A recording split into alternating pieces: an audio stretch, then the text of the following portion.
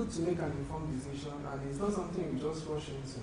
Make sure you prepare yourself, get your facts. See, when I want to share a story with you. Okay. And this story will not be long. Don't worry about the story. You don't need that story now. Go ahead, I need it. No, you don't need that story. I need it. No. I think I need it. We'll talk about it later. I think I need it. Maybe that story will have a lot to do with my business. Please go ahead.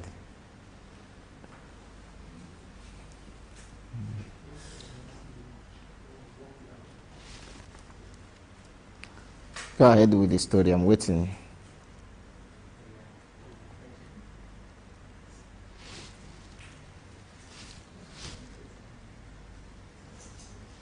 How do you stay motivated? Maintaining a positive attitude during challenges. That's good.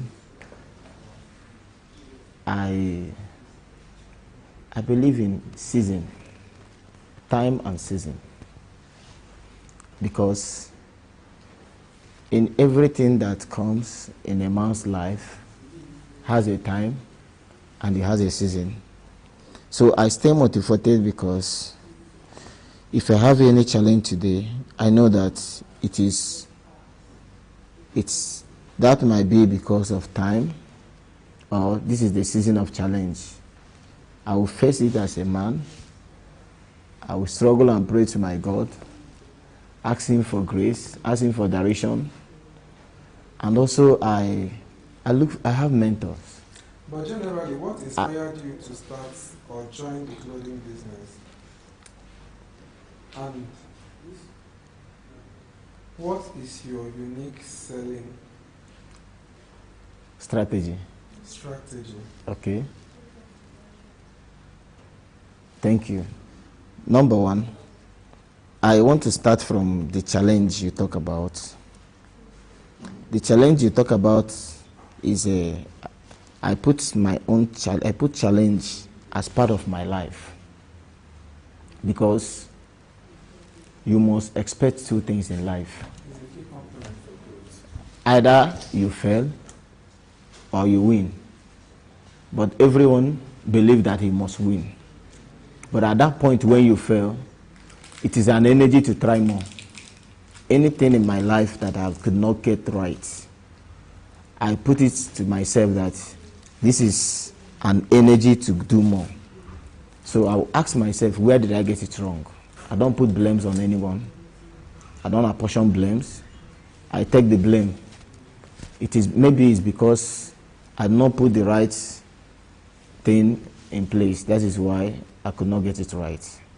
So it will give me reason to try it again. Now, strategy as you ask. What inspires me is my mom.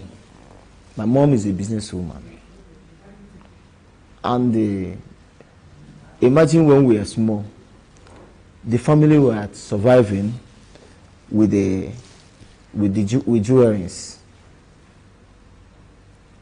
jewelries, earring, necklace, wristwatch, and others, rings. That's what my mom was selling. Then I look at myself and see, there was not a day I would go out naked. Every day I wear clothes.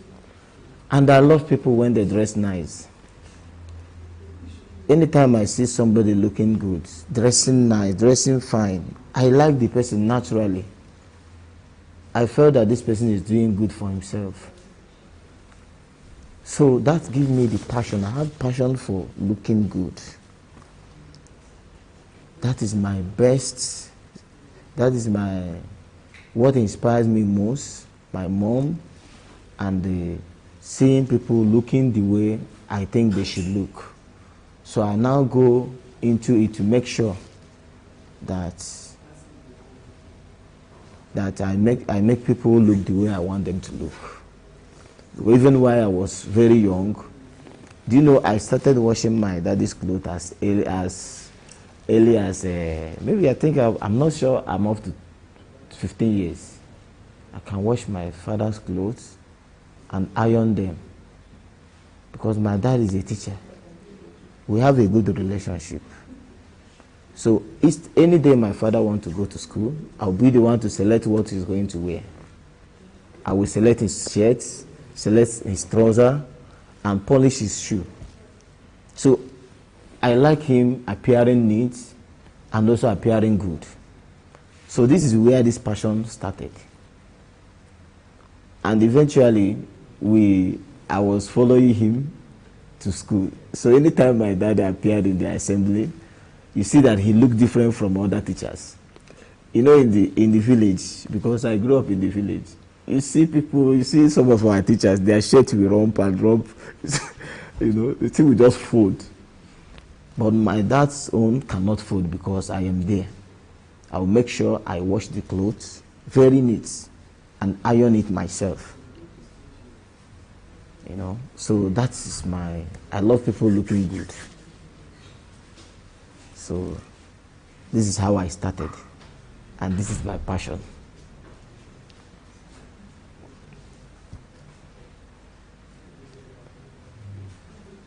Go ahead. It's a nice thing. It's a nice thing.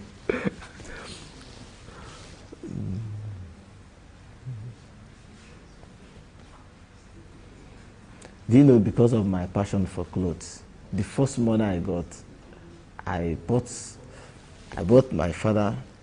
clothes for my father and my mom.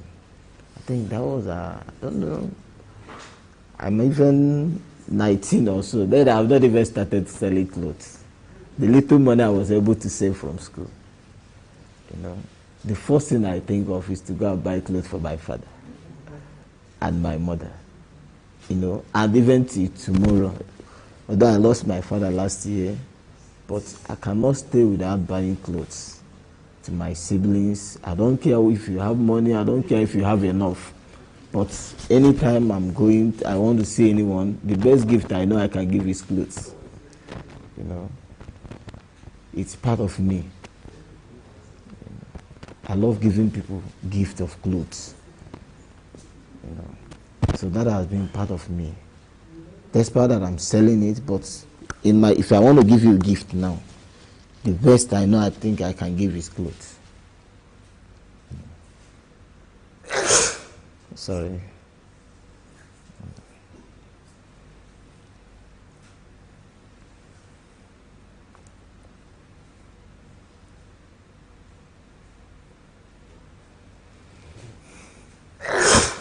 Sorry.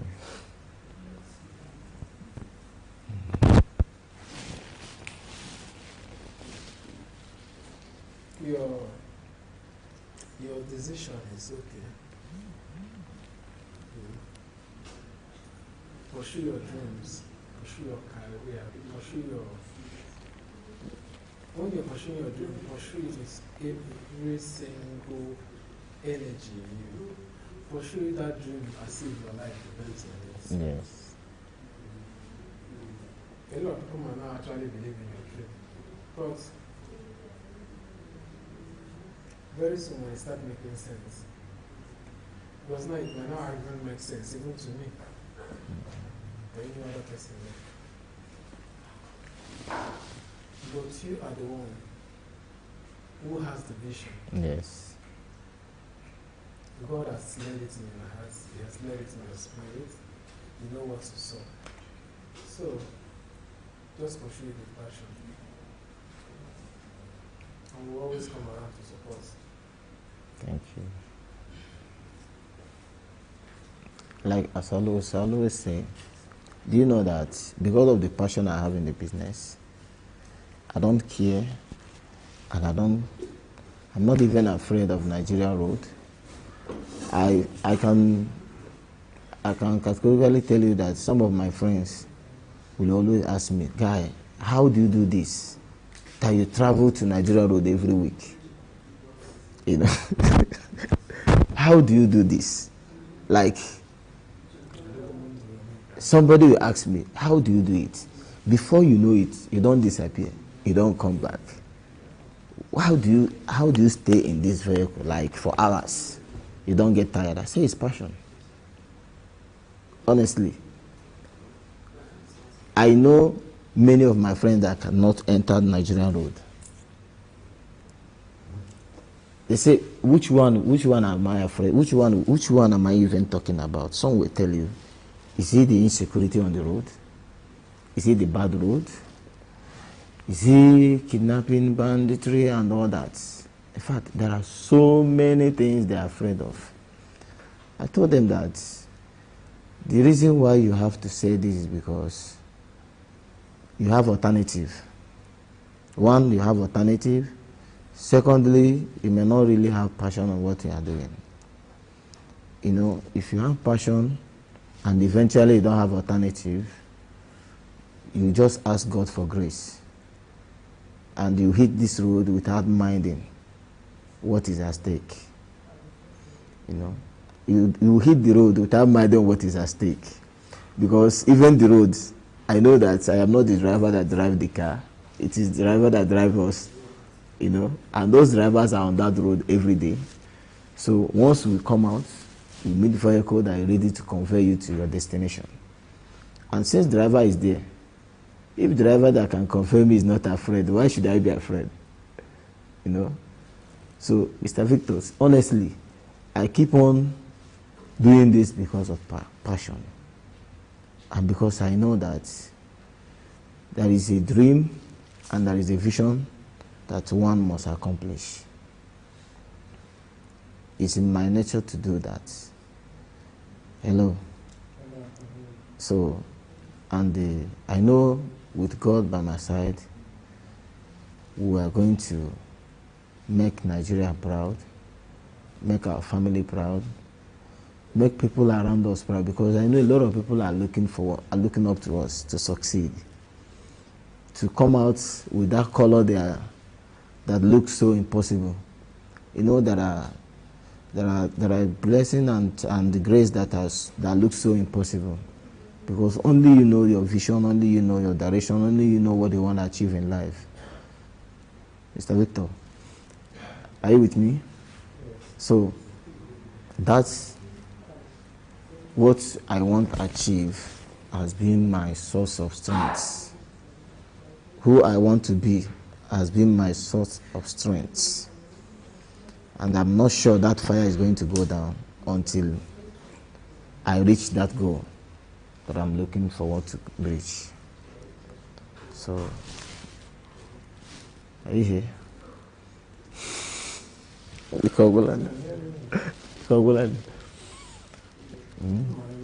Okay. No, that is just how we are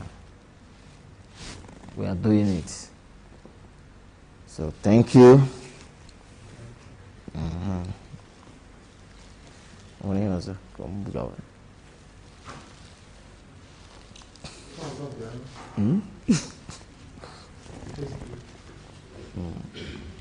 Of course, for you forever. Good to you for forever.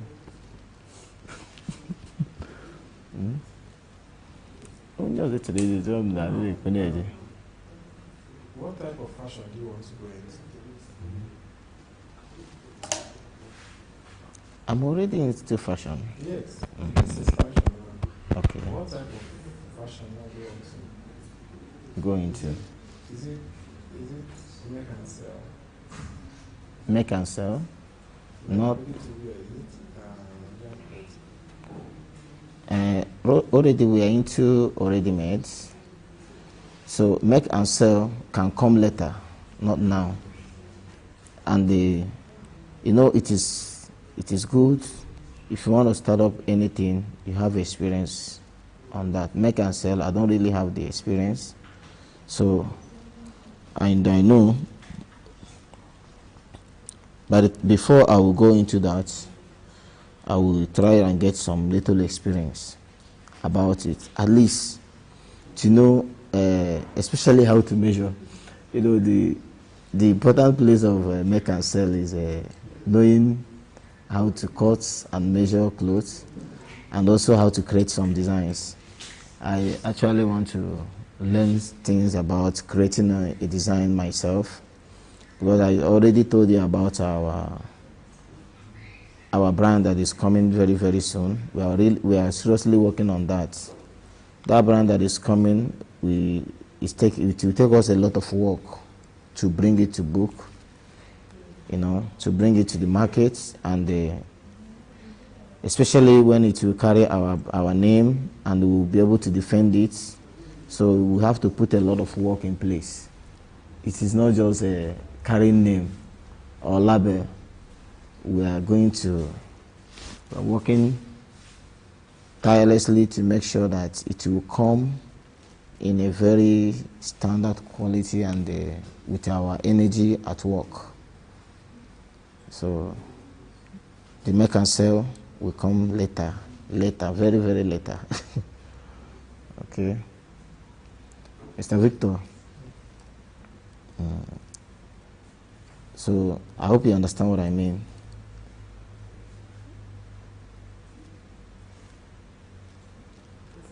Why you want to move into change your career? It's still under fashion now. Yeah, I understand. We are not changing anything. So who is going to handle the business? Already we have people that are working with us. So it's just to employ more people as we keep expanding. Because one person cannot run a cloth business.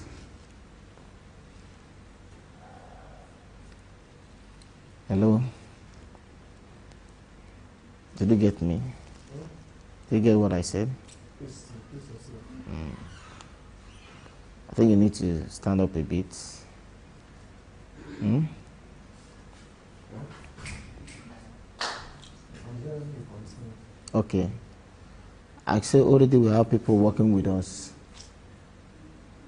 There are people that are working with us. Just as we keep expanding, we look forward to people that will employ more. Because this is a dream, this is a team, this is a big family. So Unique Collection is a big family. And we're looking forward to when we have enough staff that will come out. We have meeting with a lot of people working with us. So it's not just a dream that only me can do all of this. No, I cannot do it alone. We have plans that as we keep growing, we are growing with people. It's a big family that only me cannot run it. Now we are talking about 2 branches. There will be a time we'll have more than 5, 6 branches. So I cannot be here and be there. It's not possible. It is a dream that we'll work with people, and we are praying that God will give us good people and understanding people that will work with us, and all of us will grow together. Because every dream that you want it to grow, it is not just all about you. It is you and your team. All of us will work together to grow the company. Are you with me? I'm with you. Okay. All of us will grow the company. Yes, you can be part of us. That's the third I'm hearing you. You can actually be part of us,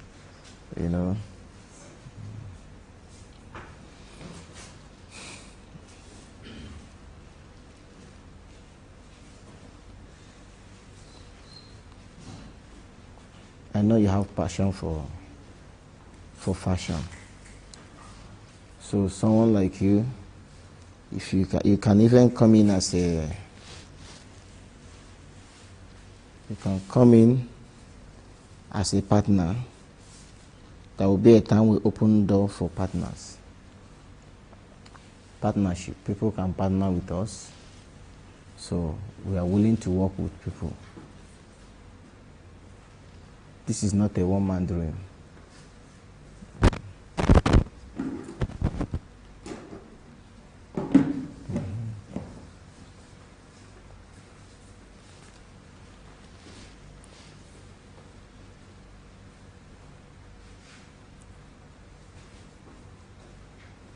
So we are looking forward that one day we'll have you in our board meeting where you can give us your idea and a way forward, because we are open for learning every day. We don't know it all, and we are willing to learn. Okay.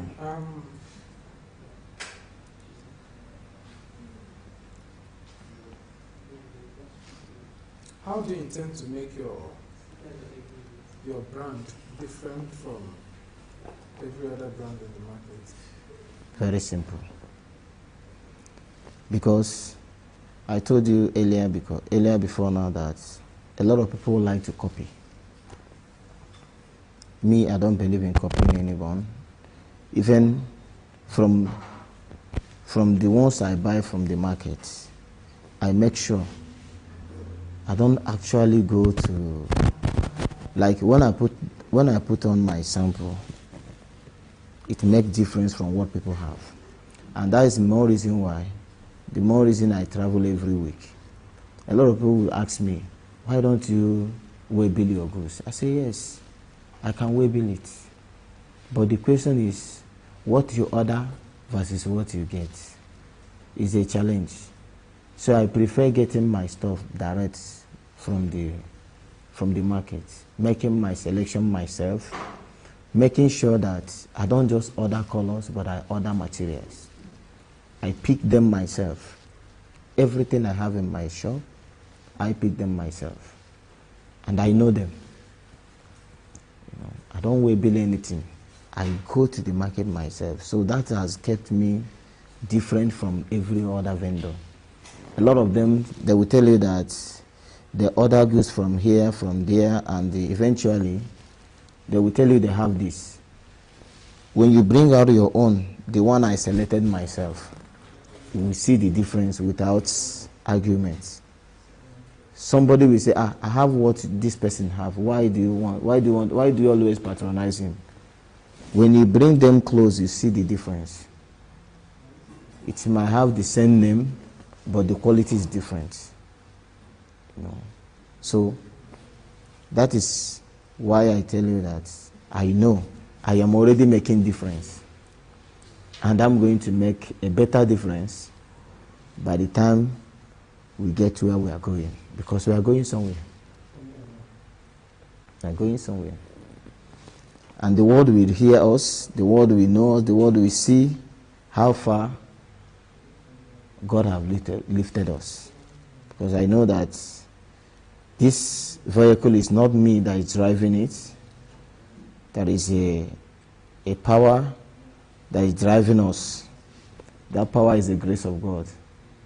It has been there for us, and we are moving forward. So, in the industry, we are going to make a better difference, especially by the time our brand will come into the market. You will see the difference.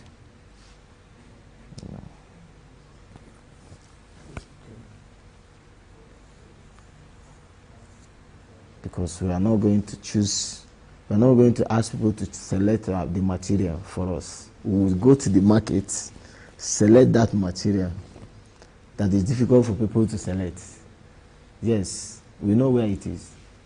We'll go there and fish them out and bring the best tailor in the world that will sew it. And we will create our own design. You see, there are many things. I know this is all about solving problems. We know how to do it. We know how to do it. A lot of people want to look good, just that they don't know where they can get what they are looking for. And some people that know us, I think the problem of how to look good, they are solving it in their life. We are trying to solve it 70%. We are not getting it all right, like 100%.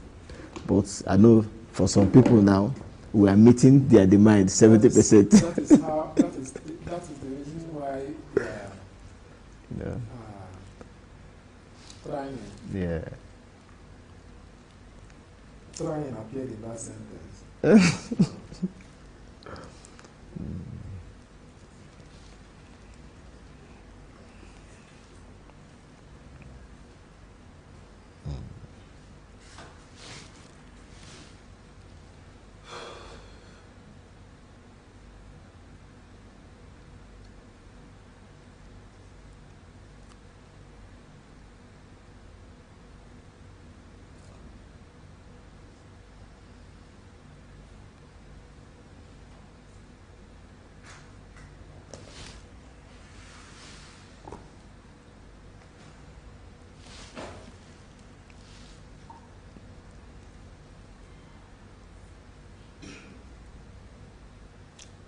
How do you stay updated in current fashion trend?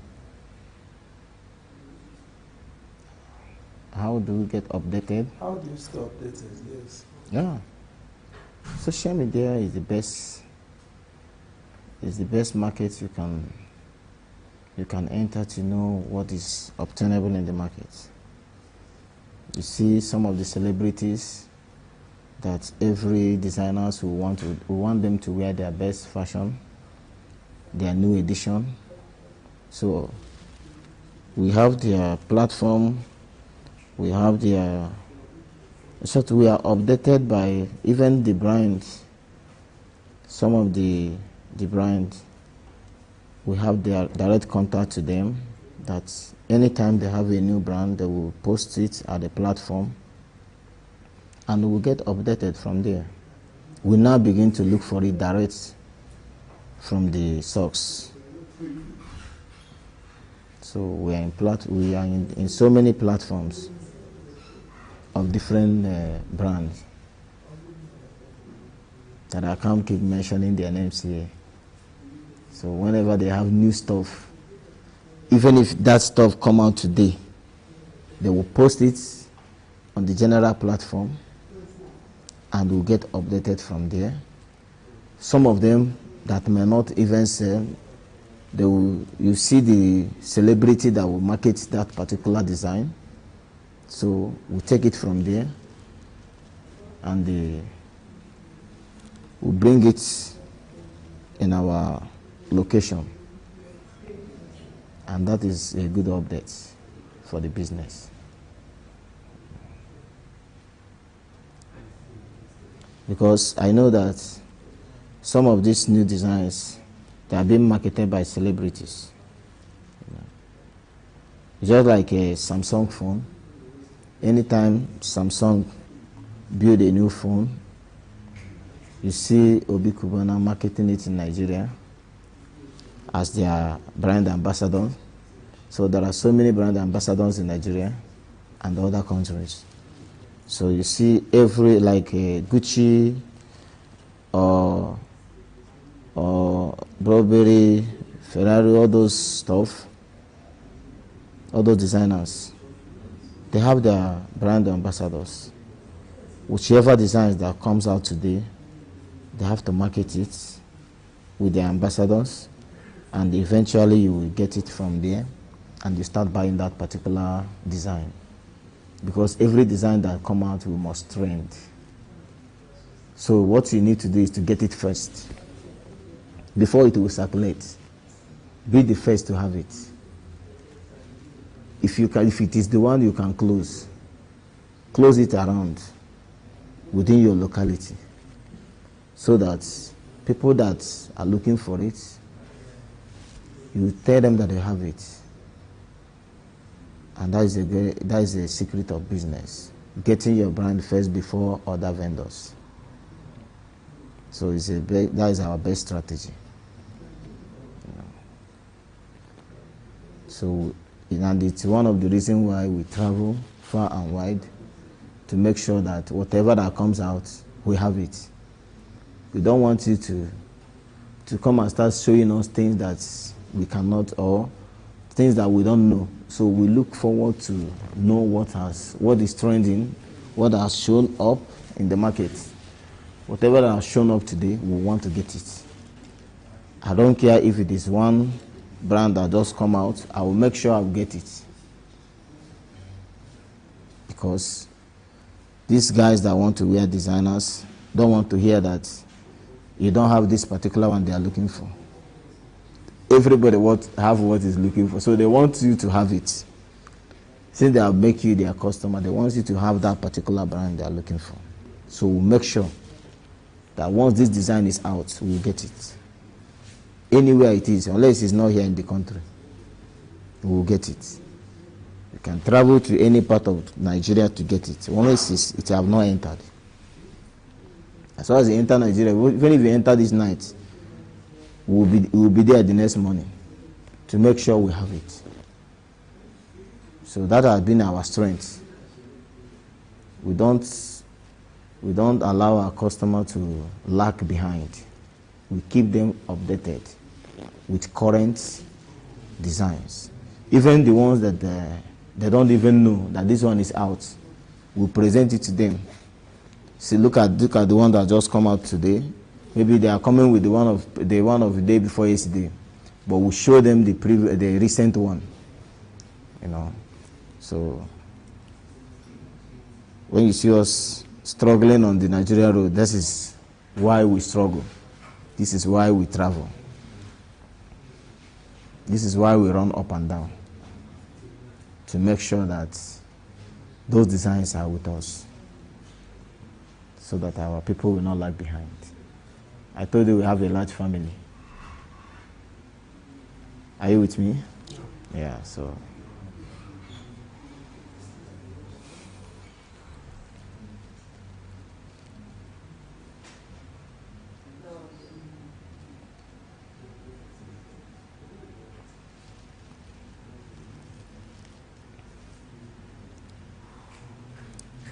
There is one thing I have not told you about. You know, this fashion business is a seasonal market. I have not told you about seasonal side of it. We have 3 seasons or more every year. Like, as we are getting to the end of the year now, you see everybody preparing for Christmas. So this is that time. Even the ones that are not working, we want to look different. Are you with me? Okay. This is that time that we put our best. You can see from this September now down to October, you will see a lot of vendors, people that want to sell clothes. A lot of them will just come out, just to do what? They call it Christmas season. Just to do their Christmas season. So these are the ones that confuse people. I just want to use this medium to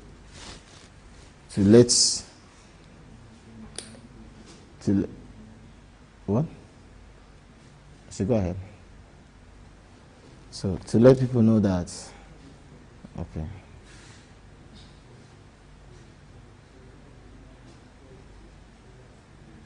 Thank you very much for your time.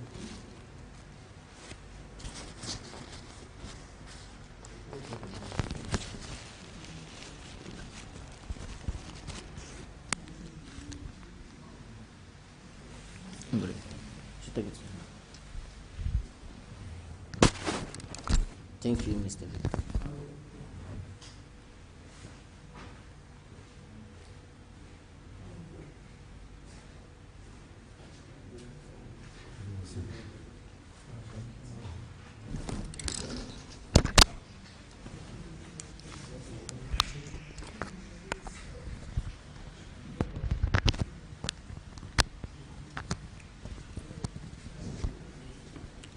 Sit down.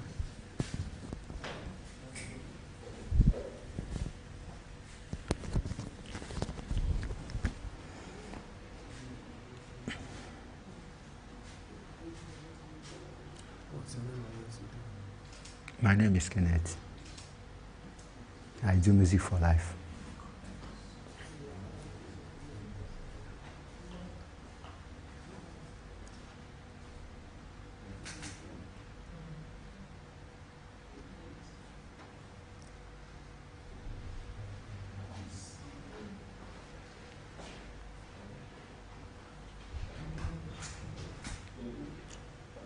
Mr. Kenneth, what inspires your music, and how do you come up with the idea? I've been doing music since my mother gave birth to me, starting from primary school. So I've not done any other job before. I've not done any other job or business. Till now, I don't know how to do business or do any handwork. I fall in love with music, starting from primary school. Then And because of music, I didn't even like attend my secondary school. Okay. You understand? So with all my heart, so I really. Can you tell me about your musical background and your influences? Okay, sir. There is the matter is that no one is supporting me since I started it. And no one is supporting me. I'm doing it all alone. But when I look around, I see that it's a hard work. It's nothing that it's not something that you can do alone. And now use God. I forward it with God since then. I've been working it with God, doing it, going shows. I sustain with shows. I pay my house rent with shows when I was in East. Then, from Port Harcourt to about Owerri. So.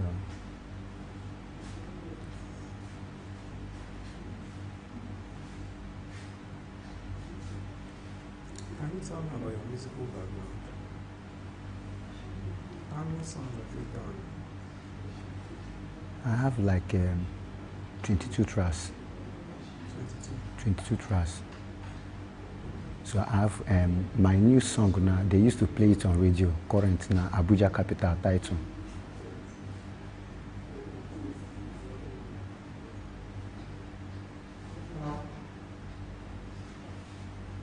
So I go show from hotels to garden.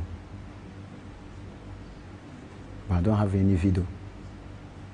And I don't want to do video on my own. I'm just waiting if I sign with record label, then they can do everything once. Sorry, sir, for my...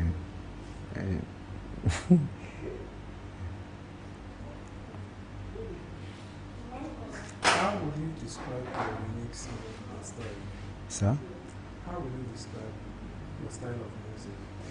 Yes, people love the style of my music, but I sing my pattern. So I don't know. Sometimes people ask me what type of music, like as you ask, describe it for us. So when I describe it, they tell me that no, you are singing on your own. Then I should give it name on my own. Because I sing that is my image. I don't copy. I feel wake up now, maybe on my way going somewhere, the inspiration enter in the way I produce it. So I don't know. So I'm planning to give it a name on my own.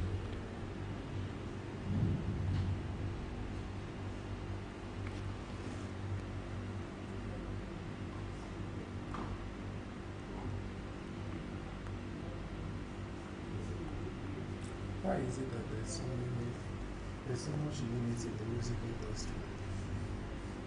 So much enmity in the music industry. It's everywhere, not in music industry. It's everywhere. Even in the market, in a business place, it's everywhere. But someone needs to comport himself and focus. Too much of cooperating with this person can bring enmity. Like me, I go alone. I do my things alone, and I do it with God because I know that no one is there to push me. So now, because I don't have the money to forward the career, I may go to somebody to ask for help. You see, the person will start from there. Somebody that don't want to help you. You may thinking that maybe if I help this guy now, this guy will go far more than me. This guy word will hear him. Then I'm the one that bring the money. Then who am I? That's what sometimes what bring the enmity. Just like that. It's what I think of. And sometimes you don't used to sing somebody's song. You do your own. Try to do your own. Have your own pattern. Because you may do my song now. I don't like the way you did it. I feel get angry with you. Before then, enmity will come between me and you.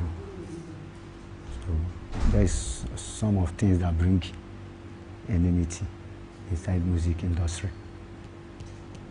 So all the uprising artists, any person that call himself an artist, you need to ask yourself, check well, if you can do your own. Don't copy people. Don't follow people's pattern. Sometimes all these things bring enmity. So, You hear me? You didn't hear me? You ask me what brought enmity in the music industry. So that's what I'm telling you. You see, someone needs to do his own pattern. You don't need to copy somebody's song. You don't need to use somebody's style. So you do your own. Get your own inspiration, your own image.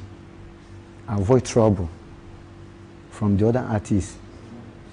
You understand? So some people sing like Timaya, but they never ask themselves, Timaya, which person Timaya sing like? You understand? So you may sing my song, copyright, I don't like it. It's what brings the enmity. Or if you use my style. What does it take to be a good musician? Sir? What does it take to be a good musician? It's a long, sir. It's a simple matter if your family have the money. Not exactly. What does it take to be a good musician? To be a good musician. But I believe that a good musician come from God. You don't take anything. The thing you take you now, maybe you have the career, you need a sponsor to push you. You didn't take anything, it didn't cost anything. You didn't take anything, it didn't cost anything, unless you don't have the, but once you have the career, so you need sponsor. Can you tell me the places that you've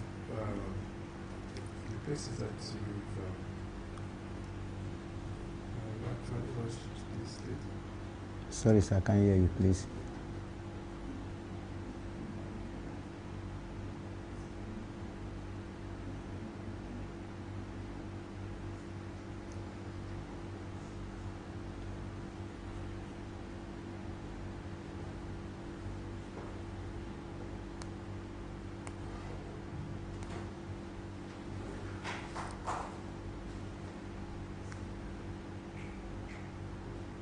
How would you describe your unique sound and your style?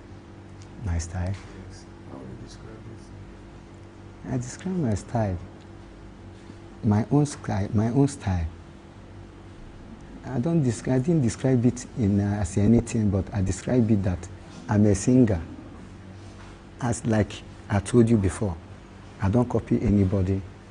I sing my own pattern. And just normal song, I sing music.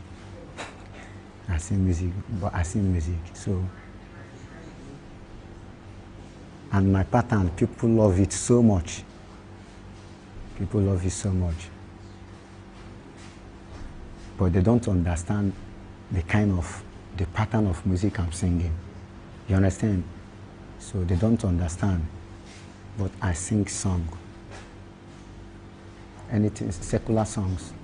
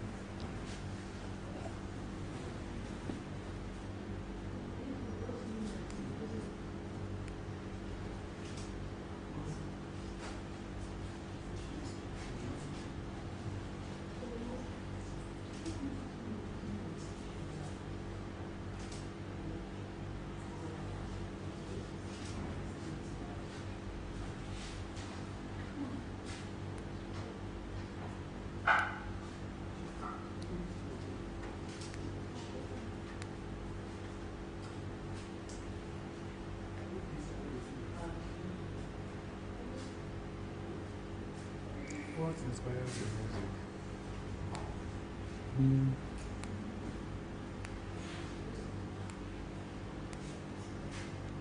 What inspires my music is that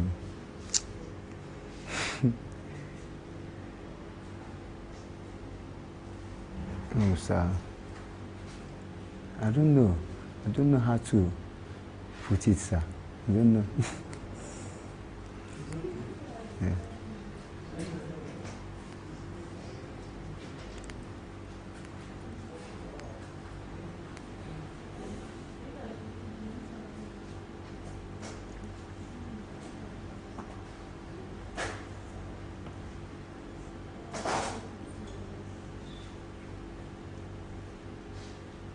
Can you tell me about your musical background? So, Can you tell me about your musical background? okay. My musical background.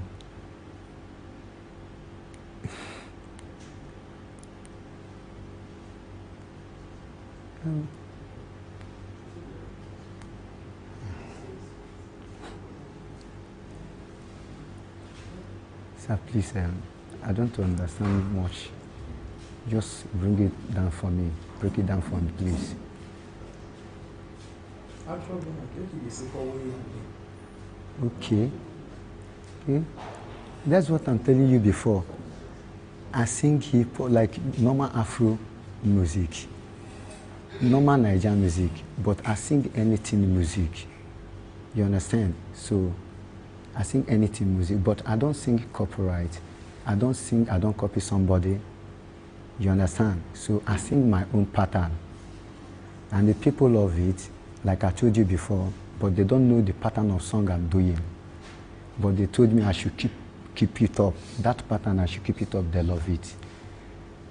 So I keep it up since then. But I want to give it a name on my own. Because people say that I don't sing like Nigerian people. I don't sing like this person. I don't follow up like this person. I just sing like Kenny O. That is me. It's my stage name.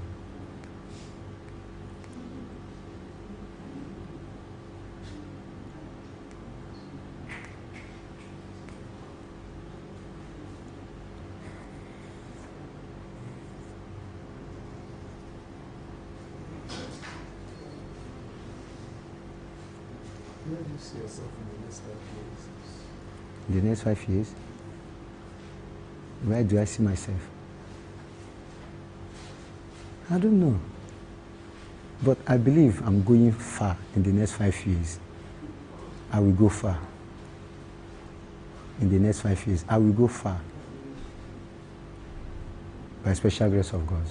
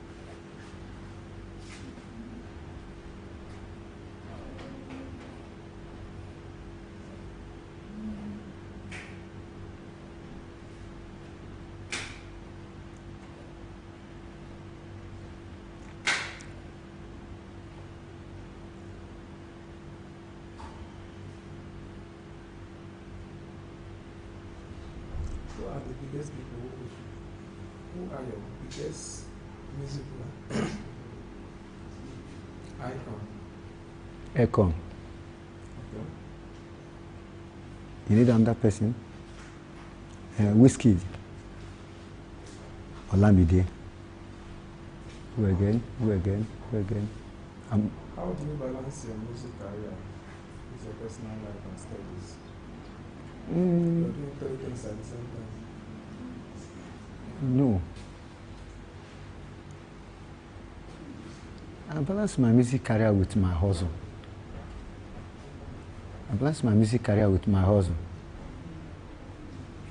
I hustle to balance it so that I will not get any, like, the strategies on the way. Like, as I'm about to drop a new track now, I will hustle for it. Nobody will give me, like, when I came to this town, Abuja, you know how Abuja, so I don't have anybody to support me. Sometimes I used to go inside bush, pick snare, and sell. When are you dropping your new album? Yeah, I'm dropping my new album. It's supposed to be next month ending. Why I keep it like that? Because of the money. Because I used to pay producer. I can't go there and do it free. So I do it on my own. I balance it on my own. How do you balance your music career and your personal life?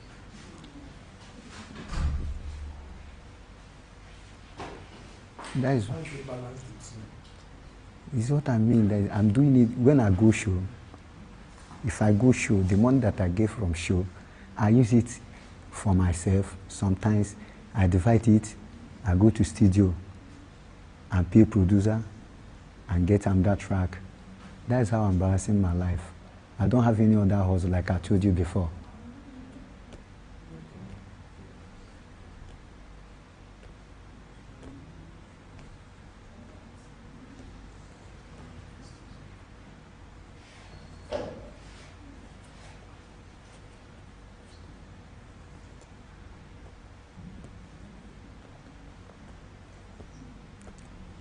Because I was on the street to get the money and do it.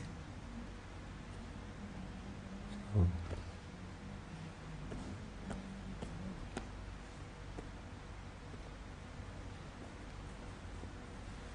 but it's giving me stress, so it's not an easy something.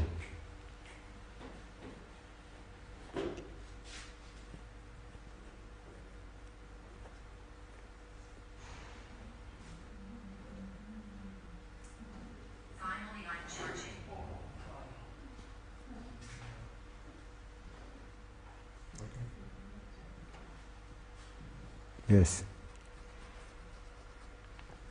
So what I get from show is what I'm using to balance my life, my personal life and my music career. Because I don't have any hustle right from since my mother gave birth to me.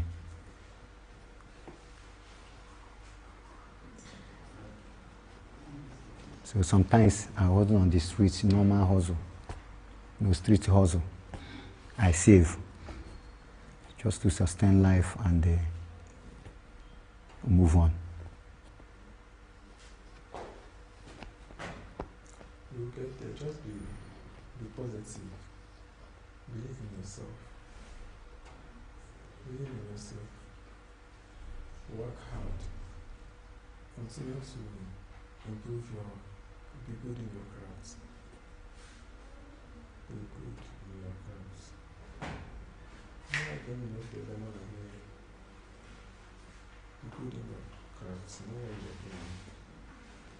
Understand? So, that's it.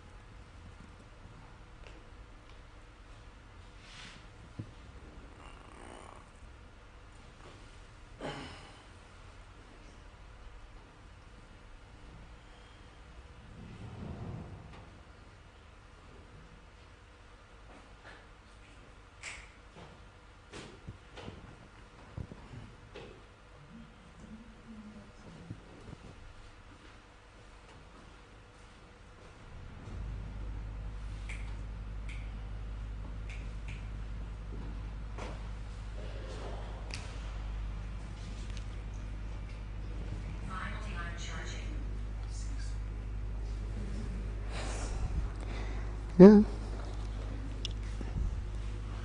I balance my music career for what I hustle from show. So I believe myself, and I do it on my own. In fact, I do it on my own. So since I started it, nobody is helping me. Although God is bringing people from somewhere to somewhere just to help me. But on my own, I'm doing it on my own.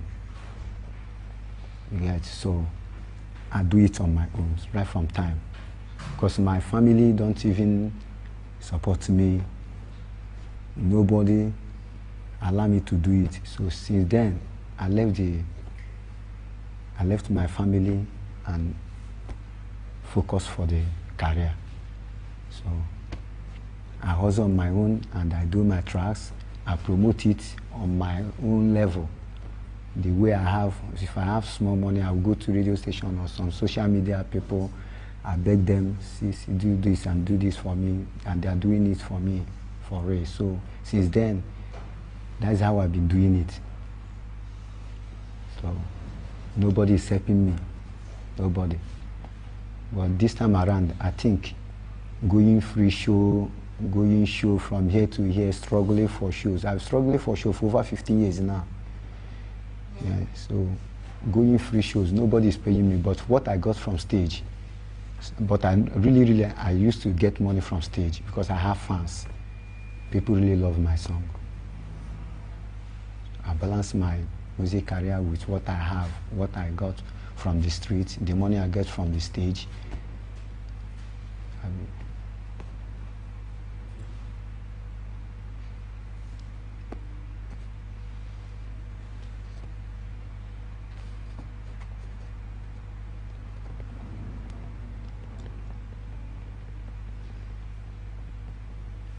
But it's not an easy something now. It's not easy for me. It's not easy for me. Because sometimes when I want to go to a studio, I don't have money. Sometimes I can go to somebody, some chairman, and ask them for help. Some of them used to help me. Some of them, many of them. So for now, I'm doing it alone with God. So I really need a record label that I work with. Because I'm not afraid of stage again. I'm not afraid of going to studio sing. I'm not afraid of anything concerning music. Anywhere I can sing, any performance, any kind of stage. In fact, I need big stage now. I need big stage.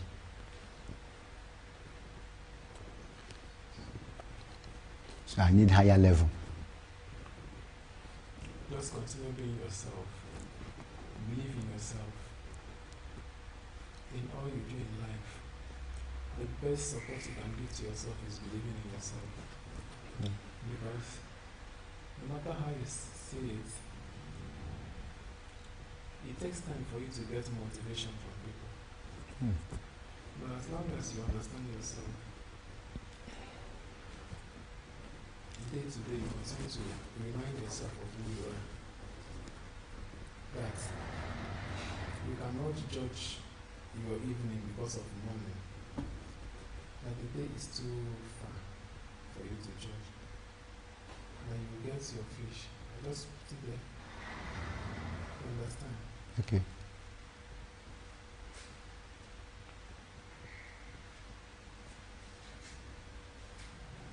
I do. I believe myself. If I didn't believe myself, I feel I'm not supposed to come to this stage now. Because it's tough. But with believing, I'm moving. So I believe myself. And I believe that just one day, I will have a record label to sign me. Because I don't have money to stand up on my own, but I believe myself. I don't have money to promote my song in a highway or this or video. No, but I still believe in myself. Some of my friends, I told them that, forget, go and bet it money, tell somebody, I will enter. They must sign me. see, so I believe myself. And the belief is still inside me till now, even now. Yes. But it's tough. It's now an easy something, sir. Somebody that don't have mind can quit. Many of my guys really quit from the game. So many of them marry, have children, join businesses, but I continue. One of my guys, day for yesterday, he called me. "Guy, you still on music? I saw your show this year, man." That I say yes. Say wow. He said, "I don't quit." I say, "You quit?" He said yes. It's okay now. We're still on the line. Because let me tell you, sir, you see, without music, I keep on telling people, without music I'm doing now, I don't know what I will do because I'm a man, I'm going to have a family. Now I'm begging God just to help me, just to forgive me and help me, because now, at least, I'm supposed to sign up with record label. Now I'm not supposed to go high. Because of without music, I don't think I can do any other thing in life. Because I started from small, from primary school. Yes, I win last Speaker Award 2013 during the time of Rochas Okroch and 500 minute songs with Owili. I don't know if you know about it. So I was the one that won the award. So there was one of my songs, Owere Sarambara. The song trended, but nobody lifted me. But Owele gave me an award. But people he gave the money to give me, they did not give me the money. In fact, the anger made me to leave East to come to this Abuja. So when I came here, and I dropped my track, Abuja Capital, and it's trending. I'm now begging God, I don't have anybody to help.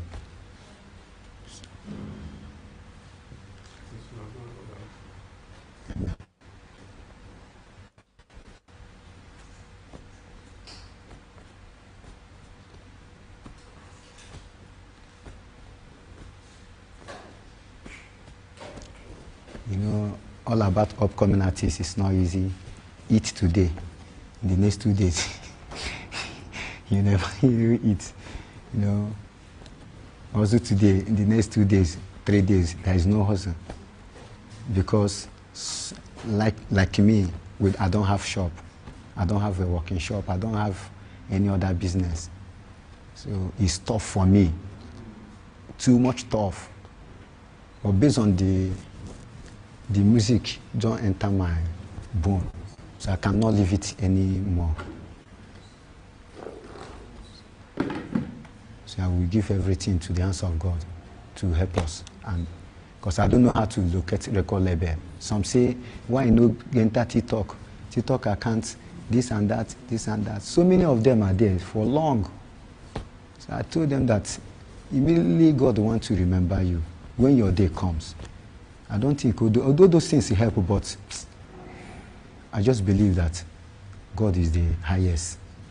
Because to look for a record label, I don't know where to find them, I don't know where to get them, I don't know. So I just keep on pushing.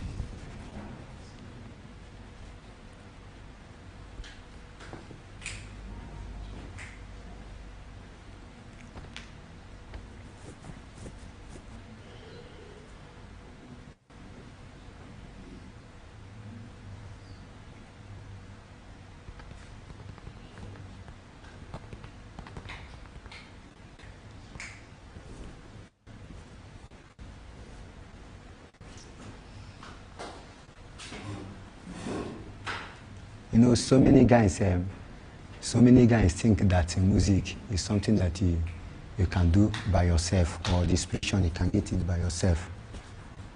So, if you can get inspiration by yourself, likewise me, I can't call you artist, because inspiration don't even come.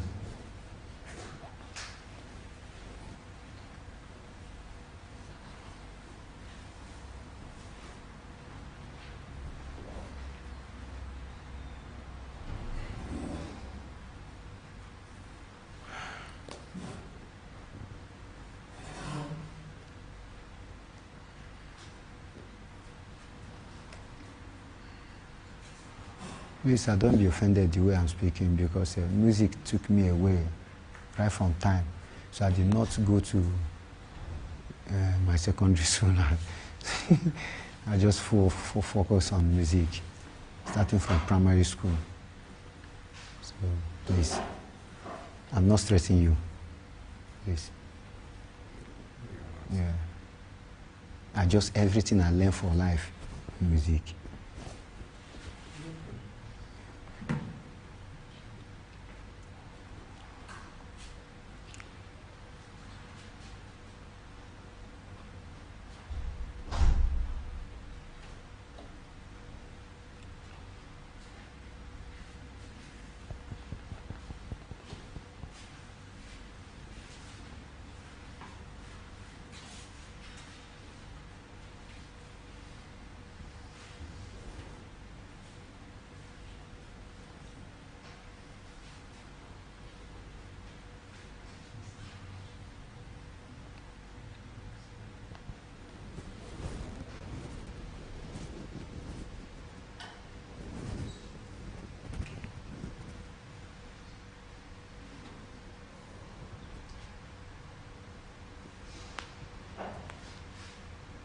Like sometimes people ask me, guy, you don't have work to do, you don't have any business you are doing, how do you survive? But even me, I'm an artist, I go show, I don't have money on stage, people don't even spend money on me. How do you survive? I say, I don't know. People spend me money anytime, any day, I go on stage. So I make money since from day one I started it. Because I started 2012 going on stage.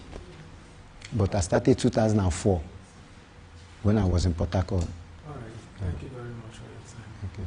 You're welcome, man. Actually, thank you, sir.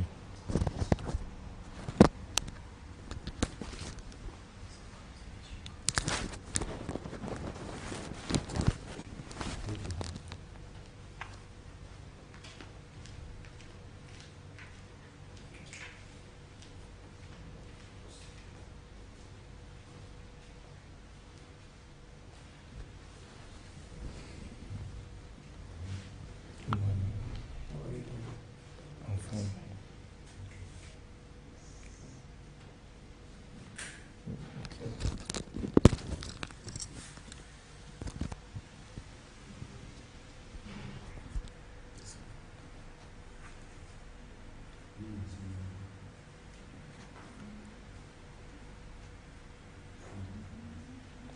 Can you introduce yourself?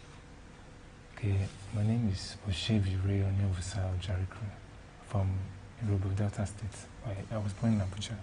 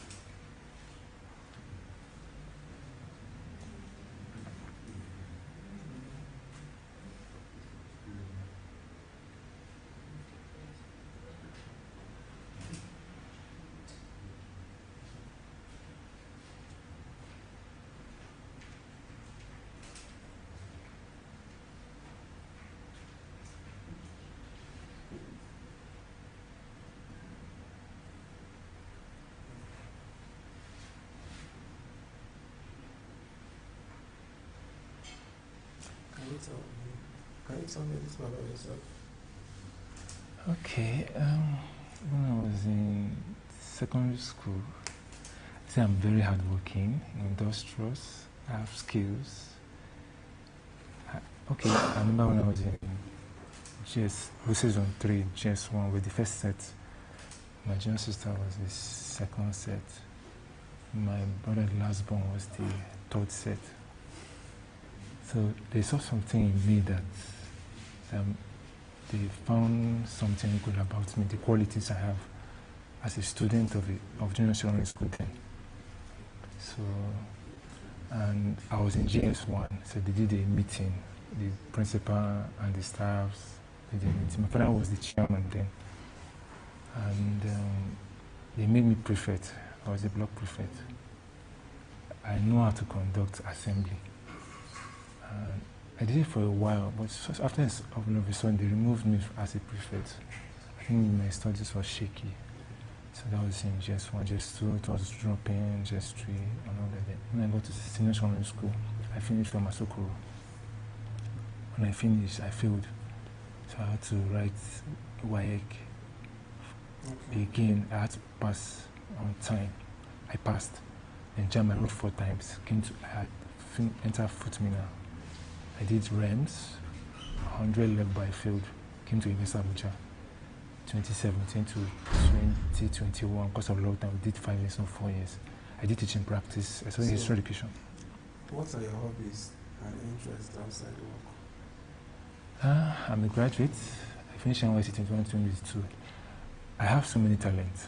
My friends said when I was in Futmin, I said, you have talent, it needs to come out.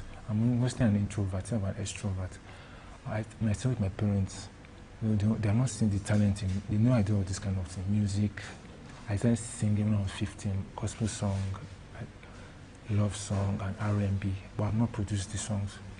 So I have friends that have studio, but I can't come. Every time I them just come out and find something doing to make money.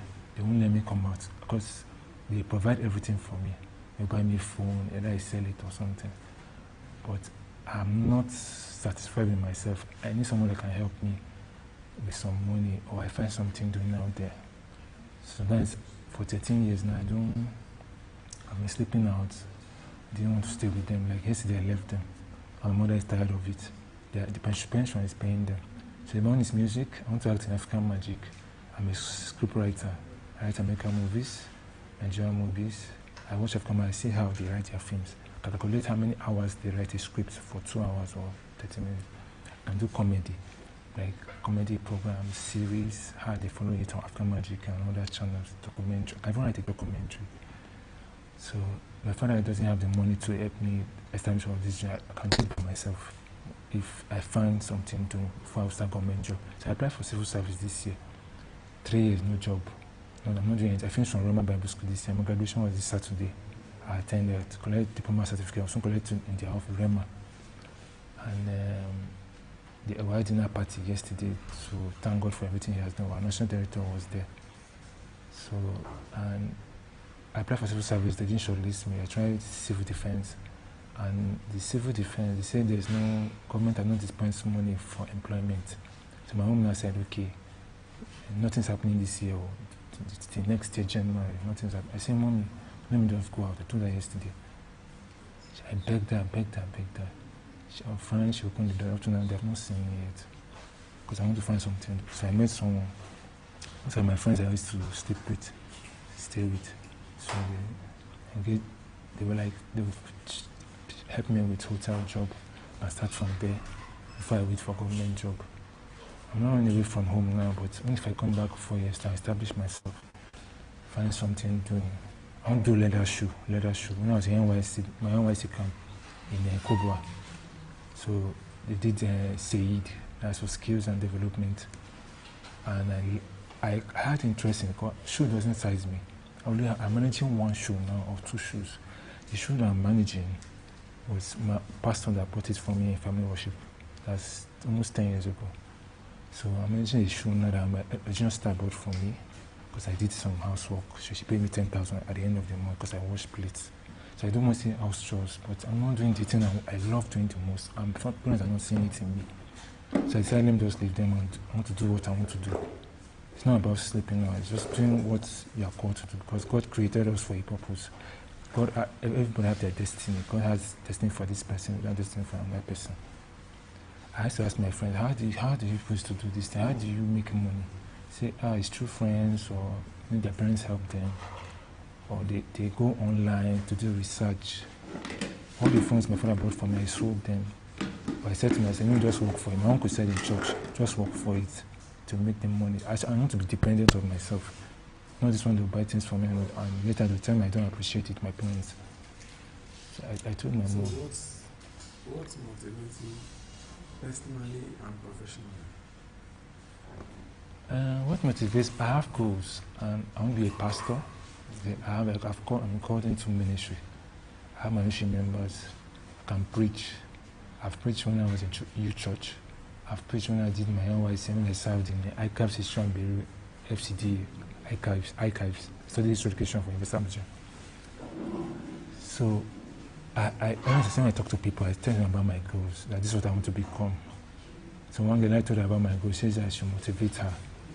I said, don't worry, I'll let you know. So I mentor people, like encouraging them to achieve their dream. When I did this script, the song, I'm a songwriter for the gospel song. So I write my song, I read it from the Bible, or I do love song, and something just comes to my memory. I just write it down. When I see somebody singing on TV, they have lyrics, I browse it on my phone, gospel songs, Celine Dion, Domowe, Steve Crown.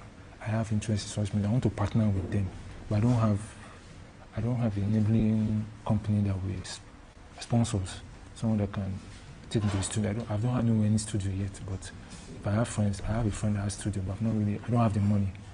But I start something, can also motivate other people too as well. I have people that follow my dreams. The pastoring, my pastor into ministry, called me into as pulpit ministry. Anyway, as I finished from Roman Bible School. So it's not only ministry, music, acting. I can become a filmmaker, an actor, a director, a music gospel artist. So, can you describe a challenging situation that you faced and how you were able to overcome it? My challenging situation, I normally do house chores, so it became too much. I just woke up one morning, I saw myself singing. I was singing gospel song, and the song was God Has a Plan for You. Kept on singing that song. My parents noticed, my children once noticed. The love song, I was singing to a lady. So the challenge I was facing then was that I wish I did the music at 20-something. The time I slept outside for 13 years. This year makes it 13 years anyway, but I've been going back home. But I said, no. The other yesterday, I want to do something. Hoping that somebody would link me to a hotel. I'll do maybe clean, because I clean and all that. So the challenge I have now, the housework is too much. I carry cylinder, I carry a bottle, I fill up the drum. When they're done, my mom, when she cooks soup, I'll share the bowls, soup into bowls. I wash the pot. I sweep the parlor, the bedroom, and the kitchen, clean and mop. That's all I do for all these 13 years. When I finished from school, my education was a bit shaky, but for I know he knows I'm very hardworking in school.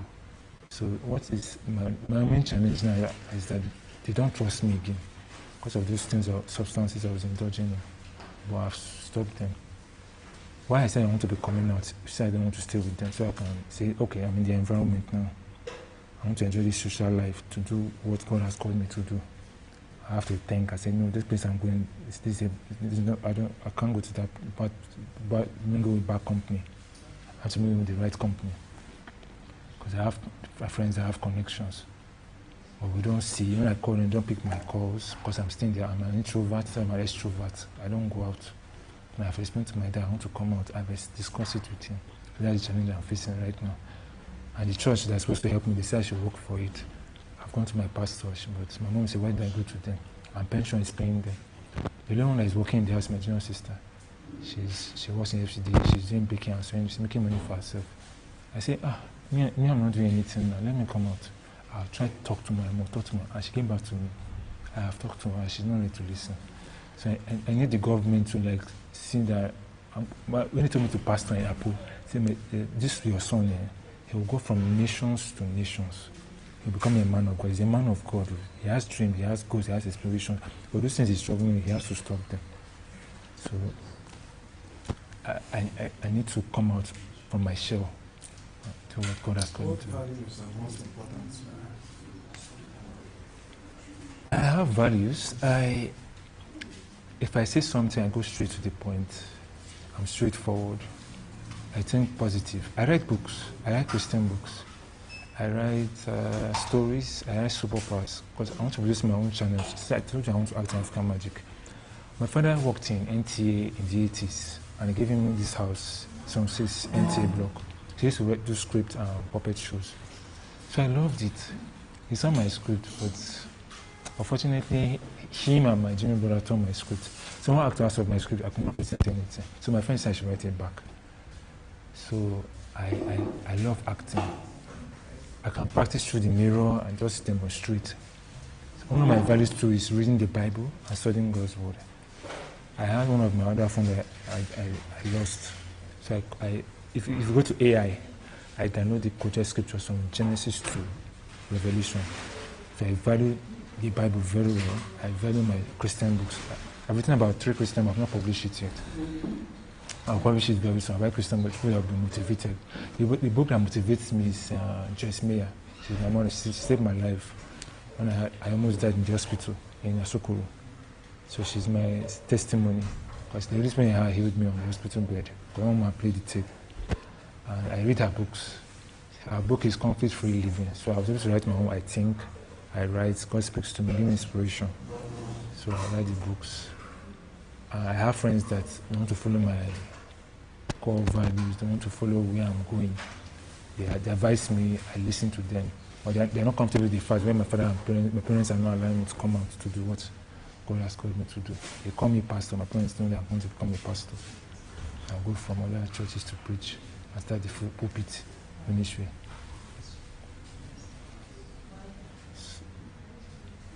And other values, I'm interested to help other people who cannot achieve their goals.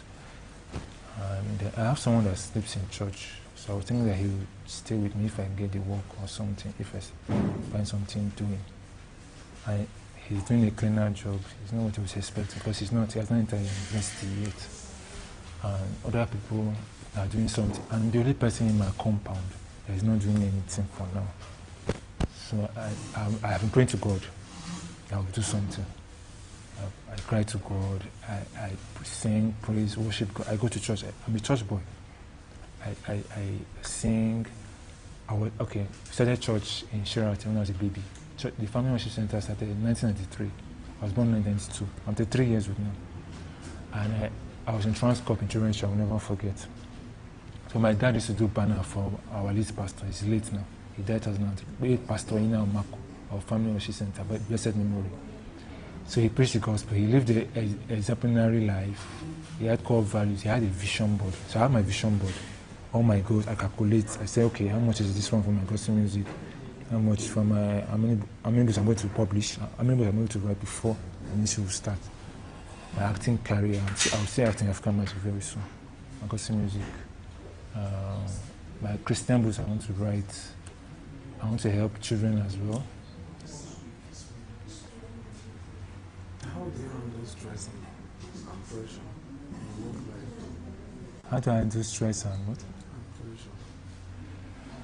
Okay, anytime I'm stressed out, I just write books. I'm stressed out, I just maybe sleep. Stressed out, or the pressure, maybe somebody made me have anger. My mother said I have anger issues, so I try to calm down. But my father used to say something. He told my junior something. But Shevin might be going through a lot. My pastor even said, he used to mentor me. I write my goals to him. He said something. He said, Shevin, you need to comfort me. I need comfort. Comfort in the sense that I need closure. I need people to advise me. I'm very calm. If you are calm with me, we are calm together. But if you trigger my calmness, I can react. So if you talk to me gently and say, I don't like what you did, or please don't behave this way. So it makes me stressed out. I begin to be lazy. I'll fall sick. I'll have hypertension. I'll feel sad. Nobody wants to talk to me. I'll be complaining and all that. So that's what makes me stressed out sometimes. I cannot do anything. I do housework. My hand be paining me. My waist is to pain me. I do many things in the house. I obey them, I honor my parents. What are your long-term personal goals? My long-term personal goals is the pulpit ministry that God called me into. I want to go into gospel music. I'm a songwriter, I write my songs. I've not really gone to studio to produce them. I have a friend that says he can take me to studio to produce them. It's just a work I want to start to execute the mission. I like Christian books, I've not published them yet. I'm waiting to publish it very soon. I have to go to area 10 for publishing. I'll act in African Magic. I want to attend Refugees. When my father attended, when he did this, he writes script in NTA in those days, in the 80s. So I want to go to Refugees, do directing, script writing, production. Now, then before I become a filmmaker, an actor, and all that. Then music, I'll do gospel songs, I'll do love songs. I write love songs too, gospel songs, and R&B. I see all these musicians like Beyonce, Davido, Beyonce, Rihanna, the gospel artists like Steve Crown, Moses Bliss. So I'm into those different genres of music altogether. So my other goals is also to change the lives of many other people. Maybe they don't have a skill they can learn. I can help them with money if I start work. The money I can make in future, I can do grants to top up my money. I cannot use salary based, but the money will not be enough. The situation in the country right now, to get a job is difficult. I mean, I've not been working for 3 years and I'm not doing it. But do I finish from Rema Bible School so I can become a pastor? I'm not doing anything. And I begged my mom, I told my dad.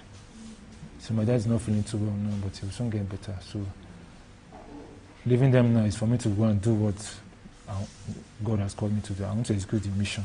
If I don't do it, I'm 33 now. If I reach 40, I don't know if I'll get married, when I do them, I will not achieve them on time. So this time I have left, I have to start something. I have a plan. I have plans. I have a plan. I have a goal. I have core values. I have a vision. I have a mission. So I have to execute that goal that God has called me to do, my own destiny.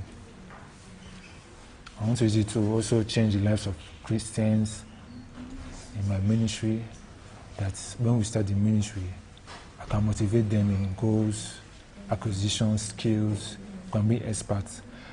Our church in Family Ministry brought skills and acquisition in church.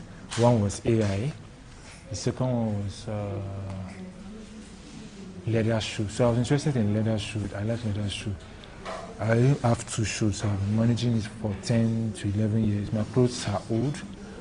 So I've been managing them. I wash them. I use soap to wash them. So the soap they give me is when I walk in the house, or they provide the soap and they provide everything for me. But the amount of the shoes is opening, so I need to buy new ones. I'm tired of maybe a stagnant life. I want a life that will move forward. I may be content like Abraham in the Bible. I want to be prosperous like Isaac in the Bible. When he was prosperous, and God said he will continue to be prosperous. So I want to motivate other people and change the lives of other people in my ministry and outside the world in acting, production. I want to produce my channels in the nearest future, like terrestrial television. I don't do DSTV main-based video. I do free-to-air. I produce at least 80 channels. I want to produce 86 channels in future. I'll partner with Malaysia, US, Mexico, Canada, produce the antenna to produce those 86 channels into digital flash screen TV. But for now, Art in African Magic, I want to go for film school too, in New York, USA too, as well. So I can achieve these goals and have experience in life.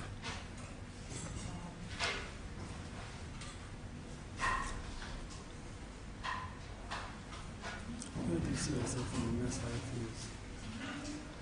Okay, where I see myself in the next 5 years, that I am doing something like maybe learning a skill, leather shoe, if I have the money. Then if the government job comes in, I will start with that one. But if that will not be enough, I will do grants, more sources of income to start my ministry. My ministry is supposed to start the 50th or 40th. After ministry, I want to go to Jos, Refuge Jos, to do directing, scriptwriting, production. From there, Art in African Magic, when the ministry have started. Then in my home cell in church, I'll join care group. They call it care group, home cell fellowship. We have all over Abuja. But I've not gone for the training because my father's impounded me from care group because of this substance I was abusing. I said, okay, when I stay on my own, if I get my house and I have a working job, I will now go back and do the care group training. I'll work for 6 months. I'll work under the care group leader. He'll be teaching me. I'll teach the class. I know how to teach very well. That's the word of God. They did it a few years back. And music too. And gospel music, love song, R&B, those ones I mentioned.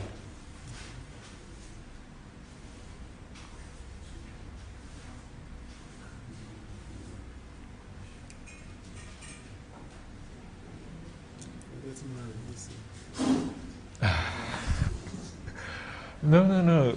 I'm seeing someone, but the problem with my parents, they don't allow me to come out. I'm an introvert. I'm supposed to be an extrovert, coming out, be open to everyone. That's what it means. So my mom is not giving me that platform to see people. So when she allowed me yesterday, I went to see my friend. Normally she wants to ask my friend jam question like, can't you bring them to the house? She said, give me his phone number. So I wanted to connect me to the girl. She had been asking about me.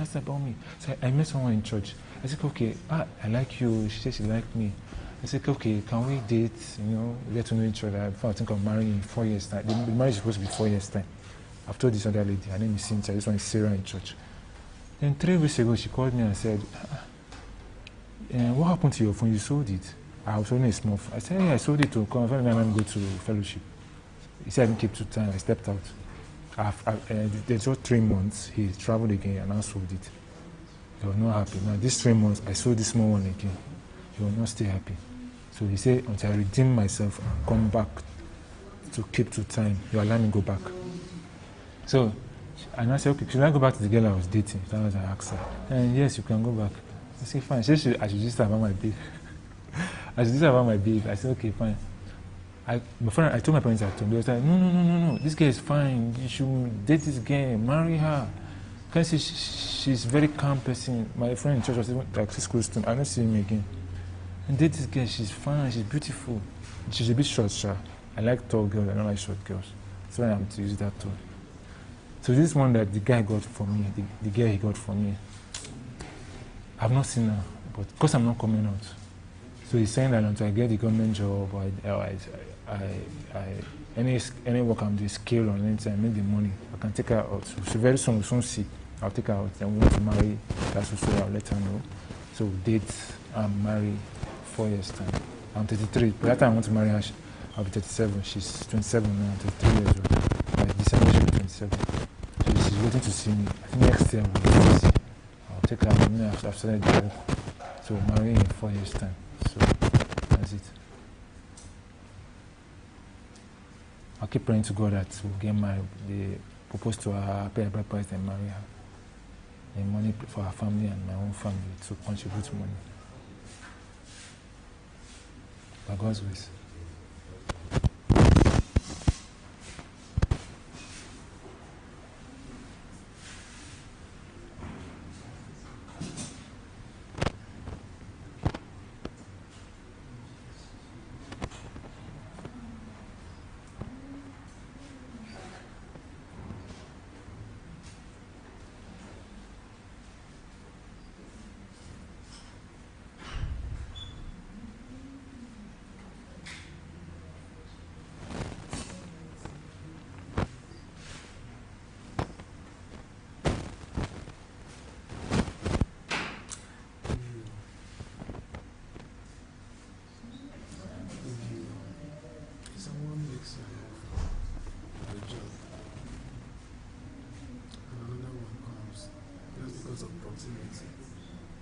This one pays higher, but it's closer to which one will you go for? Okay, if they get my family a job like that, if the one pays higher, I'll go for that one. Because I have so many plans, vision, mission, goals, dreams, aspirations. The meaning of Oshevre, my name from Delta State Tirobo, dreams come true. In Joel 2:28, old men will dream dreams, young men will see visions. I've seen God in the full light, in the glory, in His glory. When everything happened in the house, my parents noticed it. So, what's wrong with this boy? It's like he has a calling. So he took me to pastors in Apple Church. This is your son here. God is taking him somewhere. So he'll go from nations, he'll be a pastor, he'll be a man of God. He has to stop those things he was struggling with. The reason is just stress from the house. So if they give me a higher job, I will do it. But my pastor is to preach, Pastor Sarah Marco. Start from the big in the small. You can start from somewhere. I wanted to do a leather show the time after I finished NYC, but the money was not provided. So somebody asked me $100. I said, $100. I told my friend, what should I do with this $100? I said, you can do anything with it now. So I went home. No, we got to the car. We were about leaving church and going home. I said, somebody asked me $100. I said, my shoe is not. He wanted to buy me shoes, so he decided to charge me $100, so I can use it to buy the shoe. I was in level 1 of Bremen Bible School then, 2023. I was general intake. We have general intake, April intake, October intake. So the general intake, I finished level 1, but we didn't have money for level 2. We paid for level 1, 120,000 for me and my mom. My mom follows me everywhere. Because of I have fear, I cannot gist with friends, I cannot relate, so I'm always afraid of them. I'm not supposed to have fear in me, because it won't let me do what God has called me to do. So we had to use the $100, and I wanted to use the $100 to pay for the training for leather shoe. It was 120 at area 3 for 1 month training. So I gave it to my dad. I called my uncle, I said, I gave the $100 to my dad. He said, are you a child? You have just used it for your own personal gain. Because the money he provides for the house, my parents provide for the house, is for the feeding for the family. I'm not taking it for granted. My father has to know that one day I'll make it in life. I'll go from nations to nations, doing my music, my acting career, my ministry, motivating people, changing lives, winning souls. In Proverbs 11:30, he who wins souls is wise. So that's what I want to do. I want to change the lives of people. But if I don't help myself, who will help me? I have to help myself to help other people. So I don't know. That's where I'm going in that length, by God's wish.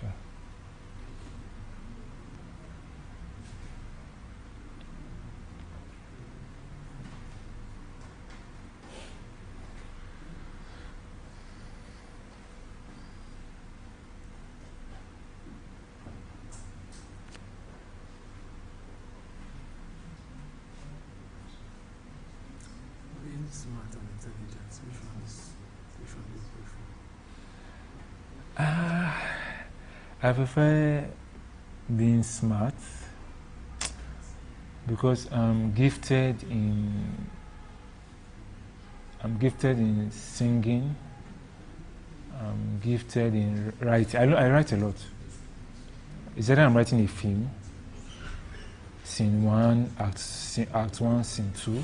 Or Act 2, Scene 1, or Act 2, Scene 2. But I gain experience, so I can watch a program now and I say, okay, this film will end in 2 hours. I wrote a script one time. It was for 30 minutes. That's a comedy program for 30 minutes. That's 8 pages. That's if there's no advert, there's no break. But if I'm not too smart when I'm in school for studies, but average student, let me just say use average. But my foundation, I didn't really start. I did nursery 3 when I was 4 years old. I was not talking. I didn't talk when I was 1, 2, 3. I started talking when I was 4. So let me just give you this story. So it happened. I started talking when I was 4, 1996. I was born in 1992. So my dad was at Suleja. My mom went to her room. She was carrying my just started pregnancy. And my other sister, she said my other sister to go and buy something. And in this NTA block, it was in the 90s. She said, why did you waste time? You were supposed to buy the onions, you were supposed to do this. I said, no, Mom, I didn't waste time. It's because this, and she was living with bad company. She carried plank to flog her. Mom gave me plank because she told me the story anyway. Guess what my dad told me? I saved my mother's life. So I was not talking. 1, 2, 3. This is what I said. I said saying like this.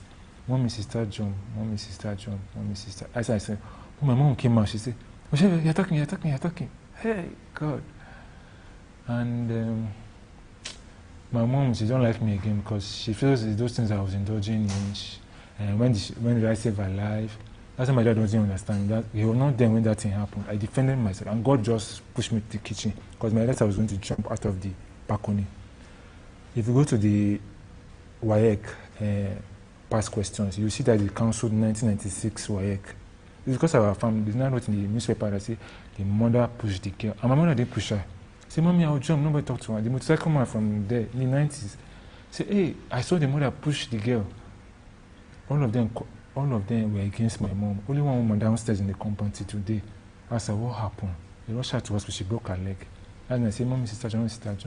My father was not around. That's why he doesn't understand me. John was talk down on me. They disrespect me with the dreams and goals I have.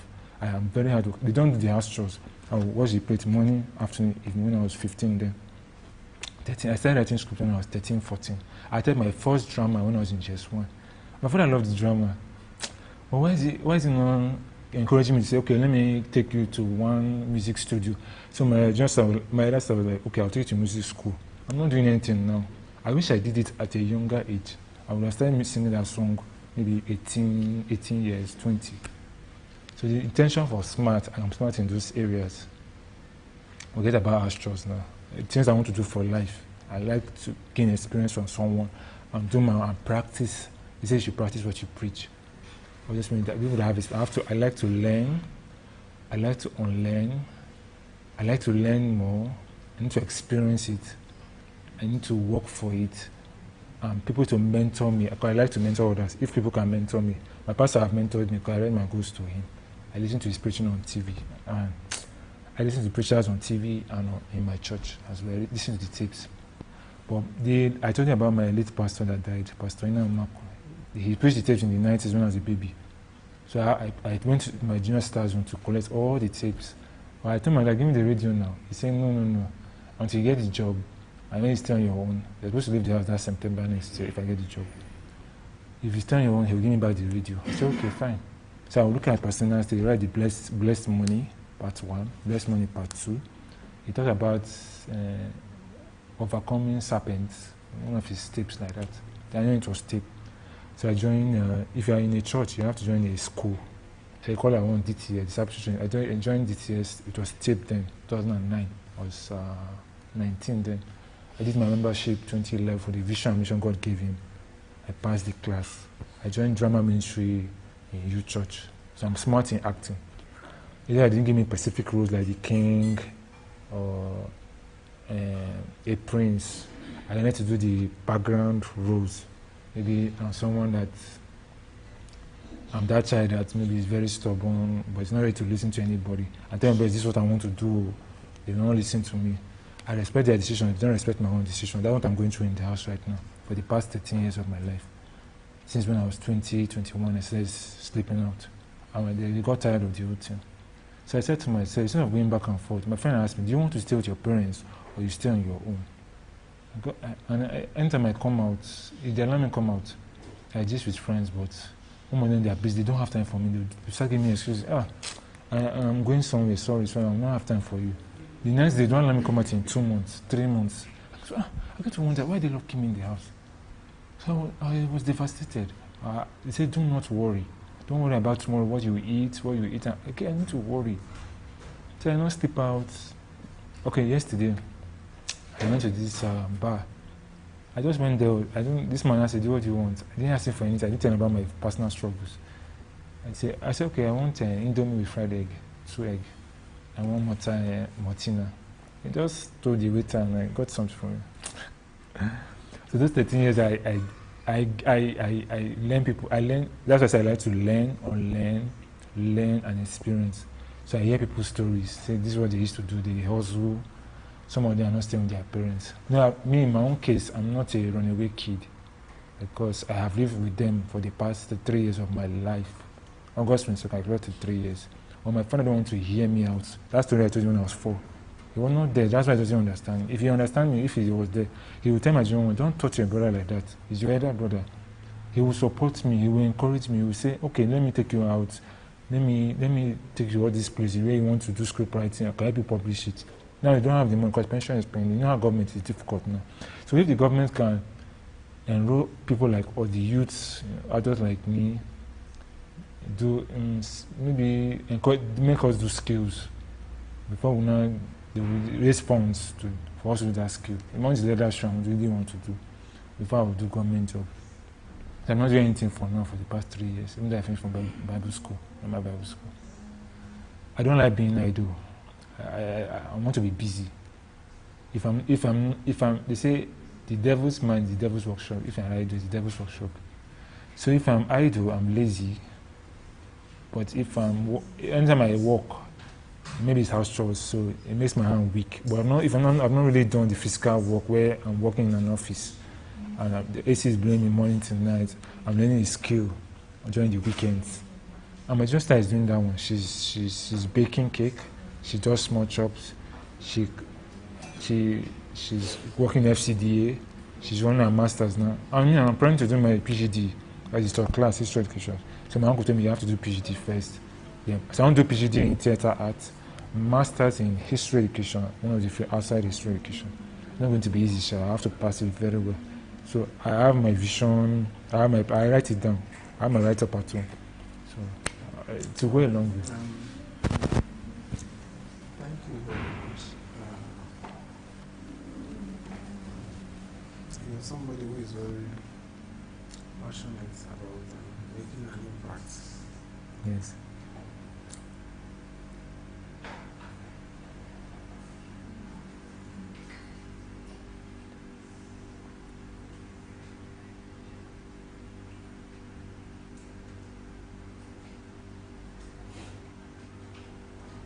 To be very honest about what drives you, such as solving challenging problems, helping clients and learning new skills, or working in a collaboration to achieve a particular task. Yes. Tie your motivation to qualities, values, like employment.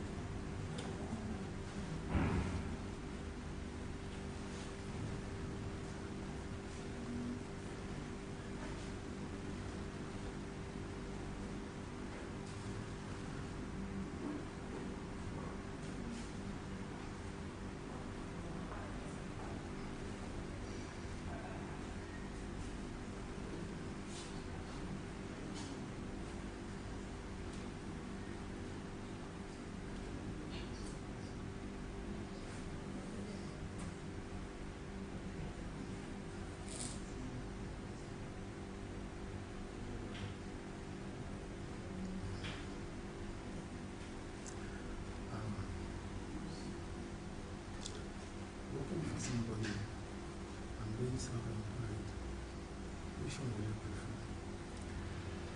prefer? Working for somebody who's self-employed. Actually, let me not say family student is not making effort. My church, they just those leather shoe and all that. But so when we now registered and when we now applied, say we have been registered for master classes. So my mom said I should check my email through my laptop. I've not checked it yet.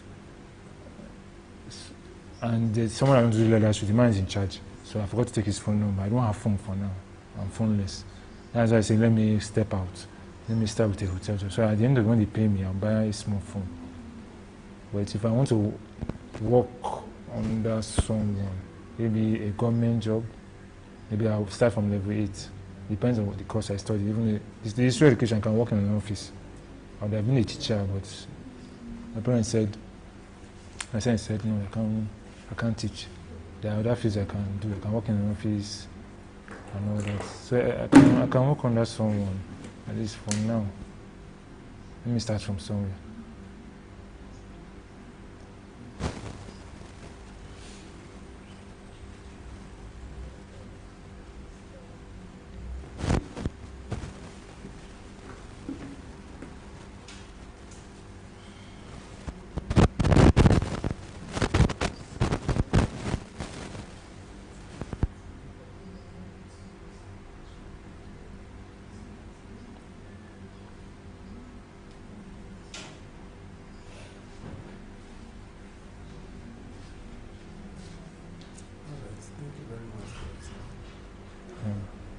Thank you.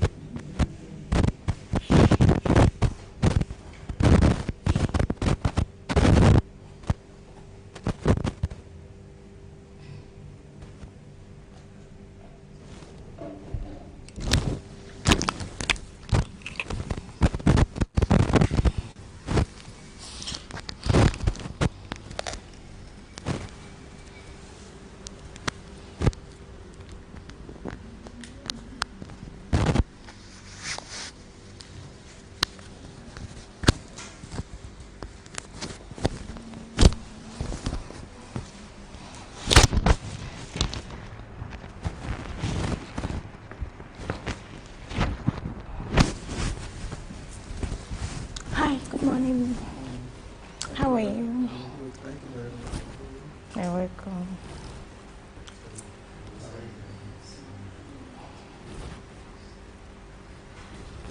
Journalism as a career is evolving, it's not static.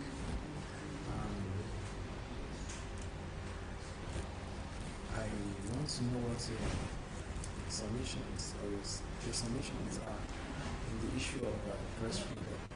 You are a journalist, and if you've not been a victim of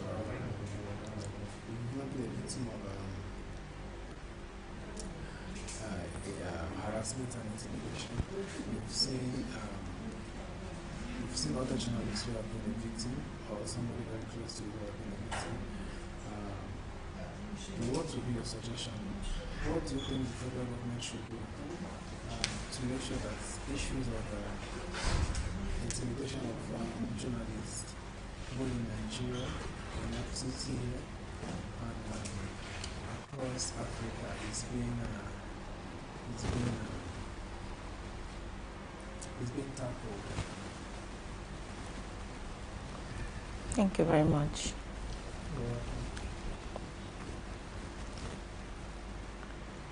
Number one, as a journalist, I understand that we faced a lot of humiliation and disrespect out there. But I still believe that one of the things that makes us face all those things is that when we are not fully doing our work sometimes, and due to the issue of fake journalists out there, this seems not to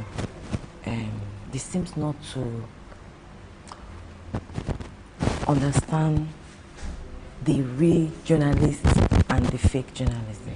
Meanwhile, what I'm trying to say in this sense that the treatment they get around the world, in Africa, every part of this world, is very, very unfair. I believe that as a Nigerian and as a journalist, I believe that there should be a setup apart from being a member of FCT council. I think there is a level of, will I say, federal government coming into it to be able to be giving them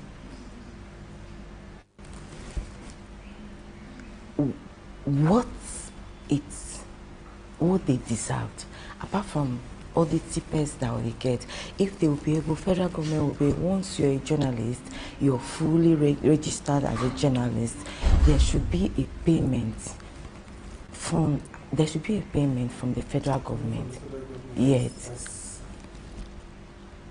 Yeah, as a welfare, yes, as a welfare. The federal government should be able to treat them well. There's so many benefits other organizations get.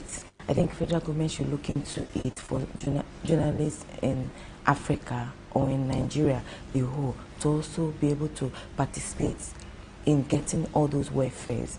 So most times, I don't think it's right the way they get attack and humiliation from different angles. I think if federal government can come in and do part of that place, part of that, you know, our present chairperson been doing a lot trying to give value to members in FCT. You know, there's too many plans she had. I think when federal government also come in doing all those things, I believe the humiliation and the harassment would reduce so that they will have and do their professional without being. They look sad, maybe those kind of action, maybe because multiples they get from others, so it seems not to do their work very well. But if federal government will come on, so that people will not be looking at them as people, who are you? Are you not just a journalist? If I give you this, you will take. That's what I think about it. They should come in and increase their welfare, not just for this tipper. They should increase it and give them a good platform. If it's housing, if it's whatever the others are benefiting, they should also give them. I believe this, so that the world itself will see that these people also have not just be journalists, hungry journalists, they also know that they are valued.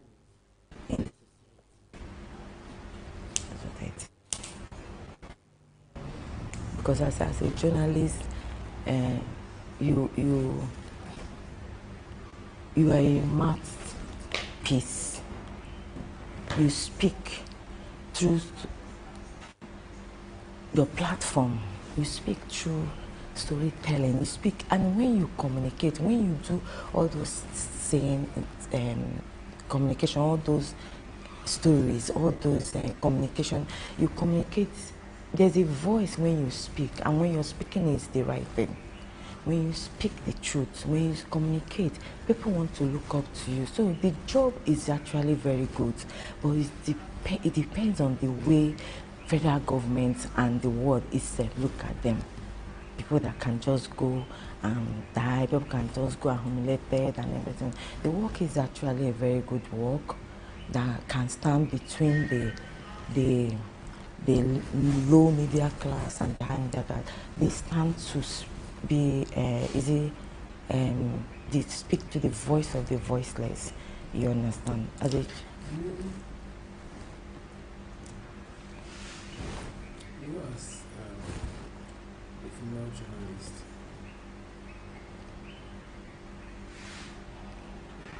what has life been like? What are the challenges that you've had as a female journalist?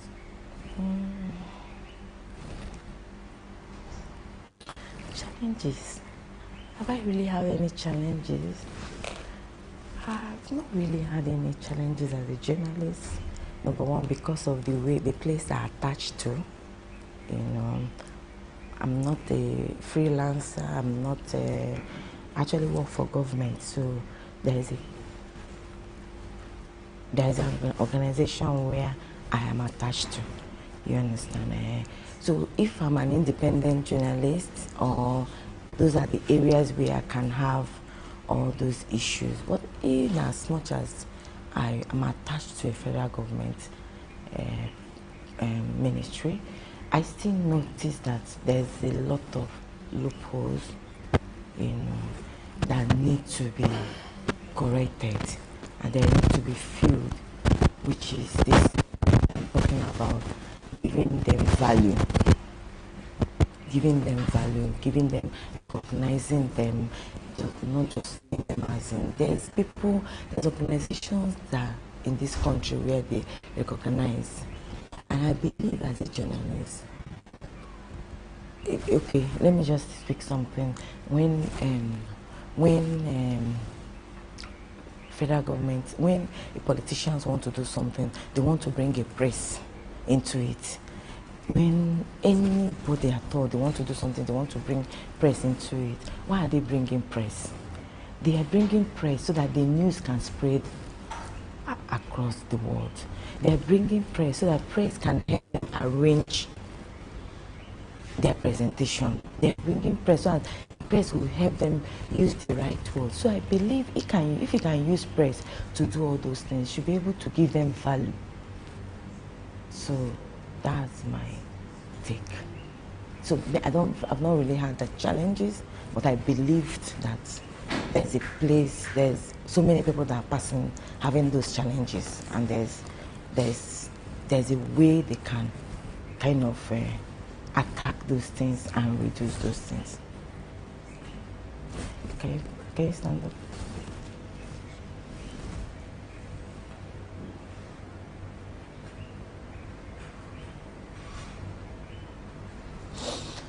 You understand? So that's just it. So apart from being a journalist, I have interest in government.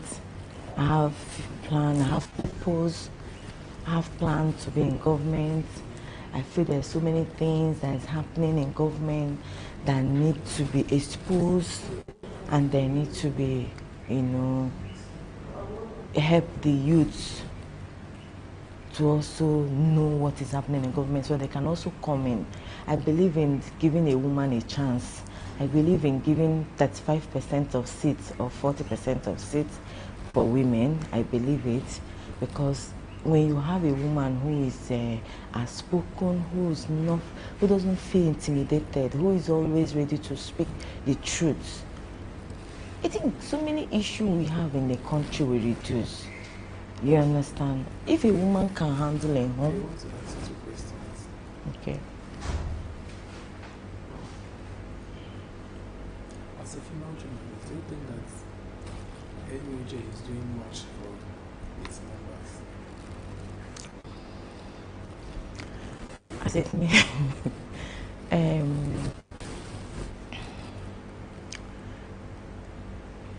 for this present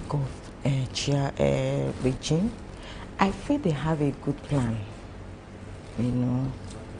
yes, because everybody comes with different styles, but I feel this one wants to impart individuals. It's not just seeing food to eat. Okay. What does it take to be a good journalist?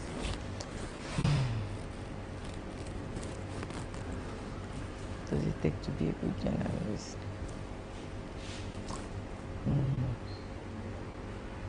To stand firm,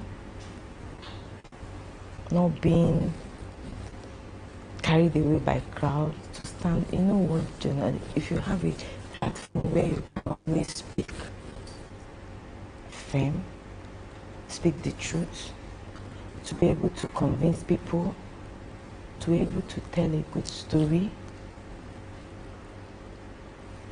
to be able to tell a good story, to be able to to be able to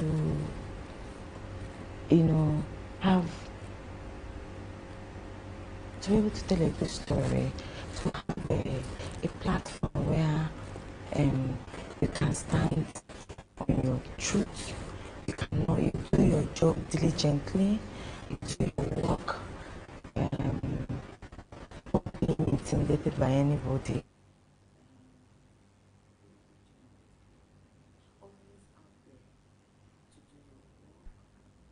And also to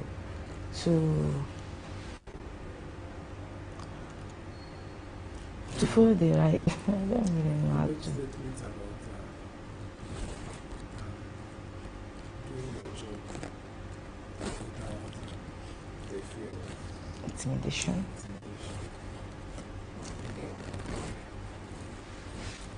Believing in yourself. Yes. That is very key. It's very key. Because in some situations, I believe that some journalists in the FCT, some other places are press. not just the but I believe that a lot of them are having midlife crisis. You're in that position where you already know that you're a journalist, but you're not even sure. Deep down, it's like you're not convinced. You feel like starting buying a frying pan and fire so that you can start frying a can. Or you are here, you want to come to Ghana, you want to go to Togo. That is when you know that this person is having midlife crisis. You understand? But whatever be the case, you that are members of the continue to strive to make sure that we help our members. It's a collective thing, it's not really personal like that. And the issue of well-being cannot be overemphasized. It's something that all hands must be on deck. Everybody must get involved. Everybody must get involved. Both those that have been dating or those that have not been dating before, because it's a fight and you're going to fight it in solidarity. You're going to come together and make your boat statement. And let me tell you, since I started this thing, since on Sunday, the turnout has been very massive. Even I was able to interview the chairman of the council yesterday. And it was a nice one. She spoke extensively on the subject matter. She talked and Her plans. she was able to touch her achievements so far, Okay. her plans for the future. So Her plans for the future.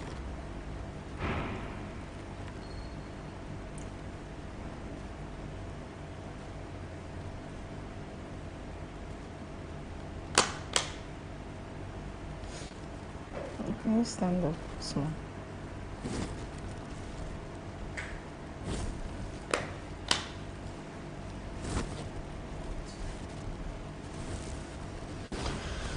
So I noticed she's really doing well for us. I know she's carrying. There's no way she'll carry everybody along, but when you come close, she's carrying people along. She has planned for us to get some benefits that we've never thought of having, like the land for journalists. She has planned for increasing our welfare, those independent journalists. She has plans of, so far she has been doing it. People has been going on training and retraining themselves. From time to time there's program. She's setting up program, bringing valuable people to the program that come to contribute into the union. So I believe the chairperson is also doing well too. Awesome. Thank you very much, Nancy. Are you I'm planning to stay for a longer time. Are you serious? Why did they not allow me to come here? They would have waited for me to stay. I plan to stay like 2 hours, so before people will start coming. So if I leave now, there's no other person that is here to come. You stand up now, please. I can't stay. Okay. Hey, they wouldn't have allowed me to come. So my time is just like that. I didn't even stay long. I'm feeling bad now.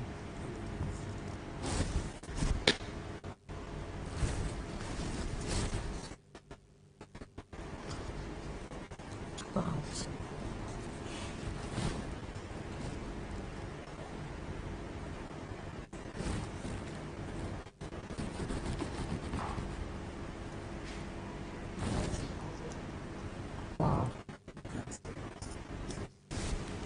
And I can't come out there. Can't come back again. Are you serious?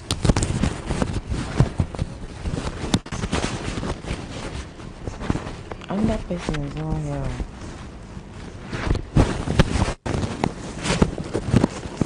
His sisters.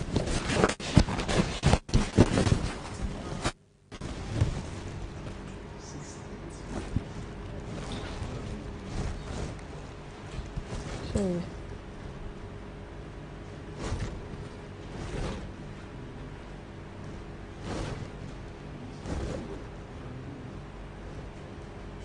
You can't stand. I can go.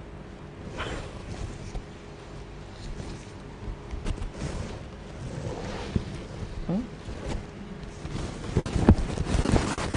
Wow.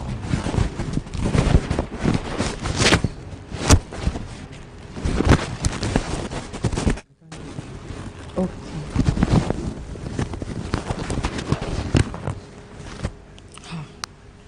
I didn't even see.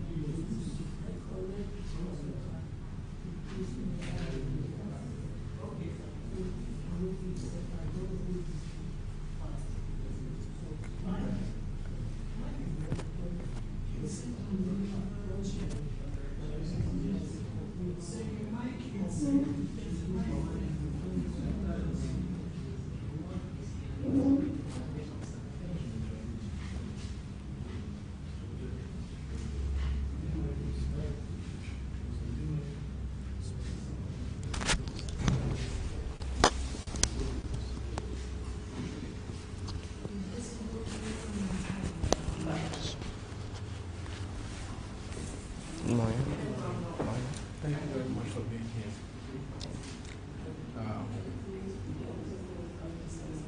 My name is Livinus Chibuike, and I'm attempting a marathon for the longest international marathon. Sorry, I can't hear you. And I'm attempting for a marathon, the longest international marathon. I'm using this platform to advocate for press freedom in Nigeria and across Africa. Thank you. Thank you for joining me. Thank you. The current economic situation. Sorry, please, I can't hear you. You can shift from the current economic situation of Nigeria. How will you react to it? The current economic problem in Nigeria. How would I react to it?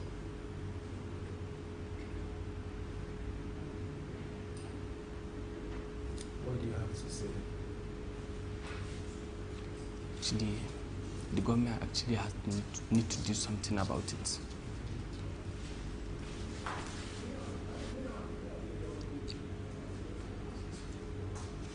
Like, for the Niger State, for example, this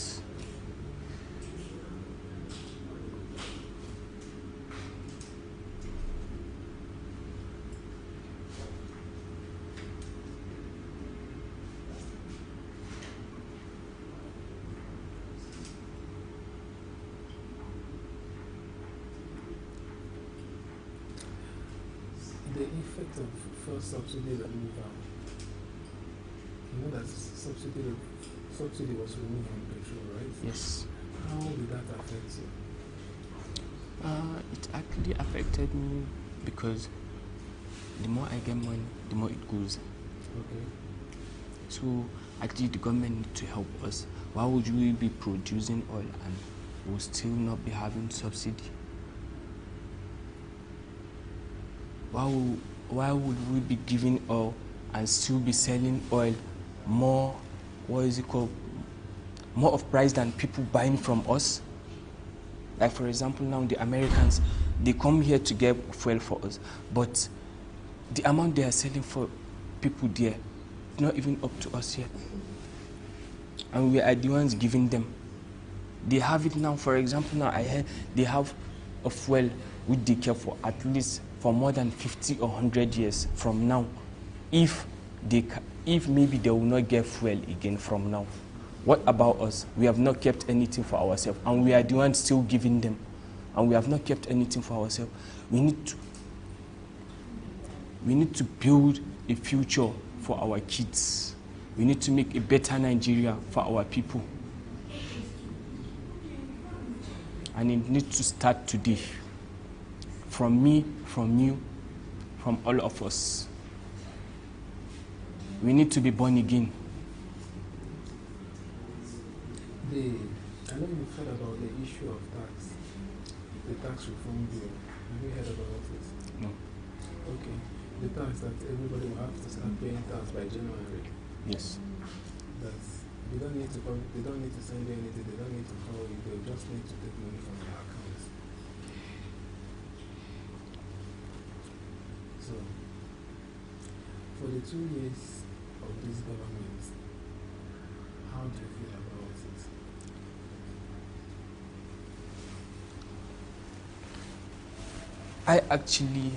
A lot of people are actually saying the government is not moving forward, but I feel the government is moving forward.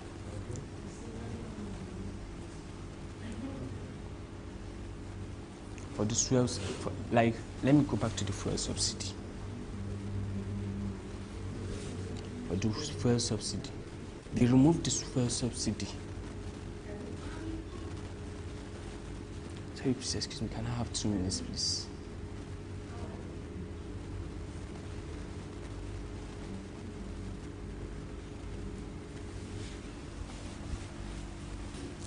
The issue of fuel subsidy, the issue of tax reforms, the issue of press freedom has been that of there's been an issue that has been making waves. Thanks for getting the needed attention. See, if you're in power,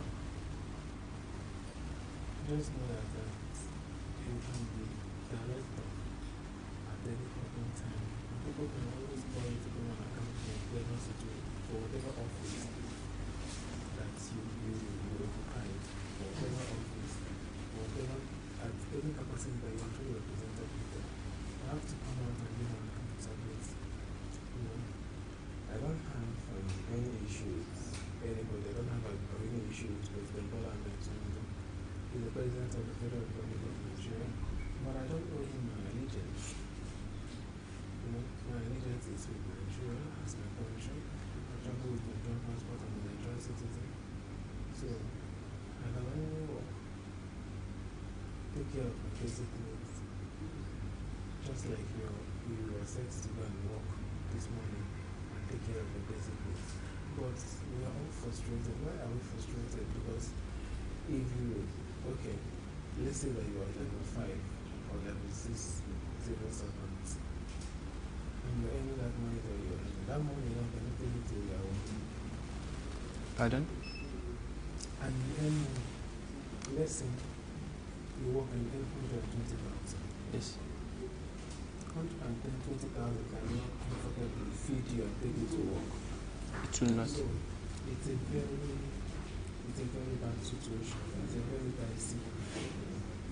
As much as you're trying to behave as if nothing is going on, you continue to call on the relevant agencies. You continue to call on people in power. You continue to call on the policy makers to make an informed policy, to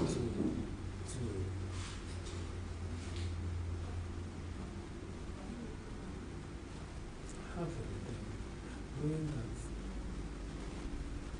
these policies are directly or indirectly affecting the life of people.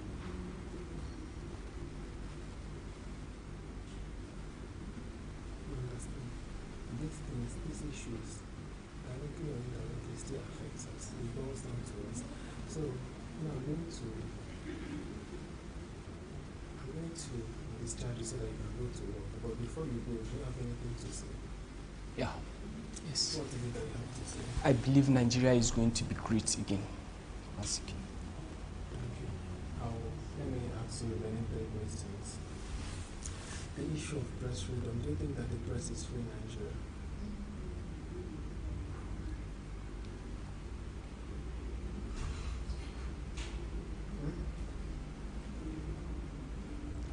No. also want to ask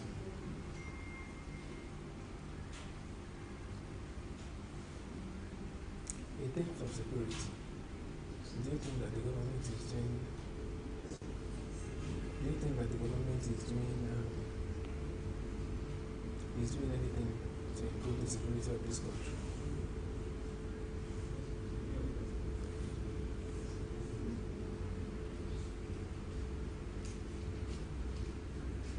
No. Okay.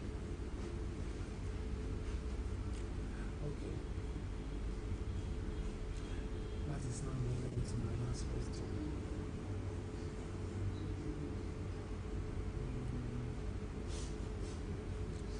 The agricultural bailout fund. Did you receive it? No. Did your wife or anybody receive it? No. Are you married? No. Okay. So, very soon. Let's see what happens after this. Thank you very much for your time. Thank you very much.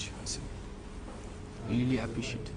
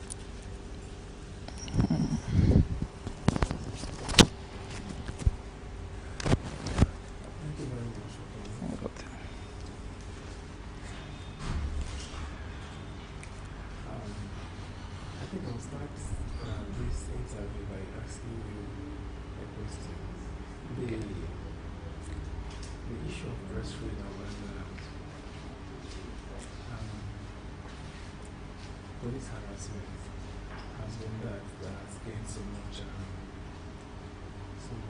reaction in the media space. Do you think that the press is free in Nigeria? To start with, I'll say the press is not free for me, from my own end, because I've witnessed a scene. There was a day I was going for an event, so it's not long I came back to Nigeria that period. So I worked with the president of Sierra Leone then. My ID card was from the State House of Sierra Leone. So the Nigerian ID card I was with that moment was just carrying media. So that day I was driving, I was rushing, and mistakenly I actually beat traffic. So the policemen stopped me, and they started asking. So I told them, oh, I know I'm wrong, but this is the reason why I'm rushing somewhere, and I beat the time. I'm trying to meet up the time. They were like, oh, show us your ID and the rest like that. So I brought out my ID and showed them. They were like, they stay waiting. The moment they opened my car and they saw the cameras there. Oh, media person. They did not really see it as they just see it as they are just normal people. They see them as common people. They don't see them as, oh, we are serving the same purpose. So I had to tell the man, I actually challenged him that day. I told him, I said, the same job you're doing, the same way you're working for the government, that's the same way I'm working for the government too. So I feel we all have equal rights. The only difference between you and I is the fact that you're holding a rifle. So, but we all are doing the government's work. The day I was at a Life Camp Junction, so I saw a taxi man that was being harassed by policemen. When I asked the policeman what happened, and he was just explaining, he refused to explain to me. I get the fact that he does not really know who am I and why I'm asking him. So when the issue got escalated, they called a boy that was with me. Out of annoyance, he was like, he's not even a policeman, not vigilante, because he was not wearing a complete uniform. Suddenly, before we know, the man now, he overheard him and went and came back. When the man came back, he brought his ID card and he was like, this is my ID card. So out of annoyance, he asked the guy, that, where's your own ID card? And the guy told him, when he brought out his ID card, he happened to be a boys B grade. So out of that, the policeman got angry and he called for backup. So a patrol van came there and they took that guy. So because he was with me, I had to follow him to the station. And getting to the station, the policeman turned the case over. And he started lying that the boys, there were 9 of them, they gathered him, they beat him right in front of me. So they had to lock the boy up in the cell there from 8 a.m. till 5 p.m. intentionally, knowing that this guy did not do anything. So the way police harass people sometimes is really not fair. We are all in one country. We all know our rights. Just that some people don't express their right because they are being threatened by the gun and the way police shouts and harass them, which does not really make sense. This same police that the masses are also fighting for. The fight people are fighting is not just for we alone, because in the case like when the government is not really helping, and you see young guys trying to make means of surviving for themselves, these are still the same police people that will still block these guys on the road to stay asking. They don't just want to see any young guy driving or is looking so good. They always feel like you're doing something wrong to get. Yeah, there may be some people who do some illegal means. They have illegal means of making money, but it does not mean everybody is like that. So it's our country. We all want the country to grow, and the role police people are to play is very, very, very much more important than some of them. I know in the police force, some of them there are still some that are very, very, very good, but I know the good ones are better than the bad ones, are more than the bad ones. But I believe with more work, they're going to at least.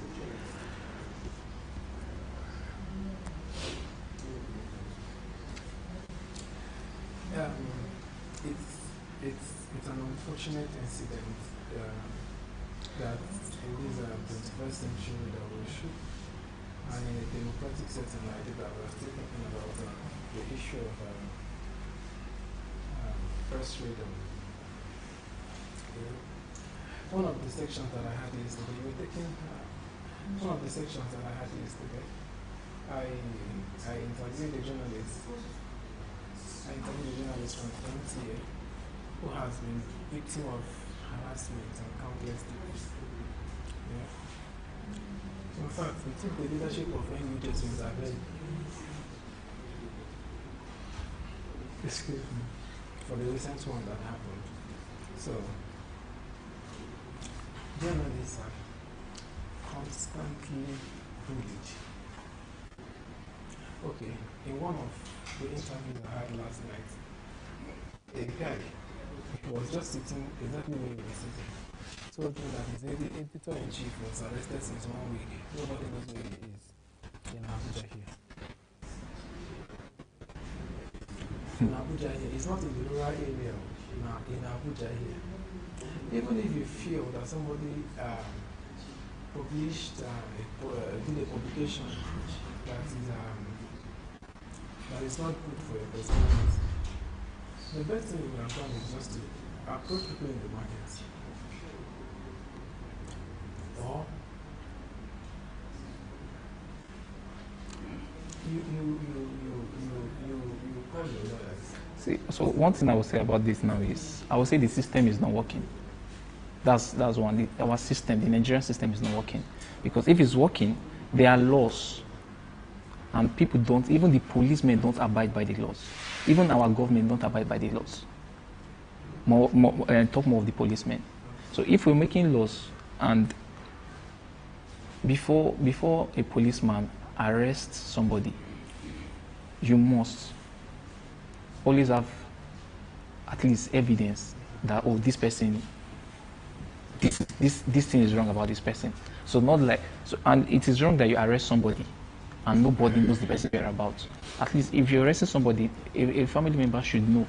You can't just arrest somebody, keep them. There was a day they arrest somebody and they left that guy in prison for a week.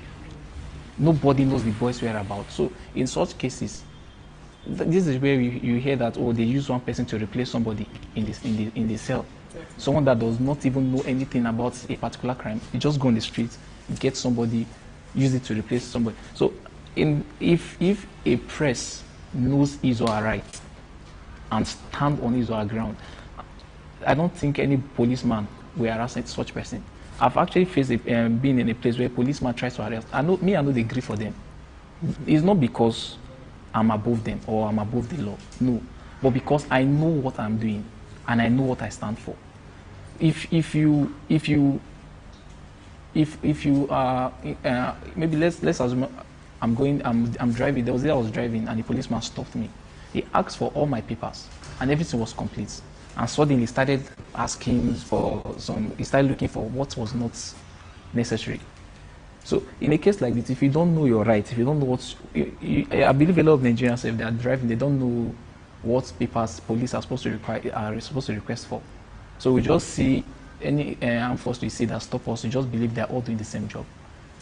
So this is not really helping when the government are the one even breaking most of these laws. The leaders are the ones we have to look up to, and they are the one even messing the whole system. If a press person that is being paid a token, that kind of person will never stand on his or her rights. Let's just be frank. There's a certain amount of money you can pay somebody. If police people are actually being well paid, they won't stand on the road to collect 15 naira from people. Same thing as press. The issue is that you know that it's against the ethics of journalism for you to collect money from anybody if that person is not paying for a service. But it's very unfortunate that these days journalists will even be the ones to ask. It's an unfortunate incident that we find ourselves. But do you know that that same journalist that is asking you nothing there, if that person is well paid in whatever services he or she carried out, I don't think if that person is well paid, he won't be asking nothing there. So this all still bounce back on the system.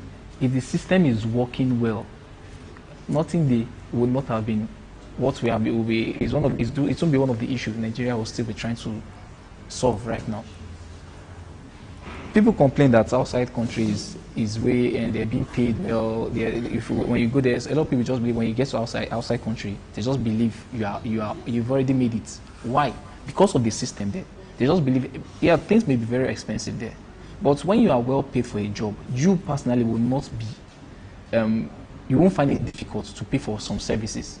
But when here you come and someone render a service to his fellow Nigerian here, and he's being paid token, there is no way that person will not try to cheat from that same business just to get more money for themselves. So it's all this whole thing bounce back on the government.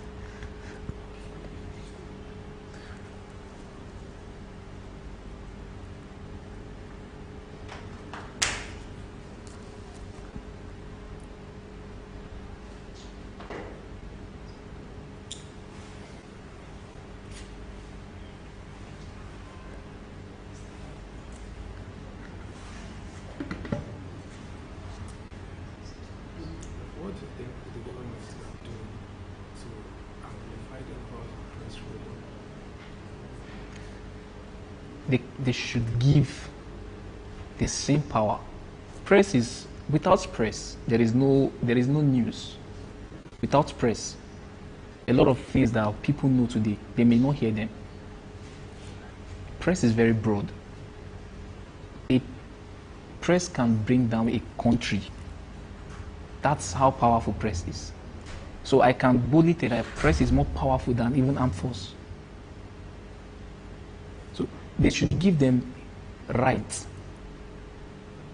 I actually don't think it will make sense for a press media to a media person to be going and is being harassed by police if they have equal rights. That cannot happen. It's just be like when a policeman passing through a checkpoint of an army checkpoint, they will always give them their courtesy and they will pass. But why would they stop a press person not to pass? So it's because there is no equal rights. It does not mean that if they give them an equal rights, the press will be above the armed force. No. But there's a level of rights that they can give the press that at least that harassment from these armed forces is going to reduce. And that can actually help a lot of journalists, especially the new generation of journalists that are coming up now. And that now going to the second question that I want to ask. The issue of subsidy removal, how has the effect been on you, your life and your business? Personally, I won't say it affects, and it did not. And the reason why I said that is I run a business, so it's a balance. The only issue, the reason why I said it is wrong, is because what they say they are using the money to do, we don't see it. So removing it, and you're not using it to do what people are supposed to use. So if I'm, for instance, like they say, I saw a news that in 2026 they'll be paying 500 naira tax on 10,000 naira fuel. I won't have issues with that if I see that you're using the money to better the country. But I will have issues with that to pay when I don't see any use of that same. So why will I be contributing and I can't see what it's doing? Like I'm not seeing what the money is doing, is used to do. So even though I'm a businessman, that's whatever business I do, at least I know I still go to market. I still buy some things. So whatever amount I'm buying that thing, determine the price, I will also render that service to other people too. So if it's not affecting me, I check the pocket of those who are being paid by the government, who comes to patronize me too. So if that money is high for them, I'm sure they won't be able to also. So it's not really balanced. So I have to, even if it's favoring me as a business owner, but at least indirectly, it's still not favoring me because it's affecting someone that is part of my own business line. So, but the major thing is if we see what they are using it to do, there is no way it's going to work and that money will not flow back. So outside, you can see outside country now, they collect tax, they use it. In Nigeria, even when it comes to retirement age, even the money for retirement, a lot of people don't receive it. A lot of people who have retired now don't even receive their pensions. So before you resign, you retire from a job, at the age of 60, you have to start thinking of a business you will need to establish one side, which does not really. Yeah, it makes sense that you're trying to make more money, but it does not really. Talking about retirement and not getting benefits,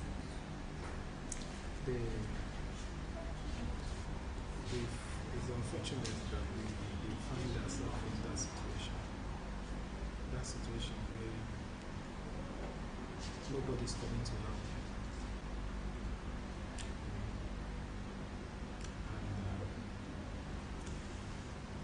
Tell people that the only thing that is keeping me in this country is the love I have can still get it right, the country can still be fine. Sure. So, it's all about I don't judge people based on what they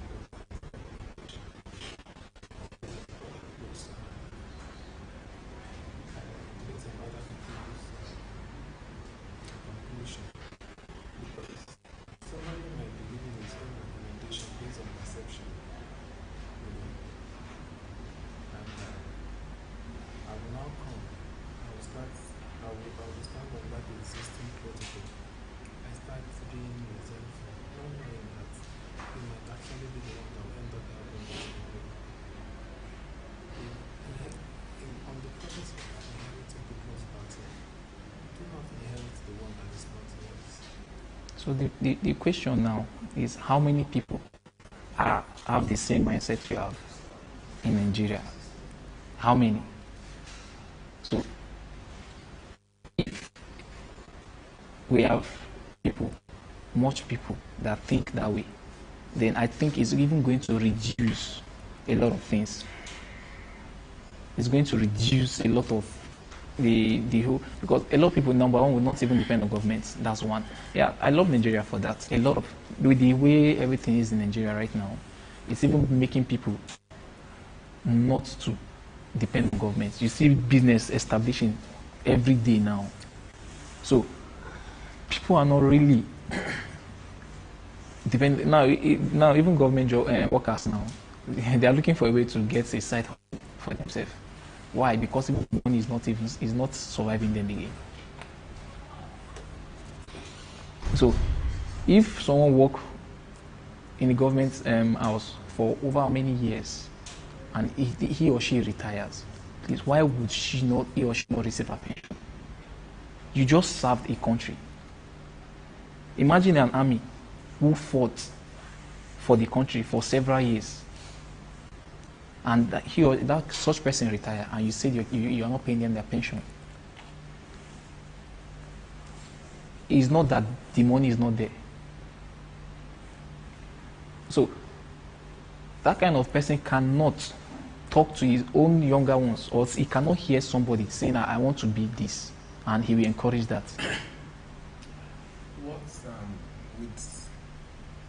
With the present situation of Nigeria, what do you think is the hope of a young entrepreneur in Nigeria? Except I believe the young ones now are actually fighting for themselves, because if you're looking up to for instance, there's a business someone just set up a business, and the person was having a conversation with me some days back, and he said, I went to register my business, and NDLEA, I said NAFDAC was telling the person that she have to pay for NAFDAC registration in dollars inside Nigeria here. So you're not even encouraging that person to even want to. Now, these are people, number one, people that are business owners, I think they should even be celebrated. They should. Because this is a form of reducing unemployment in the country. People took a bold step to come outside, set up a business so they could employ other people. If everybody just sit down for us, they wait, say, make governments come do something for them, then they are wasting their time. Because the truth is, if you are not in their if they are not in our shoes, and which I doubt, they've been ruling this country for over many years now, nothing changes. It only keeps getting worse. So don't expect the next generation to still be looking up to them. So for me, I feel we need a young person. Let's even test. Let's try a younger person. You can't bring the mentality of 80s, 70s to rule the technology age, technology generation. There must always be a difference. So if you can get a new person, a young, at least someone in their 40s, not someone in 80. How will someone in 80 be ruling? He wants to rule a generation that has not even come yet. Because if they have the chance, they will remain in that power. till that time comes. So I can't. For me, I'm not actually seeing a better future for Nigeria with this same system. We've been running this system for a couple of years now, and it's not changing. You can't, if you sleep in one place, you always wake up the same way. So you sleep the other way, try the other opposite side and see the outcome first. Then if it did not happen the same way you want it to be, at least you know where you can get an hint of where the problem is coming from. You try this, it's not working, you try this, it's not working, then you try something else. So I'm not seeing the future of Nigeria to be, at least, okay, now technology is now advancing. We are going to the era of technology. Only God knows, we just pray, say one day neighbor to say our president should don't turn AI. I mean AI they rule now. You get, because we can't predict the future. We can't. A few years back we don't even know AI will be coming. So a lot of things is taking over now. So we need to go to other countries. We see how the system is, and we embrace it. Why not practice it? I want to ask you my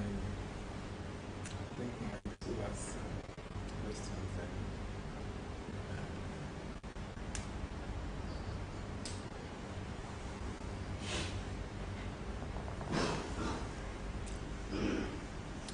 There is a serious issue of, I think the federal government should be placed is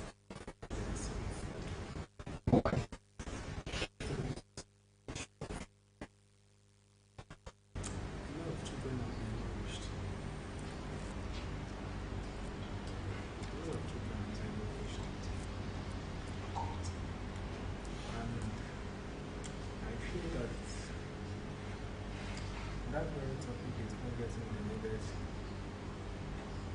Immediate attention. in this 21st century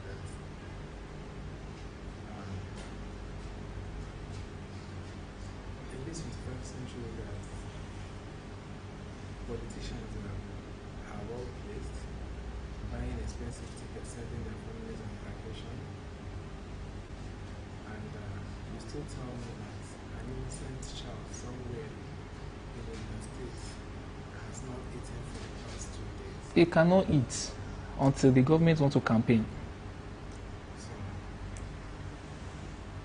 that is what. Now, on this now, personally, I run a project. I work with, I have a team called Dear World. So we do go. Last week Friday, we just paid the school fees of 6 students. We send them back to school. Every month, December, I was in Anambra. We went to feed 200 kids in Anambra. What is the government doing there? We feed, every month we go to orphanages. The last orphanage we went to in Abuja, we feed 250 kids. Now, governments are buying expensive tickets. You see some of our ex-politicians, the amount of money they've embezzled. Someone like Buhari now, as he died, he packed the money, go anywhere. No. But those kind of monies, why all the taxes they are removing, the subsidy, even if this is the only project they use this to do, it will go a long way. Hunger is a problem in Nigeria. People are hungry, and that is why Nigeria can never be better. Because I'm hungry, no food, and tomorrow the government wants to campaign. I've not eaten since March, and they just came that, even though I know the government is bad, but it just tipped me. At least that moment I've gotten something to just at least eat for that moment. I will obey them. Let's be honest. So with hunger in Nigeria, Nigeria can never be better if we don't find a way to solve this problem. And that's why appreciating a lot of individuals who have taken this responsibility on themselves. That's why that's why we have a lot of NGOs. There are some NGOs that go to some places to support some of the people, feed them, and they are really doing an amazing job. But these are things that governments are supposed to take care of, to be in charge of. You go to some places. I believe there are some countries that they take care of. You shouldn't even come to Nigeria and see beggars on the streets. Anyhow, there are some you get if you go to Kano, the numbers of beggars you see.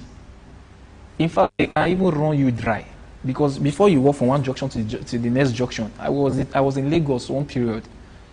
Just to come out from the hotel and get food outside, 4 people don't beg me for money. Today, I was like, just how many steps away? This one. So by the time you are giving this at the same time, bro, even yourself, how many people you won't give a day? So the government, at least the people are even trying to support them in that aspect. And one thing about governments, they look for every way to make money. That's the problem. Every way, every means to make money. Even when they see an NGO running a project like this and they want to support, they are not going with the mentality of supporting that person willingly. They see it as a means of embezzling money. Oh, let's bring this NGO in, so we want to support them. They extract the funds, but they don't credit that NGO, the whole of that funds. Maybe they may collect 100 million now, and they're giving maybe 5 million for the NGO, but they collected that money in the name of they want to help. They want to help. So if they can't, this thing is funny enough. All these things is we that are seeing it. I believe they don't until it touches them. I don't even think they see many people as human beings. It's only when they need to be voted for. That's when they see these people as human beings. That's when they know, okay, and more just go there. At least find them. That's why 1,000 naira will go a very, very long way in the lives of these people. So if you see in a country where you see different NGOs coming up to take this project upon themselves, the least you can do, at least support them. At least support them. Encourage them to do more. So that's the problem. But once you're coming in to encourage, it's not because they want to encourage. There is another way of embezzling for them. It's another. So Nigerian governments, the corruption in them is only good. Because if all these things, something like hunger, if hunger is not taken care of, it's one of the major problems. One of the major change Nigeria needs right now. If hunger can be solved, those guys on the streets, that Agbero, if you see money chop well, it won't be behaving like a tout. Let's just be realistic. If he's not taken care of by himself, he won't see any reason to be behaving like that.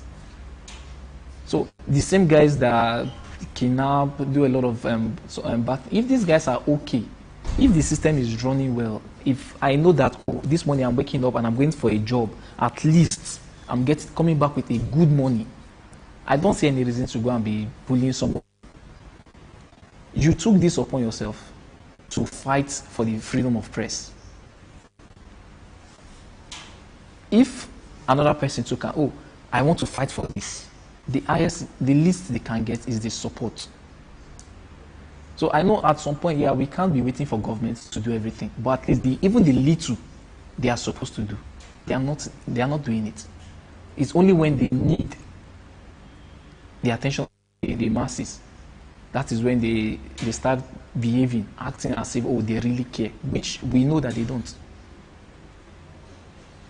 So if the least they can do is to, there was a time they said one of the stores was broke, and they broke one of the stores, and they found a lot of bag of food spoiled, and people are hungry. People are hungry, and they are storing those food. People are hungry. You see one former governor. That's when maybe it's during his birthday. The numbers of cows how the money is spent to celebrate it. And people are really hungry. So we've come to a place in this country that if you are not up to that standard, nobody looks at you. Nobody sends you, nobody sees you. So that's why some people don't mind going extra mile just to meet up with your standards so they can come close to you, so they can associate with you. And at this point now, you start blaming them. This is the generation where you see a boy of 18 years old driving a car that his father has never driven before. All these years of hustling. Why? Because of the exposure, because of the things. It's in Nigeria, it became a crime for a young guy to have an asset. Other countries, you see a child of 14 years in millions. But when it comes to Nigeria now, all these things are crime. I'm not supporting or saying that, oh, it's something that I'm encouraging it, that you should do whatever it takes. You can't hustle. I'm a young guy.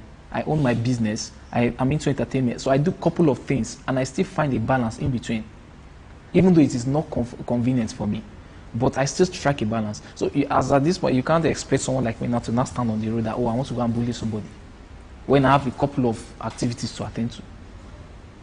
So if we have people with this, government could provide this, at least these chances for people, then a lot of issues will be coming up.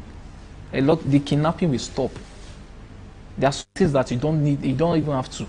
It's just, you can sit in your, that's why we have people assigned to the government. They are not seeing everything, but I believe others are seeing something that their job is to give the feedback to the government. And now we will not just condemn the government. What about the people who are assigned to work with the government?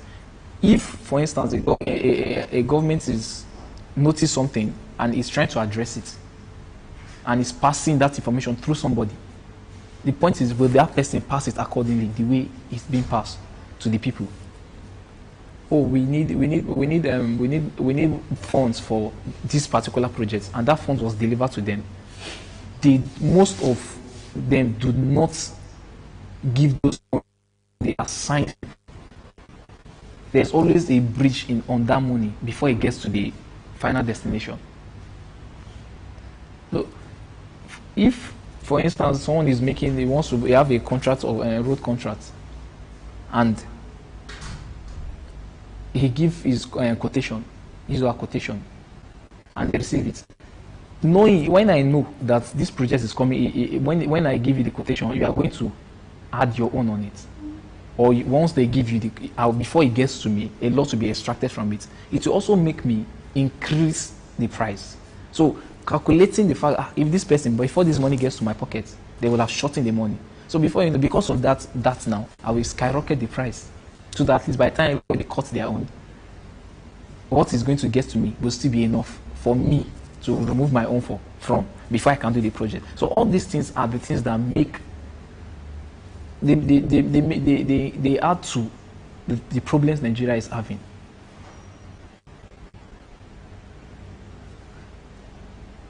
So our government needs to sort these things before we can think of a good Nigeria.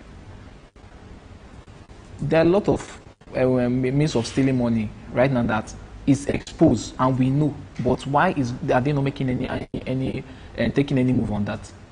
I'm sure if you start listing, we know some people, some personality. We know some of the people that have embezzled some money, but nobody can say anything. Why? Because they are government workers. They are government. They are with the government. Some government use some people to even to change money.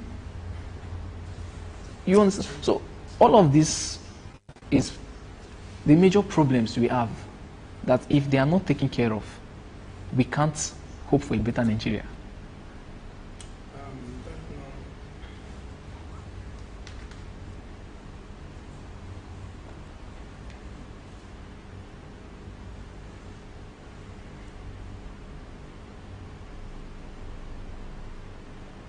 As a business owner, how do you think that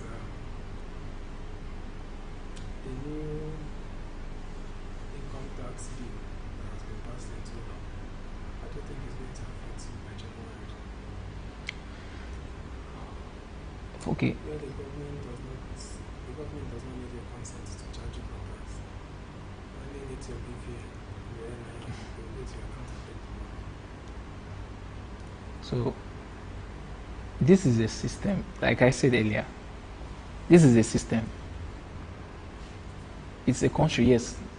We know the government have access through our NIN to a lot of things about individual. Most these taxes they're extracting now, if they are using it to do the right thing, money goes and come back. So if they're using this money to do the right thing, nobody will be a lot. I believe a lot will not feel it, because it's okay. For instance, it's business owners now that they're extracting this money from. So the individuals, the people that are just on the street, a lot of people, so they don't extract money from those people. Why? Because they don't run a business. They don't have an account that such money can be extracted from. So which means it's just business owners and government workers that this affects. So these are the people now that are now they are extracting their own money to pay, or to, if you're extracting, let's assume 500 naira from how many Nigerians, how much have they accumulated now? If that money is used properly to solve a problem, many people will not complain about that.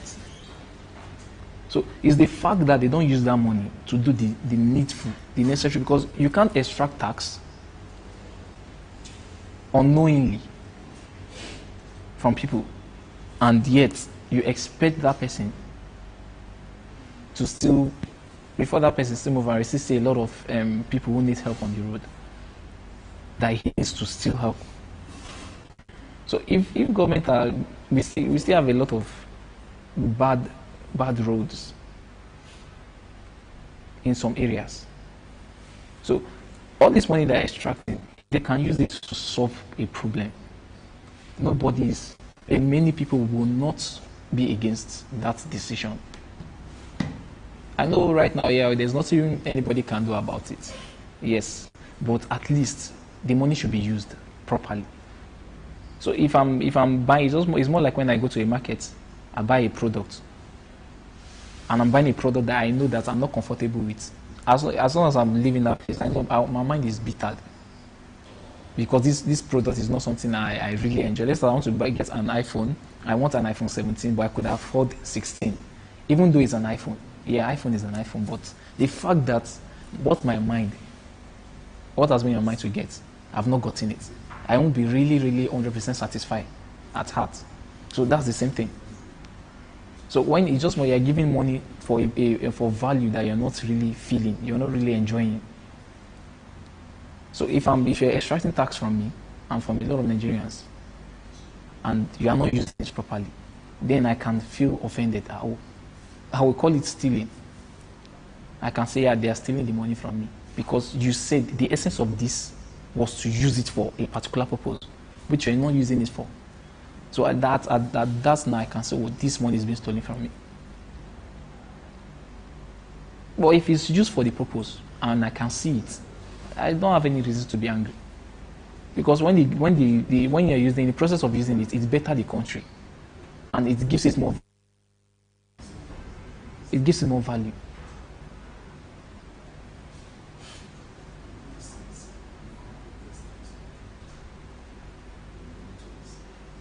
Understanding the importance of a just society. Society can only thrive when it is just. When the society is a society that is free of corruption. That's it. Free of corruption. But in this country, I don't know how to put it. But we're in serious trouble. And it is only God that can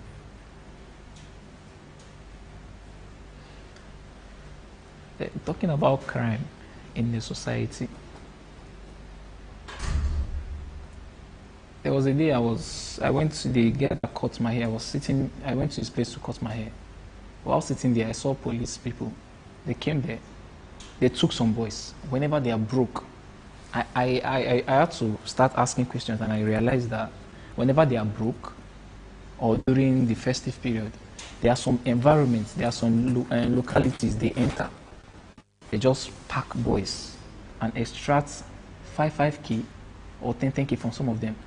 So now, well, my point now is, it is not just there. I know there are some guys in an environment that their behavior is not helpful to the society there.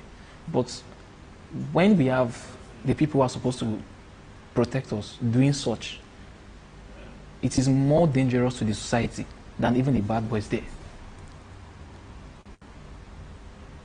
So this all, if I know there are some people that corruption is in their blood, no matter how you try, no matter how you strive to put things in place, they will still want to do their own. What is in their mind is there. Some people are just like that. But Nigeria will not be corruption free 100%, but at least it is going to reduce. It is going to reduce to some point that there are some things that will say, oh, these are normal things, they don't happen again. Because this same corruption is what spoiled Nigeria, even across the world, across other countries. When it comes to fraud, fighting, so, and we come to promote things that are not. Nigeria happens to be a country that promotes violence. They promote violence. If they will tell you that's what they use to making money. So, ever since social media has taken over to some extent, a lot of people make money on social media. So right now, at least, you hardly do on a regular day outside the social media. So you can, oh, let's do this inside, and probably end up seeing it on social media. So if there is a proper means of steady income for people in Nigeria, for people here, I believe it will reduce a lot of crimes that go to some streets to extract and get to park some boys and extract money from them. If they are well paid, the 5k way those guys want, it not go be anything for them. In fact, they'll be the one to even tip people at that point. So this all is still have to do. Government is very powerful, and they play a vital role in the society. These are people that we should be looking up to. If government is down there and they hear that this man embezzle, I never should say, I fear ever see for this life, and they call those figures. Now from government, some kind of figures of money. So it will also aspire some young people to want to, if this person is, you see their children, the way they flaunt this, it will also inspire you to want to be like them. As that point now, you don't mind going any length. You don't mind going extra mile to get those, to achieve those things too. You don't mind going extra mile to achieve all these things too. So, and which leads to the corruption itself. Leads to bad to get society. We have some leaders in cultists. We have some leaders in cultism who support cultism. Now, they sponsor them. We have some leaders that sponsor them. So, but these guys are in this. I watched a video that a guy from a state, they asked him, they caught him with 2 guns. They caught this guy with 2 guns. And they were interrogating, how did he get the gun? He said he's a local government chairman that they gave them the gun to protect them. So even after protect, so this how did they get the gun? But the local government chairman knew that these guys have no license to this gun. They are not supposed to be found. A gun is supposed to be found in their possession. So, and he find a gun to give them for what? Why would a local government chairman be scared of his own society, his own community? If he did what is supposed to be done, he's supposed to do in that society, then I don't see a reason why he should be scared. Why he should not be able to walk free in his own society. Now those guys, after giving them the gun, after the whole campaign and everything, they went and using the gun to do something else. That which is what led to their arrest. So you gave them gun, you are not even monitoring them. So which shows that these are the people that support and sponsor this cultism, this bad mislead of young and the youth in some societies. They contribute, because giving that guy that's gone now, yes, you may not know what he's using it to do, and you gave him for a purpose which he's done with, but you did not follow up to know if the guy returned the gun. So after giving the gun, the guy went back to his own society. There's something about, it's not about giving monkey water with a cup. Where would you see the monkey to collect your cup back? You get so. I watched that clip. It was actually a video clip. Yes. Where the guy said that it was divided. That thing happened in Edo. Yes. It was a local government chairman that gave them the ammunition, and all the rest of them. So, but all things being equal, there's no problem. We'll continue to push. We'll keep pushing. We'll keep making our advocacy calling on the government. Calling on the government to do the needful.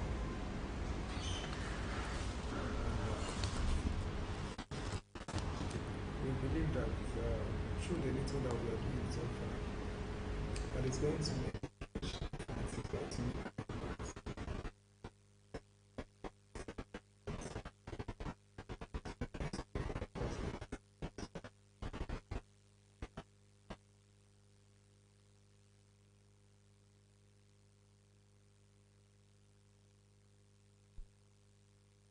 Right now we can see young guys taking over the business. Everybody is now working for themselves. It's with the whole, that's one good thing about Nigeria, with the whole ups and downs. You see a lot of young guys still out there striving for themselves. Some of them are still trying to, a lot of businesses are running now that you'll be surprised that these are owned by young people. In the entertainment industry as well, we have a lot of young people. Nigerians are very strong. We are very resilient. And that is the problem other countries have with Nigerians. Regardless of the government not giving people an enabling environment to thrive. There's some environment you find yourself, even hidden potentials in you will start manifesting. Omale blew during the lockdown. But you see, you find yourself in an environment that you're leaving the house, you're scared. There's a journalist that died. Channels, I think he reports for Channels. One of these protests in central area, police just killed him. And he said it's an accidental discharge. For someone that is fighting for you. The husband, that guy is married. That's how he died. In this life, now who died in English? Because I realized that even the forcemen did not see it as this protest, the fight of the masses with government is still for them. So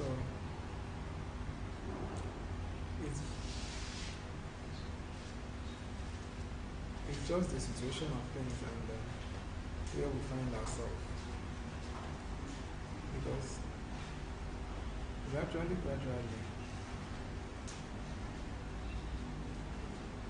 it's true that we have to an extent, we have to be patriotic. You don't say ill things about your country.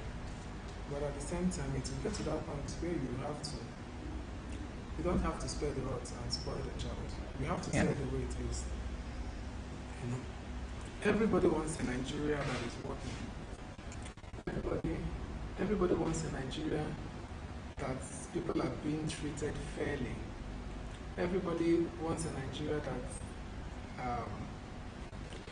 you live both for one and you still have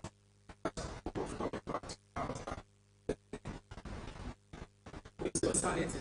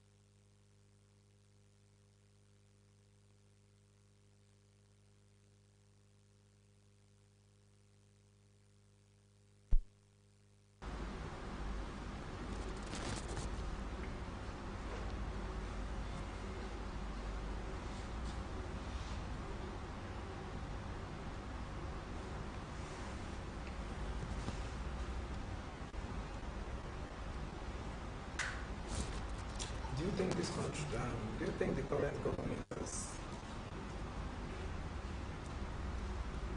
do you think the current government has done well in terms of security? No. For themselves, for their personal self, yes. Maybe. But for the community, no.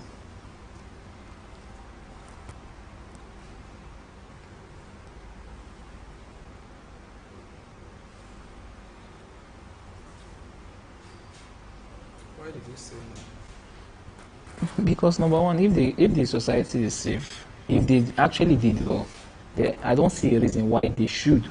Have you seen the convoy of any government person moving around? See how that convoy is so full. They block the road. Why? Because to them they feel like it is not safe. It is not. They feel like the environment is not safe. So if truly they did well, then they should be able to walk freely in that same. This is a country you are governing. You are leading. So you should even lead by example too. Yeah, I know he's a president. I know they are government officials, but yet none of them can actually come out of their house without any security. Why? Because they are scared of the society. So if truly they've done well, they should be able to come out freely. So, but it's not to put police station in a local government. There are some local government that don't have police stations there. Some of them, you even see their station like someone's teaching. How do you define an effective leadership, and what qualities do you believe are essential for a good leader? Number one, a good leader should lead by example. I should want to see the leader of my country and say, oh, I would love to be like. I was talking to a kid, that boy should be around 11 years. And I forgot, someone just mentioned a name around him, and he was like, they call him the name. It's the name of a politician. And the guy said, God forbid. And we're all shocked that this small boy, to me, in my mind, I was actually feeling, when I checked, I was like, oh, and maybe if the guy, it shows that the boy grows up, at least he can be a politician. But the boy rejected it. I was like, and now asking, I say, why? He said, I'm not a thief. I don't thief money. I was so shocked by the boy's response, because that was what I was even thinking. Why? Why am I trying to say that? It's got to a point that even the young ones now know that, oh, our leaders are not doing well. They are not to want to be like. They are not people you want to. They are not a role model you want to.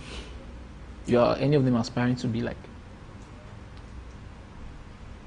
Can you share an example of a challenging situation you faced as a leader and how you handled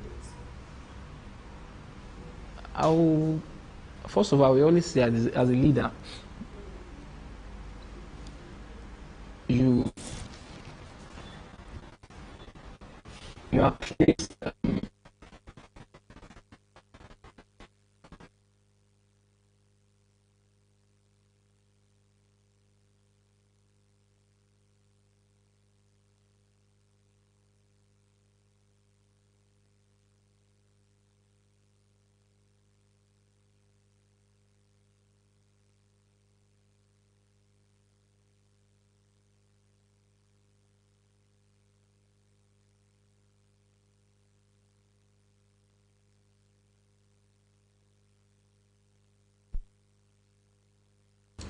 I want to ask you, how does corruption among Nigerian leaders contribute to poor governance and public trust?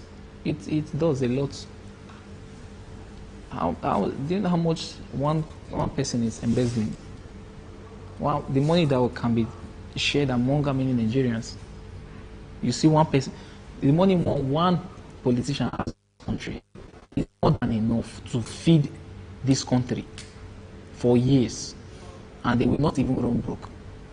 So when the money, all the money there, it is just to themselves and not to the people. What role does political nepotism play in perpetuating bad leadership practices in Nigeria? I can take it again. Take it again, please. What role does political nepotism play in perpetuating bad leadership practices in Nigeria? They played a lot of role.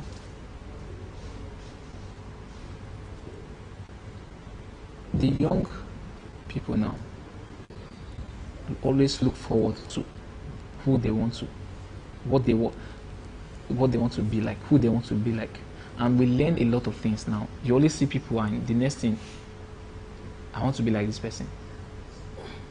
Once the person has a bad, whether the person has a bad character or good, there's always something to pick. So, and trust me, the younger generation now they do this, always want to look up to somebody, and once they look up to you and they that, oh, this person they're looking up to is the person is looking like, it's also it's another person too.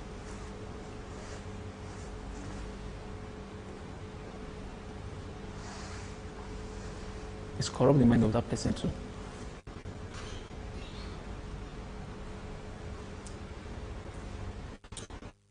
Nigeria can address and improve leadership standards to promote sustainable development?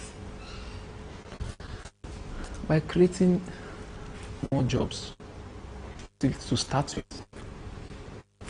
Every government, every leader, we have a lot of politicians leading in different organizations, different states, they are leading a lot of people. They should provide jobs. I know there are some that they should do the needful. Like for people who are supposed to collect their pensions and they're not giving them their pensions, at least solve these issues first. If you can solve the little issue in your society, it will help you to know what next to do. But when you're not even solving anyone, you're just waiting, it keeps accumulating. And from there, other problems keep coming up. But once you know, you solve one, and after solving one, you always know what next to do. But once you can't just sit as a leader and you fold your hands and expecting things to work for itself. It can't.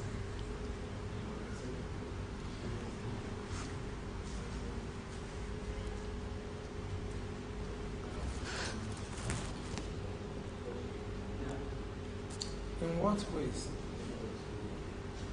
what ways does lack of accountability among Nigerian leaders undermine national progress?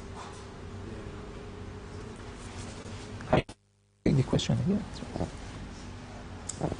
In what ways does lack of accountability among Nigerian leaders undermine national progress? There have been in several ways. There was a period that they said money was missing by itself. How will someone not be able to give account of what was in their possession? You can't just have something that, in your possession and you just suddenly come out and say, oh, you don't know how. The time they say this snake swallow money, monkey swallow money.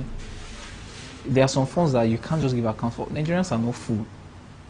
Even though a lot of people, just that a lot have taken their mind off the leaders. And so they just believe, oh, let's just find means of surviving for ourselves. If Nigeria better, it's better. If you know better, at least we get something we did. So leaders not being able to give accountability of their own responsibility, it kills the country the more.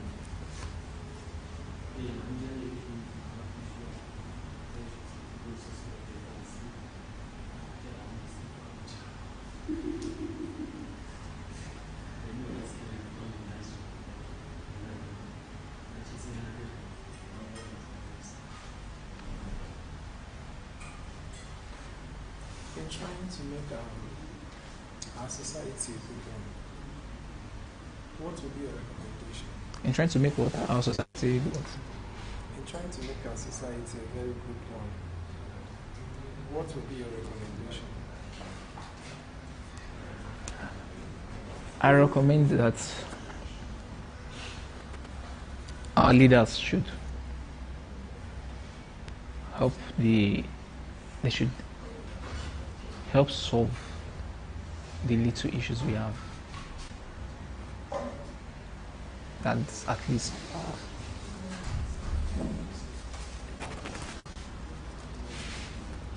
if they can solve the problems in even the little societies we have. If they say change starts from me and you, even like I asked earlier, how many people has the mind to do what you just did? We have few people. Why? Because of the mentality the country has placed in their mind. So if a leader can, the leaders, if they can I will use the word rebrand, do some things that are right to just bring back the mentality. They should bring hope back to the country. And this all start from mind. Once you can change, if you change my mind that, oh, convince me that there can be a new Nigeria. If the leader can convince the Nigerians on this, then people will believe, not we convince ourselves that Nigeria is going to be better.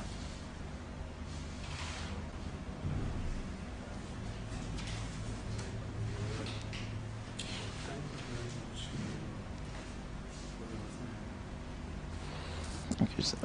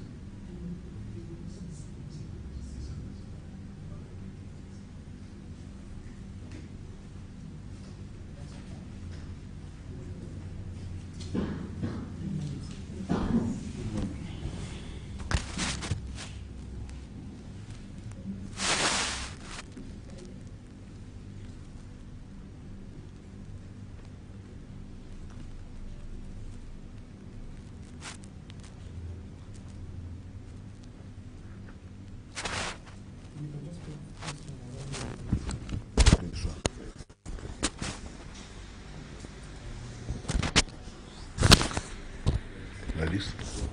Okay. Yes, good morning, my fellow brothers. My name is Yerima Abbas Mekalfi. a son of soil of Lokoja local government from Kogi State. Would you prefer I talk to you on leadership? Anyone who wants to ask me, I can go on it.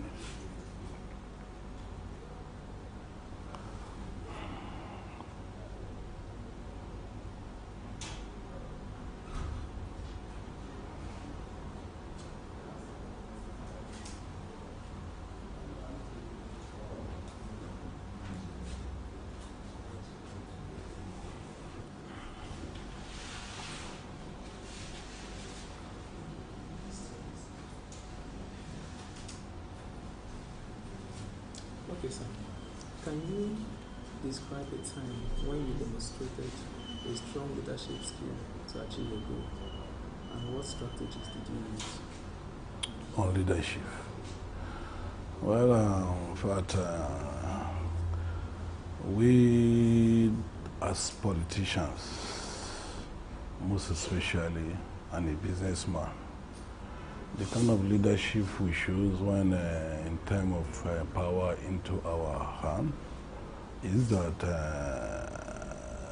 the good of leadership is that you should know how the country will be more secure and economically, if at all the people of the country should be more concerned on how they will be taking care insecurity.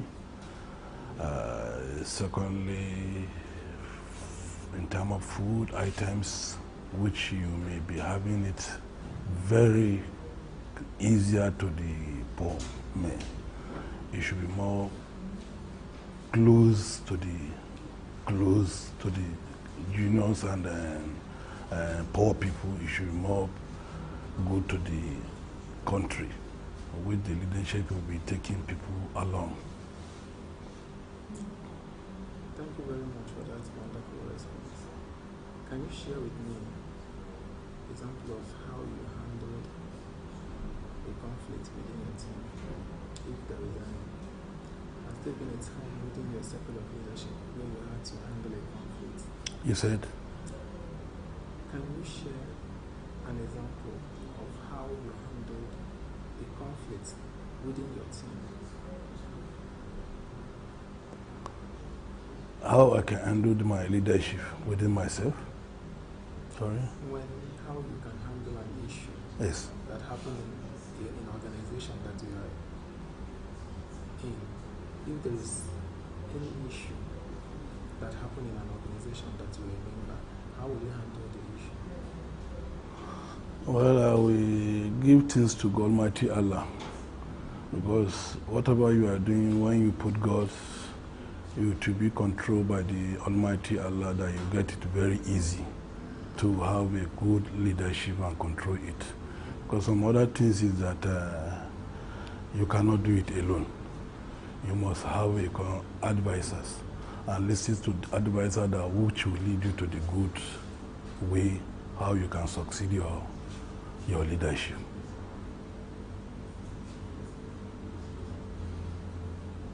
How do you stay informed about current political developments in Nigeria? How did I? How do you stay informed about the current political developments and issues in Nigeria? Well, the current situation in Nigeria is that with the leadership of the present, our president leading the country, in fact, I cannot meet to tell the leadership they are trying their best, actually, but they are not much focused on insecurity. This lack of focus in insecurity is giving the country so not hope on them, because most especially in our northern area here, people cannot go to farm, people cannot be living within the society because of bandits. And actually, with that lack of insecurity, people cannot afford to go their daily break work. And to be sincere, they are not focused on that. And I can believe that if that one would be okay, so definitely people will be having their enjoyment of their life.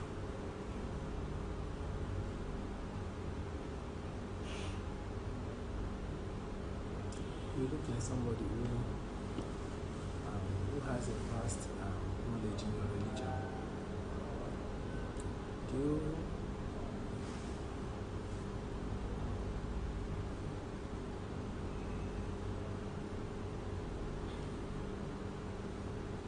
what would you have to say about people who introduce religion and tribal sentiments into politics in Nigeria? Do you think it's the right thing to do? No. It's not the best. In terms of leadership or anything concerning the society, you don't bring religions into it. God created us all. So, and we are into one believer on God. So don't ever brought any religious issues on any leadership on the country. So we are all and we continue holding the country how we can succeed.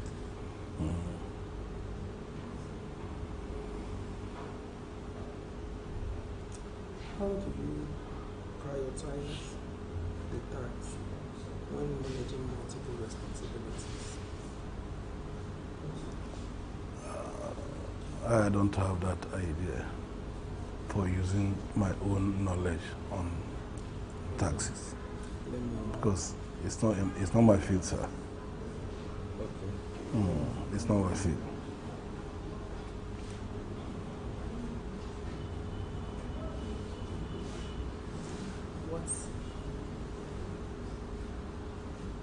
What are your area of strength? What do you do for a living? I'm a businessman. Okay. Mostly oil and gas. Okay.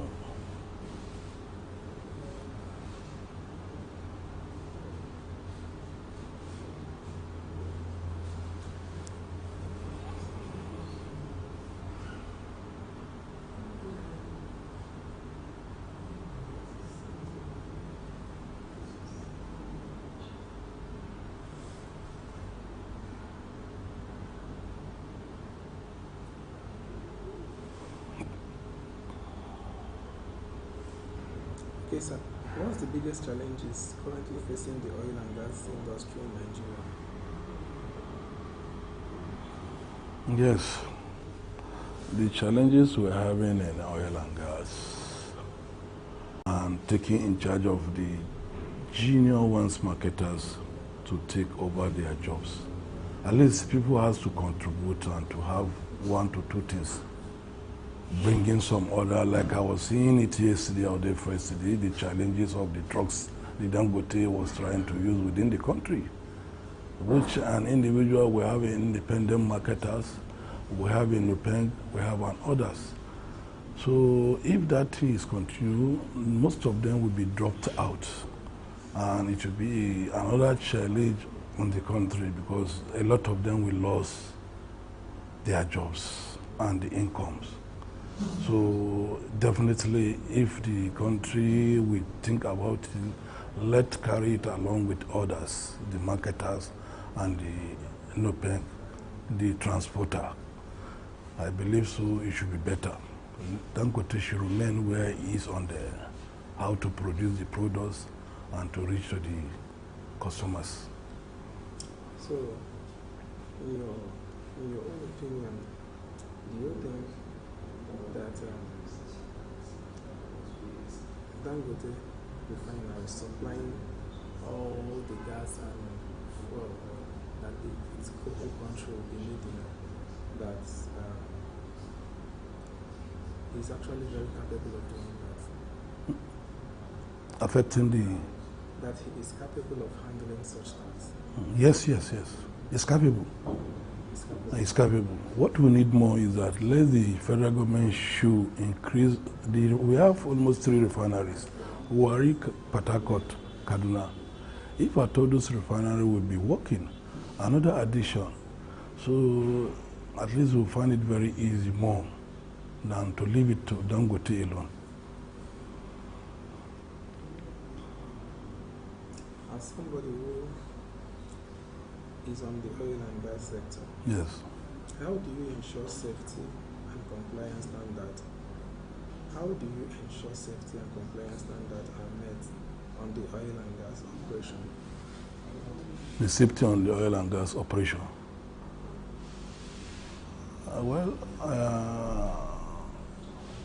As I know, as I was being brought up on my oil and gas business, in fact, the safety is okay.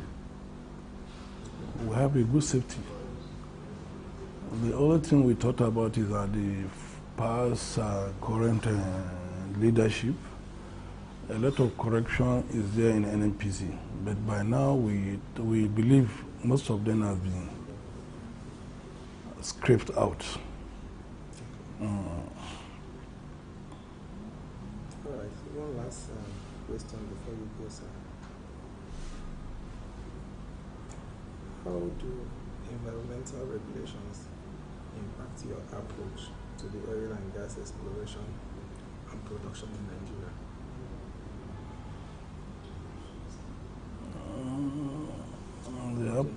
Do you think government is making policies that is favoring you people that are marketers to be able to meet your deadline? Do you think government is making such policies? It's not making it. It's not making it. A lot of us were being kept aside, most especially the independent marketers. We have a lot of challenges. And that that is what I'm saying, by Dangote taking things all on its own. It's better federal government should come into it. I please, by last 2 weeks or 3 weeks, the Nupeng and the Labour Minister sat down concerning about such kind of things that can be able to be equal, can favor everybody. But at the end of the day, I'm expecting the results should come out so that what the request they brought today should be making available to us. So do you have any recommendation you want to make? Do you have anything you want to say? No, I don't have much to say. Thank you very much. Thank you so much, my brother. May God help you.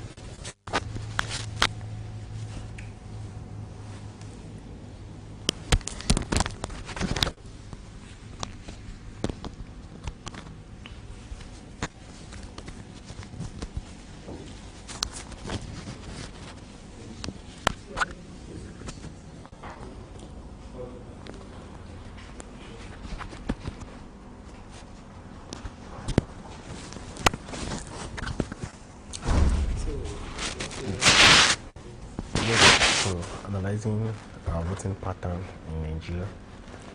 Analyzing voting pattern in Nigeria.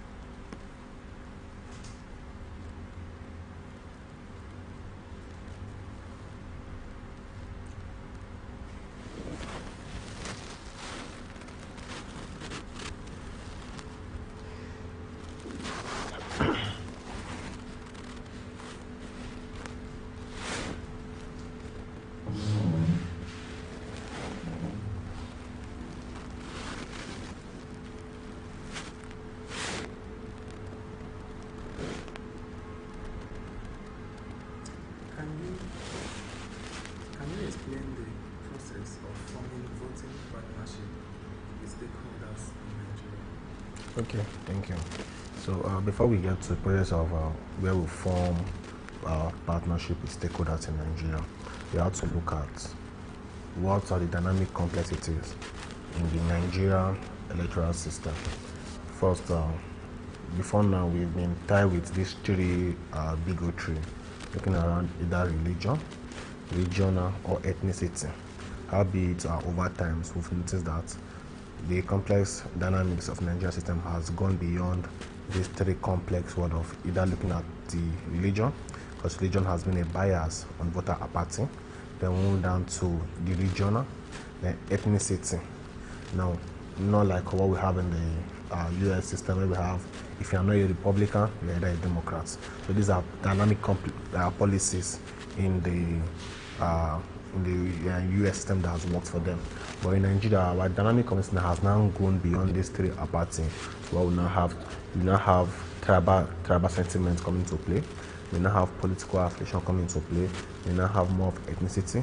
We have more of regional. We have more of religion and socio-economic factors.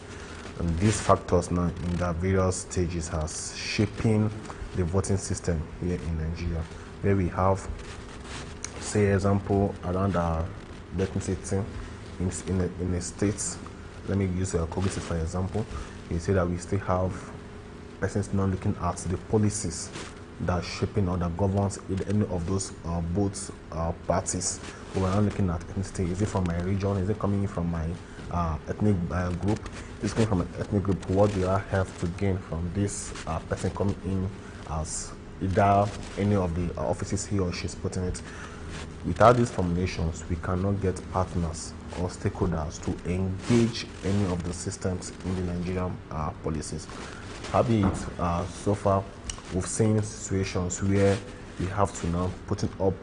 Before now, it has led to what we call the decline, more of a decline in the voting pattern. In 2011, with over 93 million voter registrations, the persons we have to vote there in, we have from 55% votes. It moved down to in 2020, in 2013, we moved down to 44%, while in 2022 we now have down to, in 2023, now we are looking at around 27% voter apathy. So this voter apathy keeps declining as the days set in. Why? No stakeholder engagement, no public-private partnership to engage voters on why they want to vote, because many persons are not seeing reasons to vote because of the socio-economic factors coming into place. In rural areas where we have, some will say we have grassroots voters, because more of an urban areas, persons, it not to be if it concerns me or not.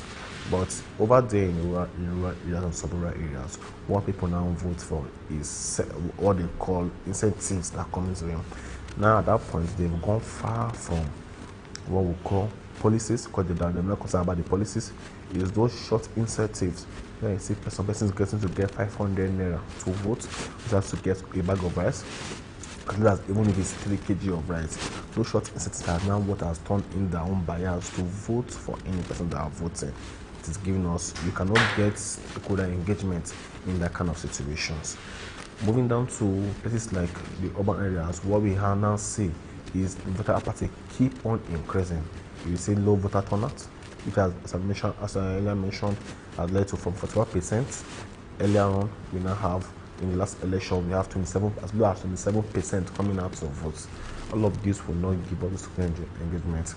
We've built up situation rooms, we've watched situation rooms in different agencies where they have to monitor those voter apathy, and at some time they also get discouraged because of the low voter turnout. So all of this has helped as reshaping. There are some dynamics that are reshaping the voting system in Nigeria so far. How do you ensure transparency and fairness in the voting partnership arrangements? Yes, so this is the reason why we are now calling on the electoral reform system. We've seen different technology that has come into play to help the voting system, but at some point it seems not to work. You wonder why for over time in places like Anambra State, we still have, where we have a different party in the federal system. We have in the executive, we'll be having different parties, like say where we're having the rule of the PDP, the APC, you are still having either a one party in another like the ABGA rule over time. You go down to a state like Zamfara, the dynamics there is also different. In Zamfara, over time from 2011, even when we had, say, PDP candidates in the executive, we've been having someone from either the NPP ruling for those period of time. And the only time it tends to change is when we have the PDP candidates moving up to the APC.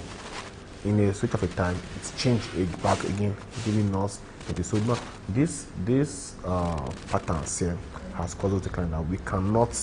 It will be difficult to manage good transparency or fairness in the election system.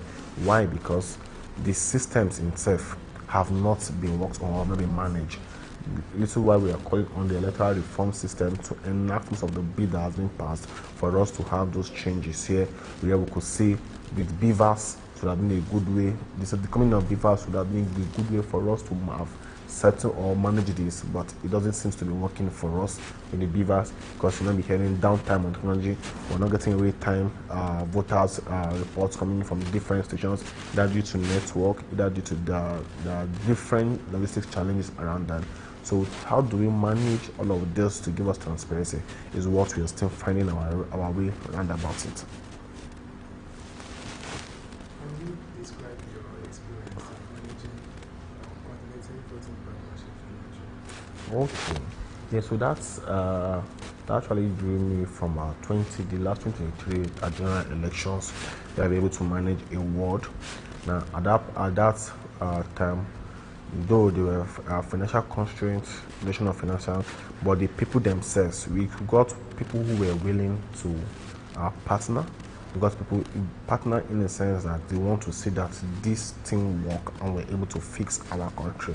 We have no country than out there, and Nigeria is ours. So what we must do is to fix in Nigeria as our country.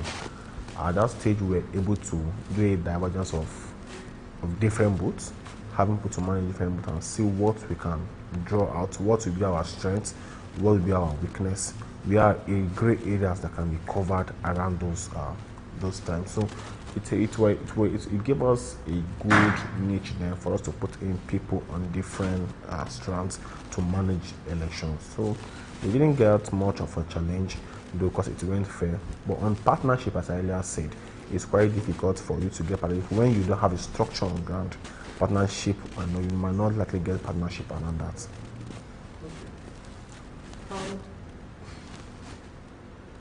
How do cultural and regional differences in Nigeria influence voting partnership strategies?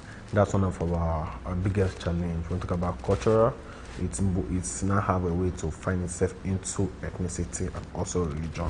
For cultural bias, I use the word bias carefully because we've had a system where it must be my own person, he or she must come from my own. And does that have any policy effect? No, it doesn't. So on aspect of cultural, the challenge most times is we look far away from either the policies, either the mission agenda of the person we want to vote.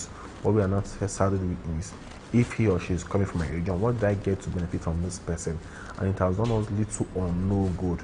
Why? Because we're not looking far. We don't look at what they are presenting to us. We want to just say that it's coming from the short-term benefits I get from voting someone from my own, and it itself has been influenced. Then coming back to religion has been something that we've been dealing with quite a time. Though we call ourselves Democrats in Nigeria, but has been something that we've been fighting in around the Nigeria system. So for religion, at some point we have to move from the pilgrimage to the north and the southern region. From there, we now move. If it's coming like what we just saw in last elections, we now have a Muslim ticket, a Christian ticket. All of those barriers has a way that affects how people vote in the long run. Because you look at it that I'm voting in for my Muslim ticket, my Muslim brother. I don't look at what is the policy the person is presenting, what are his agenda, what is it bringing to the front burner to help the Nigerian system. We are shy of those kind of conversations, but we just want to say that he or she coming to him. But and in the long run, you see that it doesn't have any way, because the same way I'm buying the bag of rice in the market, the same way the other person is also buying the bag of milk. There's no way they say, since you're from this certain religion or this kind of cultural background, your own market is different and my own market is different. So we all go to the same market, we all face the same economic factor in Nigeria, either downtime or uptime, we all face it together. And at the end of it, we are all in the shit together. What we can do at this point is we look at policies. What are the policies formulation that each person is bringing in? How are they helping to reshape the Nigerian system? If I'm presenting something that is far different from what we are facing. Apparently, we have security challenges. However, with the Muslim ticket apparently that was presented to us, has it solved the security challenges in far places like northeast or northwest? As the ticket presented to us, anybody coming to present anything to us, what is the benefit? What economic factors are they looking at to solve? What are they driving in to say that the nation itself will run against the migration of people from our country to? We have professionals who, because of the system in itself, has had to live best of hands are living our system, just to say that they find greener pasture. Why? The economic factor in itself is going down the drain daily, and then we are losing men who would have helped us to reshape in these countries. And when you go to the other time, they are doing well in their feet there. But why not here? Because of all of those buyers we are bringing in, or setting into our voting pattern. So those are the things we now look at to engage and re-engage our people. With the electoral reform, we are calling in strongly that the electoral reform bill should be passed, so that all of those niches, all of those gaps that we'll find, let's start looking for a way to fill in those gaps. Let's looking for a way that those gaps are being catered for. If you are going, let's know if you are going to technology based. Let's look myself as someone is voting somewhere in Olu, me in a village somewhere. I'm seeing that vote coming in real time. Not that someone will vote before he gets to the local government, the another vote is being presented to that person. Before he comes to the quota, you understand another vote. So all of those things need to be watched in good time, and then we see that we have a good structure around there.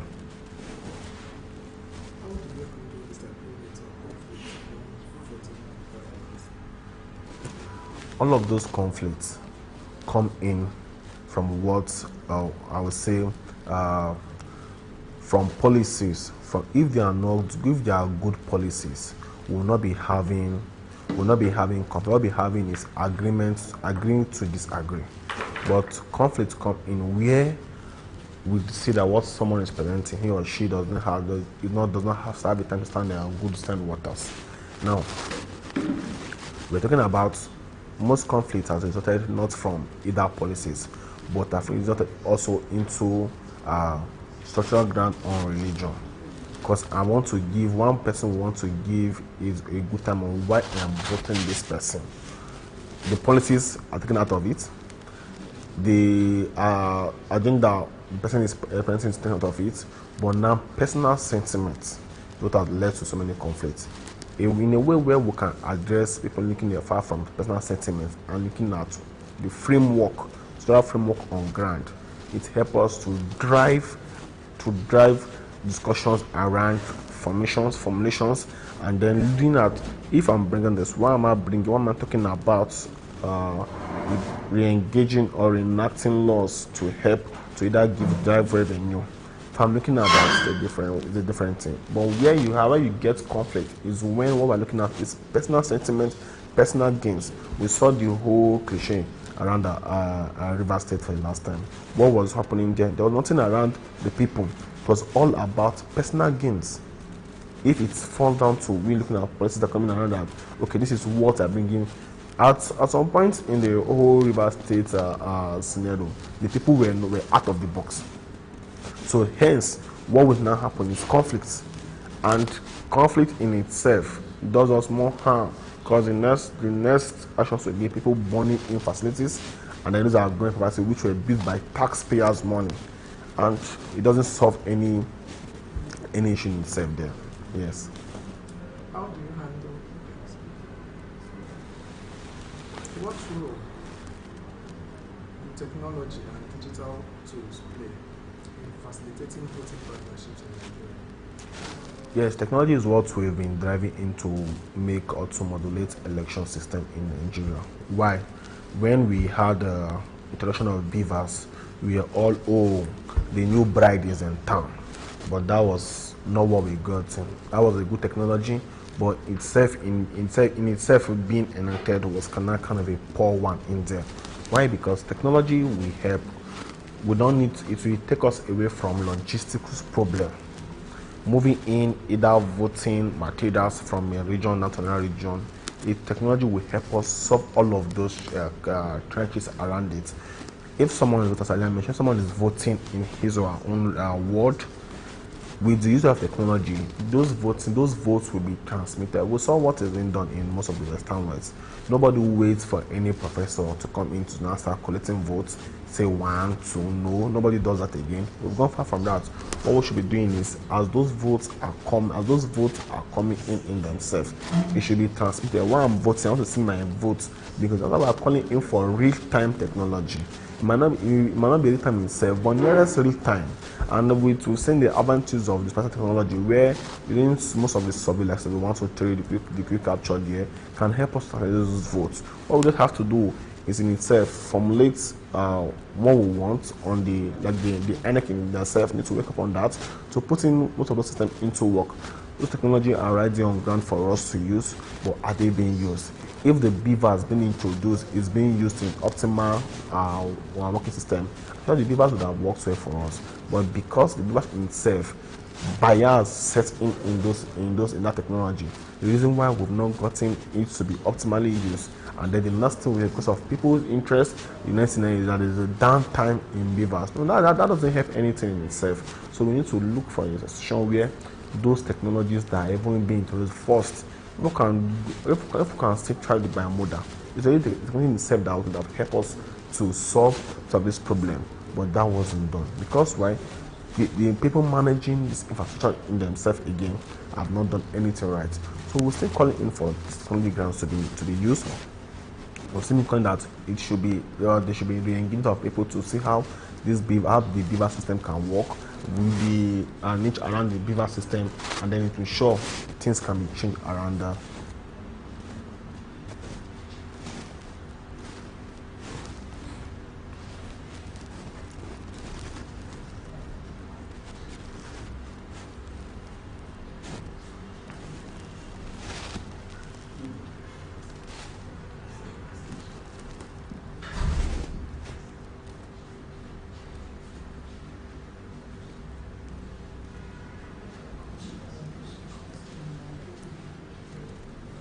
Yep.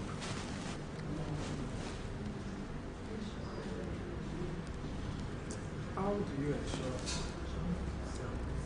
you ensure compliance with Nigerian electoral laws and regulations in a partnership?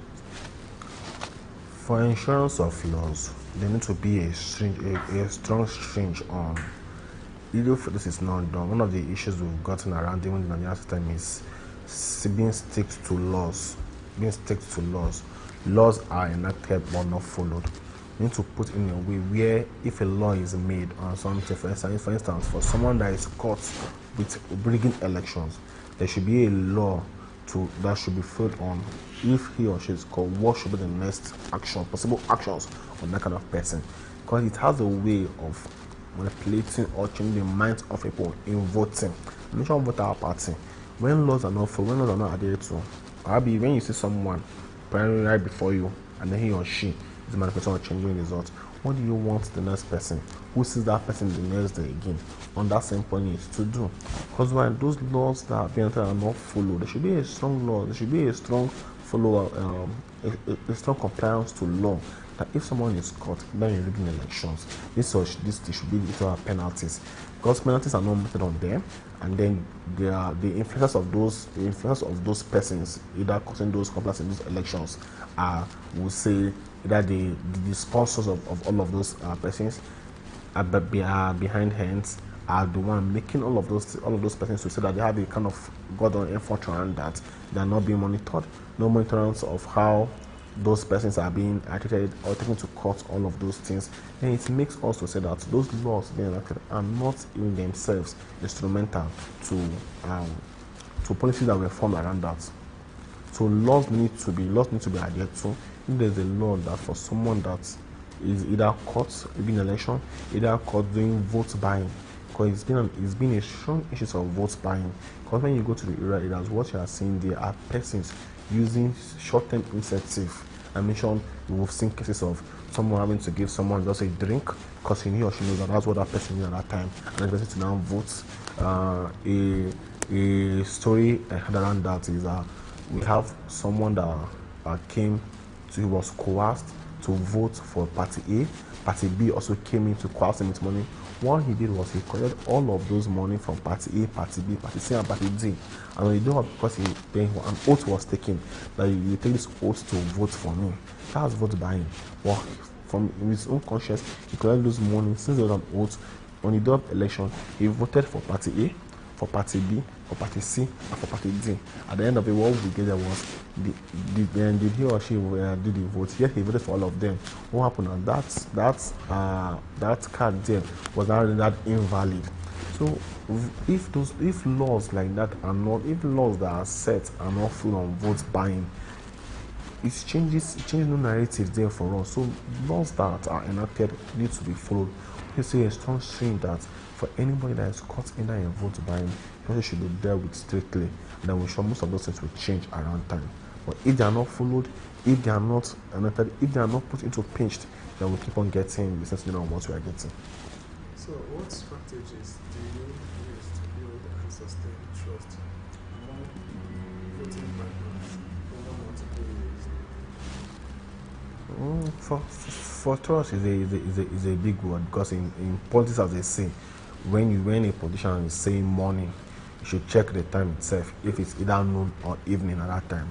So for trust, it has to do with individual people you are putting, because for electoral system, what we're seeing there is people having to put in what we call loyalty over trust at some point.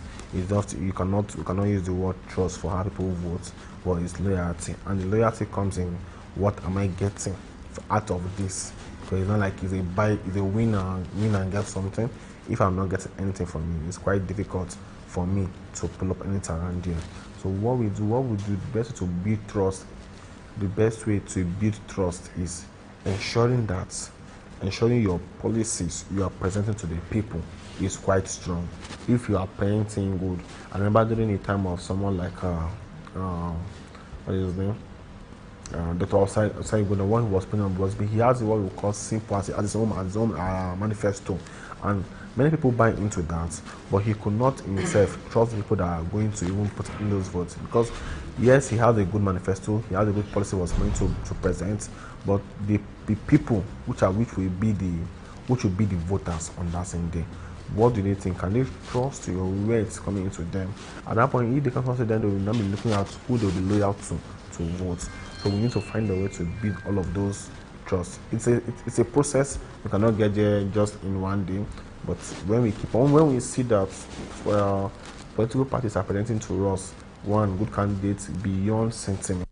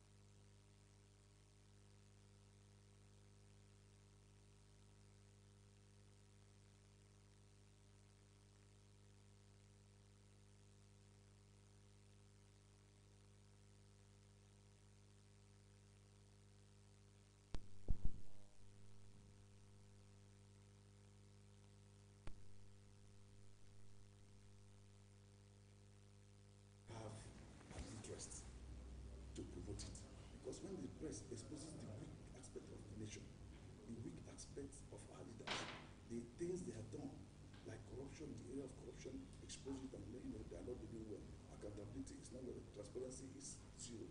So they will try by all means to fight it. Both the military regime, the democracy that you have tried to practice, all of them are interested in suppressing the press. So press freedom is very essential in Nigeria in order to ensure Nigerians are well informed, that they have the interest of doing that which they need to do, and they allow everything to go on speedily, naturally, and then understand that yes, this leader is doing well, this one is not doing well. Not this backed up artificial press freedom where they say, oh, unless you are promoted, you are assigned. That is when they say, oh, this is the press freedom that we want. No, press freedom is a situation where the press is able to report without being censored. So if they report without being censored, it is then known that there is press freedom. But when there is some dictatorial elements that make the press not to progress, every action that is taken, you see the government in power coming to demolish a whole television station because their reporter had done something or said something that is not favorable to the government. So it is with individuals. And then the police are the instrument that are being used to denounce, to deny, honor and freedom. So how do we get to the next step? If press freedom must be done, many of Nigerian journalists have been killed. Many are still incarcerated in several prisons. Nobody is to have them. And some of their original houses are very weak. They cannot handle them very well. So we think that press freedom is essential for governance, for the people, and for others that will be interested in information that concerns every aspect of this government, that whatever they are doing. So we believe that the press freedom will get to where we need to get to. That is what I know that press freedom can do for us in this aspect of ensuring that Nigerians are free, and that the people who are giving them this information, the 40 states, are also free to disseminate it. So without which nothing comes about that. Okay, thank you very much, sir. I will be asking you a few questions.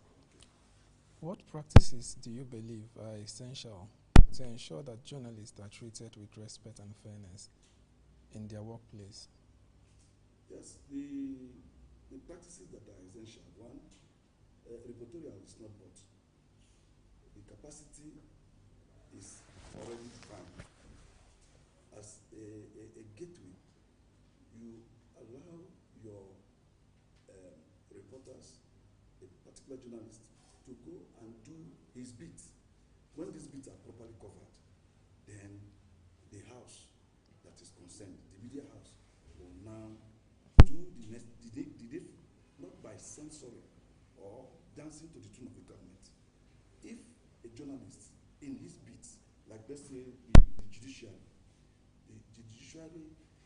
now is not doing its best, and you will notice that every reporter, a journalist that covers the judiciary, is asked to present his or her report before going to the press.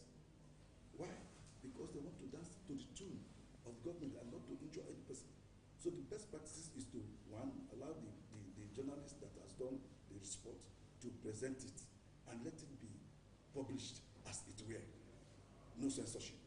Let the originality be there and let it be felt by these people. That is what will make it an enhanced report. So the media house itself has a role. When a news hits the newsstands and the people have heard it, and there is joy in the hearts of the public, it means that the house has to not only ensure that the journalist himself is protected, so that if there is no protection of journalists, then the media house has failed. And the remuneration has to be increased so that they will feel fulfilled and not to be bribed to say, oh, let us do the other side that will favor the particular particular organization or whatever that is ongoing within the system. Look at corruption. Nigeria is totally, corrupt.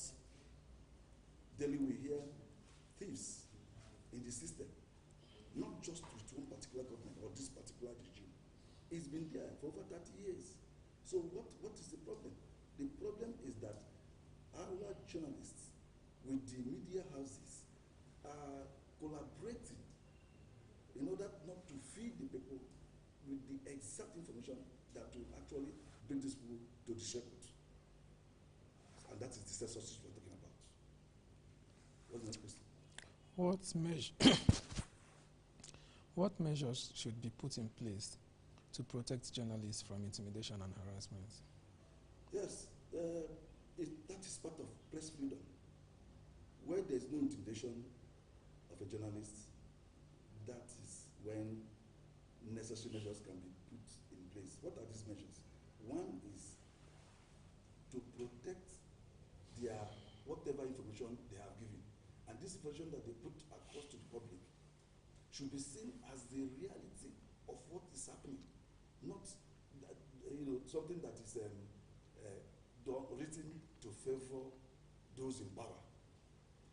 One, freedom that will encourage a journalist to write whatever that is seen, that is noticed, that affects the public, and the one that will actually make the public to react, not to protest, but to react and push out whoever.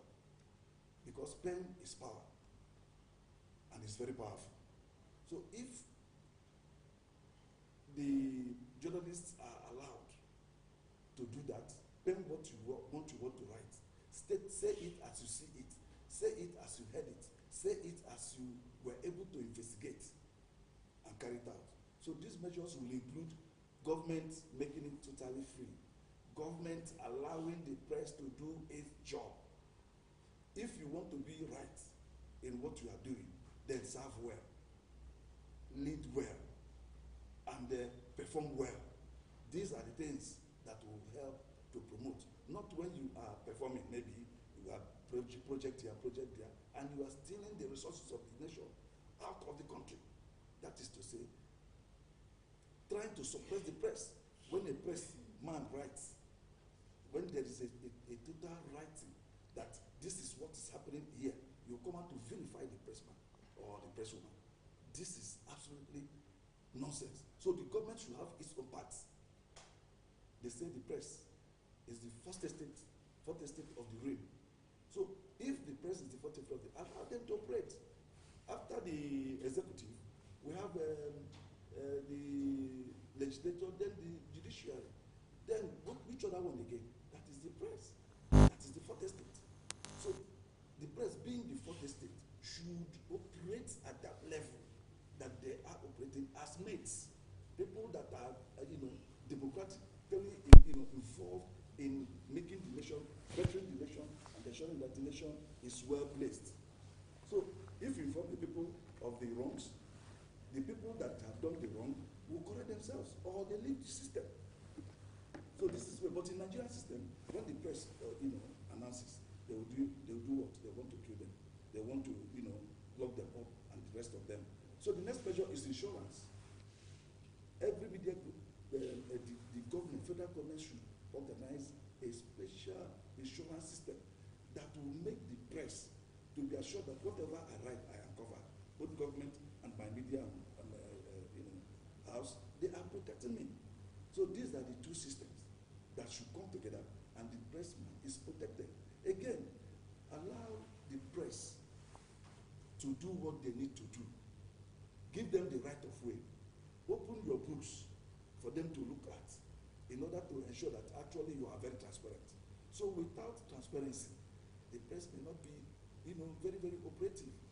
Look at what they say that the press should be doing. Okay, right before you are given any information. So if you have to have the right of information and you want to write the government, they will ask all their subordinates, don't release any information without my authority. And they will now put civil service rules that you don't have to talk to any third party without, if it's not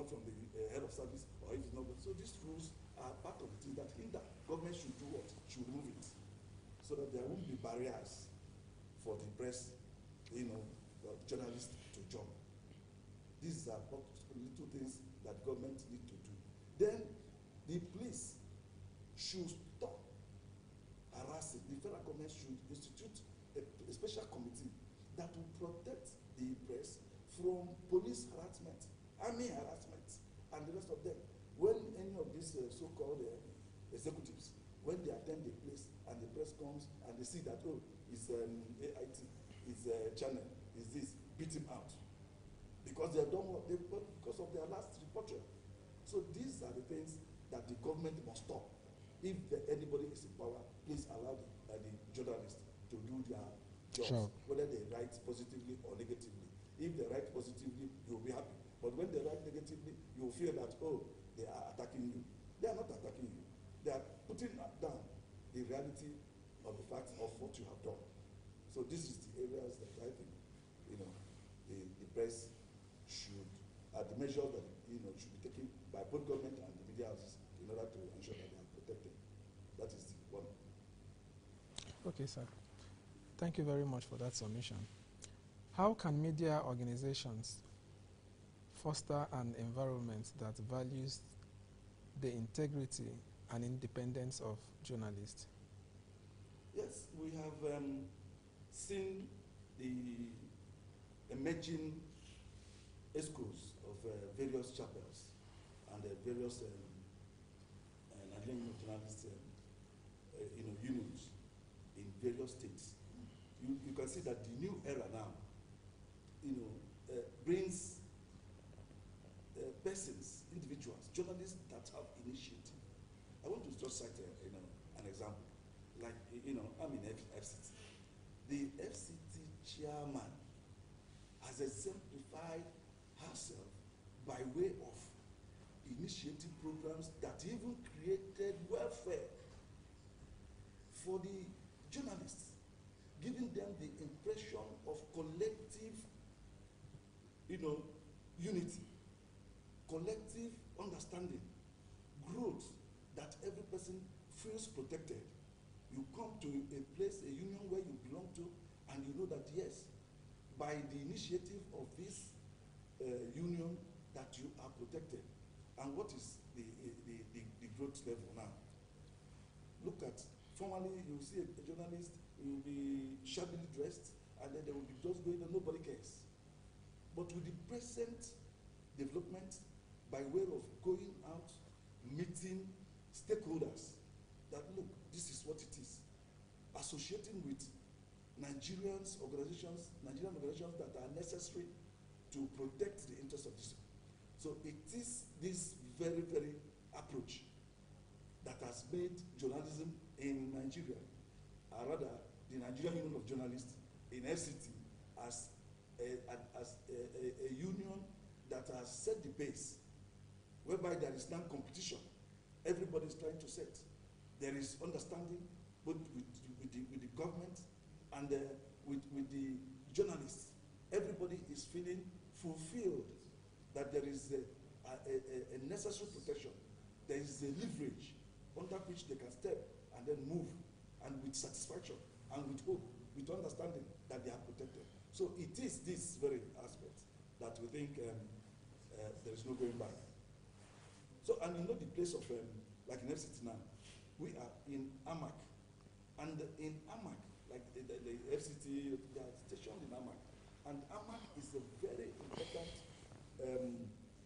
local authority that houses all the important government agencies. It houses the president. It houses say, call whatever you want to call. All of them are here. The headquarters are here. So, and now, the trend and the type of journalists that are coming up now are such that are full and filled with ideas that attracts all these personalities to comfort and realize, they are realizing now that without the press, we can go nowhere. So everybody is, angling to be associated with the Nigerian Union of Journalists. So it is very important that the welfare of journalists are taken care of, I understand that a committee was set up sometime that will create a leverage for every journalist to come down to the union and ask for whatever he wants, and he will be assisted with it. We have lost a lot of journalists, some of them out of ill health, out of this and that, but with good leadership within the union, something is now happening. The health situation and the of journalists is now like personal command. We have various medical sectors coming, NGOs, CSOs visiting, introducing whatever they have. And you can't come and then organize a press conference and where you come to lie, because the union will not allow it. And that gives good reportorial, you understand, by the journalists, so that you will not go to make fake news. You are not a fake journalist. So, and again, the system that is being introduced now has generated a new generation of journalists that are ready to ensure that they defend whatever they write and whatever they, and then the new media system now. These are the things that have contributed immensely to the growth of journalism. Okay. How can authorities or organizations address instances where journalists are not treated with respect or fairness? That aspect, you know, the word respect itself has to do with self-control of the journalists, how you present yourself, and then how you handle yourself. There are situations where journalists have been found to be fighting over black envelope, green envelope, whatever envelope they call it. So you see them. But it has been discovered that most of them are not real journalists. They are not members of the Nigerian Union of Journalists. They are just, trackers, we call them. They freelock about not being stable. They are not members of the NUJ. But if the authority disrespects, we have seen it, when an NTA official was manhandled by a certain government official, he was rebuked by the federal government. When an official of NTA was also assaulted, who is happened to be a respected NUJ personnel, that Nawoj president, Abi chairman in FCT, the Nigerian Railway Corporation had to apologize because the press were ready to naked him and put him to his level. She was here yesterday. Yeah? She was here yesterday. Yeah. She shared her story. She said that period was her proudest moment. You see the solidarity that was done. It was in every press until we brought them down to their knees. And then the railway authority was able to apologize. There is an incident of, the secretary of NUJ, FCT now. Yeah? He was molested by FCT police command. And what happened? Later they apologized. And they tried to become friends. And that did what? For malhandling him and for standing out firmly, that gave him an award by the NUJ. You know? So the authority must have no other choice but to continue to cooperate with the press. And the press is ready to cooperate with them if they are ready to do the needful. Press freedom, freedom of information, you write and they will prove it. But this one you write now, it will take how many months? It will take nearly 3-4 months before it's approved. And when you go following up, they will now caution you. Stop coming. When we are ready, we will call you. These things are not that we don't just give information as we want to know the information that you want. Then we'll stream it out for you. So it is not just a freedom of information just like that. No, it is not that way. So, but I thank God that journalists in this country are now understanding politicians, and they are following them with caution, and they are not ready in any way or form to patronize failures. That is one. And they are not to compromise their integrity, because they know that when you do good reporting that will attract public interest, you are a winner. You have an award already awaiting for you. So no journalist wants to joke with his precious work of serving the country, being a gateway between the people, the public, and the people. So that is what it is. Next question. So Nigeria is a wonderful place to be. Chief Charles, Yes. in your opinion, what role does societal attitude play in ensuring journalists are respected and fairly treated? Yes, the societal role is very, very, I would say, encouraging. Nigerian society does not like where there is an oppression or where there is humiliation of a pressman. They join to make sure that whoever that started a problem is humiliated. We have seen mob action because a pressman was beaten and slapped. We've seen mob action of the public trying to embarrass the executive or politician that initiated such a thing. So one, the society should be more concerned of getting the right news, and they also be concerned that their reactions should not be negative to the revelations, the exposures made by A journalist.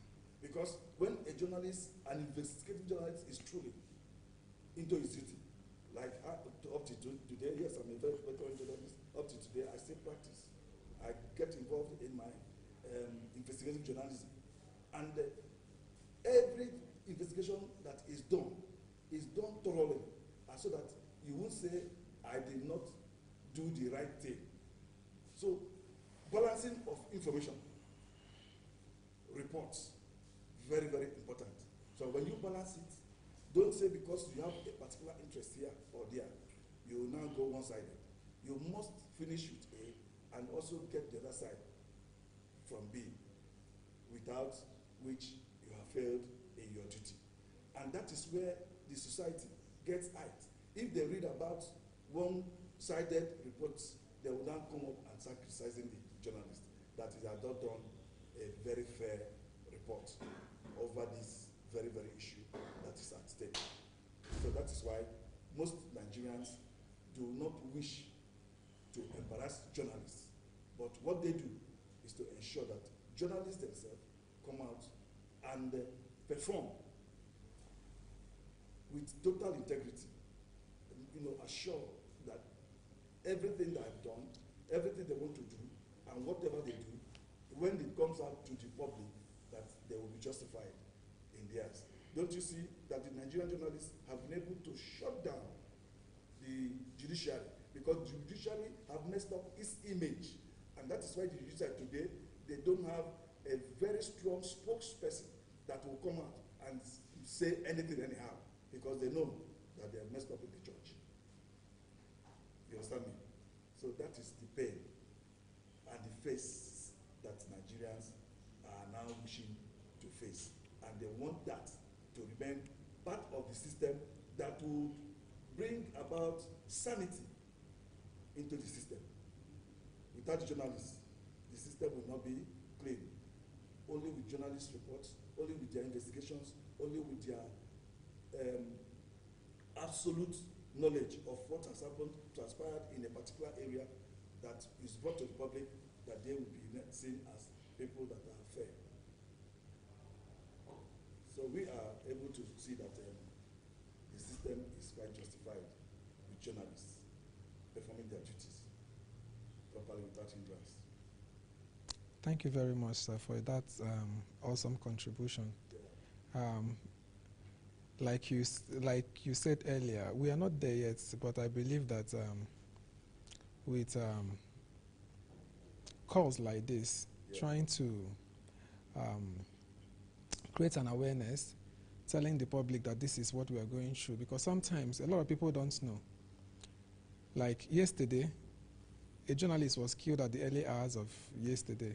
A reporter with Arise, Somto Chukwu. Yes, Somto Chukwu, yes. You understand? So nobody, amen, nobody can say the exact thing that happened. A lot of people are saying it's hired assassin.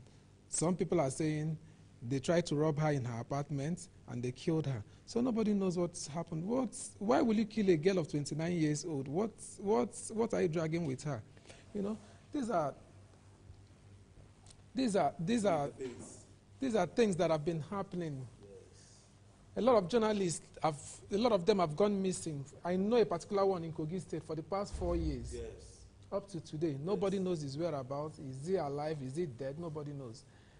On the course of this event yesterday, somebody came here and I granted him interview. He said his editor-in-chief was arrested for the past 1 week here in Abuja. Nobody knows where he is. No phone call, no contact, nothing. For how long will things like this continue? If you don't say a word, you will die. It's better you say something. If at least your words cannot make an impact, at least you yourself, you know that you did something, you made an impact, you tried saying something, than just sitting and not making any move. Yes. If you say something, you will die. If you don't say something, you die. That is Dino Marais. So it's just better we come together in solidarity and make our demands known to the government, because, and the most painful part of this thing is that it's still people who, security agencies in the temple of justice, who perpetrate this evil act. They are still the one who harass journalists, intimidate them, and some of the thugs that work with politicians. Yes. You know, this nonsense has been on for a very long time, but I believe that we'll be able to correct those narratives with time, with the attention that these issues are getting at the moment.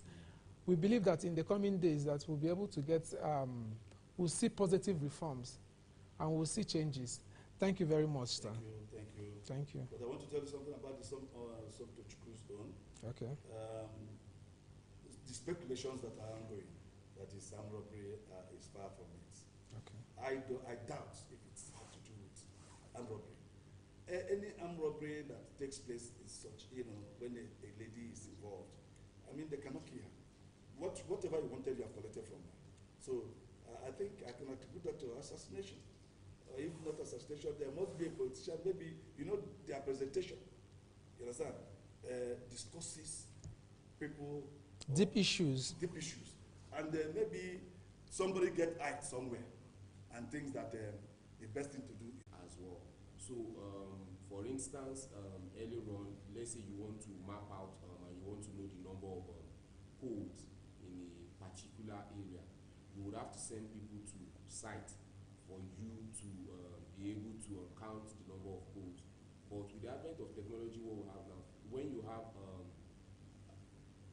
an high resolution satellite imagery of that particular area, or with drone now, you can actually fly a drone over this particular area, get an area view image of that particular area, and you're able to count and know the number of poles that are actually available in this particular area. And if the images that is actually gotten is actually georeference, or you decide to georeference it, even moving out of the utility network for urban planners, you can use it to know the number of buildings that are in this particular location.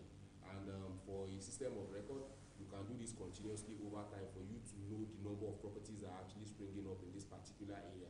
So over time, you can know the pattern of development in this particular area, where it is tilting towards, like where it started from, where it's tilting towards, and then you can even use it to actually know if maybe like the master plan is being followed, which is part of what you can see presently going on within the FCT, where there are demolitions, because you can see that some areas that were actually noted down as green areas, you now find people actually putting permanent structures in this particular location. So it's due to the help of technology that we're able to see this now presently.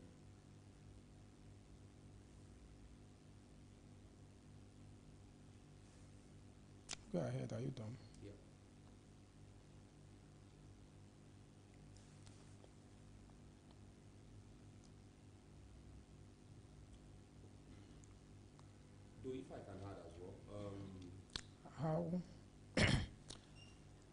how has technology transformed everyday life in modern society? Okay, yeah. To be honest, in a lot of ways, though there's a positive and there's a negative aspect. The positive aspect, just like I've explained earlier, prior to this time, when people wait over time to see maybe like within a certain period of time to, so I'm relating it to agriculture now, to be able to know if maybe this land is actually fertile enough for you to be able to plant crops there. But now with the advent of technology, you get to find out that with certain data, once these data are collected, you can actually carry out analysis for you to be able to know if this place is actually fertile enough for you to be able to carry out this particular farming activity that you actually want to do. So the negative aspect of it is due to advent of technology. You can see like in recent times, fraud is starting to increase the rate of fraud, because people now take advantage of other people that has maybe little knowledge about how technology works, or if one doesn't actually have enough time, or you don't know how to be able to follow trend, you tend to find out that people now send out emails with links for you to be able to fill certain information there that they can actually use against you. But from my own view, or from my own angle, it's actually technology has actually is actually more positive to our everyday life if we use it rightly. For instance, within the military, prior to this time, or let's say security in general, prior to this time, you tend to see that when you want to report a crime, you would have to call, or you have to look for a way to be able to signal the security agencies. But now, you can actually, with the advent of technology and geospatial technology the way it is, you can actually raise or flag or report a particular incident, and that particular incident will actually note down your location, which makes it easier for the security agencies for them to be able to know where you are, and they are able to act on time. And relating it to the military now, with the advent of drone, it allows them to be able to man or like monitor borders easily as compared to what was before to our everyday life. Likewise, when you look at it in general to even what we do daily, because technology is what brought about the mobile phones that we're using. Earlier on, for you to be able to reach someone in probably maybe the next state or even the next local government, you would write a letter, take it to the post office to go and post it, and then the person will actually need to go there to go and actually pick it up.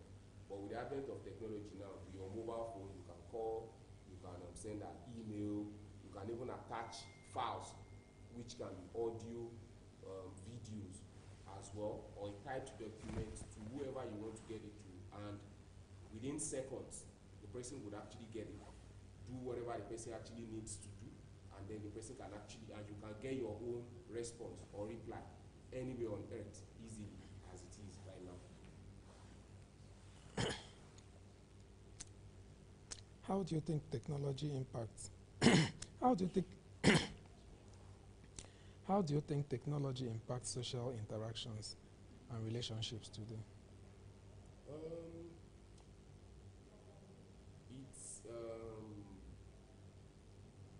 It aids it in so many positive ways. For instance, within countries now, just like as I said earlier on, you are able to reach out to people easily in another country within seconds, which wasn't there before. With the way technology is now, earlier on, let's say maybe someone is kidnapped, adopted, or let's say maybe due to slave trade, how people have moved from one country to another, you tend to see that people will actually lose their roots. You don't know where you're from. Yeah, you are black. where are you from particularly. But now with the advent of technology, with certain samples taken off you, and with the record that exists, they can actually do certain analysis for them to be able to narrow down your route, where you are actually from. Or if, in fact, it's as good as knowing that you are even, how do I want to put it, you are from different races, probably maybe you are mixed. So generally, like, it has aid interaction socially, like for globally, like for everyone. It makes it quite easy.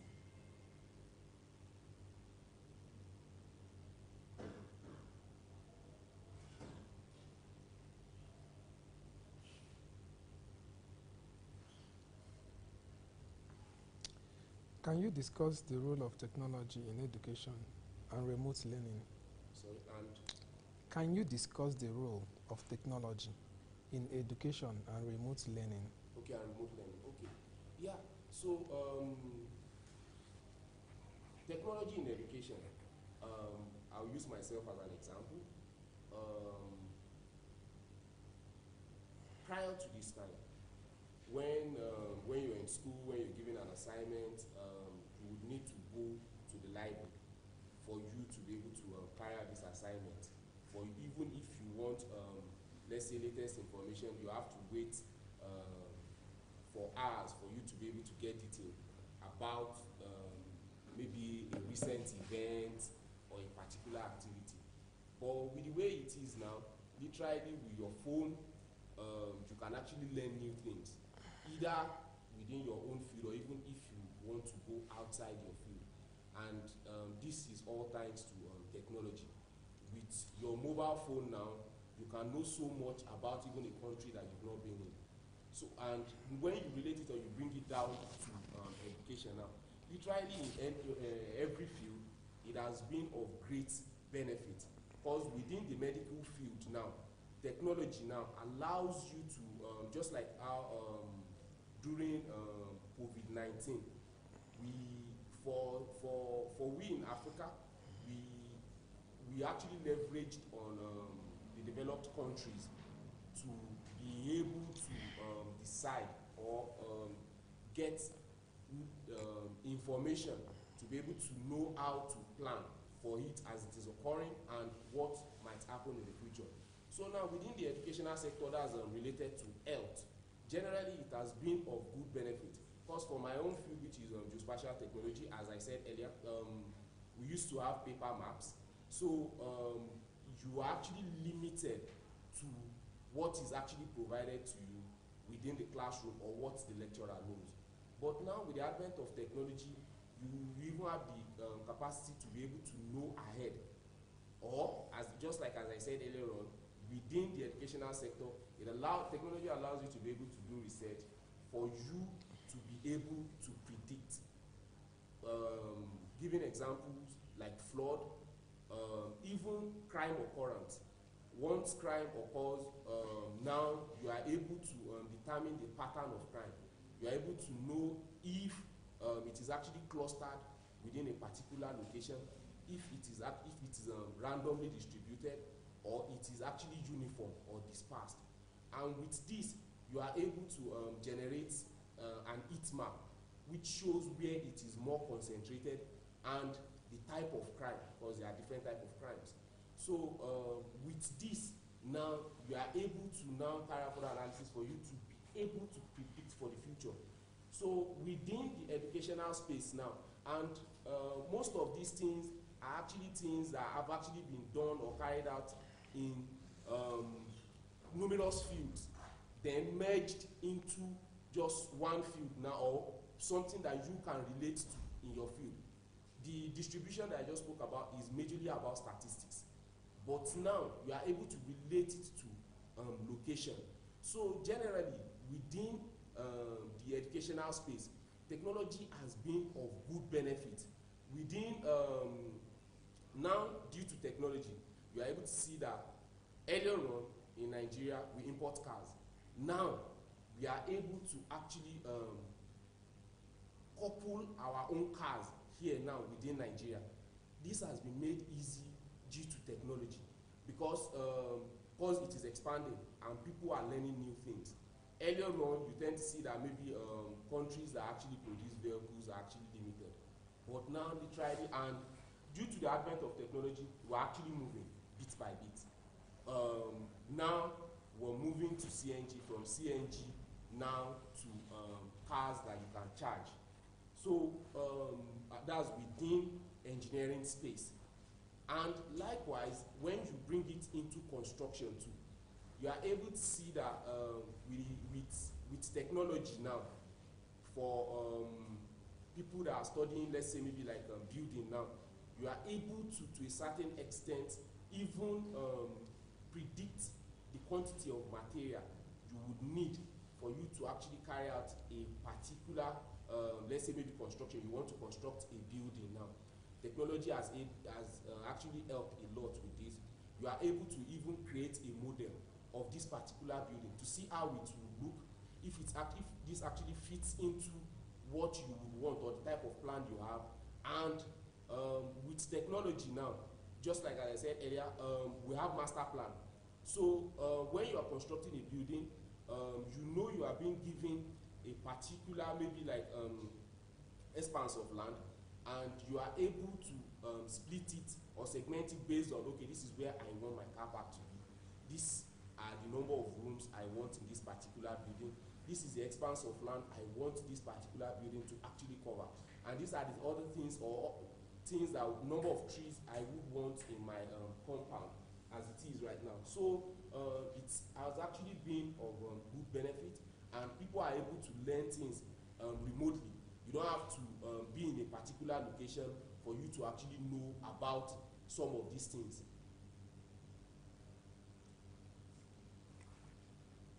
In what way do people use technology to manage their health and wellness? To manage health and wellness, right now as it is, we all have our DNA and how we're structured. So what I mean by that is, you as a person now, with technology, you earlier on, before now, let's say within locally, as a Yoruba person, they will tell you we have Abiku. Abiku majorly means when you give birth, the person will die, and then they will tell you over time that maybe we predicted that this person is supposed to give birth to maybe like 20 kids, but this person is destined to have 2. But with recent technology, it has now been found out that most of these things have to do with your genotype. When an SS patient marries another person with a genotype of SS, definitely there's going to be an issue. But when there's a proper match or a proper fit, or probably an AS person gets married to an AS person, and the S is dominant, if they give birth, they will likely give birth to an SS patient. But luckily, if at a particular point in time, if they're able to give birth to an AS genotype, you tend to see that person will live longer. This is based on technology. Technology as well allows you to be able to know that you are allergic to certain things. For some people, they are not. They are allergic to peanuts, which earlier on in the days, probably when you eat peanuts now, they will tell you probably your neighbor has poisoned it. That's the reason why you are feeling the way you are feeling, or because your eye is swollen. But no, it's because you are allergic to a certain thing. And with it now, we have MRI machines that can actually take a full scan of your body to be able to know maybe you have issues with certain cells in your body. And with this, it allows medical doctors to be able to know what is wrong and how to be able to treat you. Prior to this time, let's say after there's an accident, no X-ray. They just determine by pressing maybe certain points in your body to know, do you feel pain here? Do you feel pain here? Not actually putting into consideration. In fact, most times they just look for where there's blood on your body, but there's what we call internal bleeding. It's not necessary that it is only blood that you can see with your own physical eye. That is the only injury this particular person has. So over time, technology has helped, and part of it as well. This is some of the reasons why we're going to the gym. prior to this time, what we believe is a fat person is an healthy person, and that's a rich person is supposed to be fat, and that's what signifies an healthy person. But in recent times with technology, we now discover that no, in fact, you being fat is actually not healthy for you as a person, which is the reason why people are actually eating the gym, for them to stay active. And this, you are able to sweat, and over time, you tend to see that the rate at which or if people get sick, you don't get sick that often, the way we used to do before the advent of technology now.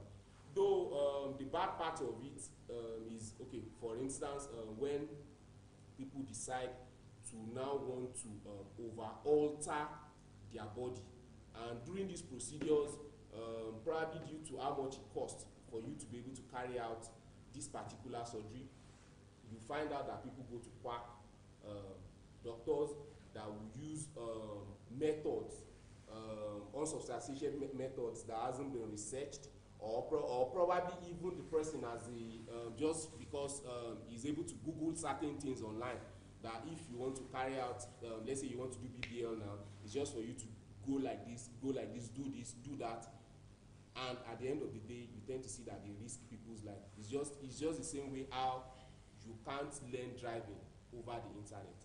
You have to be able to do it physically. You have to be able to be trained by an expert for you to be able to carry out these particular procedures, not just you Googling. And the painful aspect is some of them, even in the process of them searching online for certain things, they don't actually search for even the full information.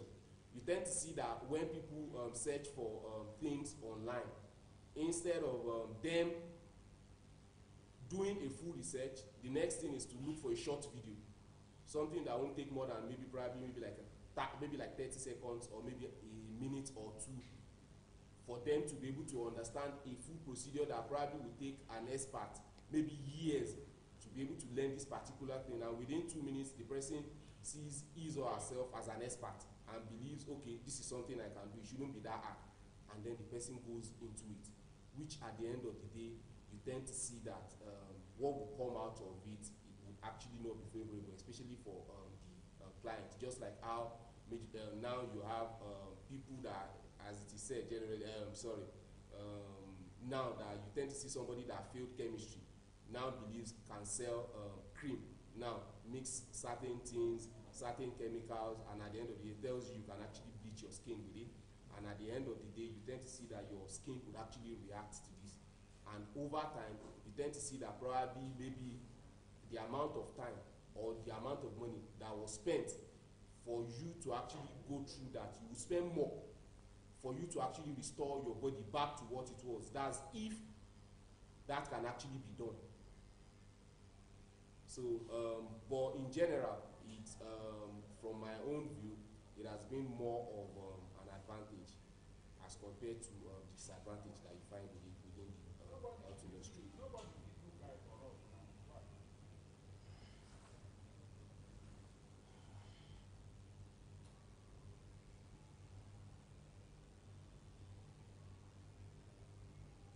What are the potential risks associated with the increase of reliance on technology daily? Okay, yeah. So there are actually numerous risks. Looking at it from different industries, the risk that are there is this. For instance, now within, let's say within our own country here now in Nigeria now, we have ATM cards for you to be able to withdraw money, which has made it seamless as compared to what was done before. But now, the risk with it now is that with your ATM card and your life savings inside your pocket, someone can actually acquire an high-end scanner that the person will take close to you using NFC, and if the person is able to capture the details on your card, they can actually withdraw your life savings, which actually has a negative effect on you as a person. So more so, you tend to find out that, okay, just like as I have noted earlier, within the security industry, as the security agencies, as they are actually using modern technology to be able to fight crime, so as well are the criminals too, upping their game in trying to look for a way to be able to evade these security agencies, in not being able to catch them while in the act, or even after actually committing or perpetrating this act. Part of it is Bitcoin that was actually introduced is actually supposed to make things actually seamless for us as people, but you tend to see that people are now using it in a way to be able to launder money, and then you find it a bit hard for these monies to actually be traced, because this particular money are actually moved within seconds from. So if the security agencies, if they are not up and doing, you tend to see that at the end of the day they tell you, oh no, the money has been lost, we're actually unable to trace this particular money. So these are some of the risks involved, and as I said earlier, you tend to see that someone would believe something he has learned over time using a particular thing. Let's say maybe like you googling something over the internet, you believe you are now an expert and you are able to advise over it. A journalist that has gone to school for numerous years and understand what investigative journalism is about, that okay, so you need to get information from all sides. Just because someone has come out and the person has decided that, oh, okay, I was robbed, or probably I believe this politician is corrupt. You as a person, because due to you have technology in your hands now, on your mobile phone, the next thing is for you to go online and categorically post there that no, this person is a criminal without any evidence. And at the end of the day, this person is arrested and taken to court and is asked, the person is because someone said, but you are not an expert. You're supposed to, even at best, you as a person, if you're supposed to look for an expert and okay, so this person said this particular person is so. You can actually, if you know it's a field you're actually interested in, there's what we call an expert advice, whereby an expert can actually, okay, you can go about it like this. The proper thing is probably you inform let's say maybe like EFCC now that okay, probably this particular person, I believe is a fraudster. He has so many numerous properties, doesn't go out, doesn't do anything, he's always sitting at home. It is now the mandate of the EFCC now to investigate this particular person, because this person might actually be working remotely. It's not compulsory that you see this person actually going to work. But with technology now, the next thing is you can even snap the person unaware and post it online that, oh, this person is a fraudster. Just because you see inside his compound, he has 5 cars, and you see so many people coming in and out, greeting him. Probably they might be his family member. He's not a fraudster. But because you have technology in your hands now, you just snap that person's face, post it online, and then you tarnish this particular person's image. And it might be an image that this person has built over years. He might have spent, in fact, some of these things, it might even be a family legacy. Maybe probably this person's dad is a politician and is a very popular politician, a successful one at that. And over time, after maybe when this person actually maybe is living the limelight, he brought maybe his kid or is into limelight, probably maybe through a particular business. And the person keeps this business afloat, and this person is popular based on this. But due to the advent of technology, probably maybe due to one thing or another, probably the person is sitting in an airport and then you see him probably holding maybe, I don't know, a white case or something, and then you snap him and the next thing you say, no, this person is actually smuggling drugs because I met him at the airport and he's carrying a substance that you are not sure of what is actually, or a case that you're not sure of what is actually inside this particular case, and then you just jump to the conclusion.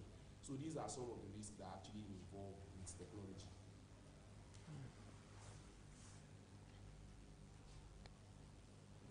All right, just one last question, then we'll round up.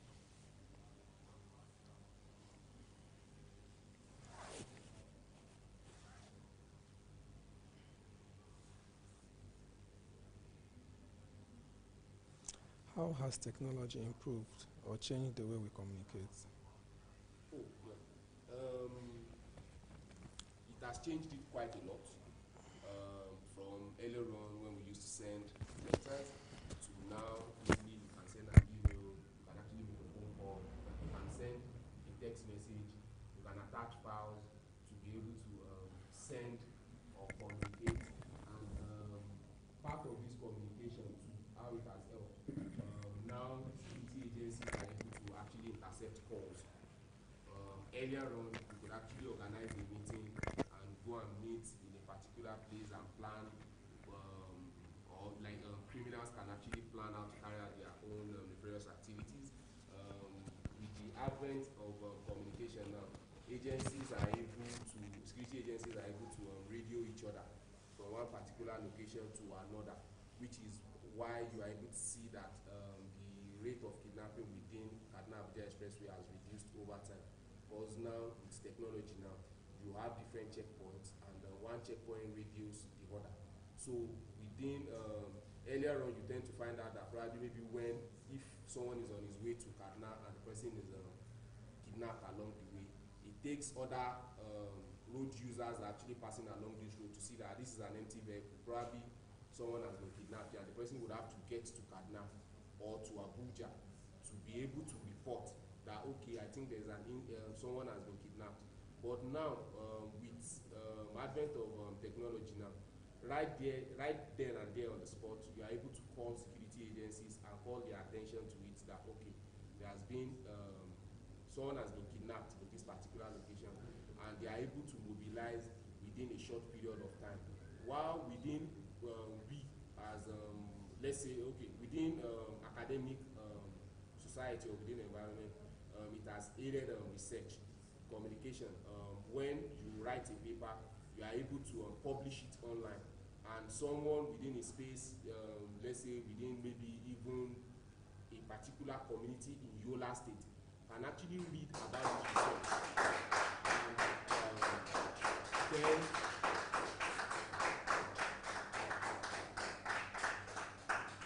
And then they are able to look for a way that they can actually replicate this research and see how it can actually be beneficial to their society. Thank you. All right, thank you very much. Thank you for having me. Thank you.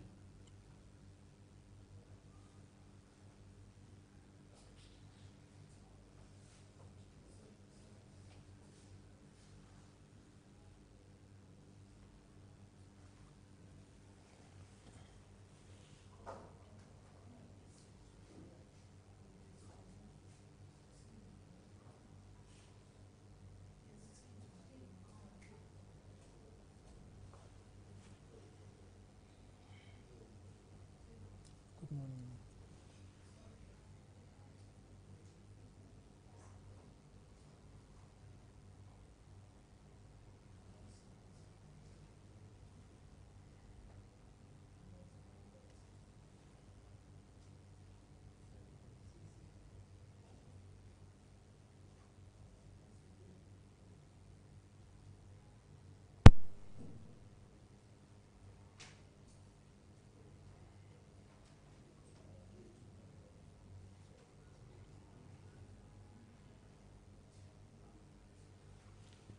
Thank you very much for honoring our invitation.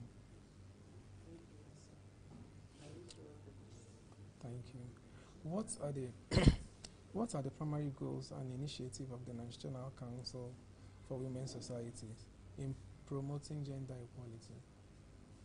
Yeah, the National Council of Women's Societies, which was founded in 1958, has some agenda of promoting women educationally, health-wise, and then gender-based violence to be reduced, and then to equip them with skill oppositions so that they can find their feet and put in their best in the national development.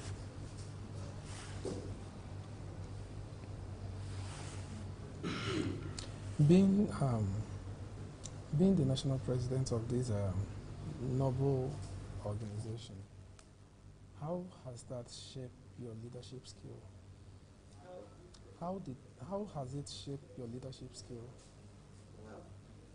As I earlier told you that is what we do. So over the years, of which now I've joined the council almost up to about 40 years, it has shaped me greatly, and I'm a woman vanguard now propagating the same gospel for others to join in, because we are multifaceted, and in every aspect it is that is to do with women in Nigeria and abroad, I can put in my best and mentor others to know what it is, so that like that we continuously grow.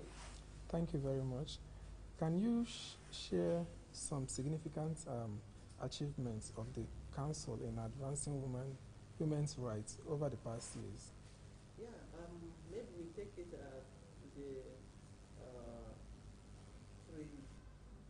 pre and the post development of Nigeria. Okay. You know, NCWS coming in 1958. There were women then before the independence of Nigeria in 1960. Women like Margaret Akpo, women like Olufomi Ransom Kuti, they have advocated for women's rights. So politically, they have advanced women over the years, even before Nigeria got her independence. And at independence, we also were able to have the first female senator, all because women agitated for it right before the 1960s. And gradually, geometrically, we've been growing over the years. And today, Nigerian women can stand and say that there is steady growth in the development of women, in that we are even able to bring in 37% of our GDP, because we are resilient and we are businesswomen and we are also farmers. Okay. How does the council collaborate with the government agencies, NGO, and other stakeholders to promote women's development? Yeah, the National Council of Women Societies, NCWS Nigeria, is multifaceted. So there is no aspect of the society that we do not touch.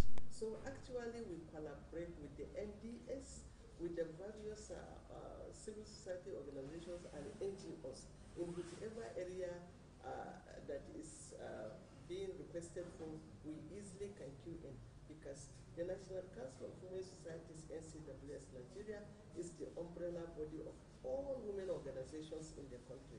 So let's take, for example, the women in the medical sector. When they have a program they want to join with us, so we partner with them and we execute that same program, because our structure is well fixed, such that from the national to the world level we are there. So whichever group we can work with. And the government also, where they feel we work together, like in agriculture, we join hands and do together. Same with the civil society organizations. Some they bring in sponsorship and they tell us the program they want us to execute together, and we do so. What role does education and awareness play in the council's initiative, and how are these efforts being implemented? As I've told you earlier, founded in 1958, that was one of the major cardinal things that the National Council promulgated, that every Nigerian woman, every Nigerian girl needs to be educated. And that is why we even venture into adult education, because maybe before that period, along the line, the woman was not able to go to school, so we organized adult education so that she can know her right from left and she can defend herself anywhere she goes. And so with the girl child, we have promoted education such that Nigerian women are well educated today. Looking ahead, what are the key priorities and plans for the National Council for Women Societies in the coming years? Priorities, you see, I'm the 16th national president of the council. Right from the onset, as I told you earlier, we are for empowerment, national discourse, to educate, to defend the women against gender-based violence, and to make them realize who they are, so that as time goes on, we'll be liberated of where we are now.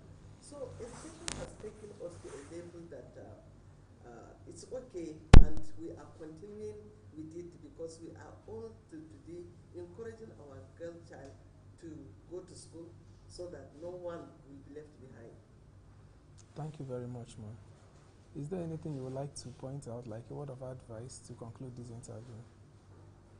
About it, yes. Yes, generally. Yeah, I just want to seize this opportunity to make a clearing call to the whole populace of the country that women are key. As such, Nigerians should view women as such. And so on that note, we are seeking for the special seat belt. Let it be passed. This can help the few women that have been educated are just there, are not in one thing or the other thing. And it will encourage the young ones to actually proceed with their education as well, because they would have seen those that have gone before them, how the government has taken care of them, how they have prospered politically and their needs being met. So when you talk to the young girl, go to school, she will see you as a mentor and say, actually, it's good, let me go to school. Because women are there, we are resilient, and that resilience has brought us to where we are today. So let us not just be, let us forge ahead and make sure that women have this 35%.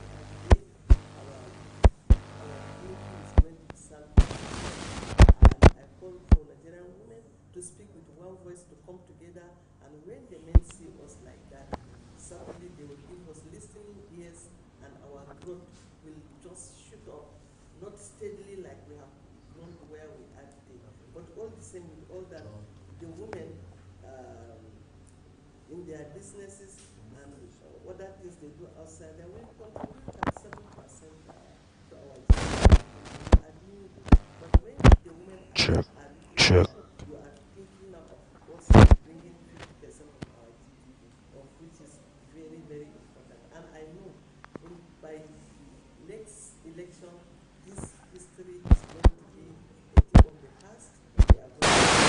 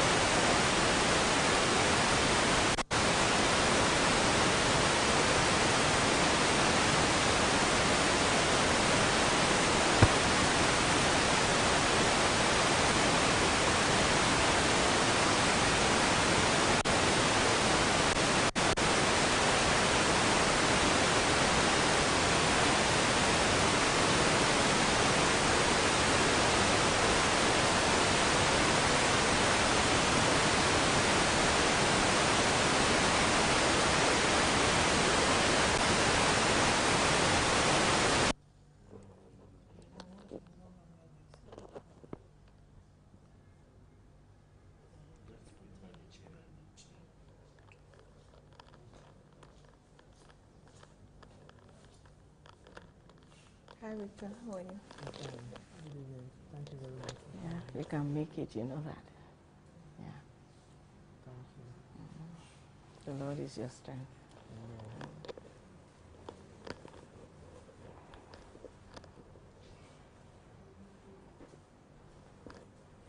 Can you briefly introduce yourself? My name is Mabel Adinya Ade. I'm the Executive Director at Adinya Rice Foundation. It's my pleasure to be on your interview. Thank you very much. I feel, to me it's more than a pleasure. I feel honored having you here. God bless you. It's a good cause. The issue of press freedom has been in the public space for a very long time. One of the reasons why I'm attempting this record is to advocate for press freedom, not just in Nigeria, but for Africa, across Africa, where journalists are being intimidated. Nigeria here is not really that too much, but there are some African countries where it's like a campaign. So, do you really think that the journalists are really enjoying that freedom of press in Nigeria? First of all, I want to commend you for taking the bull by the horn. This is a conversation that is a no-go area for many people. And that is because Nigeria has enjoyed democracy consistently,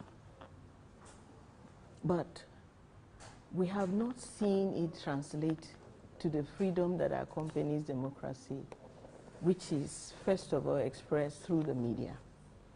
And that is because we do not have press freedom. And I say this because back in the days, the press will be the first to go out and bring out issues relating to injustice. The press will be the ones that will go out and let people know that something is happening in this community, that community, or about this issue. I mean, look back to Dele Giwa. Nigeria used to be that vibrant in terms of press freedom. But with democracy, we have seen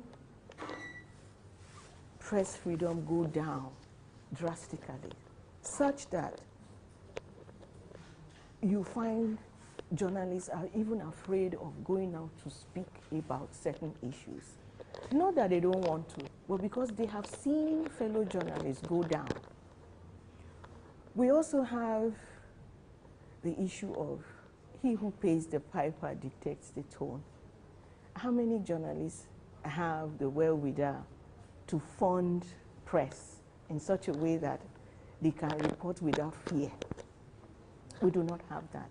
So economically, journalists are, they are muzzled to a point where they cannot express themselves because the owners of the media houses they run will tell them this is news that you shouldn't, this is something you shouldn't talk about. I listen to radio, I hear journalists interview people and they say, look, that's a no-go area, and they cut you off because they don't want to lose their jobs. So press freedom is something that everybody should advocate for.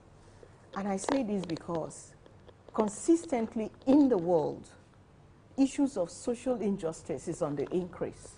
Is it in America? Is it in France? Is it in Nigeria?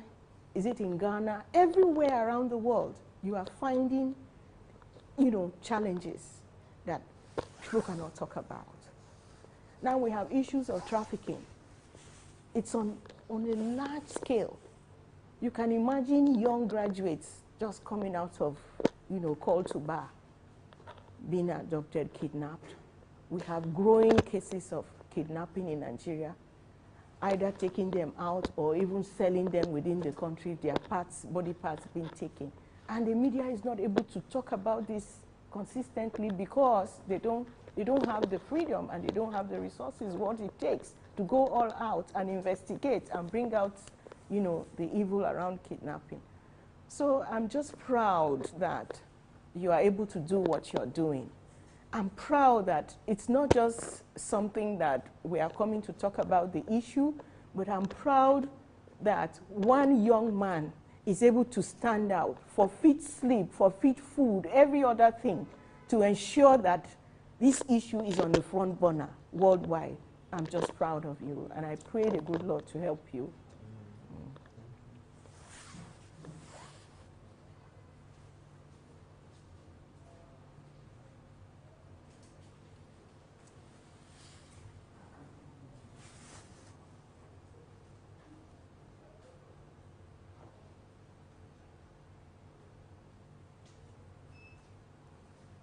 What are the primary goals and mission of your NGO?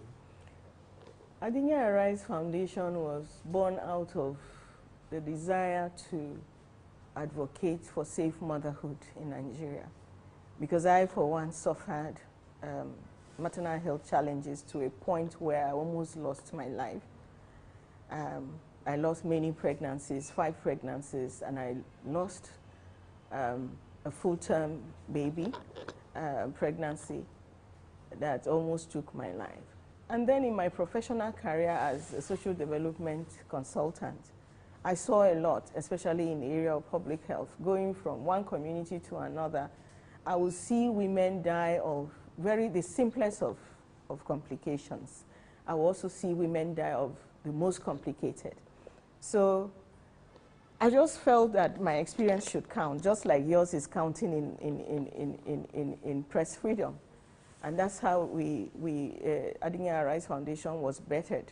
So what we do is advocate not just for safe motherhood, but also girl-child education, women empowerment. And we also do quite a lot of policy issues.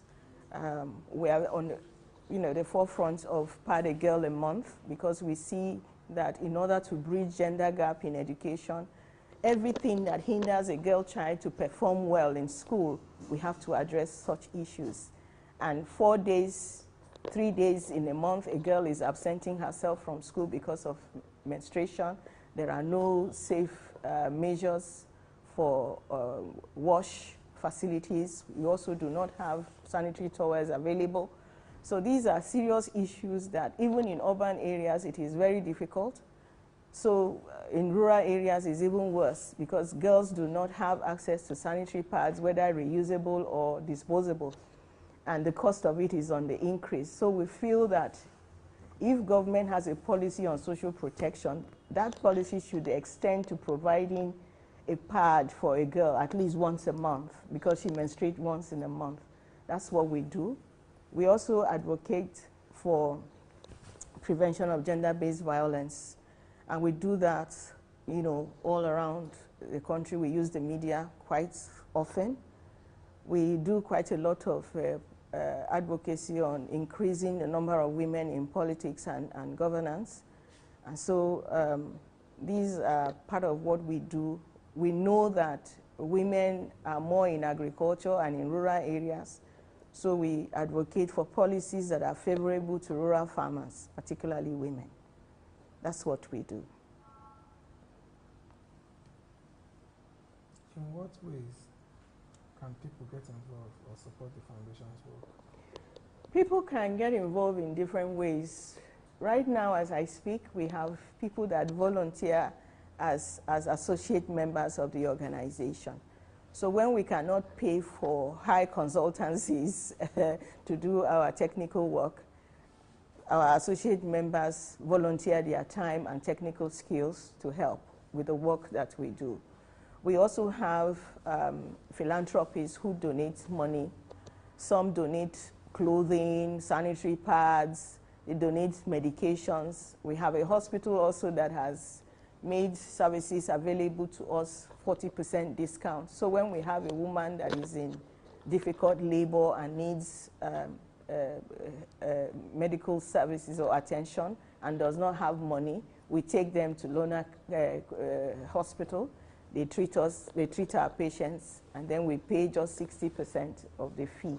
So there are different ways people can support. We also have a pool of young people, including young men and girls, who come in to not just volunteer, but some are interns. And being interns, they also contribute their services and time to the work that we do.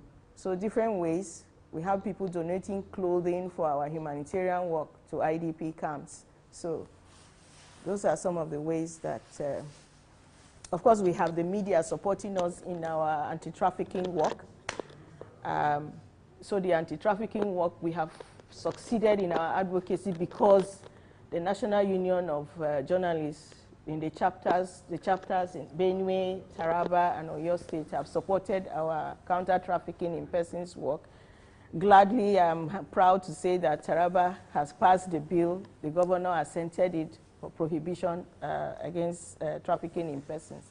So these are different ways that people can support the work that we do and the kind of support we have received from different people. Yeah. From what I'm seeing here, you've done an amazing work, and I think I would like to get involved. I also want to be involved. Thank you so much. And I think after the marathon, I'll get your number, then I'll have to contact you directly. We'll talk more. Thank you so much. I will try to be here when this marathon is ending tomorrow. All right, no problem. Yes. Thank you very much, ma'am. Yeah. I'm proud of you. A handshake. Bless you.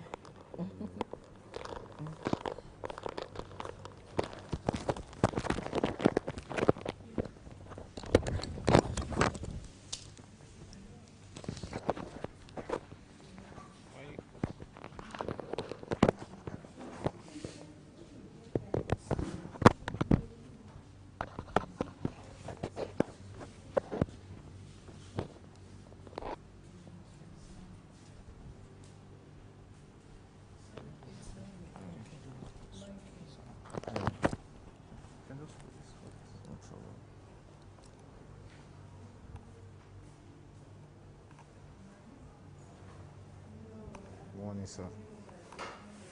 Good morning, sir. Yes, sir. My name is Toluwameke. Okay. Yeah. I'm here to talk about transport. Sorry? I'm here to talk about transport. Okay. Yeah. Inside the transport world that we are doing now,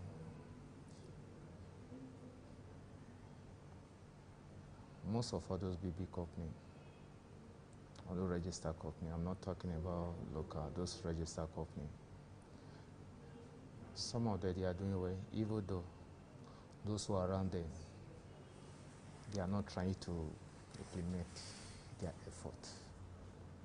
So I want many of those so-called, who call themselves boss, to look into it.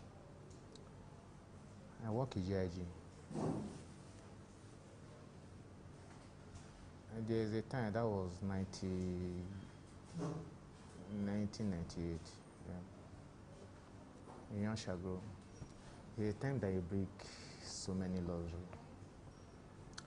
Then you now call everybody, most of all the drivers, and now call them. You have been working with me for so many years. What have you done? Those who say, okay, I build a house, I have family, I have a boss, you say stay aside. There are those who said, since I've been working with you, I don't have anything that I've made in your company, we say stay this way. Then you now call those who call themselves as doctor. How far? Do you know how to drive? You say yes. How about you? Do you know how to drive? You say no. Say okay, stay this side. Those who say that they have made profit for the job that they are doing, say okay. You that you say you know nothing that you made since you have been working with me. I say okay. Your conductor know how to drive, yes. I say okay, you take the bus. Then you that you say that you have been working with me like 20 years, 15 years, you have nothing that you achieve in my company, we sack you. I also want most of all those big companies to implement those things. Like here I'm working in GIG, although the man is trying, at least, if I'm not mistaken, you have like 100 countries that you give post to. They are still working on that, then say, okay, you'll be working under a company, then after you load, they have some percentage that will take it, so you say, okay, take this one. At the end of the month, the money that you make, they will calculate everything. The one that is below to the company, they will give you. The one that belongs to you, then the captive they will give you.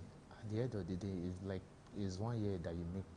It's like, if now is now 1 year, you take complete the money, they will give you. If now 2 years, you take complete the money, they will give you the boss. You go, you say, okay, you go. If you want to remain in the company, carry the boss out of the company, they will still remain, they will give you another boss, they will still they work.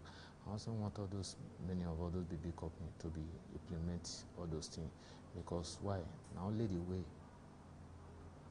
where we say we feel common poverty for life, maybe that.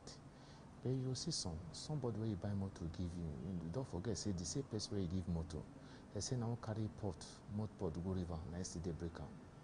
Then you buy motor give person, you use them. After you don't balance the money, like you go fit be say you buy motor 100 million, you don't balance the money like 2 million.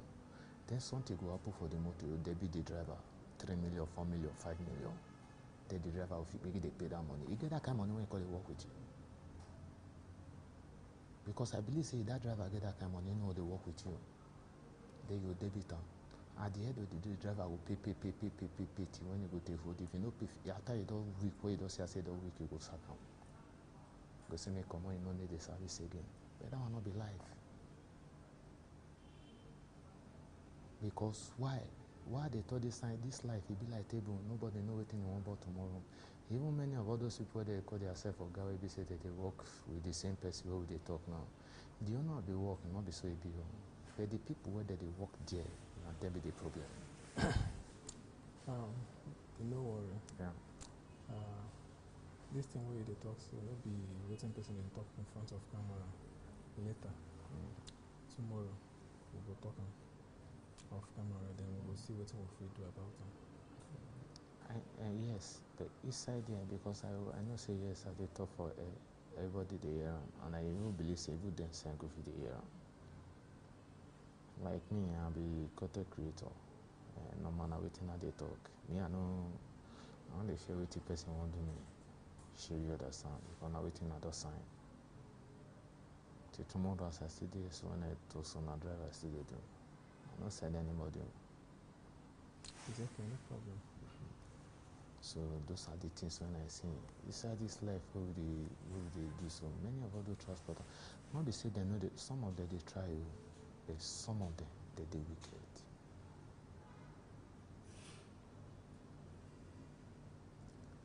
For how long this thing don't happen? Even till tomorrow, see the happen. Even till tomorrow, as I thought we will see the happen. Alright, because this thing now, the whole world is hooking up to it. You'll be waiting, I feel talk to you now. I can't give you my best. Tomorrow, we will talk about them. Honest tomorrow. Okay. Alright, thank you very much. Thank you very much. Welcome. God bless you. Bless you too. Bless you.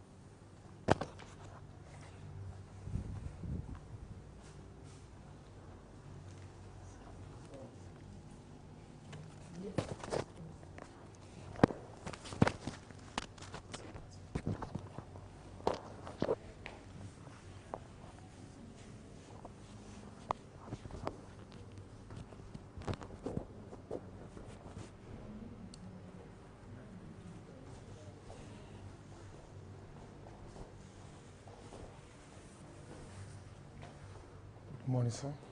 Good morning, sir. How are you doing? I'm fine. How is the work? I'm fine. That's good. I'm pushing it. Can you kindly introduce yourself? Oh, I am Mr. Stephen Abu Ogbe. I'm from Benue State, Idoma, precisely Otupa. Obadigbo local government area, Nigeria.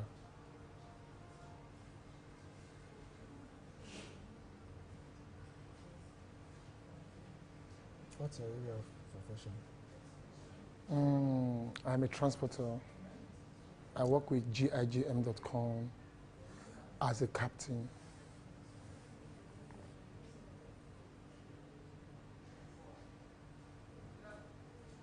So, how does your transportation infrastructure impact the economy? The infrastructural facilities in Nigeria that's supposed to have impact on the economy of Nigeria, it's too declining, even at this time of 21st century we are. There are lots of underlying problems that the federal government of Nigeria has been neglected that's supposed to have amount to growth and the development in terms of transporting network and efficiency and goods and services providing from federal government of Nigeria that would have made a transport system a more of a profitable ventures in Nigeria, but today is too backward. When we begin to look at the port states or the port structure, infrastructural facilities in line with our road networks and other things, you'll be truly, you'll be seeing that there are no benefits in line with it. You see, within the states in Nigeria, there are lots of bad road system that has been a problem even for the transporters to transport their goods from one region to another region. And this problem has stuck a lot of vehicles, damages, destructions that have paved way for daily road accidents, Nigerians being killed in line with this bad road system network in Nigeria. Federal government needs to step up fast to ensure that our road system are up to date, that of other regions in the world. Because Nigeria has everything to ensure that federal government ensure that all the states in Nigeria are fully constructed and fully built with infrastructural facilities, light standard. Government has the power, the only means for government to ensure that Nigerians benefit sufficient road standard across the 36 states in Nigeria. For a journey from Abuja to Lagos, Nigerians suffered a lot in these routes. Nigerians will spend above 16, 18 hours just from Abuja to Lagos and across the east, the southern part of Nigeria.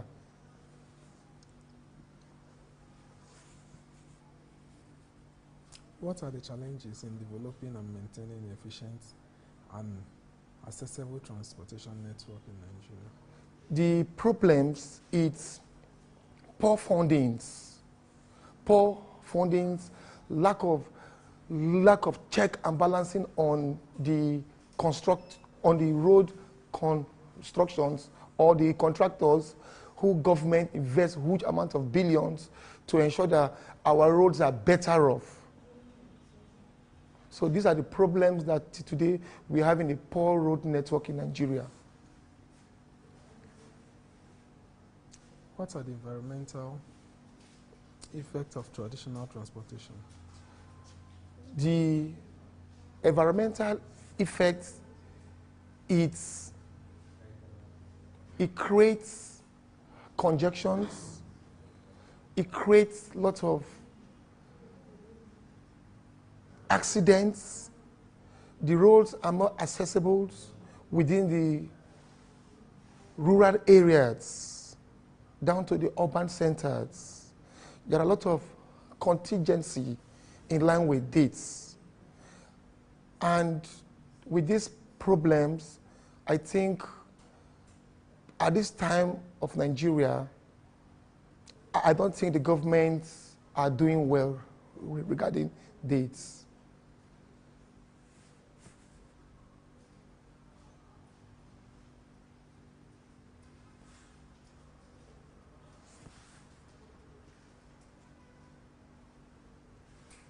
The issue of bad road and how risky it is to access Nigerian roads, traveling on Nigerian roads, if you're not kidnapped, you might be killed by the bandits.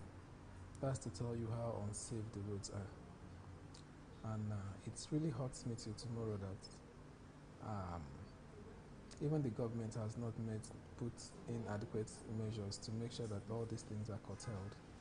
And some of the perpetrators that have been caught have not even made to face the full wrath of the law. Some of them are arrested, tomorrow they grant them bail and they still go home, go back to the forest and continue perpetrating their evil acts. In situations like this, what are your recommendations? Yes, my opinion is with the various challenges on our roads, mostly within the rural areas across Nigeria, the bad roads have paved way for insecurity, kidnappers, and etc.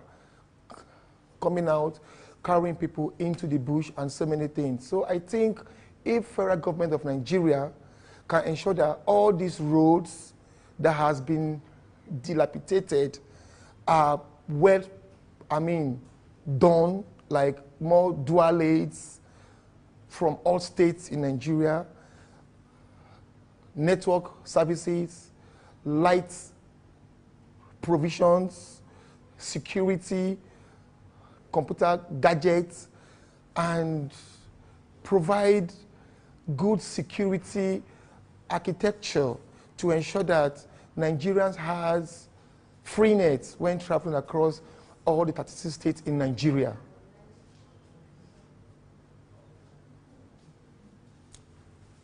You've made a valid point, and I think I will note some of these observations, and I will personally push them during my advocacy. Thank you very much for your attention, and God bless you. Thank you.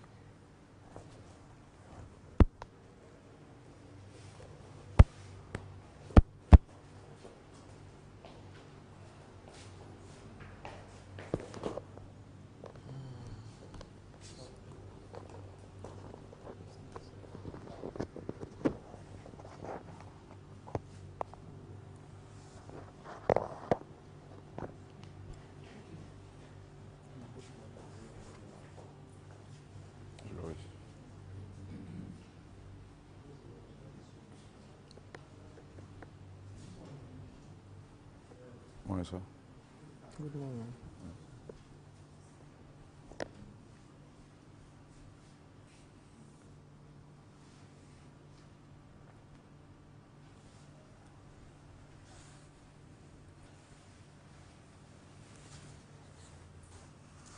Can you briefly tell me? Sir? Can you briefly introduce yourself? My name is Justice John Tommy. Okay. I'm from Kaiwan State. What do you do for a living? I'm a farmer of fish, cats. What do you want to talk about? Sir? Cat and pay, pape houses.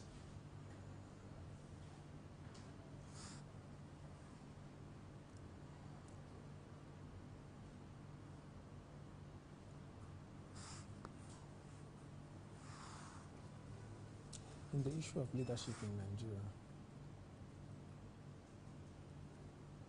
since the removal of fuel subsidy, how did the removal of self-subsidy affect you? It has affects us a little bit in Nigeria at the leadership, because I felt it towards the time of 2020 after I got married, legally married in Abuja. The first subsidy issue is kind of like a setback to the youth, the ones that are growing up, the ones that are trying to achieve their dreams, the ones that are striving to survive.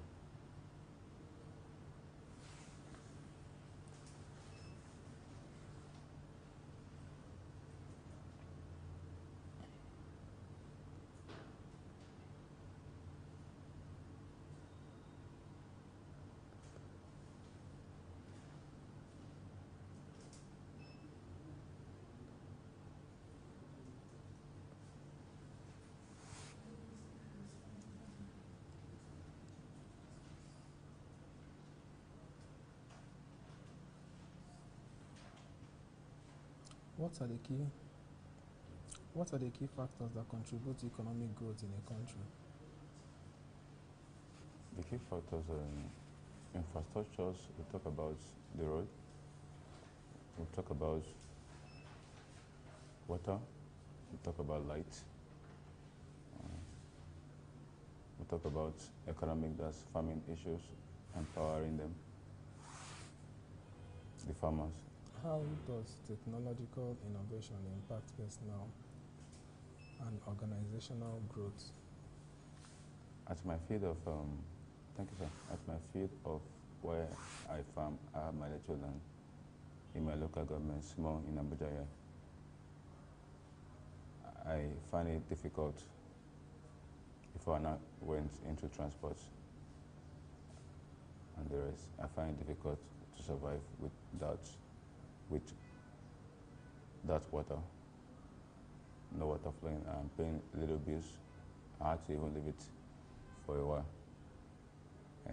My chicken and my catfish and the rest, I left them for a while. The full animal that is there as a security, small security to hold on. The government had to provide all those things for the boys, for the small youth to survive. What roles does education play in fostering personal and societal growth? Education at the point, I schooled at Uyo High School. I started my primary school at Methodist Church School, same Oran Road, Uyo, same Uyo High School Road. Education provided, and I also did my last protect, my HND at Last Protect Isolo, that's in Lagos. This school provide education, provide intelligence, knowledge, understanding, but we come by wisdom. Wisdom, God have it. It's a gift of the Lord. How can businesses effectively measure and encourage growth within the organization? Businesses,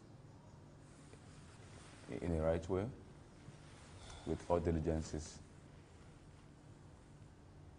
with opportunity that you have, with the all opportunity you have, the gifts, employees that you have, it also affects both the business that I'm doing at the point I've employed, and by God's grace, it supports the growth of the federal government.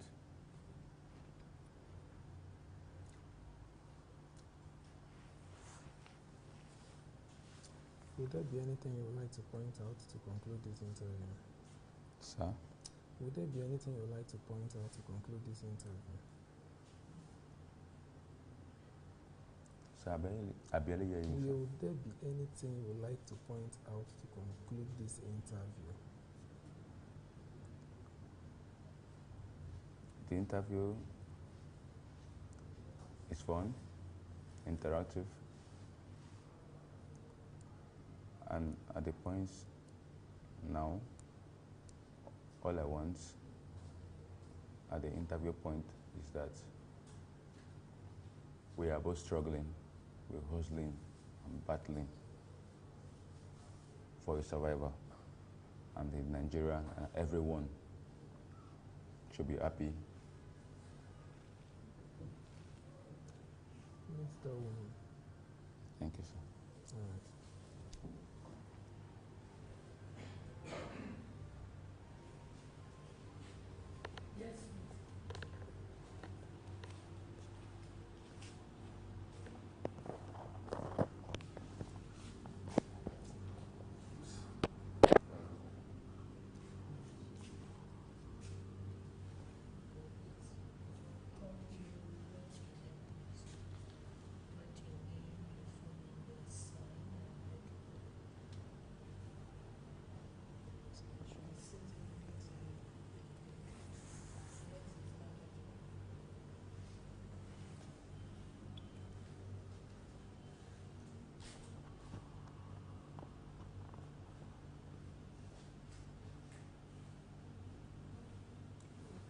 should wait. Let me look for something.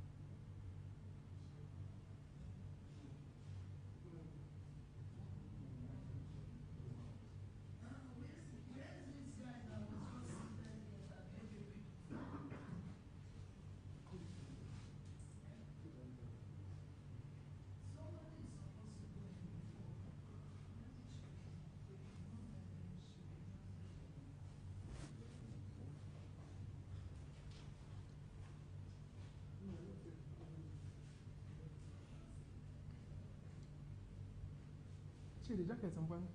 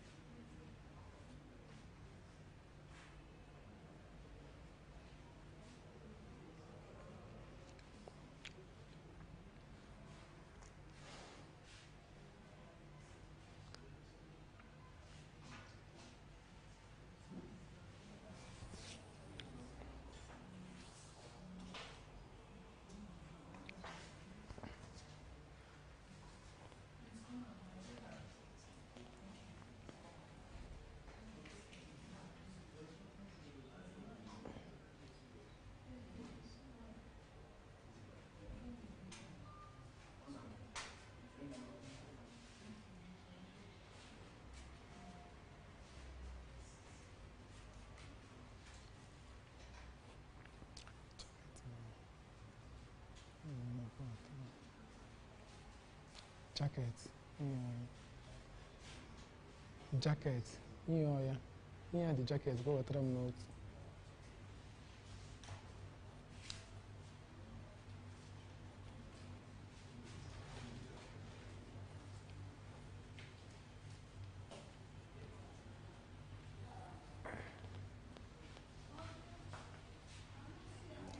Thank you.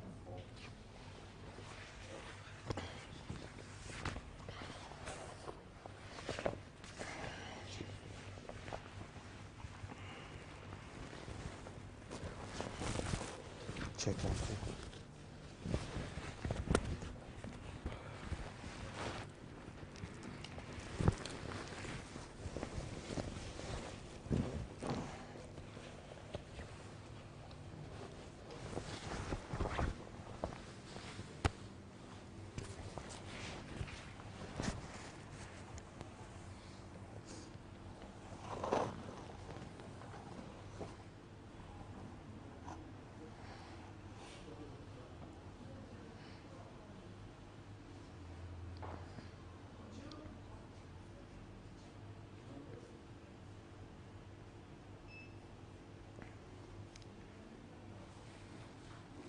Thank you very much for coming. Thank you.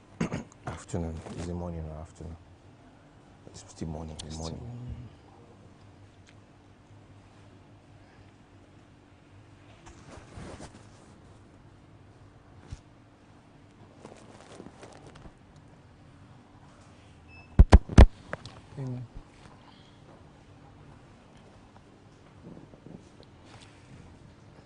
In what subject do you want to discuss?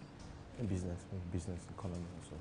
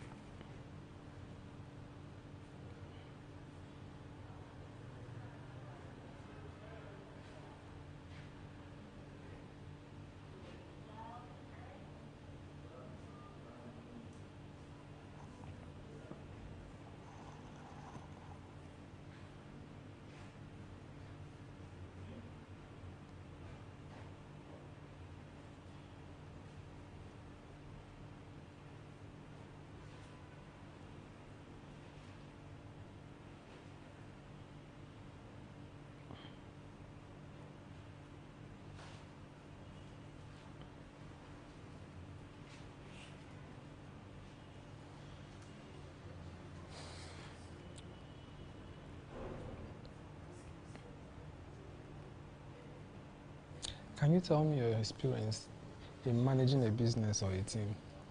Managing a business or a team. It's the experience has always been amazing, or the experience has been amazing. But one of the challenges we have in managing any business is the human resource factor, the human factor. And somebody said recently that the most difficult people to lead are humans, and the most difficult creatures to lead are humans. For one simple reason, they have a mind of their own. So having set a certain goal or a certain vision for a business, you also have to look for a way to get the human factors in the business to be in sync with you.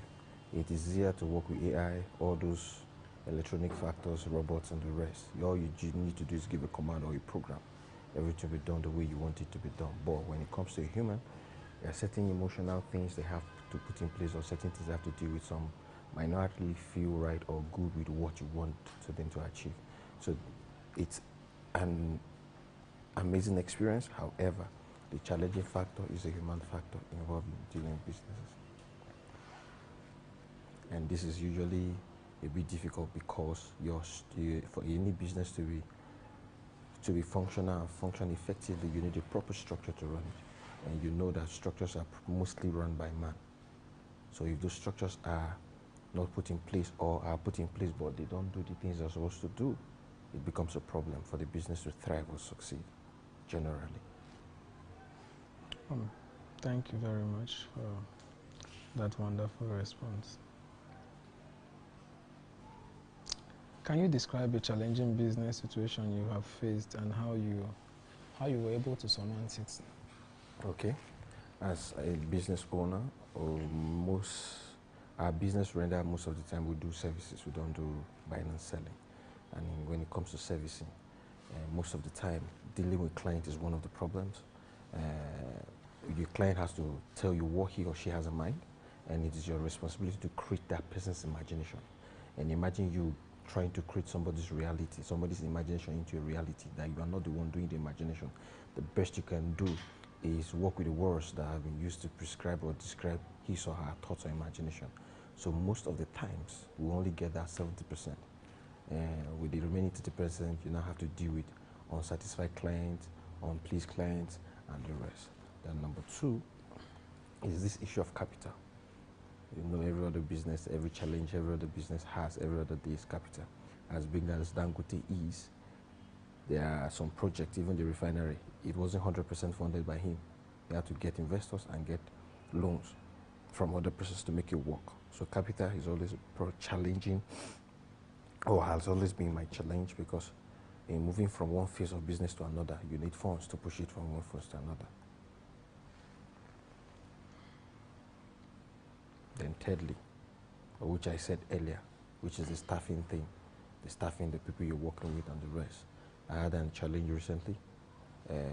We're working and one of our staff, one of our trainees had a challenge, and I was like, go continue your job. When we are done with the job, we can sort out your problem. He refused, outrightly refused. So, and remember, we're just a 3-man crew trying to do the production. So one man is already down, that refused to work. So one person had to double up and was doing the job of 2 persons at the same time. So staff, trainees and apprentices are usually difficult to manage.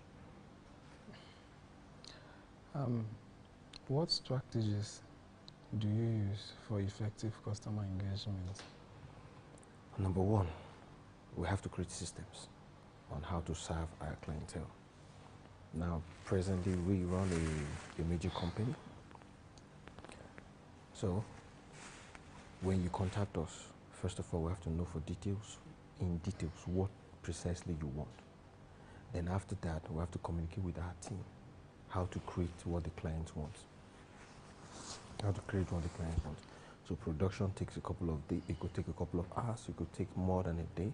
But once the production is done, the next structure, the next system is editing and post-production. So we'll go through that. Then we now have a way to deliver the deliverables to the client. So that's one of the strategies. Number 2 is to communicate the expectations of the client. You have certain expectations. Yes, this is what we're going to do. At the same time, these are the things you should expect after this production or after the shoot. We have to define it in clear terms. I give an instance. If you come for a photo shoot right now, one outfit, we say an outfit is 80,000 naira. That 80,000 naira, that one outfit gives you 3 retouch images. Not that we state it in clear terms, not that you come because you've paid 80,000 naira, you expect to have all the images from the shoot. No, it's not done that way. So we communicate it properly to the clientele. If you want additional images or additional products or materials from that particular shoot, there's an extra cost which you have to pay to get extra images. So in having a system that does the production, does the post-production and delivery, at the same time having a proper communication to detail the expectations of the clientele, what the client is expecting at the end of the shoot, not vague. The fact that somebody else shot you for 20,000 and give you 50 images doesn't mean I will shoot you for 20,000, for 80,000 and give you all the images. No. So we communicate it to the client. Then when you have accepted our terms, you can proceed to production. So for now, these are the strategies in place to manage clients. That's a very serious one. Thank you.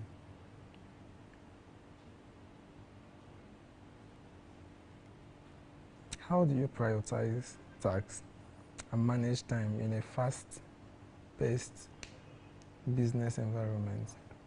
How do I prioritize and manage time? Number 1 is delegation. Anything that anybody on my team does better than me, I don't need there's no need for me dragging to do it with the person. That's why the person is on the team. So by so doing, we manage time effectively. 2 persons are not on the same task. 1 person on a particular task, the other person on a particular task, or to achieve a certain goal put together. So basically, I do more of delegations. And whatever thing I can get somebody else to do, either by paying for it or by favor, I don't do it. Take for instance, we all have 24 hours. However, I cannot get a driver now, but I can pay for my laundry to be done. So that time I use in spending to get the laundry done, I use it to stay somewhere. All I just need to do is pay the guy. That is a personal opinion. I don't cook. If I'm home, my wife makes the meal. If I'm not home, I eat out. That time of going to the market, making those things come to go and prepare a meal to eat, I discover it as time. Me, it's personal though. I discover it as wasting time. I rather spend the money and buy the time. Why? You and I know that time is the most valuable resource on earth. It's the only resource that when you spend, you can't get it back. So number 1, anything anybody does better than me, I delegate. Number 2, if I can pay for a thing to save me time, I pay for the thing. If I can't pay and I can ask for favors, I ask for favors so that I have more time to do other things. Reason being that leading a business, it's more of a mental work than the physical work. So if you have more time to do the mental work, you have more result. That's why that's one of the things some of these guys fail to understand, that the security man at the gate and the MD or the general manager up there, one seems to work more than the other one. However, the other one's job is mental, while the other one's job is physical. It has to do with labor. Now, the corporate organization, the corporate system understands that the mental guy does more, so he needs to be paid more. So if I can have more time for my mental activities, I'd rather pay, ask for, or delegate for me to have more time for the mental activity.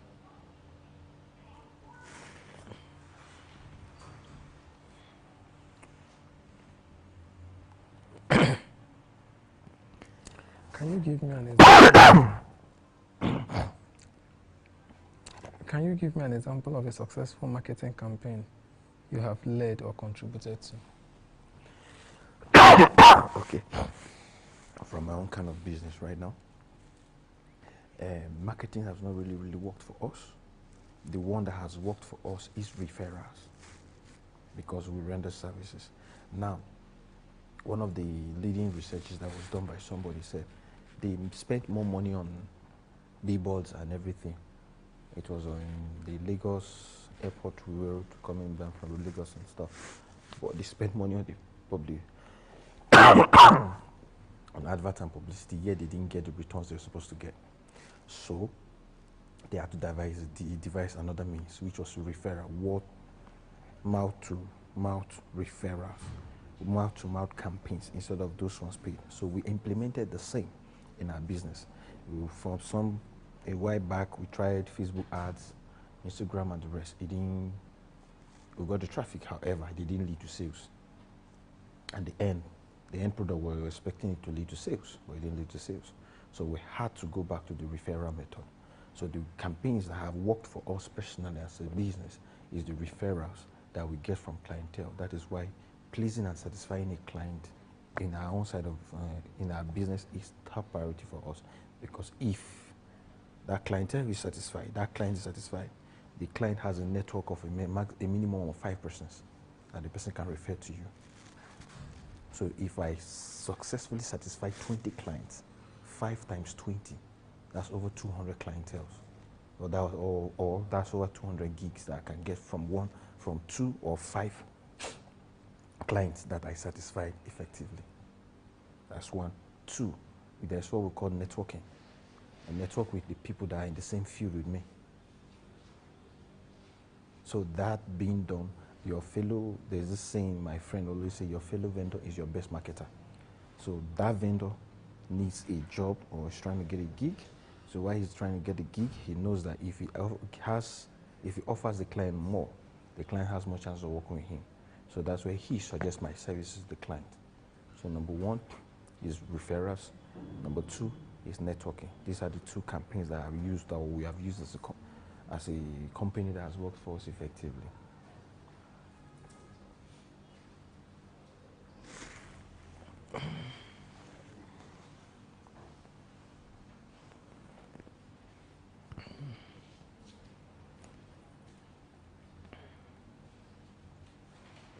How do you approach budgeting and financial planning for a business? For a business? Now, money is a very important aspect of this business. And if it is not properly managed, the business will fall. Every business closes up when there's no funding. Now, funding basically comes from your sales. So this now goes back to have the proper management of your resources, which is what is called budgeting. Now, budgeting is of utmost importance. If it is not part of the budget, you don't do it. If it's not part of the budget for that month, you don't do it. If it's that important, you move it to the next month or the budget for the next month. So budgeting is of utmost importance for any business. However, budgeting becomes difficult if resources are not enough. It becomes a problem. Take for instance, you need a pack of water for a particular production, and a pack of water costs, hypothetically, costs 2.5, but you guys just have 1.5. It will be difficult budgeting that. So you have to make do with what you have. So budgeting becomes difficult if there are no enough resources to cover the budget for a month. So in economics, that's where something we call opportunity cost comes in. Which one is more important than the other one? Which one is more pressing that we can do now and move the other one to the next month or the budget for the next week? Thank you.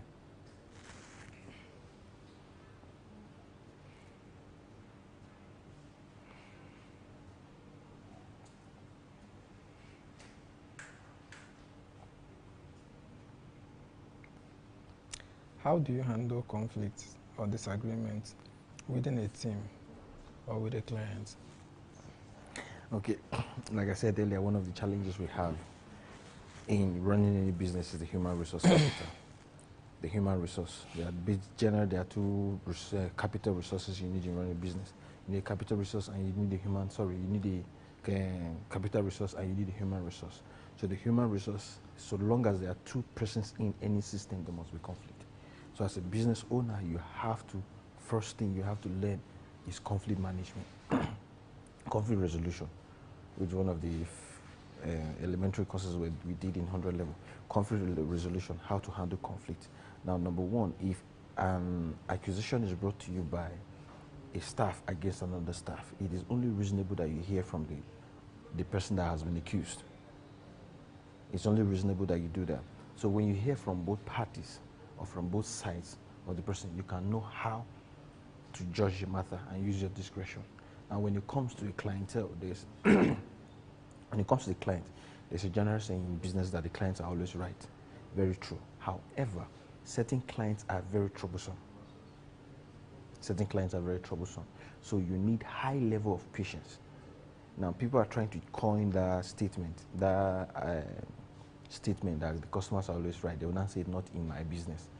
But you also need the customer. You need the money. Your funding comes from your patronage, the patronage you get from the clientele. So if the clientele, if this one gets offended, this one gets offended, this one gets, and they stop coming, cash flow will stop in your business. Like I said, if cash flow ceases, the business will fall. So number one, you need a high level of patience to deal with the clientele. But if the person is being unnecessarily difficult, you have to take other measures. I give an instance. Somebody called us for a shoot one time, and we did the shoot. Now, it was a problem from my own partner's side, in the sense that he didn't communicate to the person the number of images the person should expect from the shoot, how long the shoot should take. He didn't explain. So that's a problem on our own side. But the lady was becoming too demanding. So a typical shoot will release only 8 images. But just because we're trying to please her, we had released over 25 images. We just still asking for more. That's when I said, ma, we can't go further than what we've done, in the sense that these are our rates, these are the things we've done. Was she offended? Yes. Or however, we have a policy to keep. We cannot stick to her alone or for a month or two trying to please her. So number one, you have to look for, you have to have a proper discretion in handling the disagreement or conflict between staff. Number two, with clientele, you have to be very, very patient with them. To a certain level, you have to incur certain loss to keep the clientele, while a bad review can cost you much more than you expect. Like I said earlier, our own advertisement campaign method is referrals. That's the one that have worked for us. So we do our best to keep every clientele happy at all costs. However, there's a limit to which we can get to and say, no, we can't continue like this, sir. We can't continue like this, ma. We have to terminate at this point and at this point.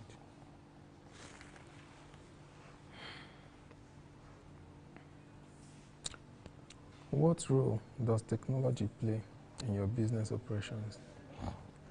Technology plays a lot of role, a very, very important role in every business, or my business in particular.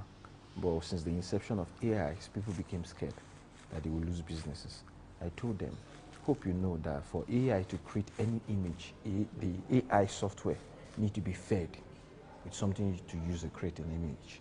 So now, you cannot go to ChatGTP now and ask ChatGTP about Benedict Agima. If I don't have a social media handle, if Google doesn't have access to me, if they don't have access to me, there is no way they can give a profile of Benedict Agima. The only time they can give a profile is either the algorithm will go through the social media, look for my handles or the names that carry such name, the handles that carry such name to generate a profile concerning me. Same with any image software. Any image software, you need to feed it with an image to generate an image for you. So technology is important, very, very important. But we should not be scared that it will take our places. It's man that uses the technology to advantage. So technology is important. The more sophisticated your gear is, the better. The more updated your gear or equipment you use in working, the better. So technology is very, very much important. Let's take for instance the use of CCTV cameras in businesses these days. To a certain level, it has handled the case of theft. Shops or business places are no longer robbed the same way they are supposed to be robbed as they used to be robbed. Number two, the issue of this internet banking. Before now, shops or business places had to keep cash. But now, at the end of every day, you have to take your cash to the bank, which also minimizes theft. That every transaction you need to do now, you can do with transfers and the rest. It was not like that 10, 15 years from now. Travelers or business people traveling to go and buy goods one part of the country, coming back, they used to travel raw cash. But now, it makes no sense me traveling with 5 million. It makes no sense. Because wherever I go to, I can make transfers with reference to my account. So technology is helping businesses more in our time.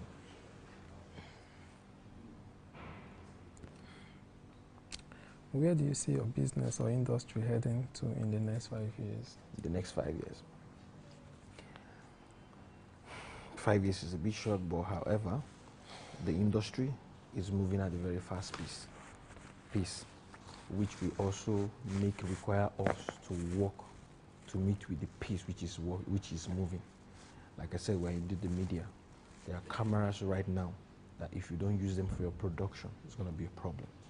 So in the next 5 years, we see our business doing ×3 of our revenue, that's first, doing ×3 of the equipment and the gadget we have presently right now to meet up with the demands of the industry. All right. It's nice having you. It's nice having you. Okay. Thank you. Thank you very much.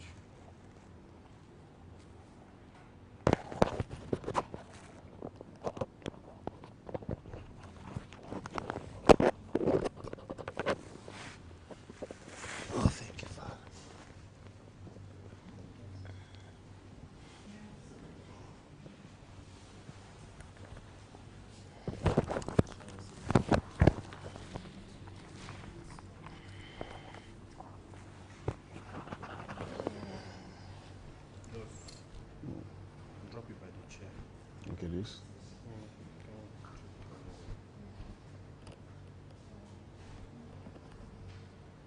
I'll drop you by the chair when you sit down. All right. Hello.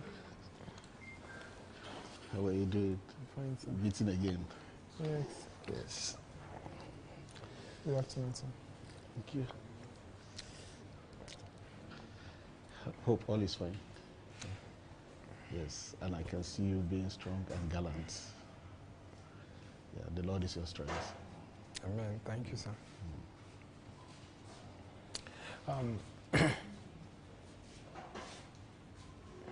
The issue of intimidation and harassment on journalists is no longer a hidden issue. It's an issue that we've been very, very familiar with.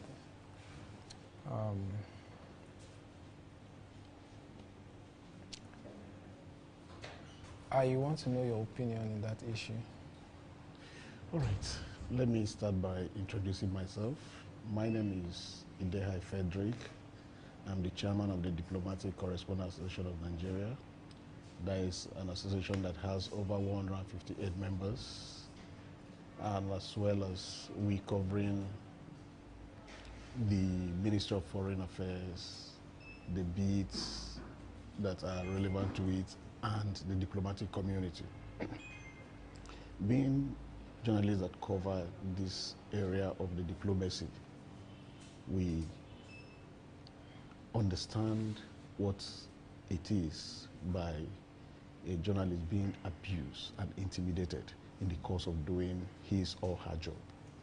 You know, this issue of journalist intimidation and harassment is not a new thing in Nigeria. It dated far back to when anyone could remember or recall. It is not an issue of just saying it started yesterday, no. It was even, it predated the military era. And as you know, we are always the scapegoat, despite the Constitution has made us the fourth estate of the realm. We are supposed to be checking the activities of almost everybody. The executive, the legislative, the judiciary, and even the normal citizens. We are supposed to be checking their activities. Rather, we are now the scapegoats. It is not just issue of intimidation.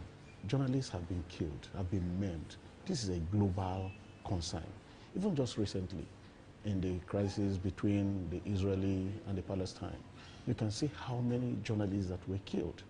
We are always at the center of all this harassment and intimidation. Anyone that wants to show his, power or wants to show his force, always experiments with journalists. So issue of journalists being intimidated, harassed, and maimed or killed is not a new thing. And that is the more reason why we need to always speak out. We need to speak up and let the world know that we are special species instead of endangered species. That journalists are endangered species right now because any little thing, anyone that wants to do anything, vent his or her anger on the journalist. Is it a crime for us to be journalists? Is it a crime for us to come out and show the world what is happening? Is it a crime for us to do our legitimate businesses? Or is it a crime for us to love our career and exhibit it with all professionalism? It is not. So it is not just an issue that you and I will sit down here to resolve. It is a global issue that needs attention. The way every other issue is being given attention, especially in the in the hunger, 80th hunger, press freedom and all of these things that we're talking about should have been part of it. But no, they are only concerned about states, not concerned about those people that are holding the states accountable.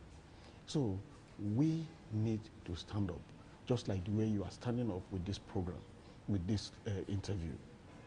It is a positive way of agitating. Instead of picking out guns, picking out arms, picking out a weapon to demonstrate. You know, we are civilized and gentle people.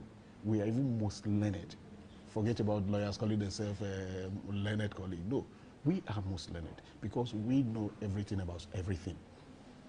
We touch every sphere of life. We understand things about human life. We understand things about humanity. We understand things about human rights. So we respect human rights, but most of the agencies, organizations, and states apparatus don't respect us. They don't respect our own rights. So it is a good thing that we are coming out to speak. You know, they just concluded press freedom, press week. That there's a global activity to commemorate the freedom of press. You saw how, not just in Nigeria, but journalists across the world agitating for them to be protected, for there to be safety, for there to, you know, it even became worse. It's even worse in Nigeria because journalists in Nigeria, most journalists in Nigeria they are not even insured.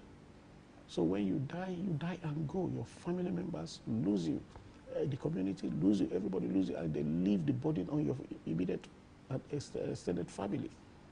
So being a journalist in Nigeria is a burden. But for the love and passion of the job, we'll continue to see how we carry on. So it is it is something that we need to do in order for us to sustain the tempo and let the world know that there is no level of intimidation, no level of harassment can make us back off, down. Yeah, or back down. Thank you very much for that wonderful submission. If you don't mind, I would like to ask you a few questions. Ask me as many questions as you can. In fact, even if you want to ask private, personal questions, ask. As a journalist, I'll tell you. What are the common forms of abuse faced by journalists in their line of work? You know, the common form of abuse faced by journalists, first and foremost, is that of trying to denigrate you, make you look as if you are not a human being. Verbal abuse. Okay, yeah, verbal. Let me equally give you an instance. Apart from verbal abuse, at times they use their gesture to abuse a journalist. Let me give this example. A journalist may go to an event. This event is called a press conference or news conference. News conference already indicate that this program is for journalists, right? But when a journalist gets there, the management staff and their little staff and cleaners will be seated, and they'll tell journalists to stand, that is what we are supposed to be doing, that we are supposed to be standing while we are at an event. But let me tell you something.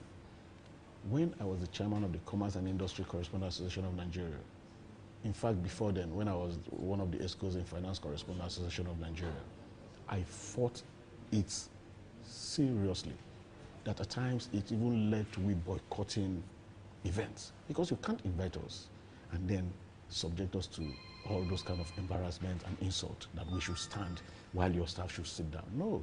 If you don't want your staff to stand, then provide seats for us. You understand? If your staff can't stand up, then provide seats for everybody. Let us sit and do our job comfortably and diligently. Because you cannot invite me to your house and then subject me to abuses. Then number two, it is verbal insults. Is he not journalist? What does he know? You know?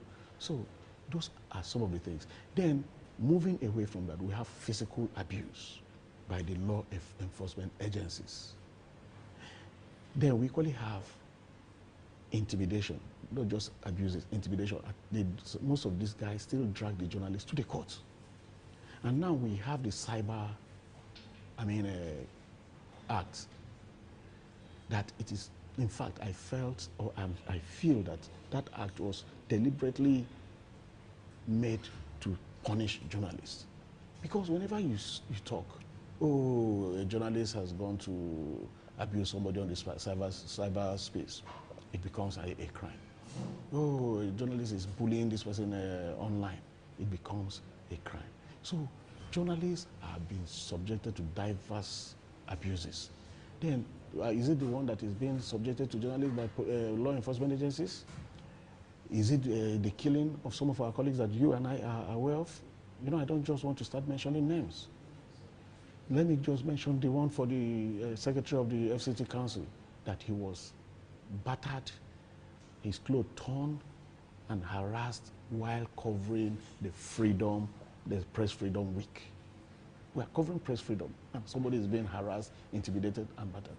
Is it those that some of my colleagues that went to cover election that were shot by security agents? So we have lots and lots of instances whereby we are being subjected not just to verbal abuse, we are also being subjected to physical abuse. And some of our colleagues are even in prison now. How? Because they wrote stories that someone somewhere gave them, instead of going after the person that gave them the story, and the person wrote it and attributed the story to the person that gave him. They are coming after him because they know that he is the weaker link. He is the weaker spot where they can hit, not the person that gave the story. So we have been exposed to all these dangers. But being our job and being who we are, we'll continue to do the job. But I always advise colleagues to operate professionally. You know, when you start blackmailing, you start harassing clients and people you are dealing with, it opens you up to some of these challenges. However, by and large, these abuses are not, in short, to me, I feel it's premeditated by all the security agencies because they always feel intimidated with the presence of journalists. I think that's just what it is.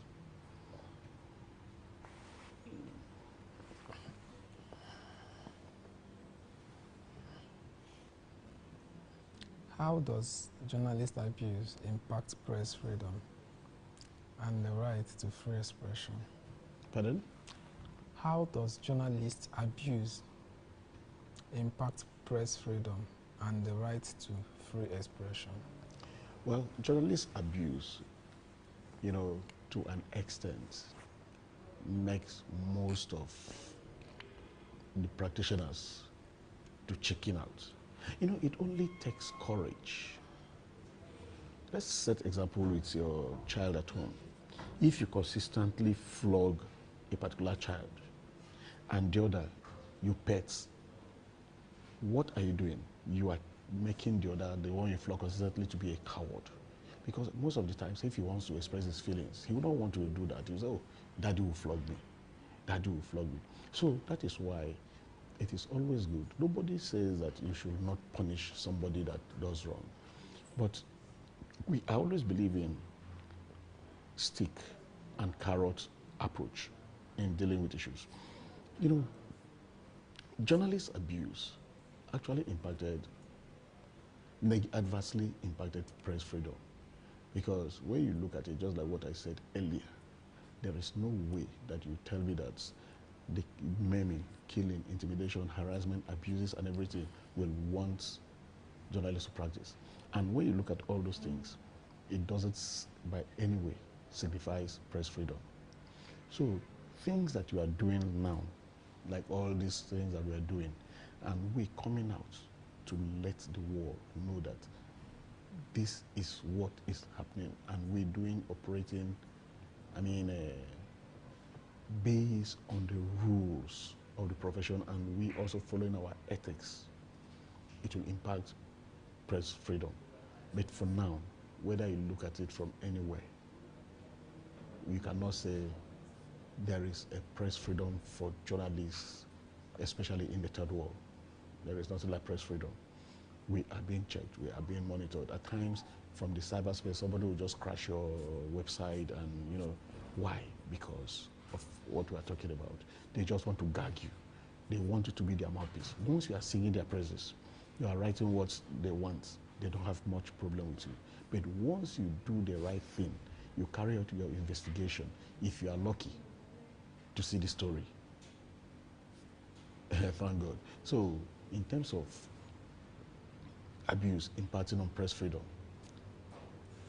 it has adverse impact, and we are here to also propagate or to push for there to be holistic freedom of the press, if there is, if that is ever going to happen. Because even in the US, you see what Donald Trump is doing to media, especially those that don't support his administration. So it is a global thing, not just a Nigerian thing, that when they are ready and they are serious on their own, those that are gagging and fighting against, fighting the press will know what to do. But for now, we don't equally need to lie low.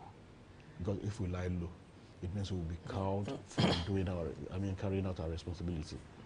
We should consistently speak out, no matter how it is. No matter how you suppress the truth, someday it will come to limelight. Okay, I want to know, what legal or institutional protection exists for journalists facing abuse or threats? Are there NGOs that handle cases of journalists who their life are being threatened?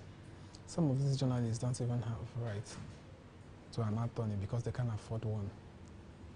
Are there people that are willing to render these services? You know, I think there should be NGOs that are out there. But the question is, how many of these journalists are even aware that there are NGOs that can fight for them? Most of them are not even aware that there are NGOs that can fight for them.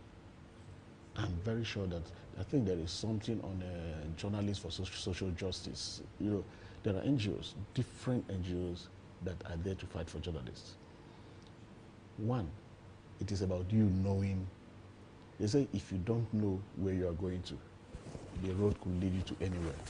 So it is first and foremost for the journalists to identify those NGOs that can fight for them. When there are issues, they should file it.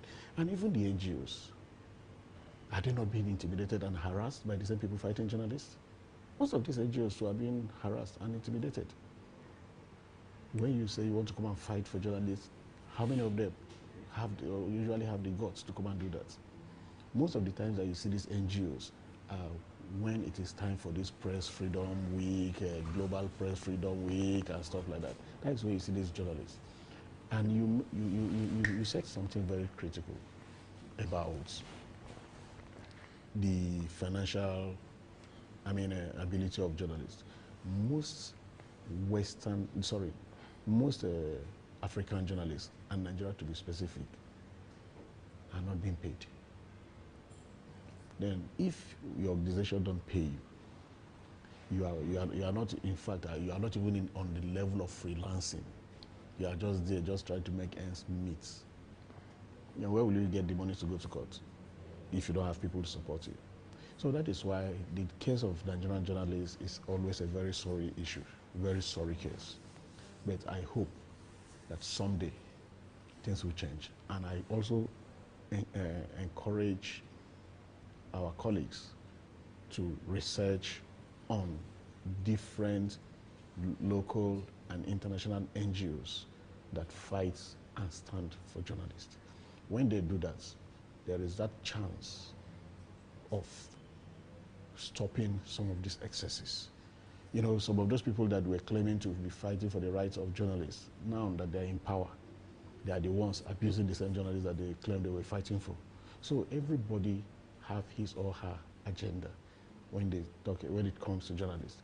It is either you are doing it to win the journalists to your side so that you can move to get entrance into power, or you are doing it to gain favor from that same journalist. So tell me, a man that doesn't have money, doesn't have enough to feed his family, how do you expect him not to be compromised? So that's just that. So let's also see how we carry out our research as journalists, as learned people, and get some of these NGOs. Then you invite them, you write them, set your complaint, and see how they can step in. If they can send a lawyer to represent you pro bono, still fine and good for us.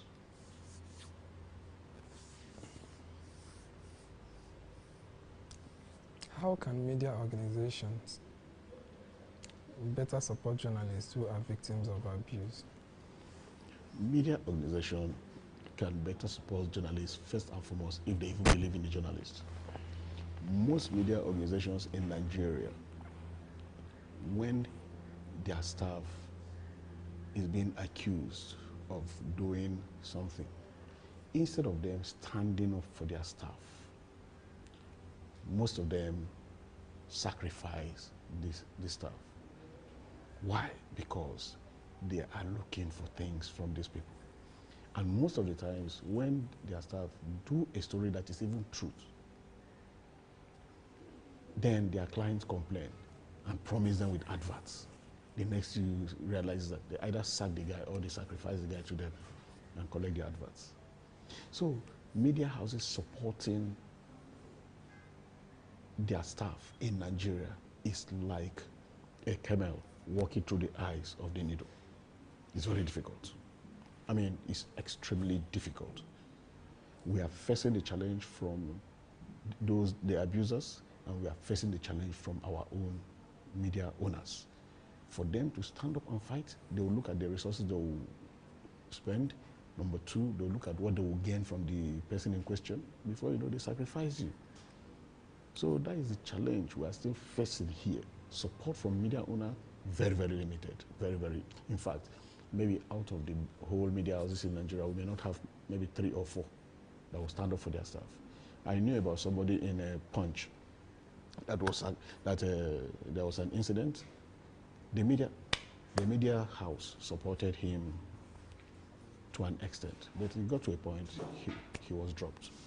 So it is just not about the media house now. You're talking about them supporting. They will drop you. They won't. And that is one of the biggest problems we have been experiencing.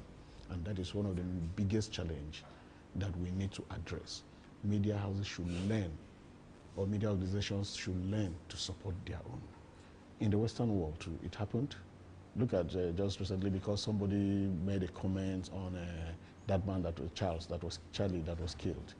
His program was suspended, and you know, almost the same thing. Even in the Western world, like US, it happened. What are you talking about here? So the whole thing is just like a charade. Your media house cannot support you. They are at stake. If anyone of the client wants you out, in the next few seconds, it's just for them to push in money to the media house in the name of adverts, in the name of sponsorship, in the name of whatever name they tie it, and you will sacrifice. Because the man himself, the owner of that media house, is into business. So you feel for him not to go into that business, why not sacrifice just one man and you get that? So those are areas that needs to be looked into, because our media houses, media organizations don't protect us. So they need to do better in that regard, especially when there are abuses. They need to do better. So that's just that.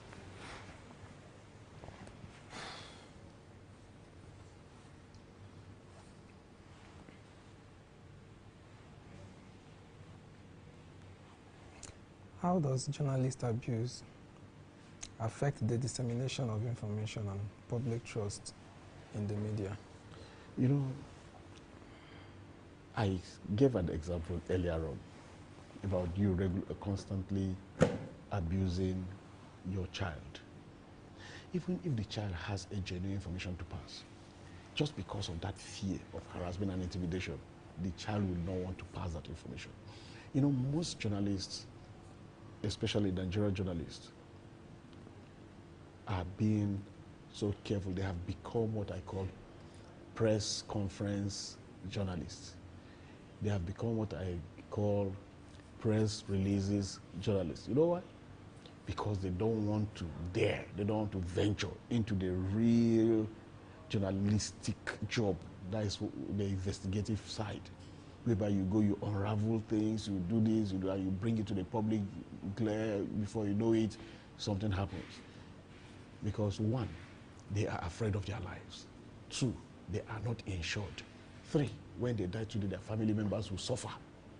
So when a journalist is going out to look for what to do or what to write, he's being very careful. At times, the journalist may stumble over a very big story. But when you look at it, you say, I don't want to die. Let me let this one go. You jump and pass. A story that would have changed the course of humanity, you just drop it for the fear of not wanting to die, for the fear of not having where to stay. So if I do it, my media house will sacrifice me. They would not. So the way we report here and the way all of this thing is done impacts on our reportage, it impacts on our dissemination of information. So those are what it is, and that is how it affects our reportage adversely, because most of us will run away from touching a hot story instead of doing it and bringing it investigative story. Yes, I know that we have Wole Soyinka's something on investigative journalism that sponsor investigation and stuff like that. But how many people will want to do that? How many people want to do it? So all those things affect us affect the profession in this part of the world adversely. Thank you very much, sir. Thank you, and I still once again want to encourage you to keep it up, to hold on, and at the end of the day, we shall all emerge victorious. Amen. And enjoy the rest of the day, and be strong. Thank you. I really like your courage. Thank you. So thank you so much. You're welcome.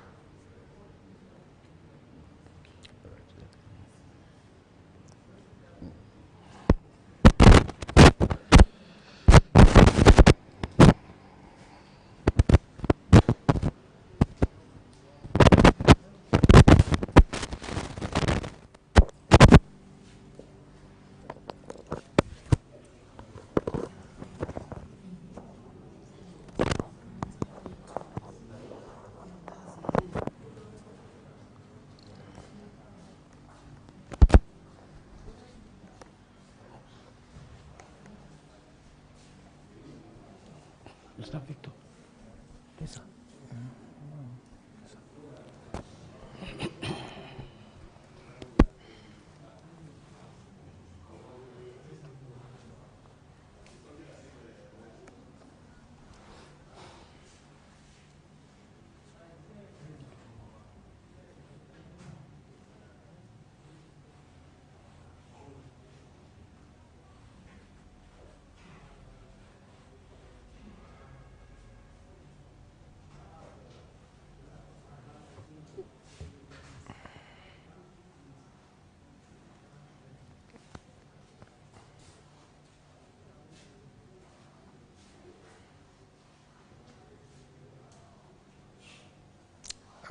Limited job opportunities in the FCT has really affected a whole lot of people.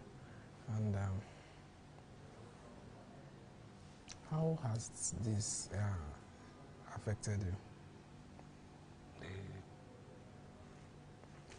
The situation of the economy. No, actually, the situation of the economy, though, is really affecting. But to me, is what I come to understand is that it all depends on how you plan your life. Because this situation we are facing right now is actually going on in other countries, not just Nigeria. It only depends on how you position yourself. You know, when Tinubu were coming to power, when Jonathan was there, people were still complaining that things are very, even when things were actually on the lower side in the market, people were still complaining that things were so costly. You know, even when the mudu of Gary was sold for 200 naira, 150, people were still finding it difficult to afford it. When Buhari came to power, the same thing. Then Tinubu came to power. What I actually understand in this situation is that we lack that power, that strength of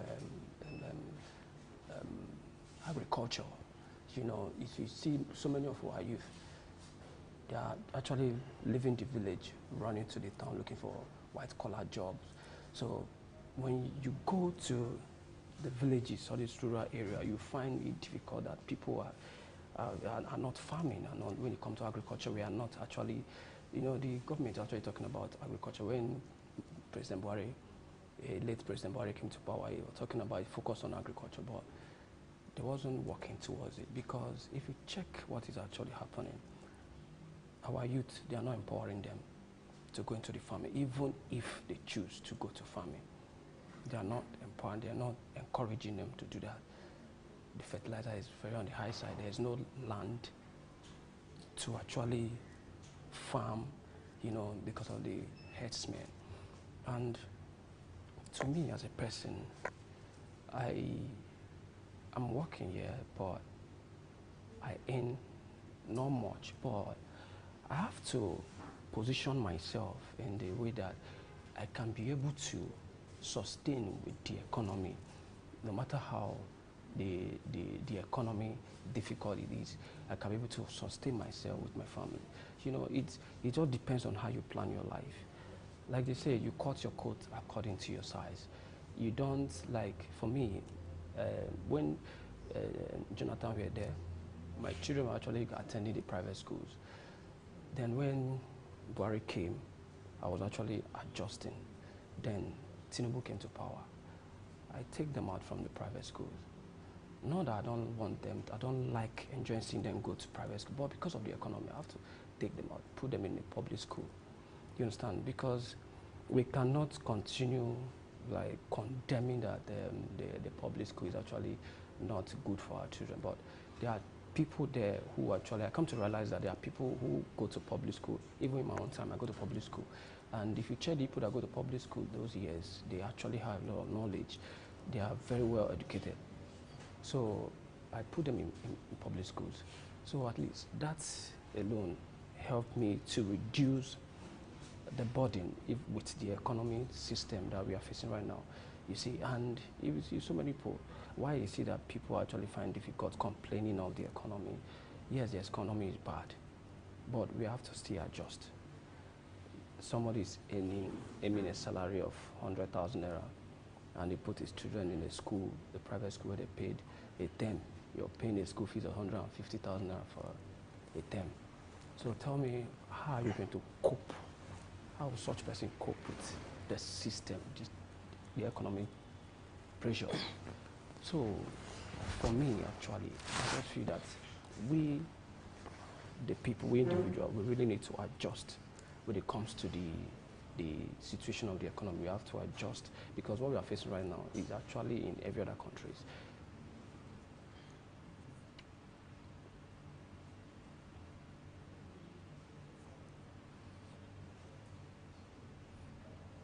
What was your defining moment here in the FCT? Sorry? What was your defining moment here in the FCT? Well, my defining moment here in FCT is that when I made a plan, you know, when I was growing up, I was watching the movie, normally I normally watch the NTA news, you know. They normally show the FCT that welcome to FCT. I say, I was saying to myself, one day I will come to this city of Abuja, you know. So when I came, I gained a job. Though my more purpose of coming to this town was for my education. You know, I did my study here in Nasarawa State University, and from there I got a job in this city of Abuja. So then when I actually got the job, I was aiming just a little, but I was actually surviving with it, because like I said earlier, I really positioned myself, you know. And when I was actually working, people come in telling me that, how are you really succeeding? How are you really succeeding? How are you really making it, you know, with this a little? Because anywhere I'm working, I actually devote my time, myself, my energy doing it, you know, so it helps me to go far. So people keep asking, how am I succeeding? So I told them, I said, what I put in my place of work, one, in my work, I put my boss first, then I put my job second. I put my boss first, I put my job second. It helps me, because in the sense that, the reason why I say that is that my boss pay me the money. My boss has the right to tell me to stop the job, I'll stop it. So I put my boss first, and my job comes first, second. It helps you to, I come to realize that it actually helps me to take the job so serious that it helped me to be devoted to the job, because when you don't put your job, when you don't put your boss, you don't put your jobs, you just have to, you start having issues in the sense that you start making friends, and it will actually be discouraging you in terms of your job.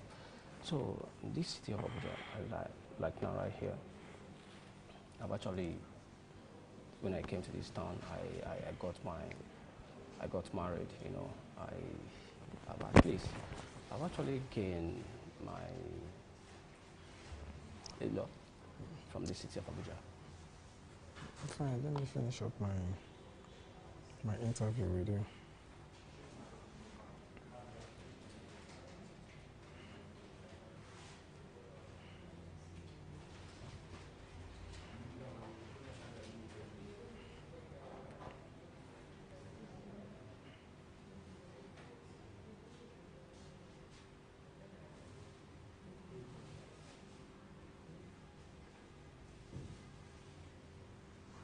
What are the common forms of abuse on journalists? Sir? What are the common forms of abuse on journalists? What are the common forms of abuse on journalists? The common forms of abuse in journalism is that, you know, when you see in journalism is that if you check the journalism system, it has actually should I say, that been, let me just use that word, captured, you know, by most of the politicians. You know, journalism, as I know, years back, wasn't the way it is right now, because people have passion in doing it. So right now it has actually been governed by the government.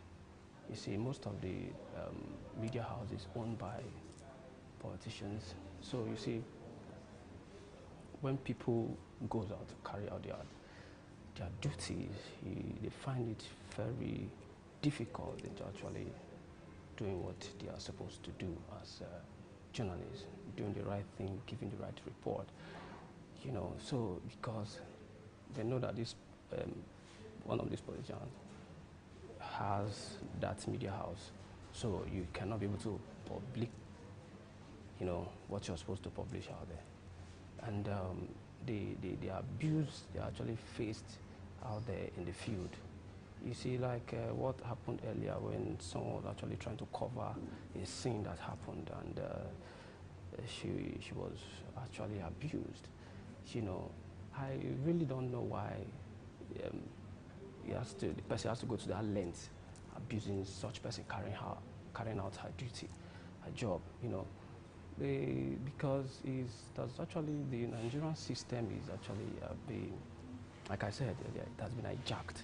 So when you checked what is happening right now, what you want to how does journalist abuse impact press freedom? Come again? How does journalist abuse impact press freedom? How it actually impacts. Yes, always be short in your response. Okay. It actually impact journalist abuse impact press freedom, because we see the way they are being abused. Going toward the press freedom make them to actually uphold, where come together, make the government to know that they have to raise a flag of telling the government that this is journalism. It's actually a place, it's actually a profession that they have their right of freedom of speech and all that. So they are not supposed to be abused. Government are supposed to protect journalists in their place of carrying out their duty. You know, they are not supposed to be abused by any security agency or whatsoever. You know, if you check the way journalists have been abused, even during the NSAS, you see the way they have been abused carrying out their duties, even during the election. So, you know, it really has a lot of impact on the press freedom, because they actually use it to remind the government that journalism is not actually a crime. They're supposed to have their freedom in carrying out their duty, have this freedom of speech.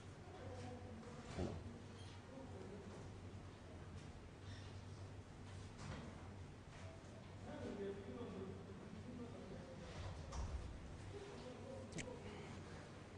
What does the government or civil societies, what role do they play in preventing journalist abuse?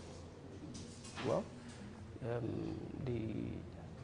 the government, I don't think the government is actually have actually done anything concerning the journalist abuse. I don't think, because like I said earlier, if you check all these media houses, some of them are being owned by all these politicians and all that. So it will be somehow difficult for them to actually find a lasting solution to this abuse on journalists rather, because if you check, except the civil society, I know they actually trying their possible best, but on this government side, I don't think they're actually doing anything to unravel all this whole issue of abuse on journalists. Because if you check the way journalists have been voicing out, crying, complaining. I do want to tell you that Yes, this issue is not just an issue that is going to be relegated back to the toilet or wherever they feel it's going to end. It's actually going to go beyond here, and we'll make sure that we come together and give it the needed push that it deserves, so that it will get the attention of the international community. Thank you very much for coming. Thank you.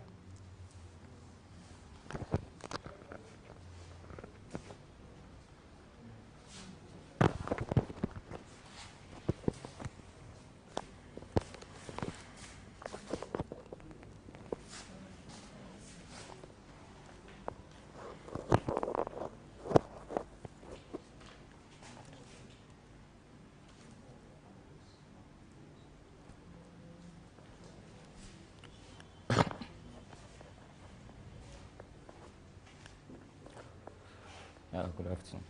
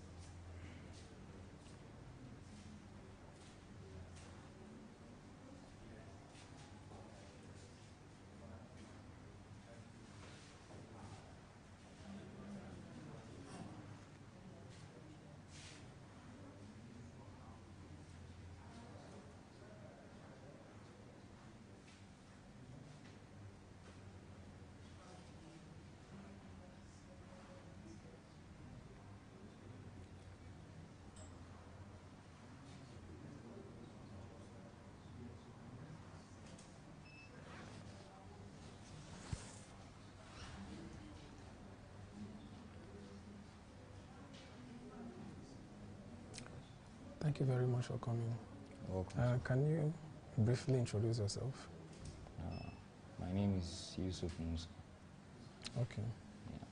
How does bad governance impact the economy of a developed? How does bad governance impact the economic development of a country or region? Well, if I can understand what you said, this bad government does not bring anything good to us, and especially the ones at the slum, at the ghetto.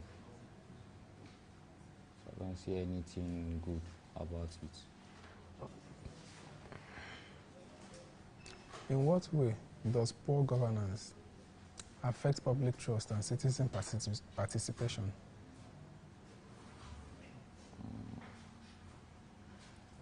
I don't get that question. In what ways does poor governance affect public trust and citizen participation? Well, if I can say, those in the government only do their things on their own. We don't even get to know anything till maybe after everything. They will just come and tell us. So for the government to impact many things in the ghetto, they have to empower youth. They have to empower youth, and most of the projects going on, we just hear that they have given so money for so road. We have bad waters, especially those living in rural area. Yeah.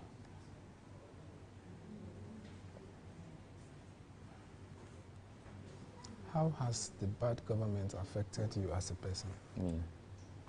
So it has affected me so badly, if I must say, because this my dream just got away because of the bad governance. Because to get a payable job in this country now is by who you know. So it has affected a lot to me, yeah. Because this country, this government is just, what I can say is just on your own. Yeah, you have to get handwork or something doing. You don't have to wait for the government, because I have many friends that, yeah, they are graduates, but they don't have anything to do. They are just roaming about the street with us. There was not even an opportunity to go to school to further our education.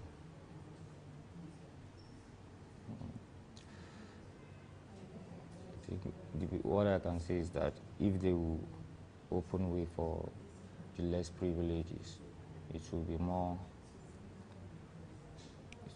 appreciated. We will appreciate that.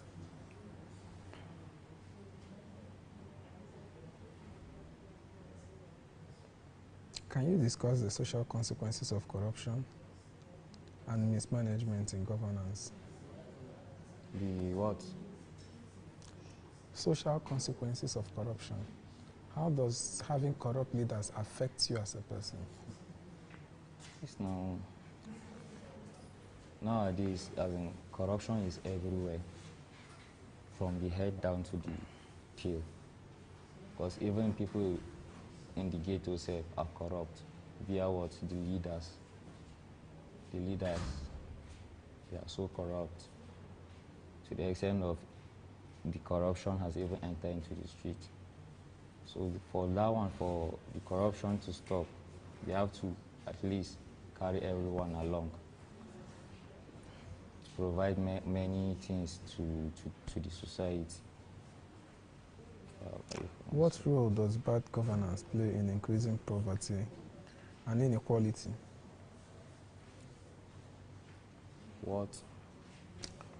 What role does bad governance play in increasing poverty and inequality? They are increasing many things. So, for instance, now, okay, the subsidy that they just dropped. The subsidy that they just dropped, and fuel, now many of the poor people cannot afford that fuel. In my own understanding, yeah, because everything about it is just increasing day by day. Yeah, day by day. That's all I have to say. Don't have much. Just for the leaders to do what is right, because they say that charity begins at home, and we that are in the street will try our best to stop anything that will bring corruption to the government.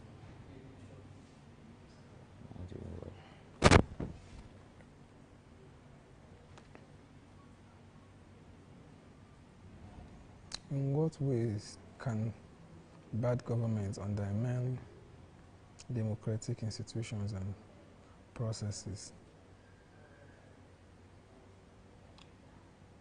I don't think it will stop. Oh.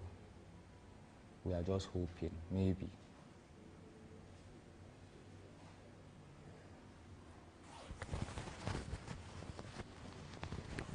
All right, we'll continue to advocate and push for societal change.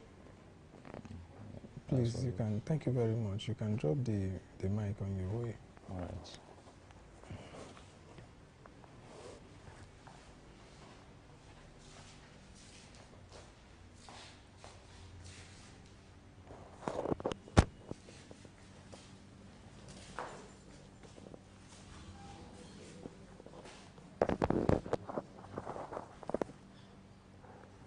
I'll hold it.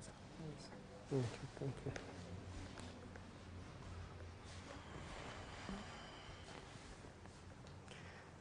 Good afternoon. Good afternoon. Thank you very much for coming around.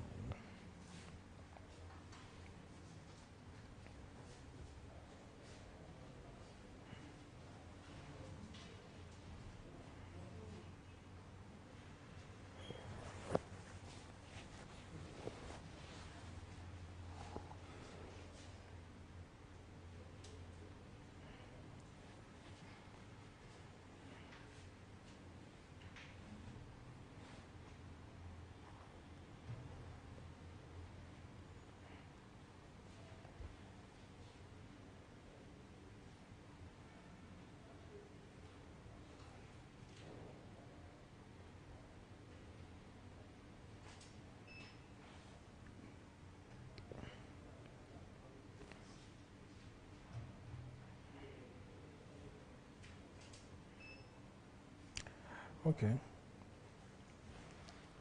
If you don't mind, I would like to take you on an interview.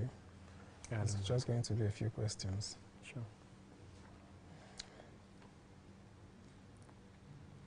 How can effective governance serve as a foundation for national unity and development? Okay, how can effective governance serve as a foundation for unity and national development? Well, to answer that question, it's simple. For me, the best way effective governance can serve as a national unity and development is the fact that it's going to, effective governance will instill trust. And for there to be unity and national development, people need to trust each other. People need to trust that the government, the system is working. So the way effective governments can do that is through trust.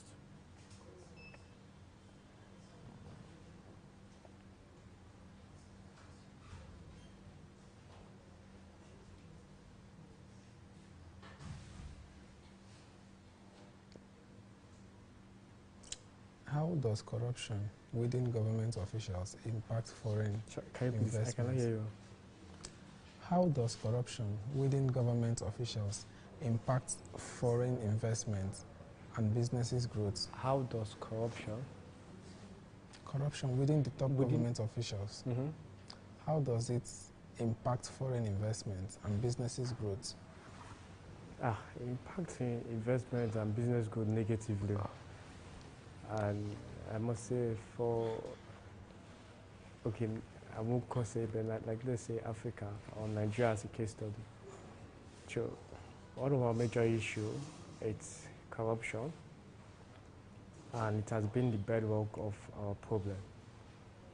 So far so good, nobody wants to invest in a place where there is no guarantee for your investments.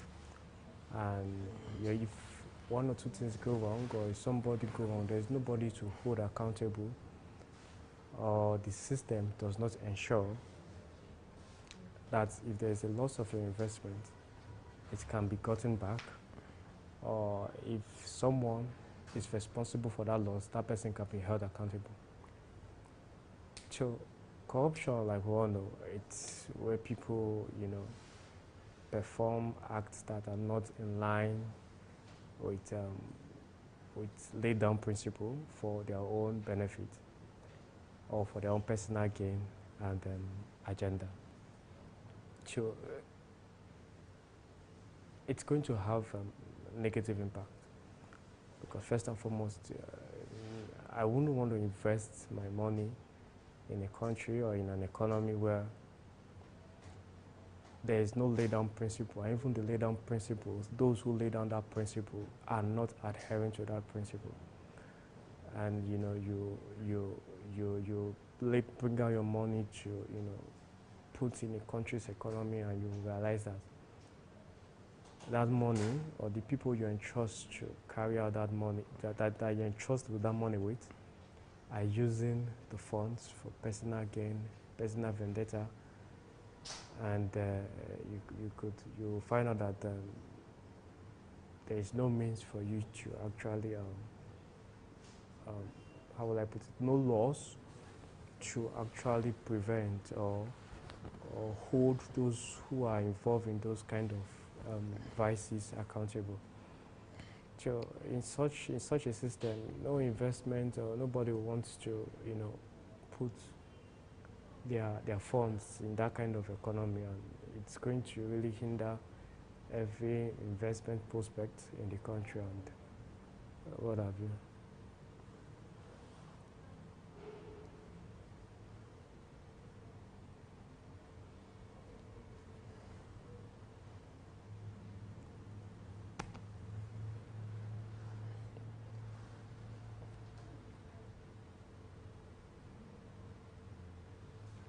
What role does bad governance play in increasing poverty and inequality?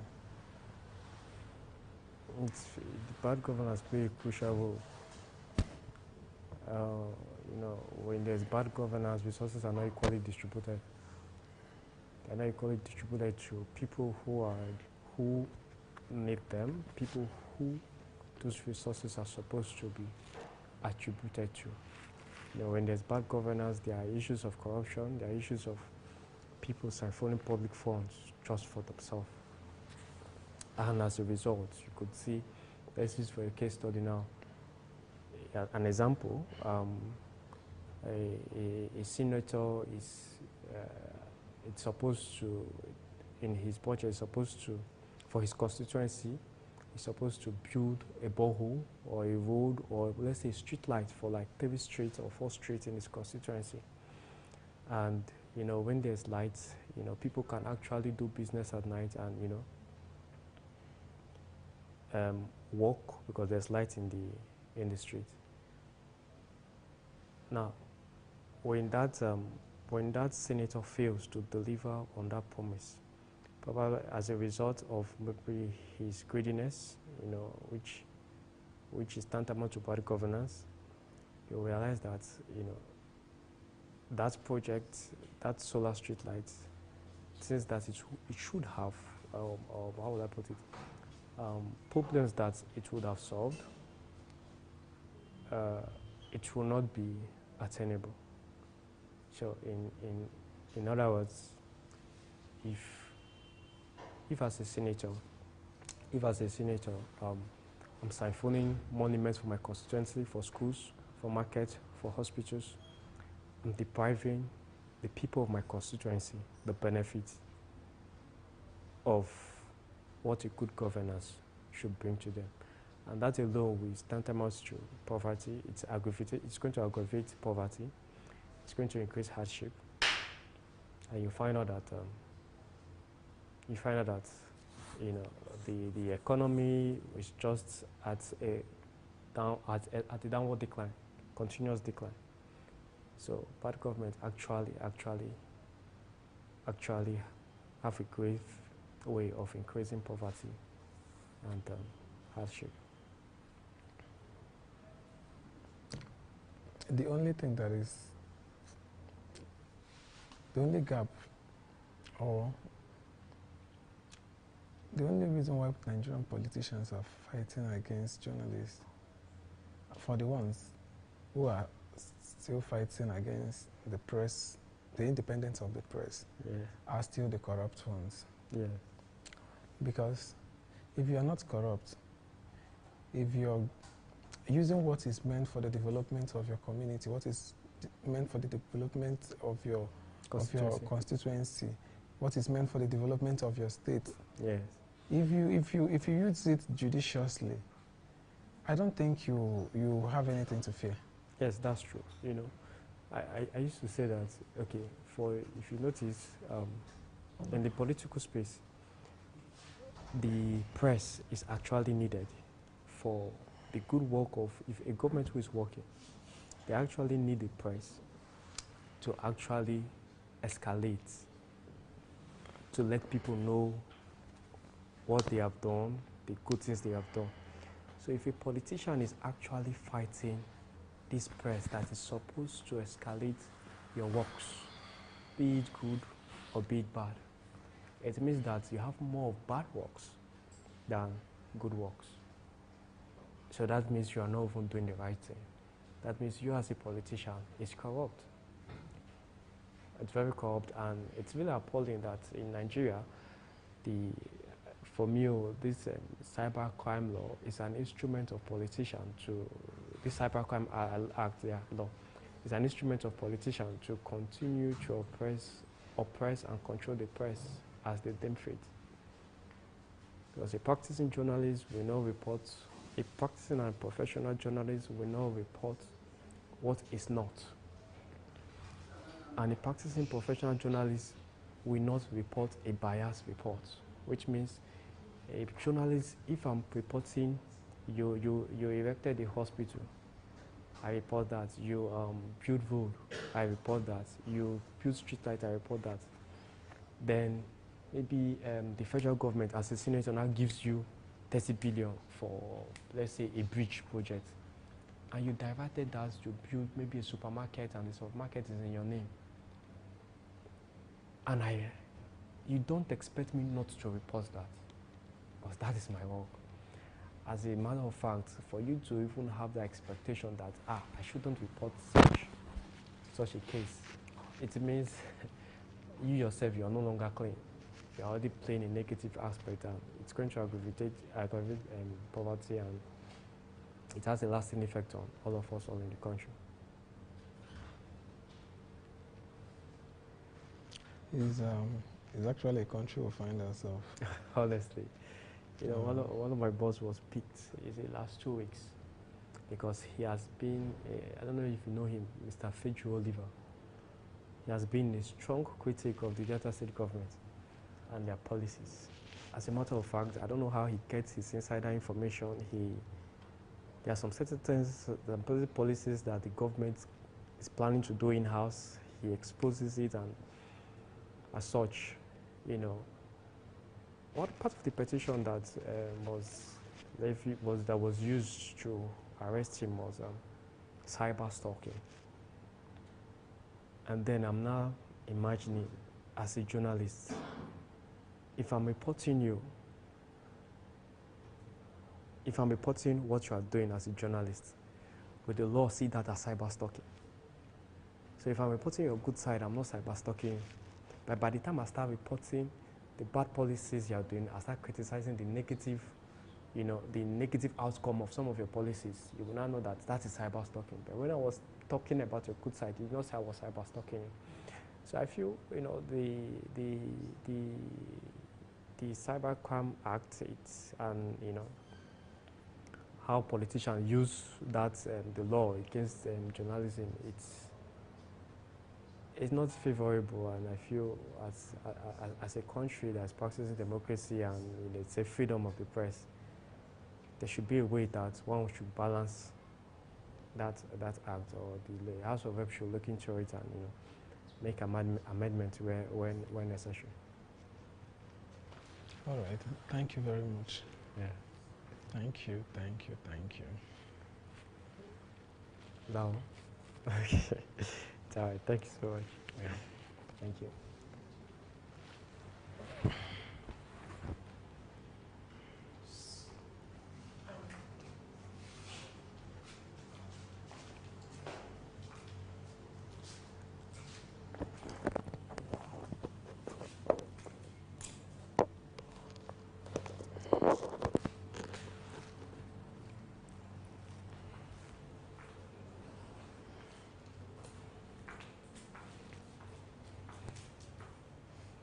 Doc, good afternoon. Good afternoon. My name is Dr. Rebecca Bolanle Ukpevo, here to give you solidarity and support and to say kudos to you. Thank you very much, Dr. Rebecca.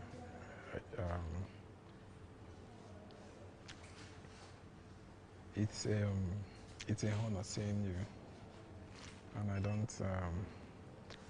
don't take this support for granted.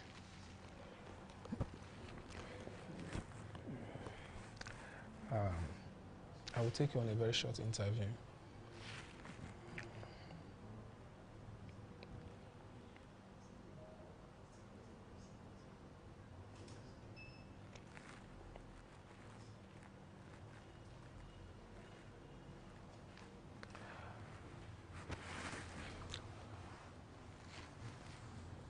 Currently, what is the NUJFCT currently doing on protecting the rights of the female journalists among them? Protecting the right of the female journalists by the NUJ is what we take dear to us. As a vice chairperson of Nigeria Association of Women Journalists in FCT, we ensure that every complaint or negative occurrences that happen to any of our members or even journalists that are not members, we follow it up to the latter.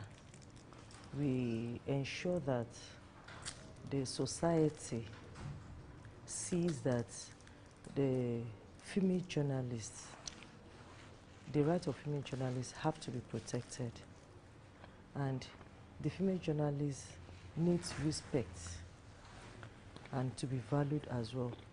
We had a recent occurrence during our former NAWACH president, who was she was disrespected in the course of her duty. I was her SA, that's Chief Ladi Bala. When she was covering the Nigeria Railway Corporation, she was harassed, and we did not take that lightly. We ensured that we went all out requesting for justice. We had it on headlines of all the media, the broadcast, the prints, the online media, the social media.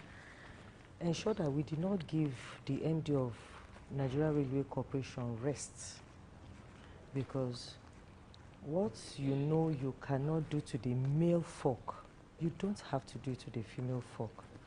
You have to see the female folk as an important personality to be respected and to be handled with care. So you don't look down on the female journalists. So we've been able to a very large extent, I would say up to like 70%, to drive this down and to also ensure that we have the male folk also supporting, coming out publicly, supporting the women journalists. Because when we talk about molestation, we talk about abuse on the female journalists, who are those people actually carrying this out? It is most times the men. But when they understand the values of having the women, when they understand the value of having the women, when they understand the values of having the women, you see the men also protecting the women. So that is what we have done. Oh, thank you very much for that response. What are some of the common challenges that organizations such as NAWACH face when trying to sustain a continuous growth? Some of the challenges that we face is the interest of those in power. when we want to maintain a sustained growth, we check those are the hem of affairs, especially at the government. Are they really interested to support that cause? Do they really have interest to support the cause? So that is a major challenge, because some actually want you to be a praise singer. They want you to be a sycophant to them. But we, as journalists, we are to hold them accountable. So when you have those that are not ready to be accountable, it becomes a problem, it becomes a challenge. But as professionals, we will definitely not back down. And yes, we actually have some good ones also at the hem of affairs that actually give their support. They give their support, they give both the moral, even in material.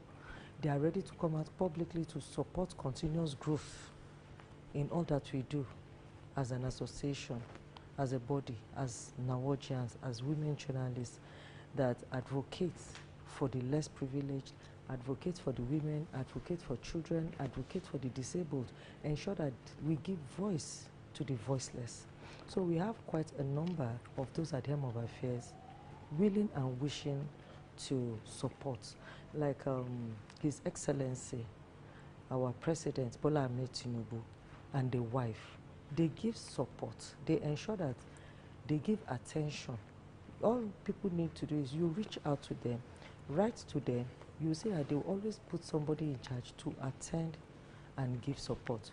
And that has actually helped and gone a very long way to ensure that the voice of the voiceless are being represented in our society.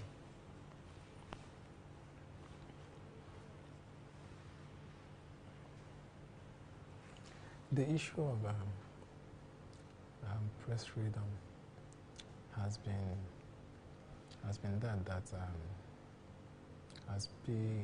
it has been on the forefront of every discussion, even for journalists and non-journalists.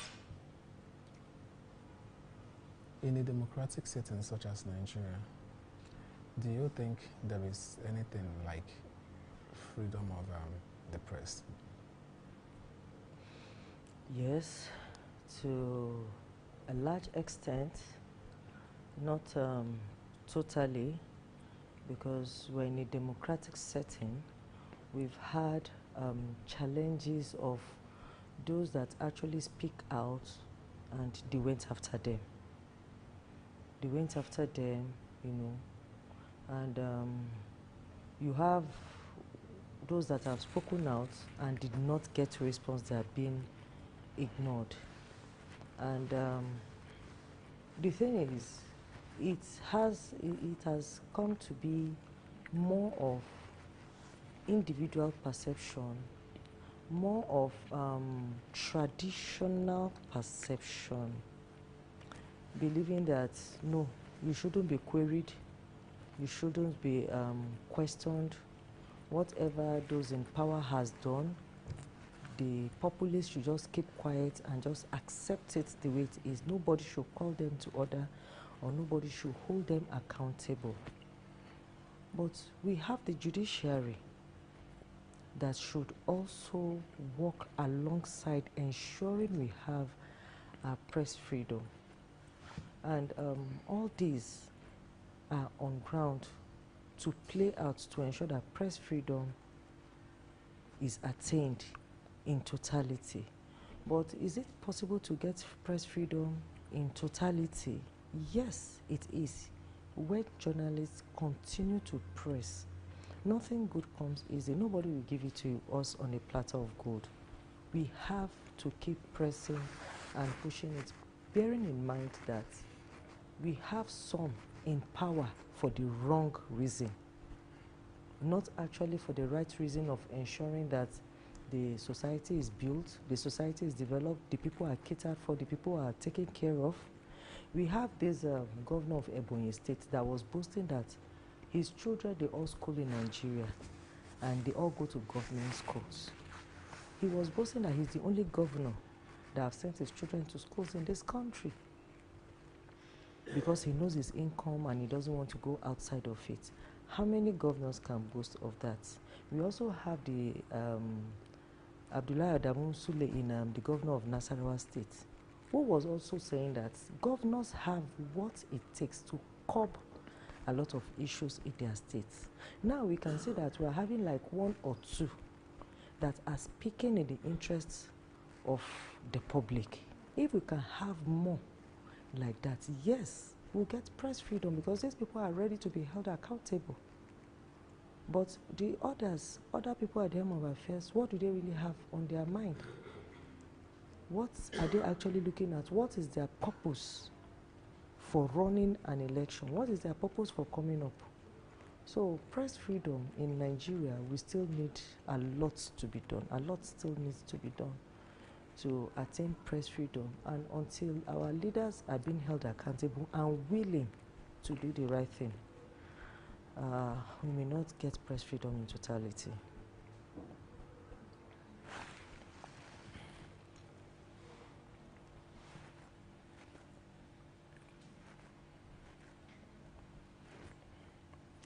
Going by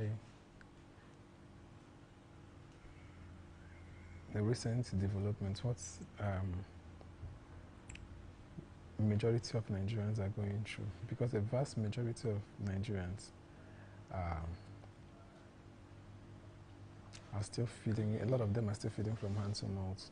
They are still feeling what? A vast majority are still going through the effect of subsidy removal. Yeah.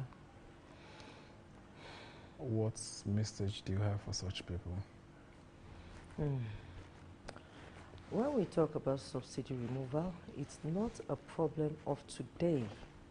If we could remember when Sanusi was the governor of CBN and Ngozi Okonjo-Iweala was the minister for finance then, they have said it that there was need to remove the subsidy because we cannot keep wallowing in deficits on and on and on.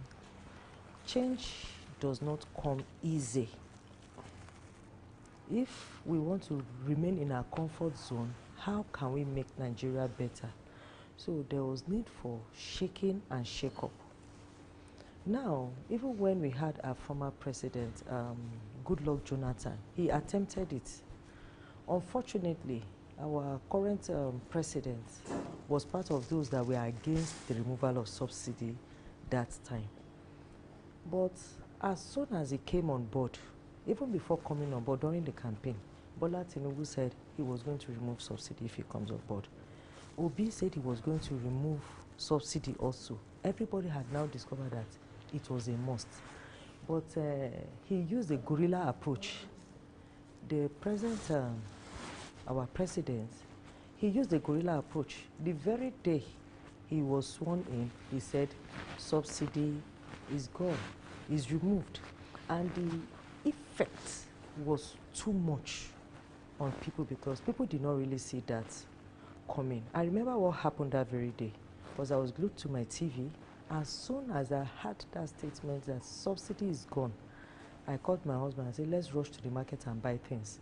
Let's quickly buy fuel, which we were able to do. Thank God we had some change. We quickly ran to the filling station, bought a lot of fuel inside jerry cans, ran into the market and quickly bought a lot of things because we knew the effect that immediately prices were going to change, things were going to be difficult. And we're able to save quickly. While we were coming back, we discovered that filling stations stopped selling fuel, but meanwhile we had bought. So for us, that was our saving grace that period to help us with time to quickly adjust to the unexpected change. But unfortunately, over 90% of Nigerians didn't have such opportunities. Some did not even listen, some were not prepared, some probably they don't have extra cash somewhere to quickly work on. So that helped us to quickly adjust that period.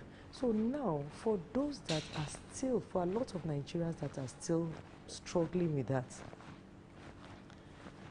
what you can do, because even as a civil servant, the money is not enough to even pay school fees. Your salary is not even enough to feed. Nigerians must tend towards entrepreneurship. You must check what can you do in your environment. What services, what goods can you put on the table? Because no government official will come to your house and ask you, have you eaten? They will not come to your house and ask you, why are your children not in school? As a matter of fact, we've had people that died because of medical attention, even some of our journalists. We have women that died simply because they needed to put to bed in the process of giving birth, which we thought we had passed that level. So Nigerians need to wake up, see what to do, and this has also increased the crime rates in the country. I happen to be a victim of kidnap, and it was terrible. I know what went out of me. Till now, I'm still trying to recover. That is the effect of that subsidy removal. So Nigerians need to wake up, see what to do, interact more with people. How can you be of help? What services can you render? What goods can you provide? Even if it means selling water, in addition to your income, you have to do that as well. Okay. Thank you very much. Yeah. We will continue to lend our voices. We will continue to push till our voices are heard. And I believe that through this, real change will come. And it's going to be beyond this place. A lot of people will benefit from it. And we've made a bold statement. We've told them our demands. Let's see what happens in the coming days. Thank you very much for coming. Thank you so very much. Wishing you the best. Thank you.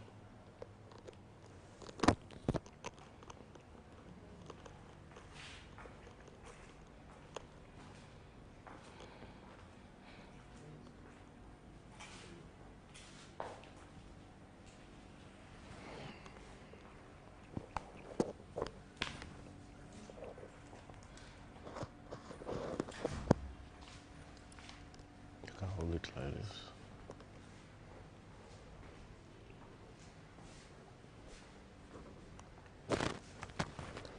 Good day. I'm Samuel Puevo. Yeah, good afternoon, sir. Good afternoon. So how has he been? How has he been? Fine, sir. Good. So I'm trying to recollect. Recollect, okay. I'm husband to the lady that just left. Oh, okay. Yeah. Yes, because we I came in together. Yes, I saw you at investiture. Yes. Yeah, I remember.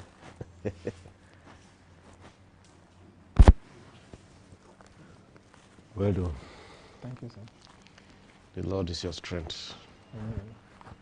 I hope you don't mind, sir. I would like to take you on a very short interview. Go ahead. All right.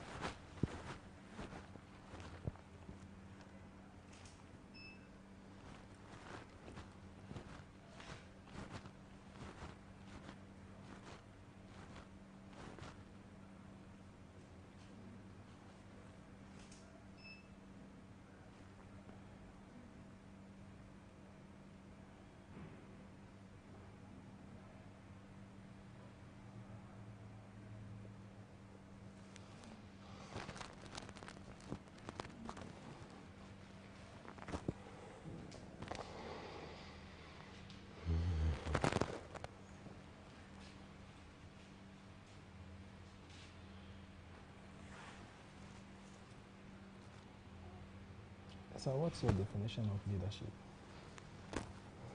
Leadership entails leaving a legacy of succession, whereby if a leader doesn't have a successor, it's not a good leader.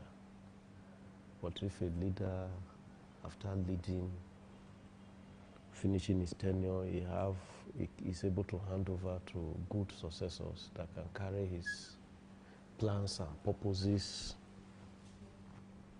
forward, that entails good leadership.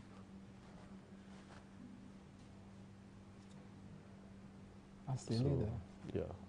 how do you motivate a team during a challenging or stressful situation? As a leader, he has to work with a team and also be involved in the team. So leadership is about teamwork and being involved also, not just directing, but directing and participating. As such, the followers will have a good grasp of what the direction they are going. How do you identify and develop potential leaders within your team? Come again, I didn't get you. How do you identify and develop potential leaders within your team? Yeah, that's quite easy because within the team, you will see those who are not pretending, those who are actually doing the job, not minding when you are watching or when you are not watching. But they are fully dedicated. They empathize with the vision and goals of the system.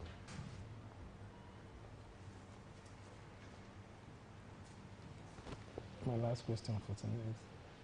In your opinion, what are the most pressing political issues today, and how should they be addressed? Well, the most pressing political issue today is about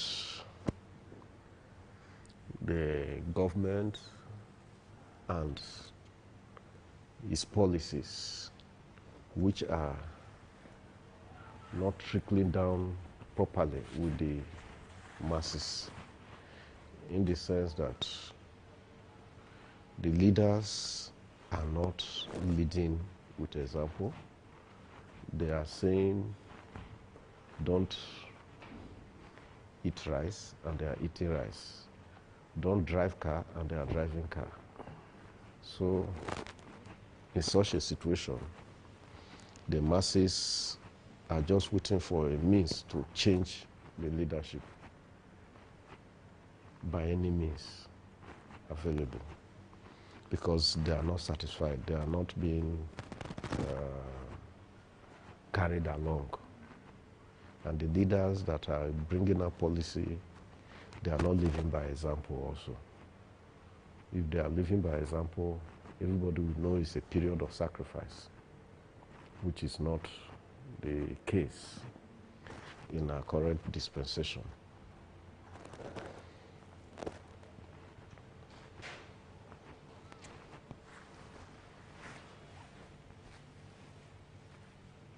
Thank you very much, sir, for your time.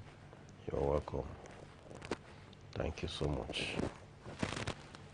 So, if I may ask, how is the interview? It's perfect. All right. Thank you. You're welcome.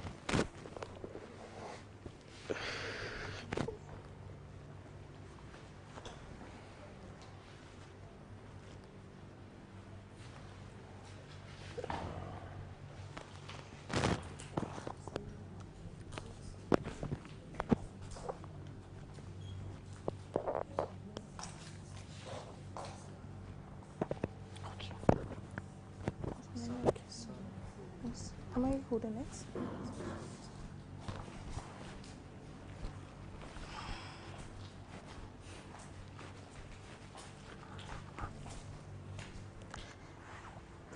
Good afternoon.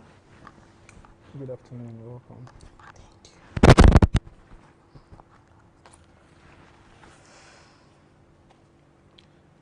Please, can you briefly introduce yourself?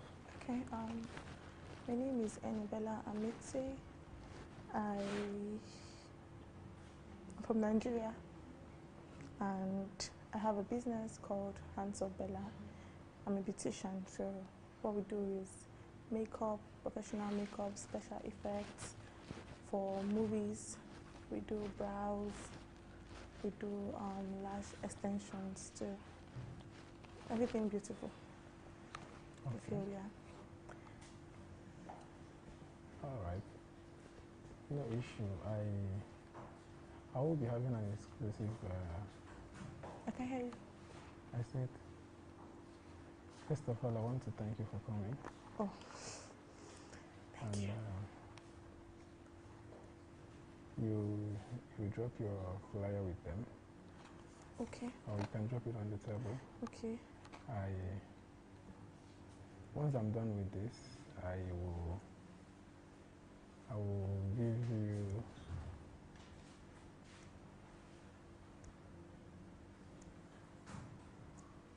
I'll give you a special coverage. Oh, thank you. Thank you. All right. All right. So that's it.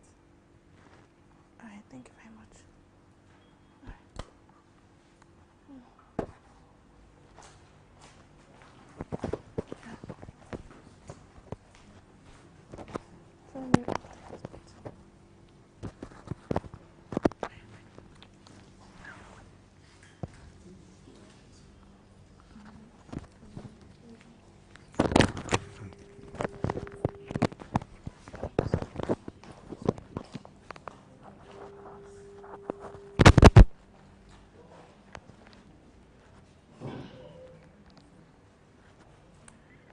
Victor?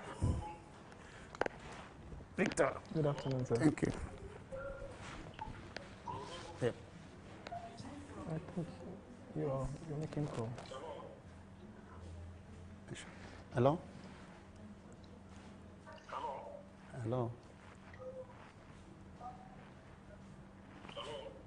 Hello?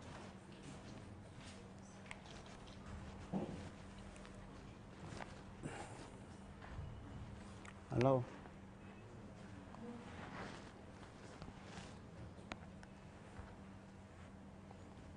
Thank you very much, sir, for coming. Thank you, Victor.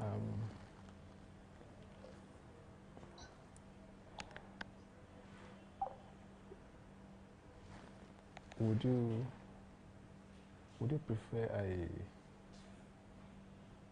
prefer to speak would you prefer to speak about politics? About? Politics. Politics, yep, it's okay. Journalism. Please briefly introduce yourself.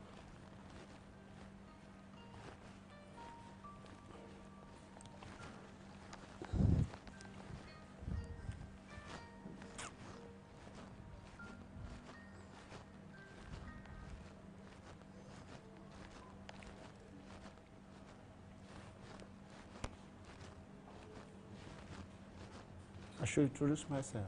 Yes, sir. Okay. How does this function? You can just drop it. Okay.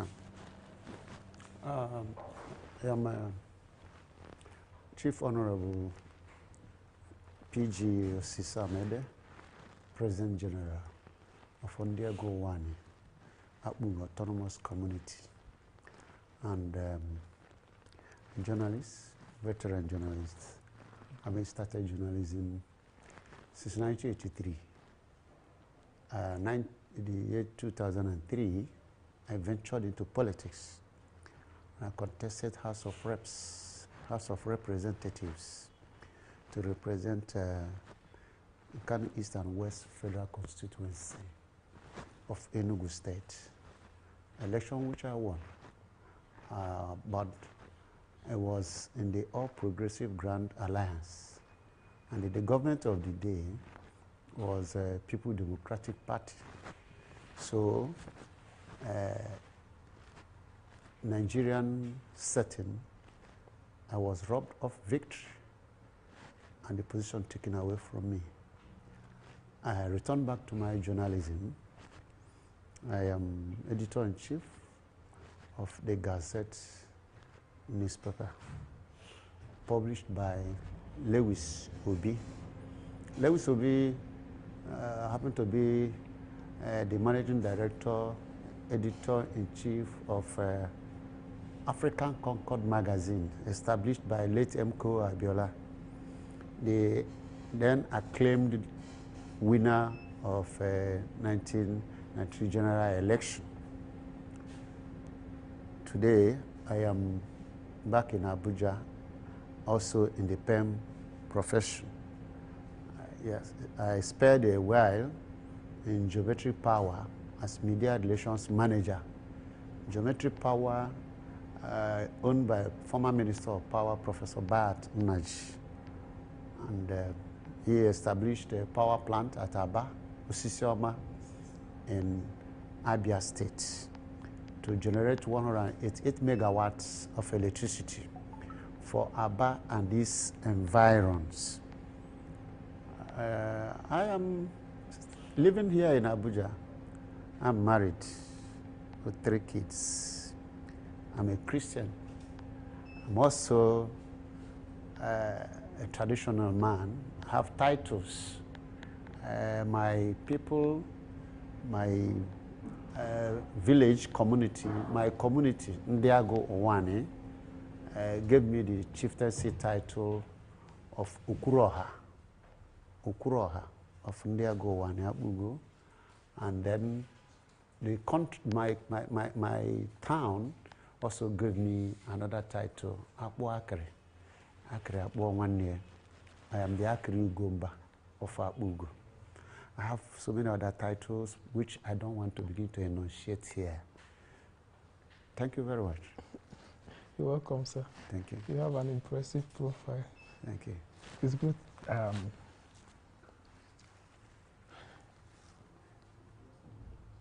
It's nice having you on this platform, sir. Thank you. On a nutshell, what do you believe are the main characteristics of bad leadership? Of bad leadership. Bad leadership. There are so many indices that point to bad leadership in a country. When the pulse of the people are not felt, when the leaders consign themselves with issues concerning them selfishly, when the opinion of the people don't count, when people who even attempt to air opinion are muzzled, a whole lot of things points to bad leadership, including insecurity, when the leadership cannot tackle the insecurity problem in the country. When the people in leadership careless about the suffering of the poor, the downtrodden, those who are not in government, those who don't have access to the wealth of the nation. All these things amount to bad leadership. And many more. Many more. Aggrandizement at the expense of the entire people you are leading. It's a bad leadership. How has poor leadership affected Nigerians' economy and development? Yeah, it has to a great extent. Not just affected it, but damaged Nigerian economy. You see, when the people are well and they are okay and produce well, the domestic gross product rises, and it also improves. It rubs off on the economy of the country. But when the people are less productive, definitely, it also rubs off on the economy of the country, and the economy goes bad. Otherwise, put in other way, if the people are not being well governed and things are not going the way it should, definitely the pendulum will always swing on the negative side. Poor productivity, and then the result is you don't improve on your revenue. And when you don't improve on your revenue, it also affects the economy of the country.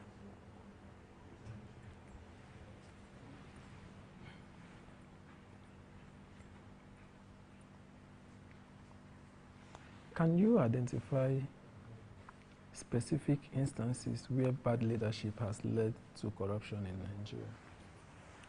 Oh, so many. Bad leadership has led to, corruption has led to bad leadership in the, and then destroyed the economy in so many ways. For instance, I'm using Nigeria as an example of a country where the leaders are bad. I graduated in 1992, a time when it becomes difficult to get government employment, employed in government establishment, except if you know somebody that knows somebody that knows somebody that knows somebody that is close to that mission. You cannot access employment. A director, a retired director, Federal Civil Service, was unable to secure employment for his children. He had to send them abroad. They moved abroad to go and seek employment. They left Nigeria. So bad leadership contributed that before you get employed, you must know somebody in leadership.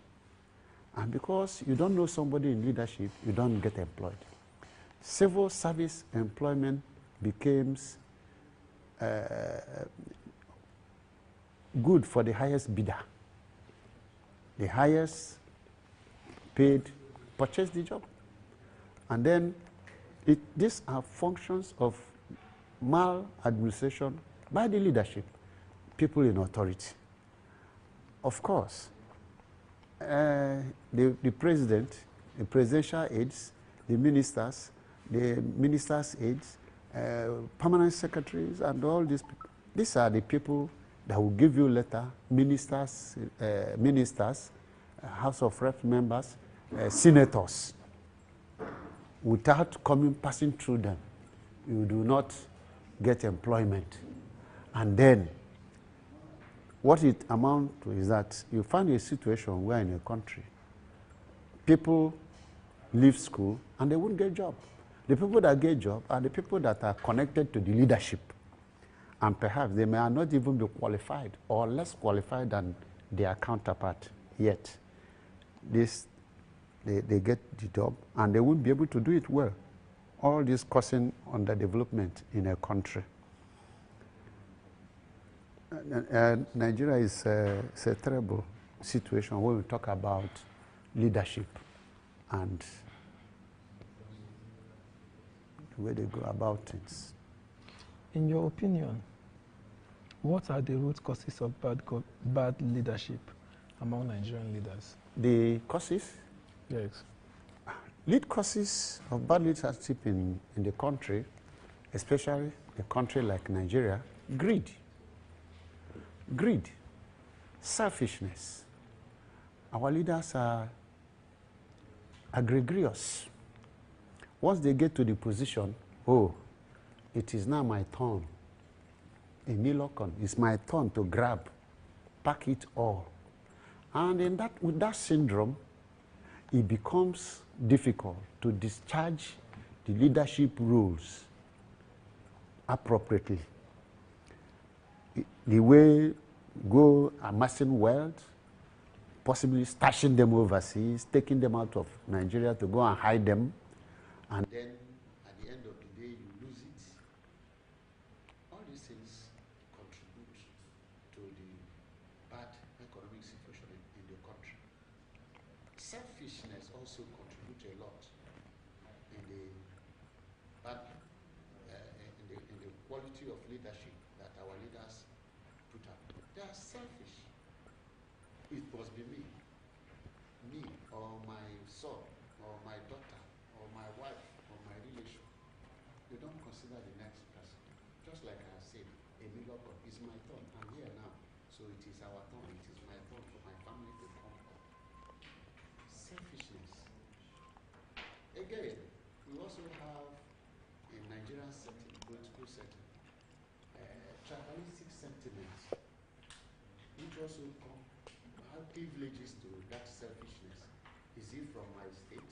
Is he from my tribe? Is he from my region? People are contesting election. Oh, he must be my statesman. He must be my tribal person before I vote for him. So all this is contribute to enthrone perhaps a low quality leader in place.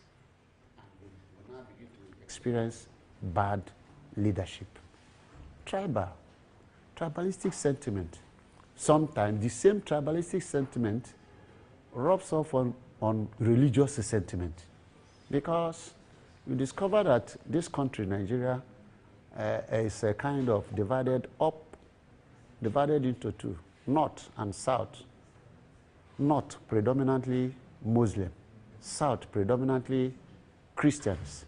And then you have Christian and Muslims interwoven, both in the north and in the south.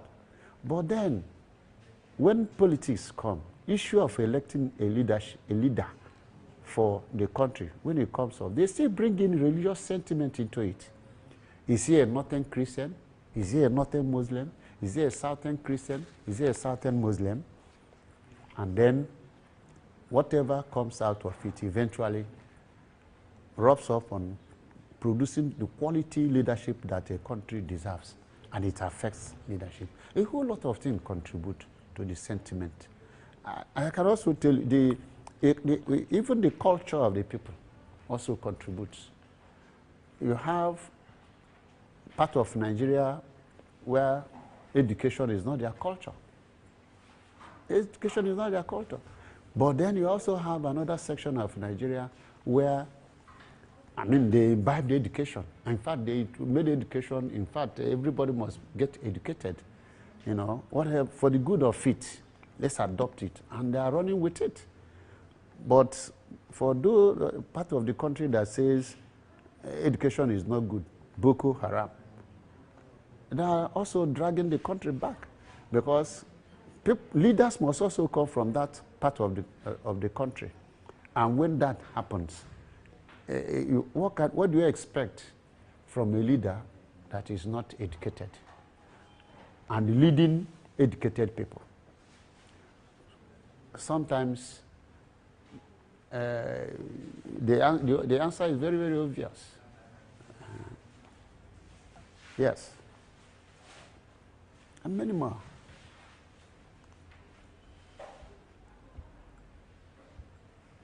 Thank you very much, Chief, for your time. Thank you. I'm honored. Thank you, sir.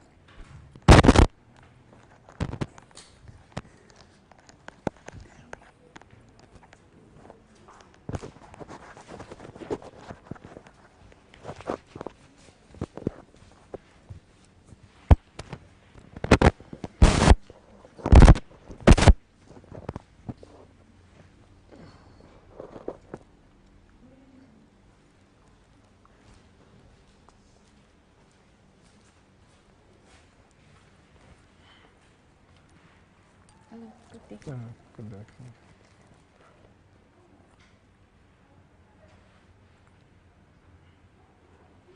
Please, can you briefly introduce yourself? Okay, my name is Joyce Agbo, and I am a producer for kids programs.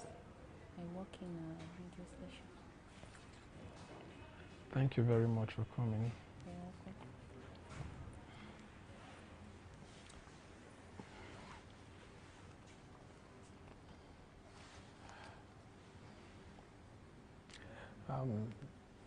Do you think that the federal government is actually doing enough to protect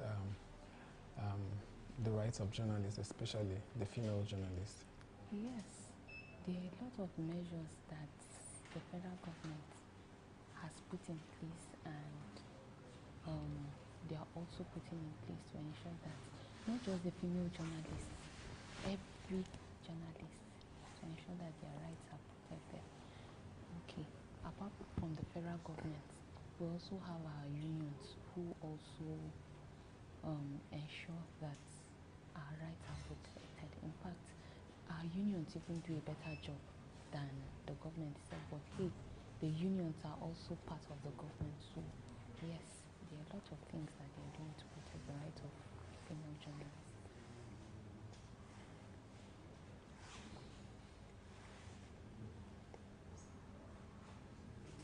What's your take on leadership? Well, I feel, for me, let me just say it in a layman's, for me, leadership is representing people and then representing people fairly. For me, that's leadership. Good representation and being fair to people that you're representing, airing out their voice, airing out their rights when their rights are being breached. You're their voice. You're just that person that they can rely on. So for me, that's leadership.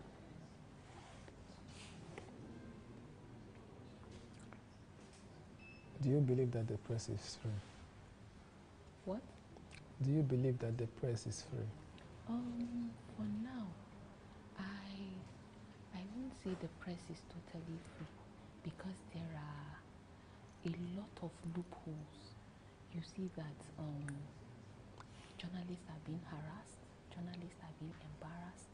Sometimes you go out, you're being sent on a beat, you're being sent for an event, and sometimes your organization itself, maybe they've made arrangements but they don't make proper arrangements. You go and then you're being embarrassed for being there, and you go through all those checks and all, and then you want to ask some questions. You see one or two security personnel there telling you that, hey, you cannot ask this question, you can't do this, you can't do that.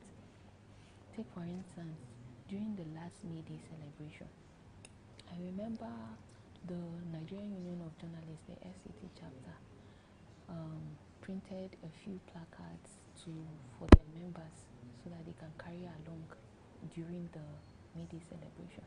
It turned out that the security personnel that were at the gate seized those placards, and they were not insultive placards. They were just placards to emphasize that press should be free, journalists should be encouraged, and stuff like that. Just emphasizing on press freedom and the fact that journalists should be treated fairly, and there are a lot of just a few statements, key statements on how journalists should be treated and how press should be. But the security personnel, they seized those placards. So that alone is proof that press is being limited, which is not supposed to be. So there are other instances. You may even attend an event or maybe a press briefing or something, and then you ask a question as a journalist, because that question is going towards incriminating the person that is being interviewed, or the question doesn't just sit well with him. Instead of the person to even politely tell the journalist that this question, or just get an alternate statement to just change it or stuff like that, the person goes and shuts down the journalist entirely. And even as the journalist is trying to talk, they just end up embarrassing him.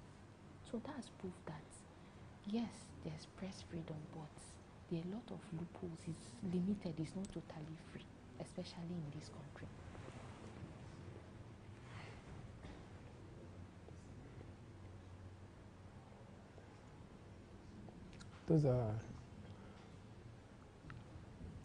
The fight has been on for a very long time, and it takes only one person to bring a change, and it takes only one person to drive a change. I believe that if we can win, the day we win the fight for press freedom is the day that we'll enjoy the dividends of democracy. That is when these people will walk, because they will be scared of the media. Now, Nigerian politicians are not accountable to anybody. They don't care. They don't care. And another thing that we're going to push for is that the Cyber Crime Act be reversed. Yes, that bill has to be repealed. It will not work. It will not work. Or all of us will come to the National Assembly. They should jail us, all of us.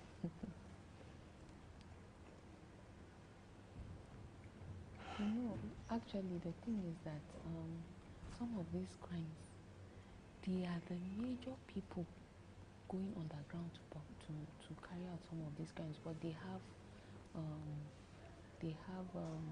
boys or touts or stuff somewhere that will just carry it.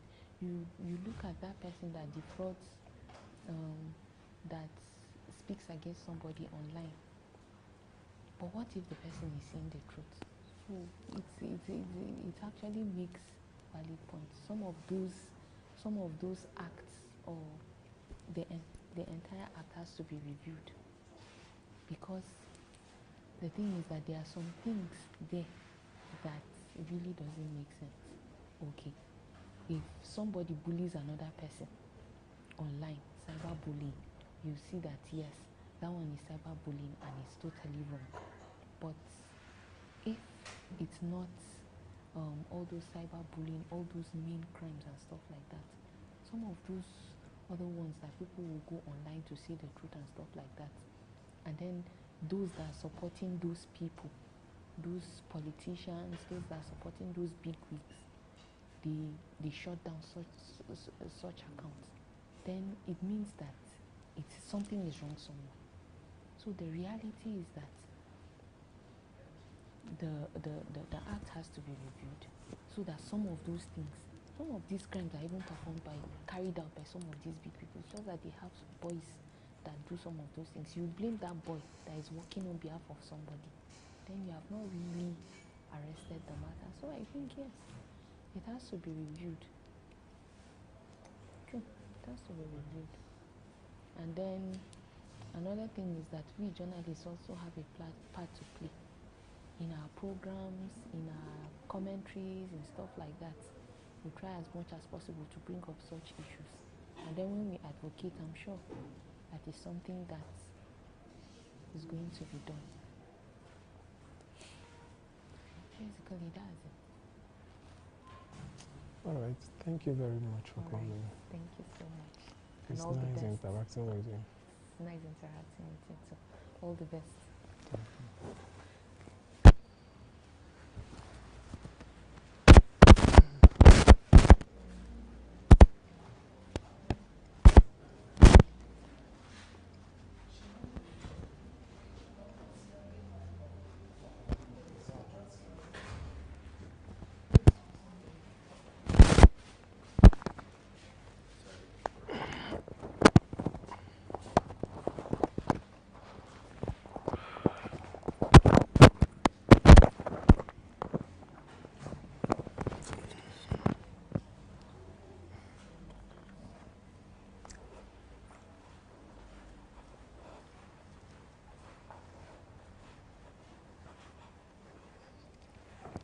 Hello. Yeah, welcome. Thank you.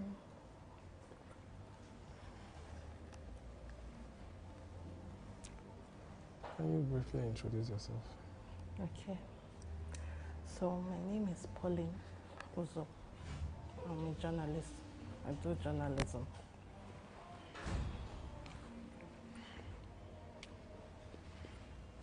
I'm a mother of 3. Oh. So I'm married. Congratulations. Thank you.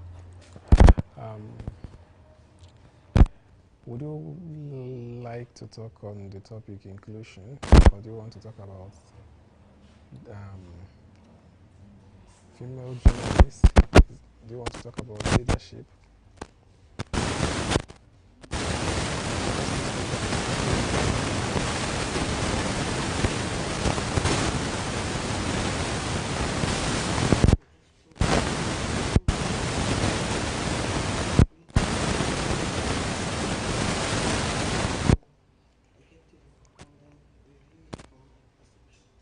Okay. So, would you prefer I... Okay.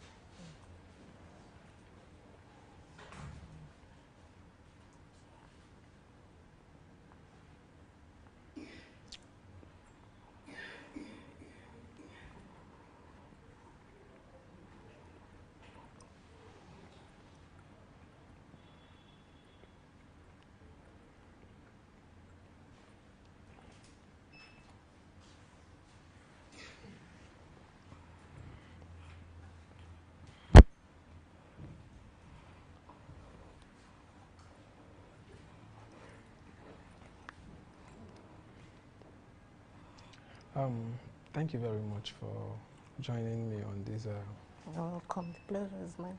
This journey, it has been a roller coaster. I can't say it's rosy.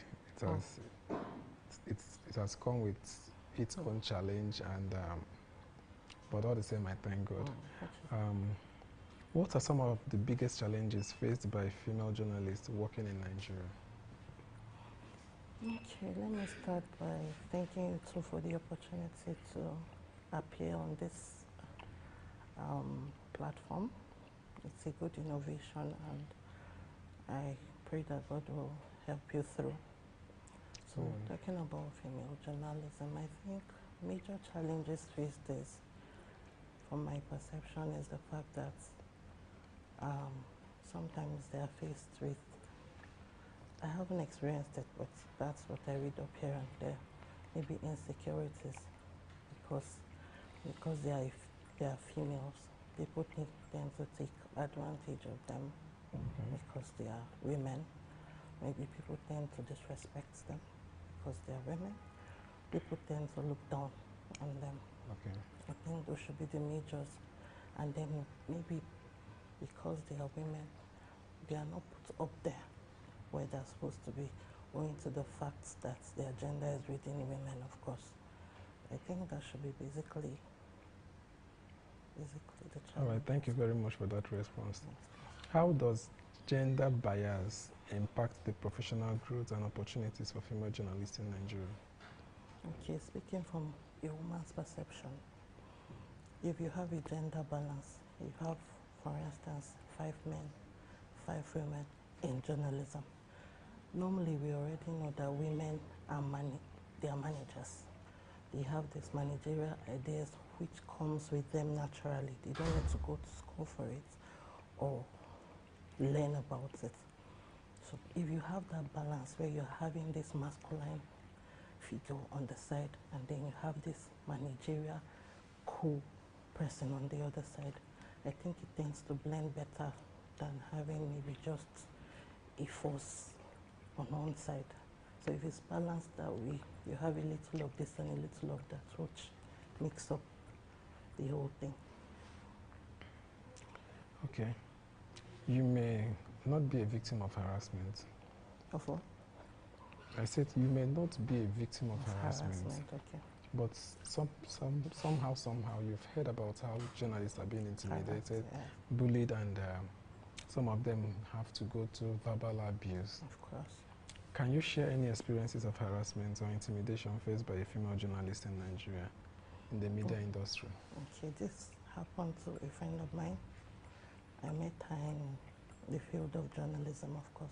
So she had this event to cover somewhere, and then she had her jackets and all of those things. It was outside the state, the FCT, of course, somewhere in the north. I think that had to do with her appearance. You know, most of the times in the north, they are not very cool with their females wearing maybe trousers. They would rather have you on covered up with hijabs and all of those. So I think that played a part in her case. So she was harassed by men around. She wasn't improperly, she wasn't indecently dressed. She was properly dressed, but because of the area where she was going for the job, where she was covering, so she was being harassed and they ganged her. Yeah, they ganged her, and then she was also a Christian on the side. And this is a state where it was dominated majorly by Muslims. So they were harassing her based on the fact that she wasn't dressed like them. And secondly, she was not of the same belief. But at the end of the day, God sent help. I think security personnel came around and she was rescued, and also that was a close range. It hasn't happened to me before, but that was really close because I heard the story from the direct source, and God spared her. At the end of the day, she was able to tell her story and also enlighten others. In what ways do societal and cultural expectations influence work environment for female journalism? Okay, I would say for a journalist who is working for the government, for instance, who is not working by herself, you might be influenced to take certain news from an angle you don't intend to, because of the fact that you are working under a particular parastatal. I don't know if you get what I mean. So you are forced to maybe dish out news that is not maybe true, or maybe too true, or maybe a lie. So that can also impact, that can also affect, because you might not be speaking from your own perception now because you are working with a certain parastatal. So you might have to report from the angle of what, organizations have their styles, their house styles, what you must do as a staff. So these are things that could also play out when female journalists are involved. Thank you very much for joining me. I believe that with this support and solidarity, our voices will be heard. And I believe that this will bring the change that we've been anticipating. Thank you very much, and my regards to your family. The pleasure is mine. Yeah.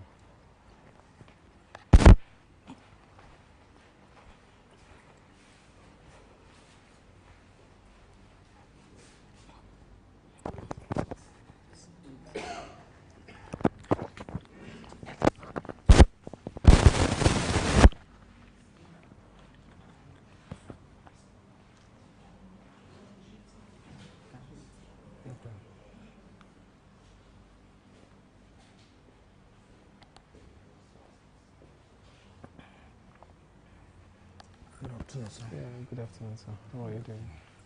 Good.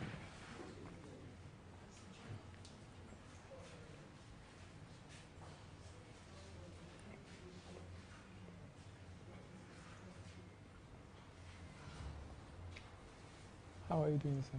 I'm fine.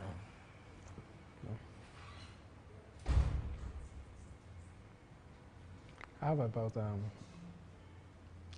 4 segments that I'm discussing today. I don't know the area you want to be interviewed. Yeah, I can find an interview. That's what I'm asking. Which area will you be comfortable to talk? Okay, I run an NGO. So, and is a youth NGO. So, the NGO is focused on young people? Yes, it's focused on young people. Okay.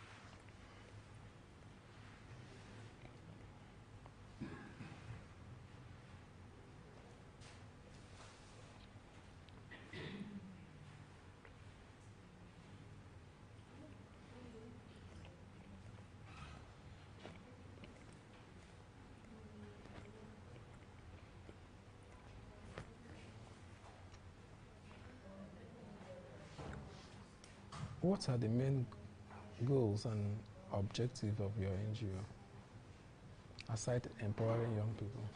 Outside the Empowering young people. Okay. Okay, so outside empowering young people, we also undertake a scholarship scheme. Okay. Yeah, for children. The NGO at present has trained about 20 to 24 children, out of school children, returning them back to school from primary 1 down to primary 6, and they, take part in their common entrance, ensuring that they have that basic education. Then we also help the children in their various individual lives, to give them pep talks on how to build their lives, because it's not all about putting a child in school, but if there is no proper follow-up of that child, you see that at the end of the day, the child will come out becoming a nuisance. So, because in the society today, you discover that there are so many failures of the parents. So those are the things we have come to bridge in, so that those areas where the parents are failing, we as an NGO come in order to enhance these children, to make them become what they're supposed to be, in the future.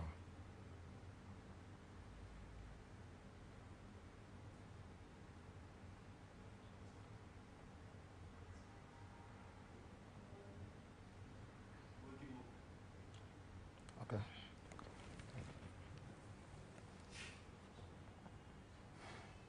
What specific programs or initiative does your NGO organization implement to support youth development?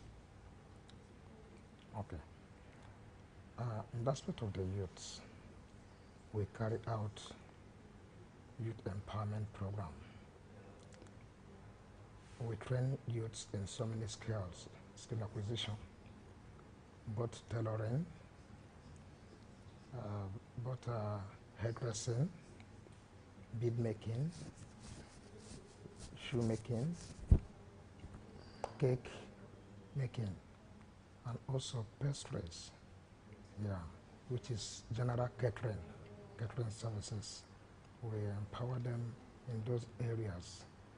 And even the year 2020, we did a very large empowerment program, that empowered 38 youths, and these are the people that, when you come to their homes, because we look into the people to discovering those who have nothing to support their lives, those who seem to have been rejected, So those are the people. We go into the remote areas, fishing them out, to ensure that we give them hope. Because when you go into the villages, you discover that there are so many youths in the villages that have become hopeless. And these are the people, if nothing is done in their lives, at a point, you see them committing suicide because they have no hope again, because of the situation, the circumstances they have found themselves, which is not their making, but just because certain responsibilities have been negated either by the government or by society, So those are the things that we do in order to ensure that the youths of this country, are being supported to become somebody in the future, so that they can live a prestigious life instead of,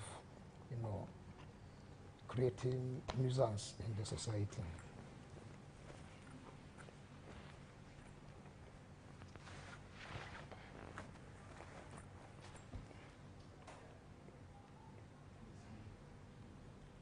I've been able to take you on 3 or 4 interview questions.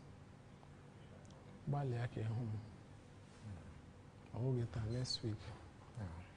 Baliake home. Kaiku basari here. Okay. All right.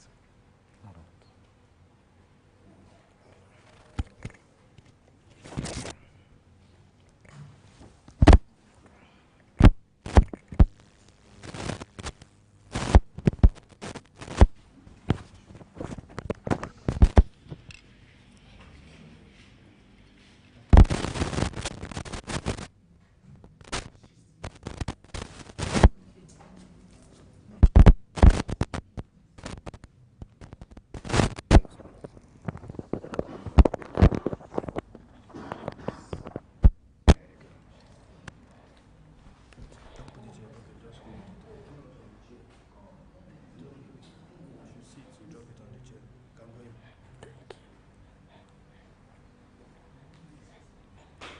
Hi, Victor.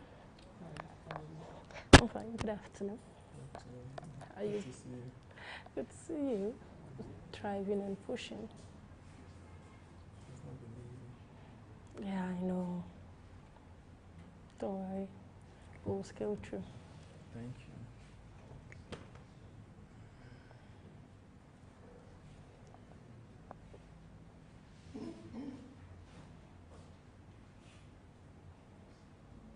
I'll be taking you on a 5-minute interview.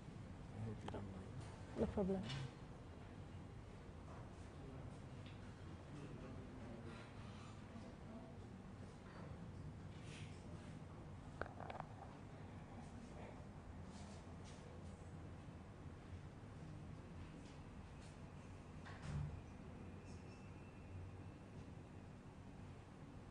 How do you think the society at large can come together and better the lives of the female journalists in Nigeria?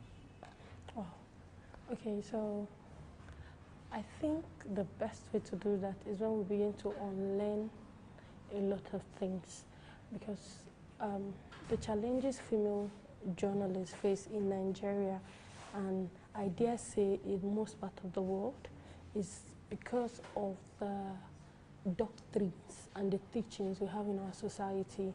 We, especially here in Nigeria, we have a society where some persons have mapped out what a woman should do and what a man should do and all of that. And as such, there's this stereotype towards them. So we need to start unlearning a lot of things, accepting the fact that when a person has the capacity and the capability to do something, you let them do it.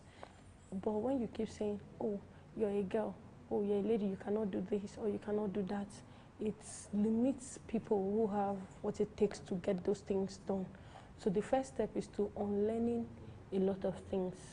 Then the second step is me being a feminist now, is when the male folks step away from their ego and insecurities. Most times when you hear men talk about what a woman should and what a woman shouldn't do, I dare say it is coming from a place of insecurity where they cannot accept that a woman is attaining a certain point or a certain level, so they tend to always want to fight it and all of that. So we need to pull out from that insecurity and ego and embrace the fact that we are like a scale where we need each other to create a balance. So once that is achieved, then we can now start fighting the higher ups. Okay, thank you very much.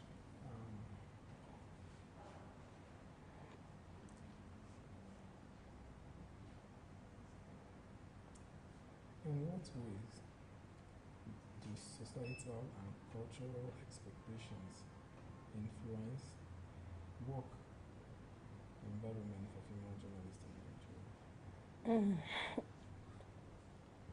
So, societal expectations. So there are people who expect you as a lady to be soft, very feminine, less confrontational, you speak softly and all of that. And as such, they bring it into the workspace.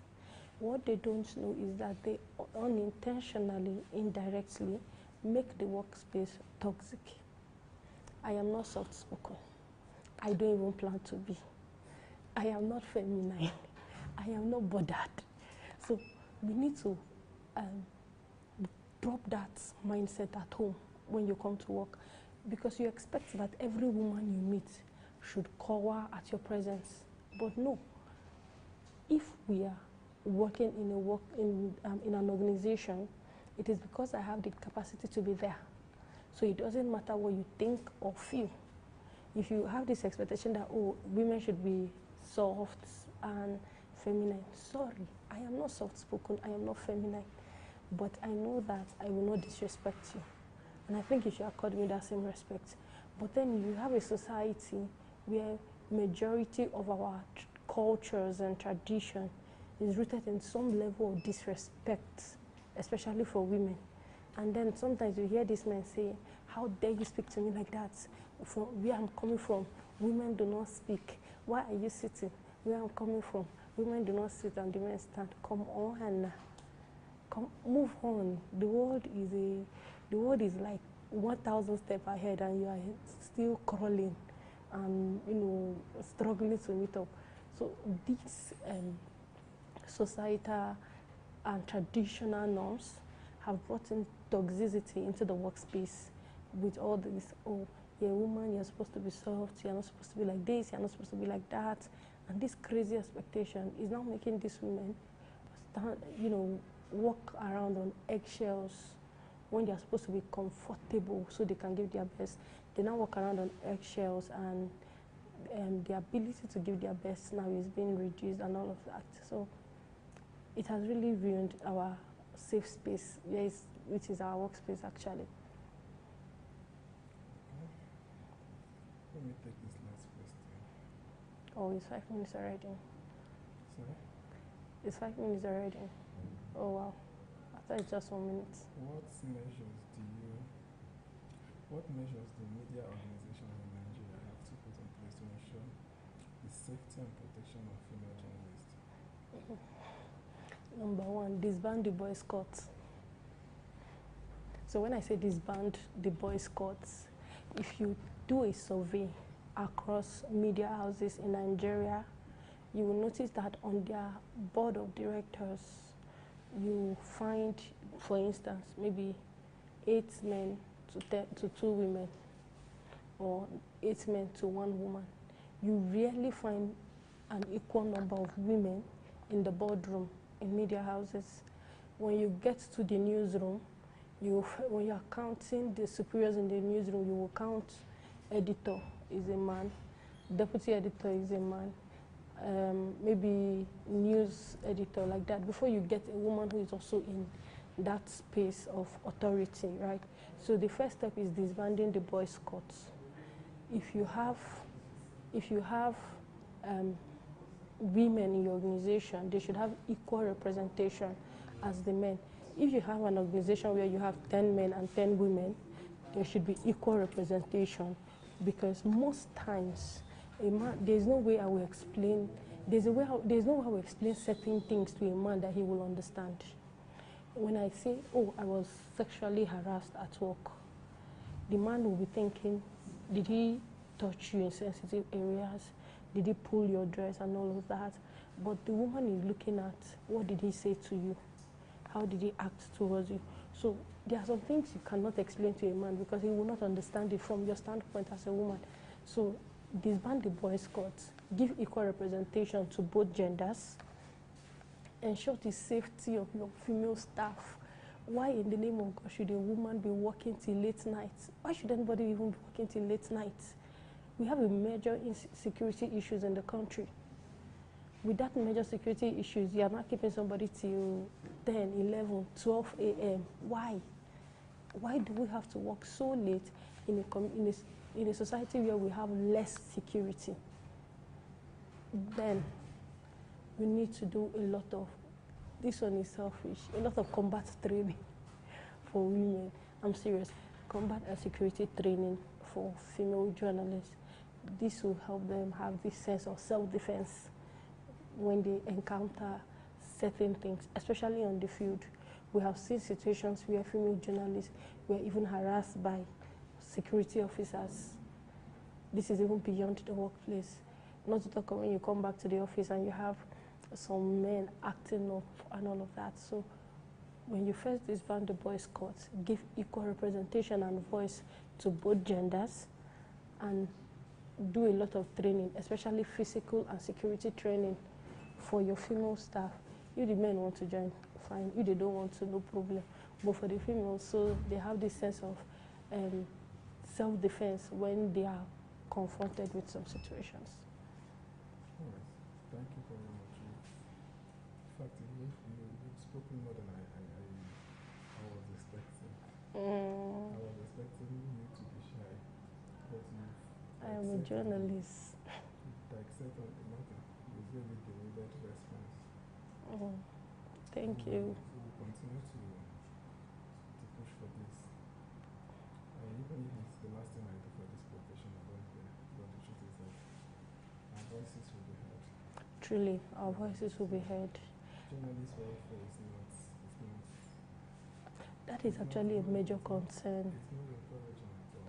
That's actually a major concern. We have media organizations that don't even pay their journalists. We have journalists who say, oh, I am a freelancer, and they're not being paid. Guy, that's, I don't know, for lack of better words, that's annoying. And the fact that some persons just keep quiet about it.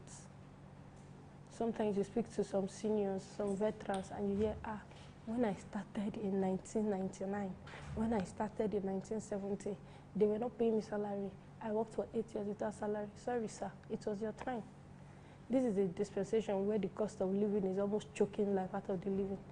And you have journalists who put their life, their health, their welfare on the line every blessed day.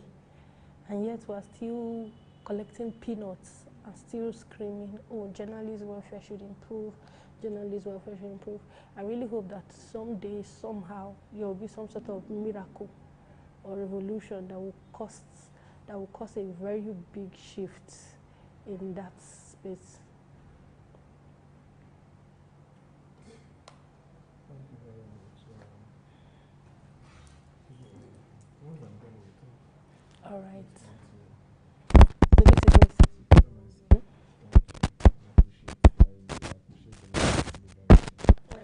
Well done.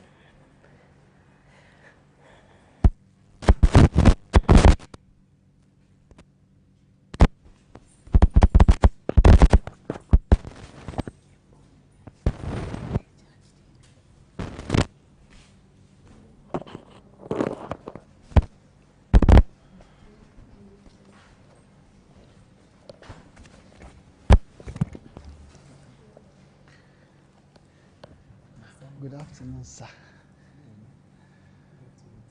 Afternoon. Hope you're coping very well. It's not easy. God is your strength.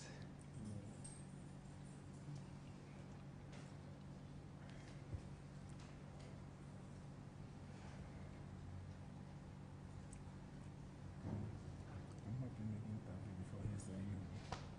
What? I'm happy you do that before yesterday. Okay. So I just read him before I go out. Why? It's okay. No, you go Canada, or now buy Canada.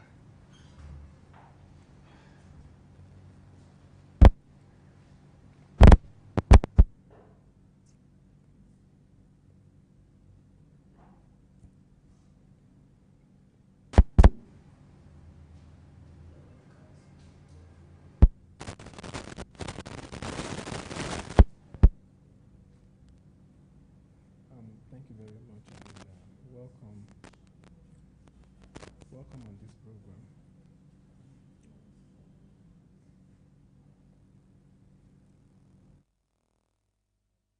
So, ethnicity influence leadership quality in Nigeria.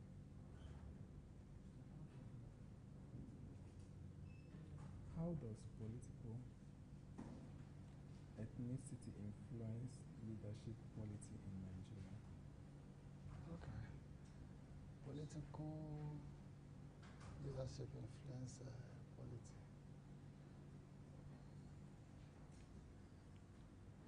A lot of people are always biased when it comes to the issue of leadership and choosing a leader. That is when you see sentiments like Muslim, Christian. Do you think that such sentiment is moving the country forward or not? Okay, thank you very much. Those sentiments cannot move the country forward. And you know, the reason why we are not even getting it right in Nigeria is that this same ethnicity and religious, because if Nigeria be able to be in one religion, I hope people will be doing things with togetherness. But when it comes to this is your religion and this is my religion, so it makes people feel as if maybe some people feel superior, some people feel that their religions are greater, some people act what their religions told them to act. So in that manner, Nigeria cannot come together to really fight against problem.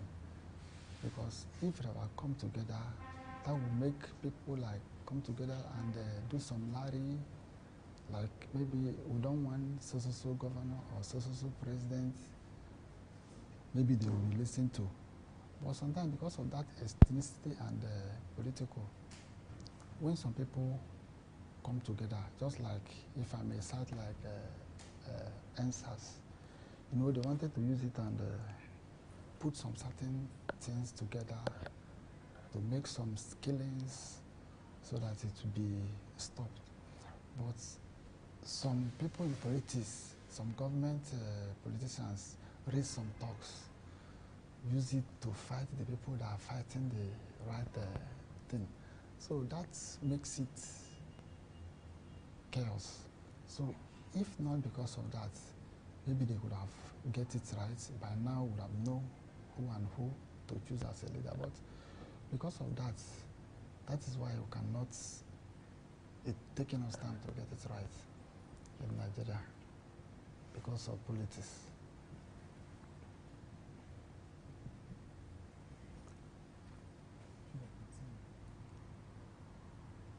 How can Nigerian citizens contribute to holding leadership? How can Nigerian citizens contribute to holding leaders accountable and fostering better leadership? Yeah, Nigeria people can contribute by voting. But the problem that comes that makes some people steps back because of that is that if your vote doesn't count, that is when they start feeling bias. But if their vote will be counted, by then they will contribute and they will come out when the citizens come out to vote. So that when they vote and they vote somebody that is capable or credibility to take the leadership to the next level. So that will make them feel relaxed. But in the recent way, they come out and vote and cast their vote, and they will not be able to get what they prepare for. So that will make them feel biased. So, but at the same time, if everybody can come together and accept as a social person and they vote that person, I think things will be better. Things will be better for Nigeria.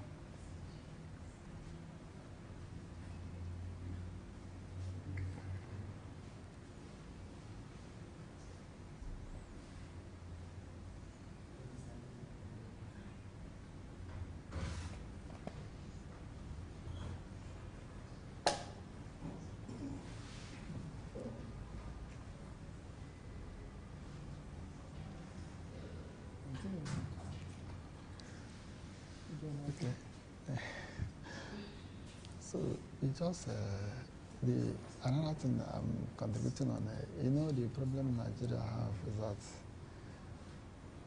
this tribalism in Nigeria, this same thing we started before, like ethnicity, I'm Igbo, you are an Hausa, you can't be coming to rule us, and this thing of it's my turn, it's your turn, for just like what we are facing now, it's really affects Nigerians. So if they can be able to learn, I know some of our leaders travel abroad, they see how the way they run other affairs of the governments in other developed countries. They go there, they come back, but they don't apply those things in Nigeria. So if they could have come together and put one or two things together so that things will be okay. If you can see in Nigeria now, things are going hard. They are talking about tax. By next year now, they are talking about tax. If you are not, if you are a bank, you want your account to be working, you have to have a tax. So some of those things affect people. When you think of how much the tax are going, 2 naira, 3 naira, is a very huge amount of money based on millions of Nigerians. And at the same time, some of these monies, you don't know what they are using it for. You cannot be accountable for it. So, if you can see, even if I may cite in Imo State now, some of the teachers are not paid. And if these people are not paid, tell me how can they give effective work to the children or to their students? And by then we'll be lagging behind in type of education. When you go to other countries now, they are trying to make produce some things that, in fact, many times now, this fuel we are using itself may be waving out. If you can see some other countries now, they are using cars that run with batteries or with solars. So, but we are only based on our fuel. So they don't think aside all these things so that they will be able to take technology to the next level in Nigeria. So if they would have come together and look into all these things so that when you pay teachers, when you empower them, so many of them will be able to give their best. But if you cannot, and every day strike, the other day strike, it is really affecting the learners and the people also. So that is one thing, a problem Nigeria are having. So I just pray that maybe if the leaders can be able to come together, or if they can be able to make free and fair election, to be able to choose people, so that be able to take Nigeria to the next level. If not, I'm afraid that some of all these things may affect maybe generation unborn, because just like our leaders are not even trying to put things down for the generation unborn. Many of them are just like what you get now, what you eat now, what you take home now. They are not thinking about what will I keep or how am I planning for some generation. When you go to Singapore, you see some high rises. You're beginning to ask, why are the people staying here? Because we're able to see that the places are empty. They'll be telling you that these high rises they are for the children are unborn. So if they can be able to keep for their children that they are unborn, which means they plan ahead. Even if you see all these cars that we use, some of those automobiles, they have make availability of 20, 30 something of designs. So that is the only thing. But here in Nigeria, they don't think about it. What they just want is political. I want to be there. It's my turn to be there. And when the person succeeded in getting there, he won't take people along. He just only wants only his whatever what he will take home.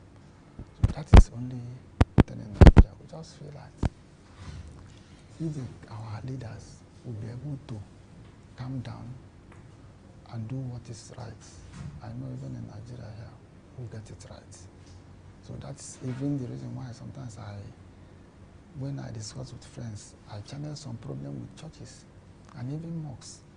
Because those religious and those ethnicity, when churches, they will come now, you worship in a church, and you will not be a partaker of whatever that is happening in the church, and you be a member in the church, there are some certain things you will not be a partaker of it. It doesn't all go well. If churches can come together, if mosques also can come together, put one or two things together, put people on a very good sense, tell them what is obtainable, what to do. I think it can help, or it can go a long way to even changing some of the Nigerian narratives, so that people will understand that this is this, we can do this and get this right. But at the same time, when they do it and it doesn't work, that is when people start having some double mind. If you can see now, some people are just like, they want to leave Nigeria because of problem, they want to travel abroad, find their daily bread based on what is happening. So it's a high time our government will sit together, our churches, even in our home, just come together to know how to put some certain things right, so that we'll get it right. Because I know if we get it right here, everybody will stay free, everybody will move free.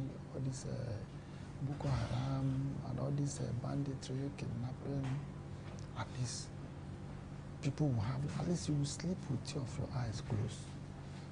If not, I just keep wondering when and how do we end this suffering in Nigeria, or how do you see? If you see when fellas them are singing these same issues, I don't know if they are still like, they are alive. I don't even start saying it for now. If not, I really pray that God may really help us, or try to make us change some narrative of our politicians, so that they can be able to know that there are some people that are living in poor. If you go to some other villages, you see that many people are just staying without pipe-borne water. Schools, when you see their schools, it's just like the zinc removed, there's no seat for learning and all those things. So I don't know how it will go well there in Nigeria. So I just really pray. And I know with time, maybe God can come for our aid, so that we'll be able to get some certain things right.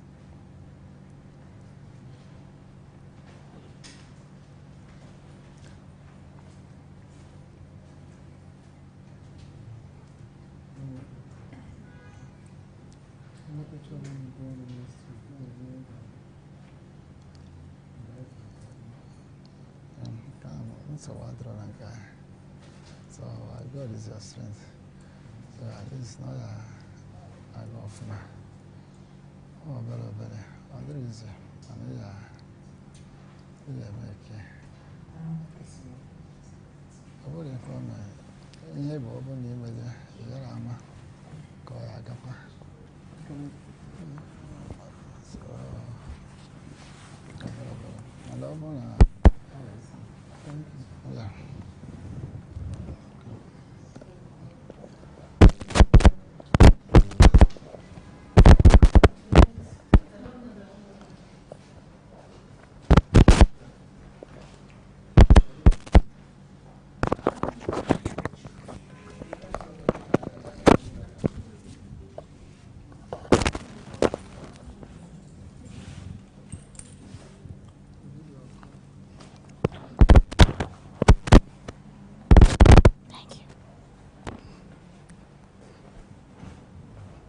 Hi, Mr. Chibuike.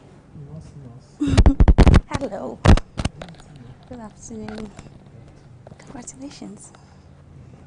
Oh, you look tired. Are you sure you're fine? Hmm? You're tired, you're exhausted. It is well, don't worry. Soon now we'll be done. Just a few hours to go. In the next 6 hours. Yeah. In the next 5 hours. We'll be done. I should break the current record. In the next 5 hours? Yes. Okay, then you now take on the other extra 1 hour. Wow. Nice. Oh, God has done it already. I was here there on night, so when you were yawning and stretching, I really felt for you. Sorry, don't worry. But this one is not supposed to be stressful now. You've done the first one before. Is the first one that's supposed to be stressful than this one? The first one was supposed to stress you more than this now. This one is even less. The first one was... Yeah, because you've not done that before, yeah. And that's why I don't want to waste time immediately. I have to start. This one. Wow.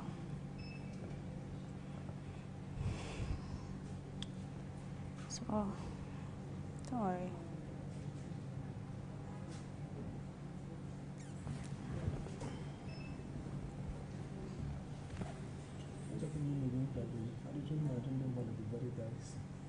Really? Why? Huh? Why? Okay.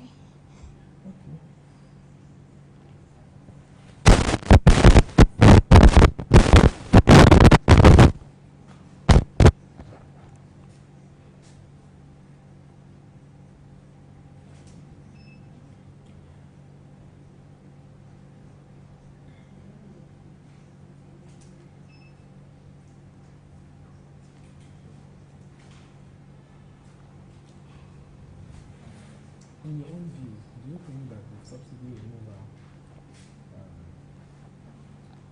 did a great favor to Nigerians or did more harm or favor to Nigerians? It's obvious it did harm to Nigerians because you can see the rise in the cost of things in the market, the rise of the economy, inflation and all whatnot. So based on that, you can definitely say that it did more harm to Nigerians. Imagine where you used to go for 1,000 naira and now you have to go for 4,000 or so. So definitely it's affected so many things. The rising price of foodstuff and then everything in the markets and cost of living, everything put together. So it's definitely affecting Nigerians. It didn't do us good. It rather did us really, really bad. How can Nigerian citizens contribute to holding leaders accountable and fostering better leadership?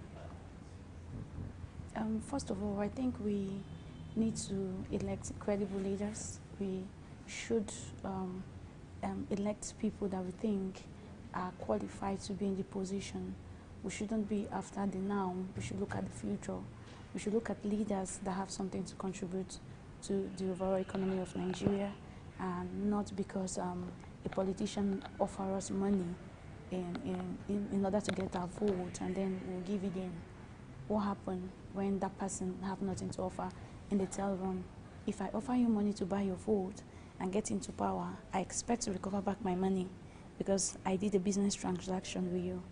But if you voted for me because of the fact that you feel that I'm qualified to get into that house, I know that you did me a favor, so I should be accountable in reciprocating that.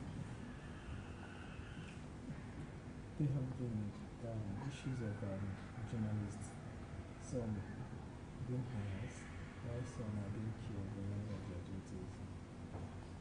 Do you believe that in a democratic society such as Nigeria, that people are still going through intimidation in line of delivering their duties, discharging their duties? It is settings where people say that Nigerians are enjoying freedom of expression and free speech. How will you react to such issues? I think the problem, one, is the fact that we are ignorant of what we really are right, our fundamental human rights in Nigeria, one. And secondly, if you know that I am in the line doing my job, you have no business taking my life. You shouldn't take life when you can't create a life. Life is very important, you know, and life is not something we can replace per second. Now, I'm discharging my duty. If you think you're not comfortable with me covering an event or being at a particular place at a time, I think that law enforcement agencies that you can report the matter to, and then they see to it that I am out of that location per time, rather than going after someone's life.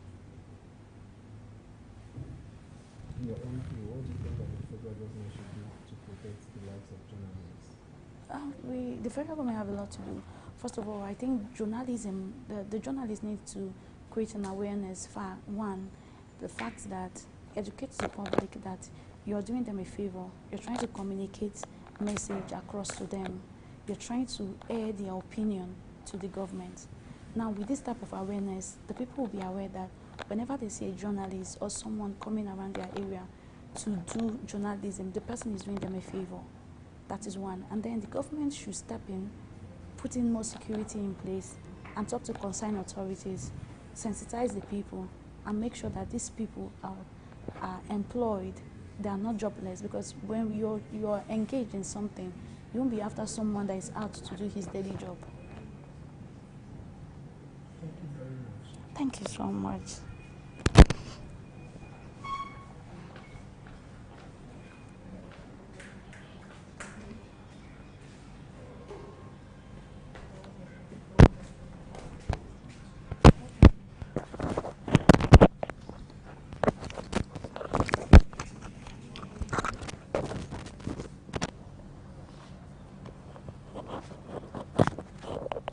Please get me.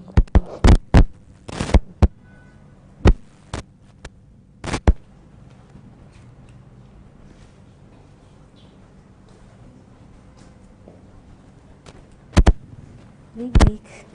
Well done.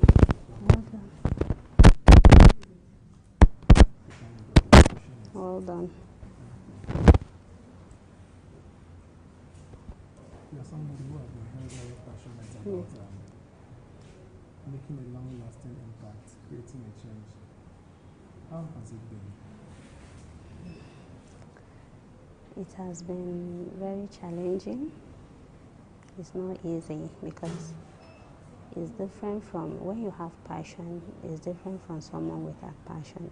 And people with passion often face a lot of challenges because how you want things to be done is usually not the way it will be. So for you to put it in the way you want it, you are going to have a lot of challenges. But your ability to fight those challenges and your ability to make things done even when it seems impossible, that's what differentiates you from people that are not passionate about a particular thing that you are doing. So, in the issue of inclusion, do you think... in the issue of? In the issue of inclusion, okay. Do you think that so far we have a good number of women in the Nigerian politics? Actually, I'm not a politics person, but from the look of things, it's an interesting something. And I'm comfortable with the way women are now aware. You know, before women are in their shield, they see it like it's for a men thing. But now women are more enlightened, they are more aware, and they are coming out of their shield. And in the nearest future, we'll have a female person. So they're getting there. One of the major issues that we're having right now is the issue of policy implementations. The current government has made so many policies that is having a ripple effect on the lives of people. I don't know how to describe this. As much as I'm trying to be very, very diplomatic in this reportage, but at the same time, I'm also trying to do my job without being biased. Yeah. You understand? Since the removal of subsidy, it brought on untold hardship, and it took a toll on so many people's lives. There is so many of them have not been able to recover from it. What would be your recommendation in a situation like this? Okay, you know, the country will find ourselves. The country will find ourselves today is easier said than done. They will tell you they want to implement this, but it's the other way around. When they say things should be done this way, it takes time before that thing gets into shape. But they have already put it on paper. So the recommendation is this: if they are implementing anything, they should ensure that there is a certain group of people that are put in place to monitor this implementation, not just by implementing, but by taking action to ensure that the right thing is being done. Because you don't just implement something and you just let it go, you just announce it and you let it go. So you have to ensure that there are some certain number of people that you assign to that project to make sure that it is done at the appropriate time.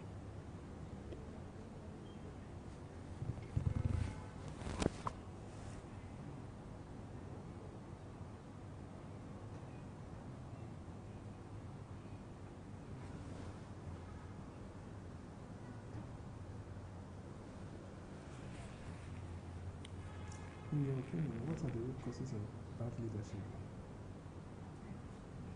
You know, according to Plato, he said for you to be a philosopher king, you have to possess some certain qualities. But in Nigeria that we find ourselves today, even a tyrant, even a nuisance will come to position. And that is the cause of bad leadership, because we are not being scrutinized, we are not being put in place. There are no certain qualities put in place. Anybody can just come from anywhere and hold a position. And when someone is not a philosopher king, because you have to live by example. Even the way we are living as normal now, we are not politicians. Some of us will be traffic light. Some of us will just do some certain, saying it as if nobody is watching us. Since your safety is not here, I will not put my seatbelt, I will not do this. That is example of bad leadership, because that kind of a person, if you are put in a position, you will still portray the same I don't care attitude that you are portraying outside.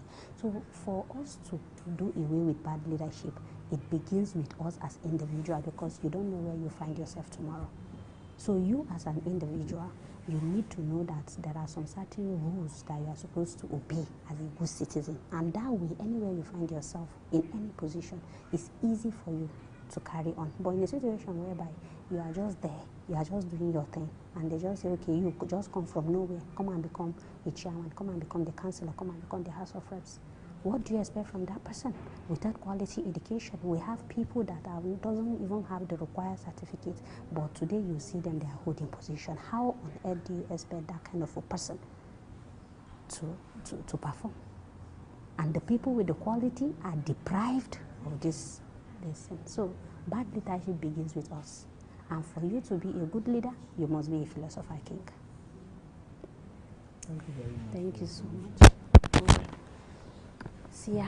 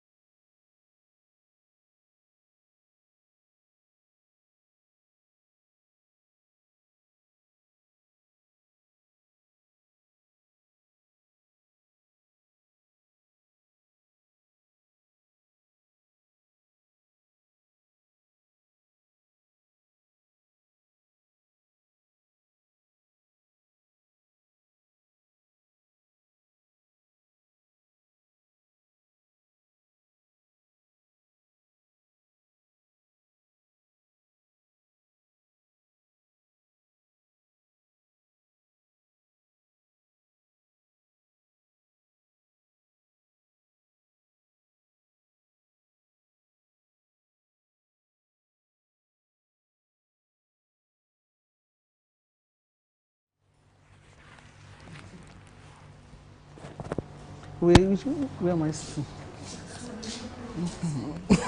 Long conversation.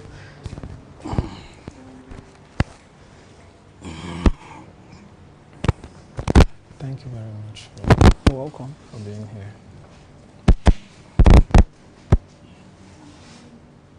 Can you briefly introduce yourself?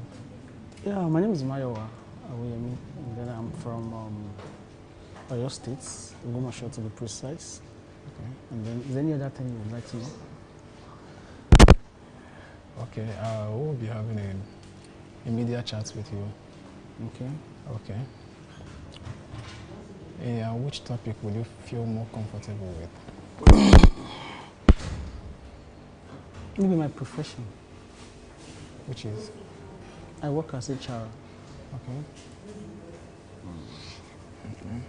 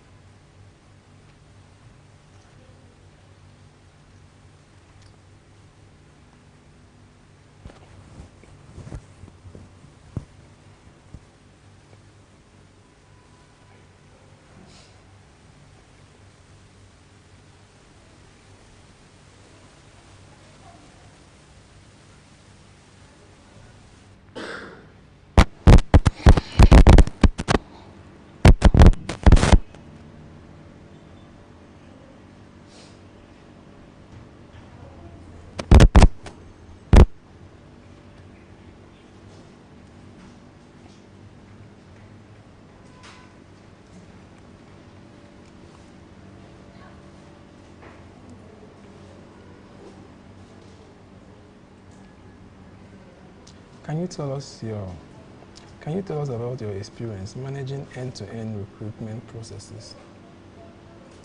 Oh.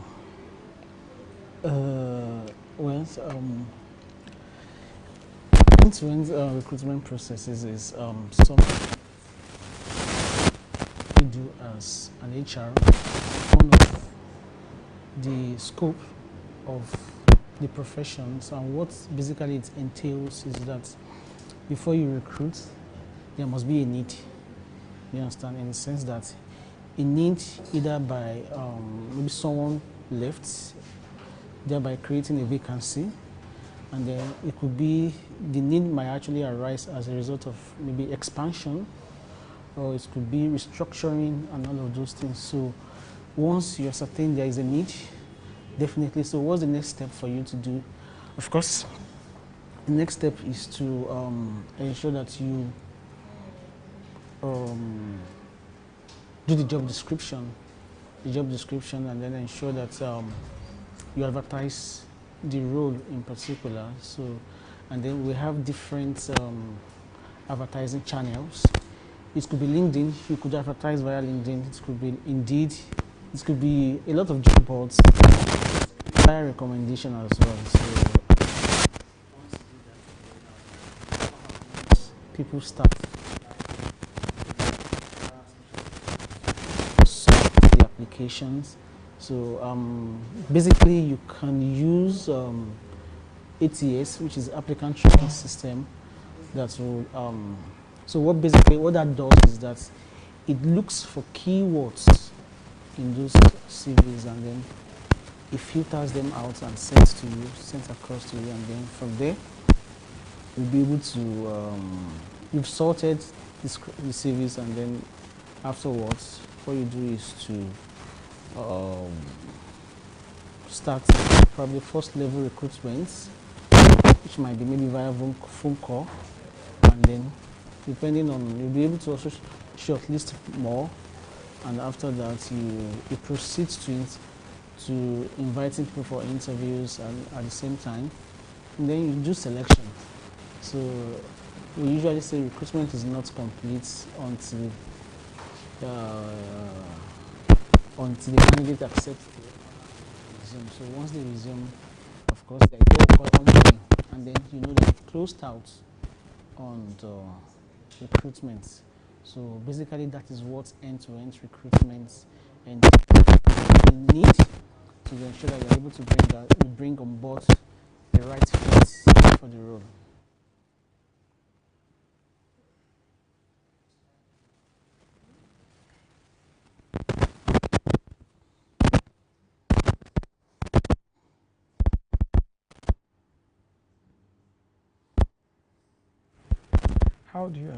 How do you ensure compliance with employment laws and regulations?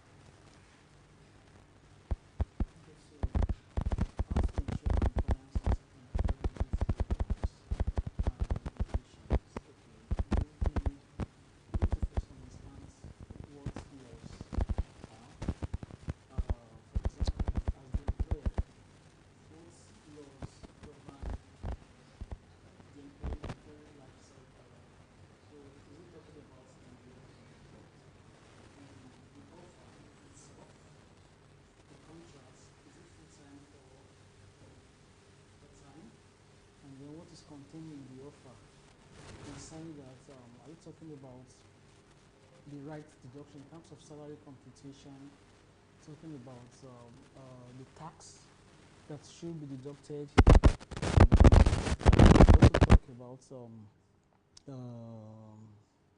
the pension. You understand, as an employer, you know that pension, ITF, that is Industrial Trading Fund, NSITF, which caters for insurance, is also catered for. So as an HR, what you need to identify those laws and how you must be able to advise the management. Just like I have said, tax is statutory, payee, which is paid. Pension is also statutory. Pension is basically computed using 8% of your basic housing and transport, while the employer adds 10% of the same amount. So we also have NSITF, and then we have ITF as well, which takes care of the charge of training. So as an HR, you should be able to advise management and ensure that they comply with that. And just advising alone, it's not it. You should be able to document whatever you're saying, so that you have it on record. And once you have it on record, then it's you have to get their buy-in. And once they buy in, and then you ensure that everything is done accurately. So yes.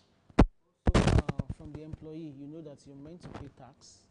Of course, when your employer deducts tax from your salary, you know that that is statutory. So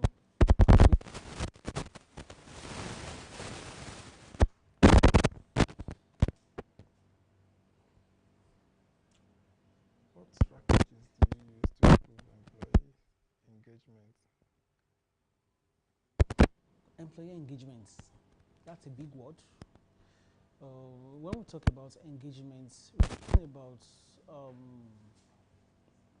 how we can get the best out of our employees, and then we're talking about motivation. We're talking about the strategies that we can use to ensure that we are able to motivate them to drive productivity.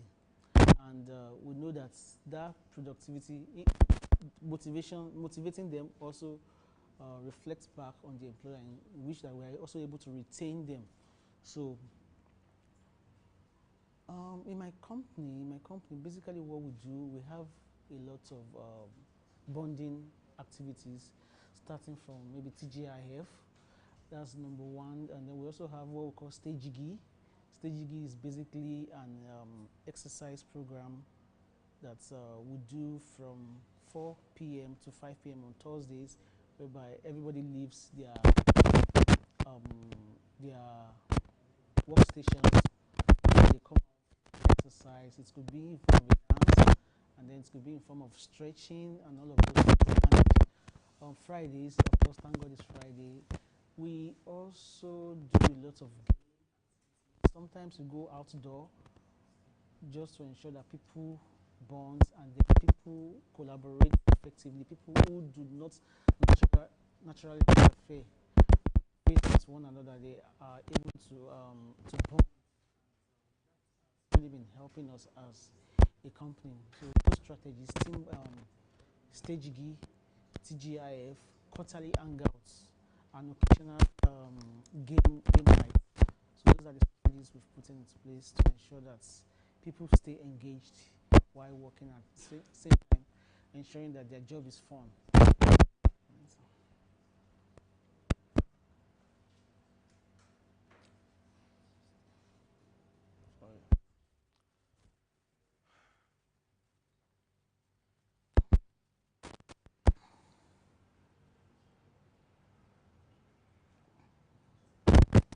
How do you promote diversity, equality, and inclusion within your organization? DEI, that's a big word. You understand? That's a big word. Well, what we do basically is to ensure that we operate on a merit-based recruitment system, and then in terms from our recruitment, we do not discriminate. Talking about maybe physically challenged people, or in terms of race, ethnicity, and all other factors that accompany DEI. So when we want to recruit, we do not discriminate. That's number one. Be it any gender, we do not have gender specific. So and even there is no form of glass ceiling. So glass ceiling in the sense that whereby women feel they do not have the capacity to rise to a particular level.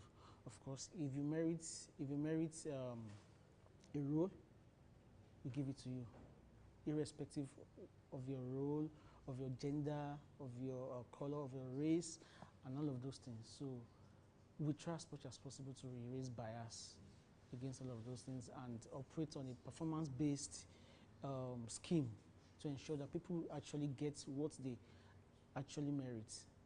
So I think these are the ways.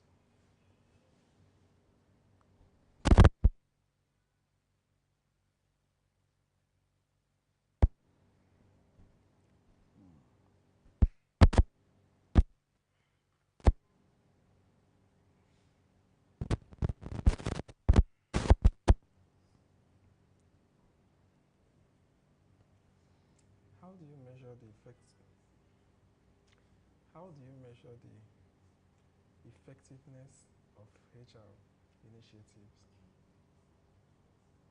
Effectiveness of HR initiatives. Okay. I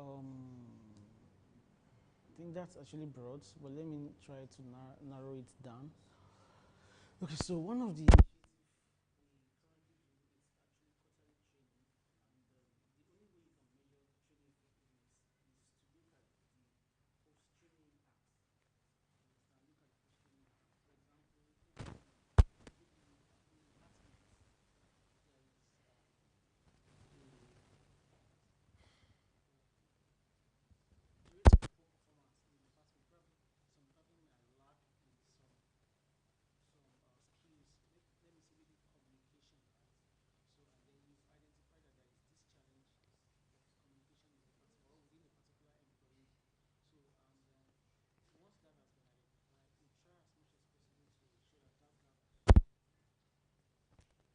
There is a small mic. There's a small mic. The one that is.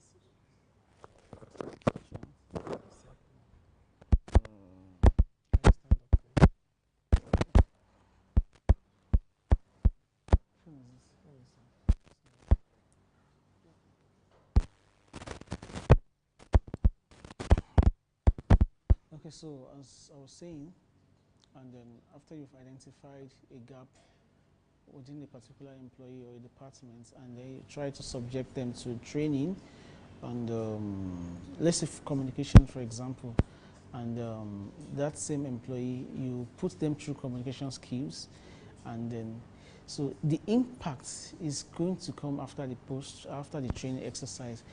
Okay, so the gap you identified earlier, after the training, are they improving?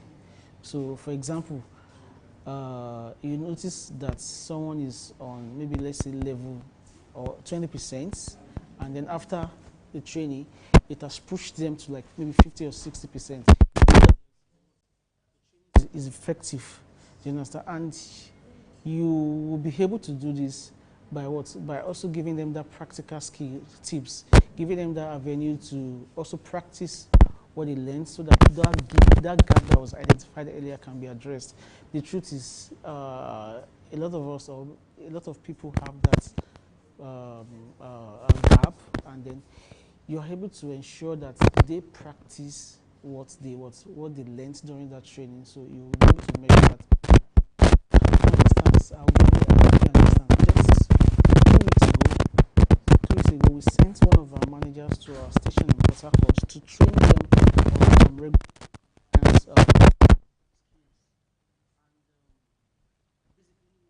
is to address is government agencies come around to the stations, they know what to say, when to say, whatever they are asked, they do not, whatever they are asked, they don't go beyond what they are asked, and all of those things. So that was done about 2 weeks ago, and then just last week, while the person was still there, we got a report that came to the station, and then they arrested the station manager. It was quite surprising, because this was what the training was meant to address. So immediately I just said, this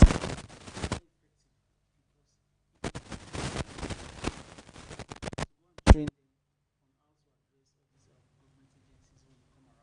and just within the space of 1 week, something happened, something practical happened that they should have utilized what they learned during the training, and then we couldn't find that correlation. Then it means that we just wasted what resources, flights, and all of those things. So I just put my mind and said, this is not effective. So of course, just like I said, situations will arise when people learn one or two things, but you have to give them that avenue to continuously practice what they have learned. So I think by that it will be able to stick better, and then they'll be able to make mistakes along the way and learn on the job as well.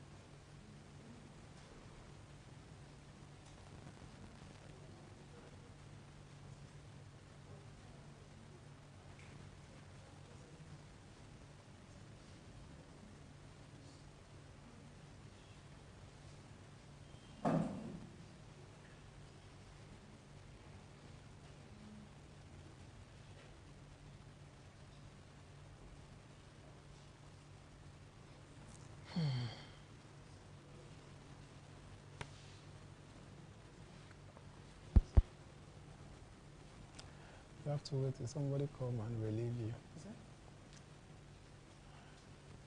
I think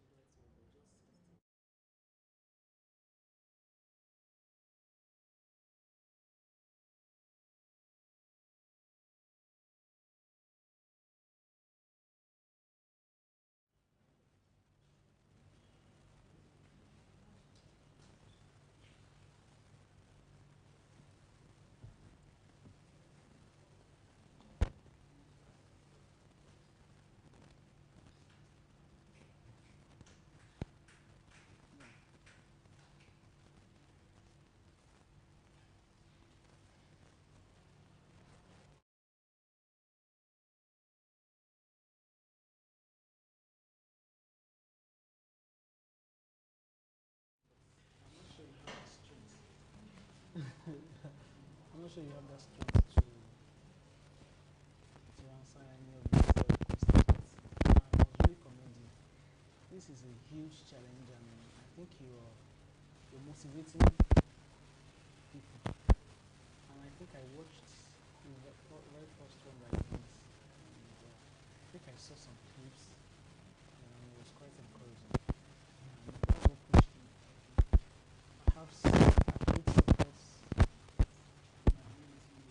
but it's by coming around and making it. It's fine. And I wish you success. Thank you. I know you're tired. It's draw that inner strength to pull it through. How many hours left? 2 hours. Right? You've done it before.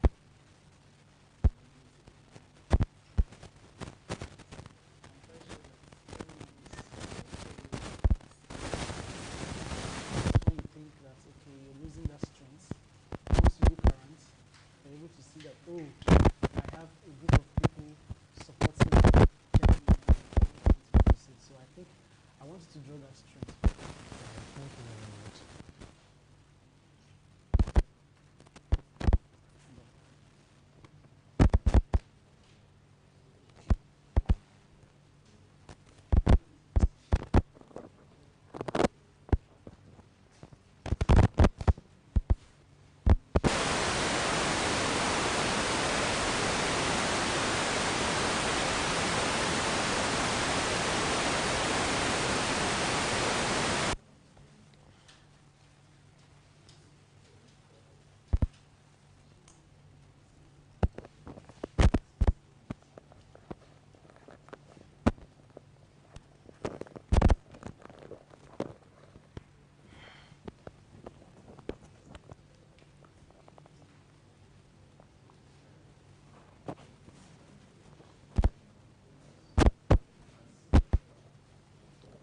This.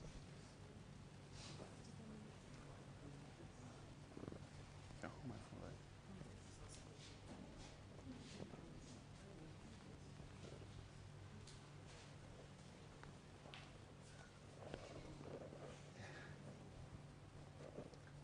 Yeah. Good day, sir. Okay. Thank you. Thank you. My name is Rev. Kingsley Omeje. Yes, I'm working in Champions Properties Limited. Sorry? I'm working in Champions Properties Limited. Okay. Here in Abuja. Yes. Thank you very much for coming. Yes, I'm an admin assistant in the company.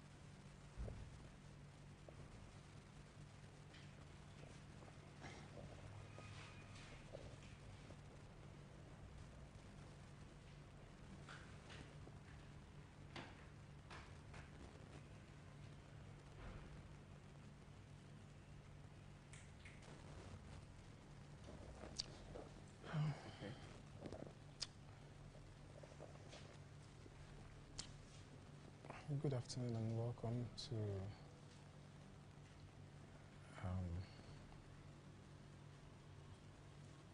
to this global platform. Okay, thank you.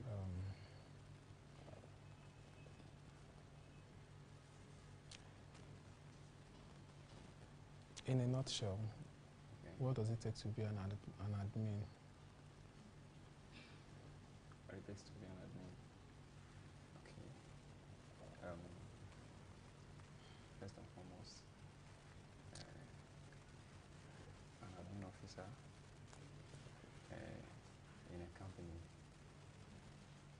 is saddled with the responsibility of maintaining a conducive working environment, and working environment entails both the service of the visitors and the day-to-day activities of the company. So the admin officer is saddled with that responsibility, and as well the documentation of the day-to-day activities, depending on what the company is controlling or is into. So to be an admin officer, as well, you have to be educated. And you have to pass through the 4 walls of the university. So because you must know how to read and write. So because even if you use your dialect to interact, you know, the world is a global village, and so many persons that might visit you, and you try to relate with the person and tell them about your property or your business. You must make sure that you communicate. So, and you being able to communicate, you must have a central language the person understands. So that's where the issue of you passing the 4 walls in the university comes in. So you have to be educated to read and write, and as well communicate fluently, depending on the language of the place you are situated in. I think that's it for me and what it takes to be an admin officer.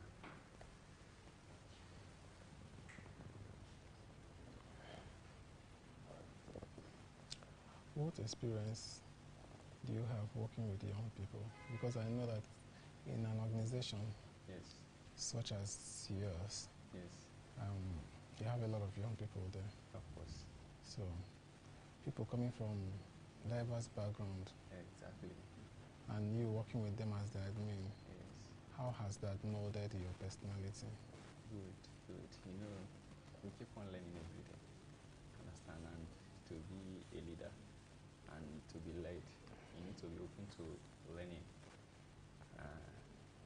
Another thing is trying to understand the people's reasoning and emotions.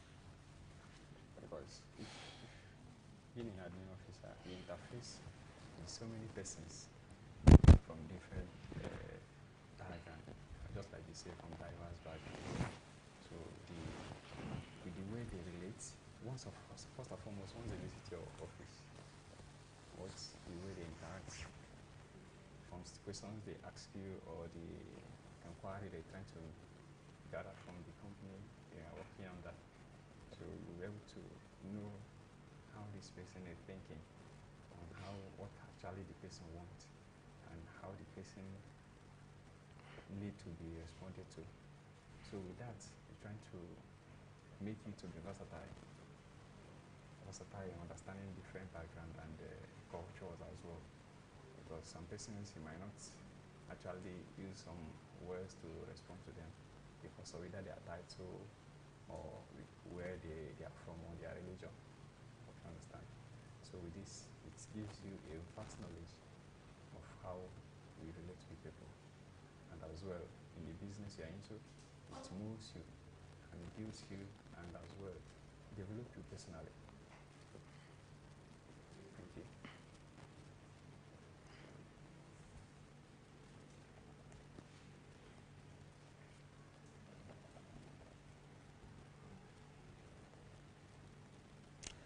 Can you describe a time when you organized an event or program for young people?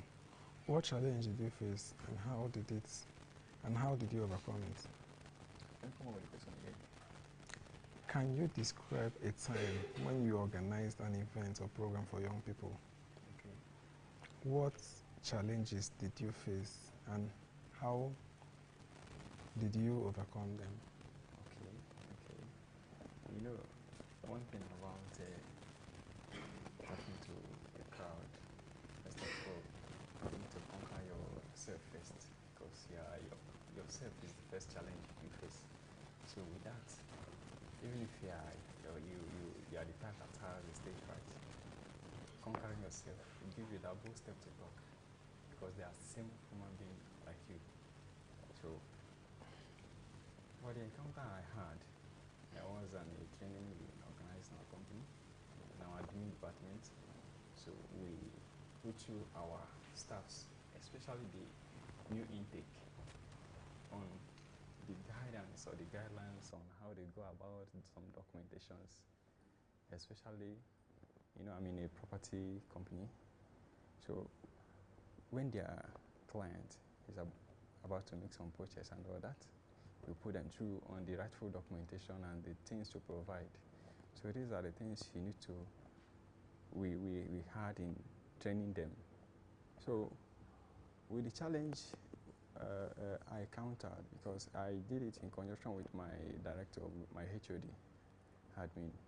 So we educated them about it, and quite often sometimes, most of them be asking the same questions, of which they passed through it when they were being enrolled. And afterwards, they will still repeat the same question, the same mistakes again. So, but with that, you find it difficult repeating the same thing over and over. So, it's just about continual training and retraining, because most of the persons that are engaged in a company, just taking in them as your staff. Some are well educated, some are not too educated, but they are very smart. So it depends on the way they understand, and some persons that are fast learners as well. We're trying to capture how they relate with what you are conveying to them. Understand? So it wasn't that too challenging, but a bit challenging in the sense that at some point mistakes might come up when they're trying to relay what we convey to them, to their clients or to their prospect. Hope you understand what I said, sir.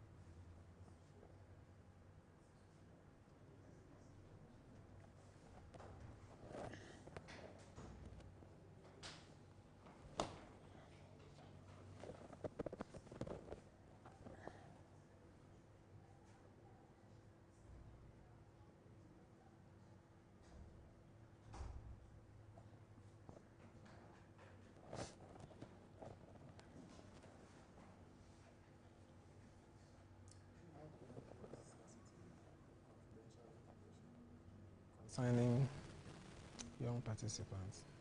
Concerning young participants. Young participants. Good.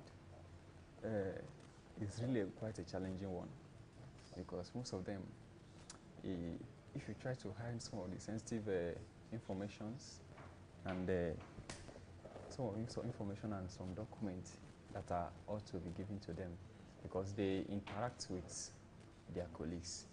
Understand? It might be their senior colleague that introduced them to the company. So to avoid such a chaos or a kind of a confusion with this very sensitive document, having known that this person came through someone, or even the person came on their own, we will make sure. That's why we organize a training every week in our company. So you have to make out training ground so that the person will keep on learning before you avail a very sensitive information to them. Because you can't just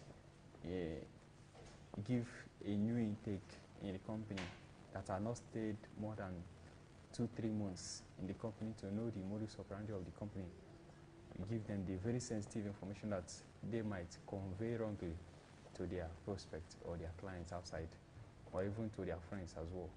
It will be difficult for them to surmount the questions being thrown to them. So to cause such kind of confusion, we make sure that you engage training and retraining, because you keep on training them, even the old staffs, keep on training them, because there might be sensitive information that might come in different from the one they knew when they entered the company. Keep on organizing training, understand?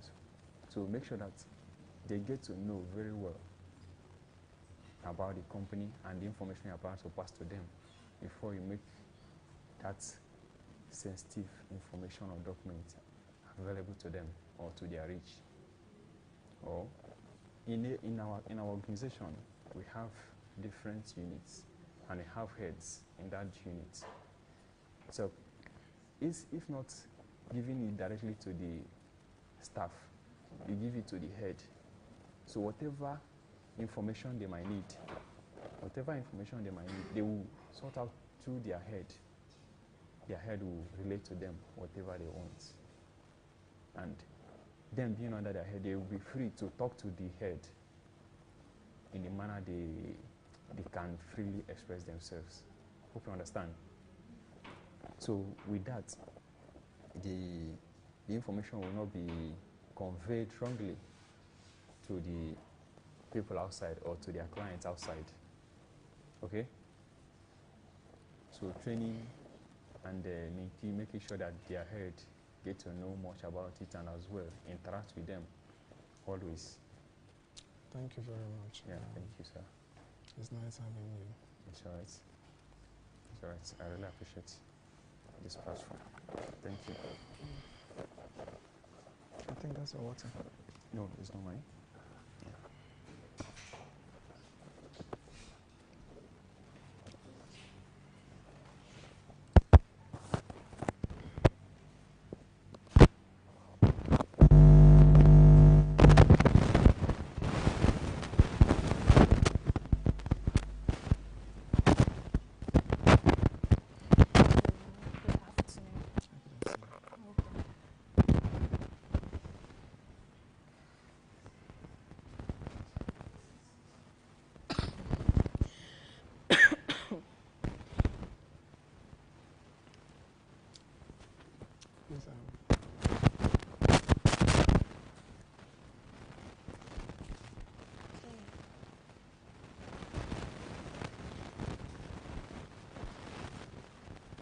Please, briefly introduce yourself. Okay, good afternoon. My name is Sarah Ayashin. I'm an indigenous of Kaduna State. I reside here in Abuja. I work. I just recently completed my studies, so I'm out here trying to navigate what's next and what life has to offer for me. So basically, that's it. Okay. Yes. Hello. Hello.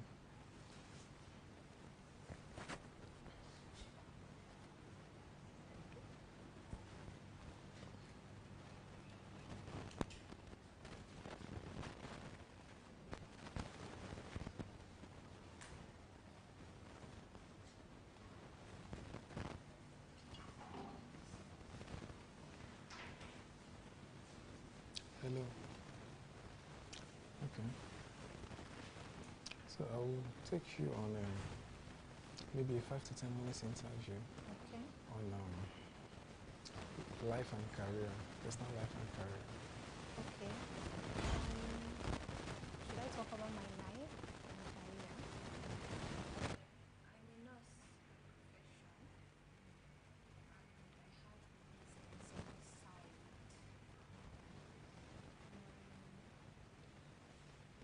That's my occupation.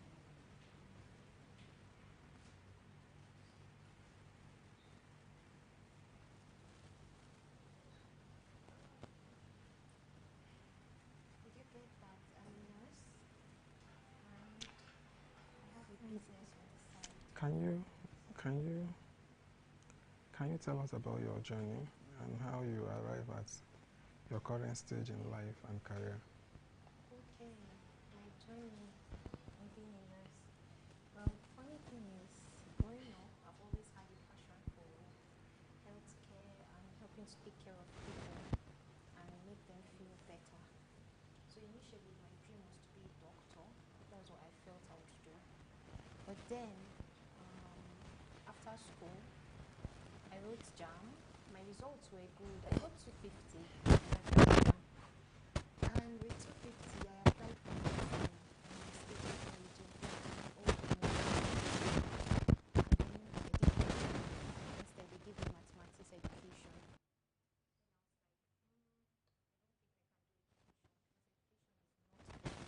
So I decided to go to a school of nursing.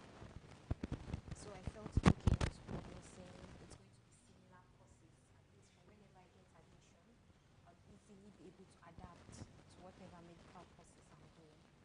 Now, in the course of my school of nursing experience, I fell in love with the profession. I liked what I was doing, and then I decided to write JAM, and this time try for nursing.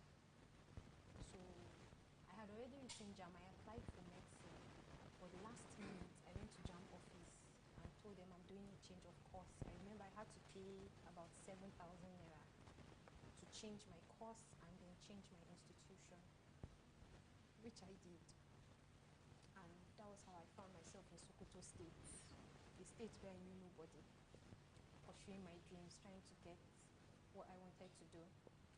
Now, in Sokoto, I started studying nursing, and as I studied it, I fell in love with it. I loved what I was doing. And so I did a course of 5 years, which turned to 7 years because of the Nigerian factor, strikes, COVID, and all that. And that's it, that's my journey. I recently graduated. I graduated this year. I took my oaths this year. And now I'm running my internship program. So that's just a summary of the whole journey towards becoming a nurse.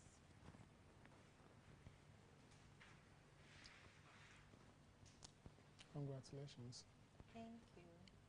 Thank you very much.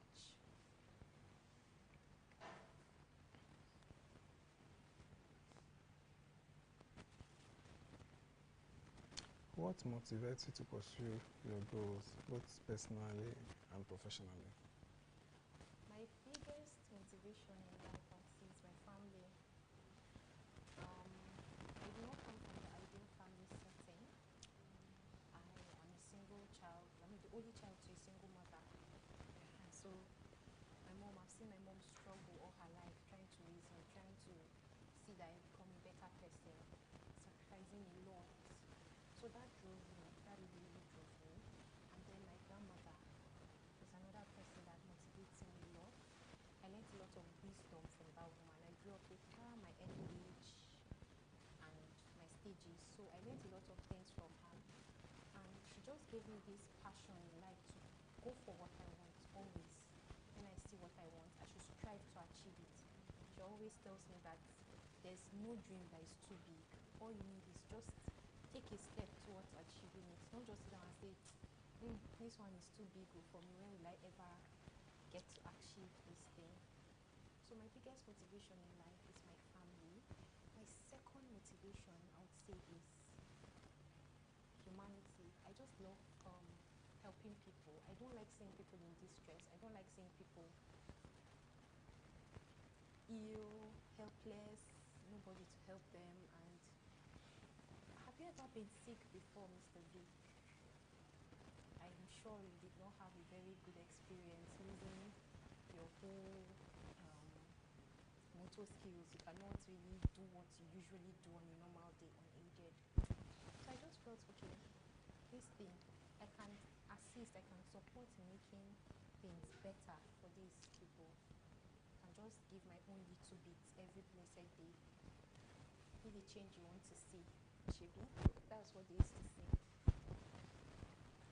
So that's my biggest motivation in life. My life goals. I just want to make the world a better place in any little way that I can.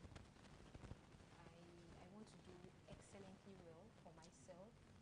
Not just for myself, I believe that my story, through my story, the stigma around single children and single mothers, I don't know if you've heard about that. I want to correct that. I want to correct that mentality that the Nigerian mind has. Because a lot of time you hear people saying single children, single mothers,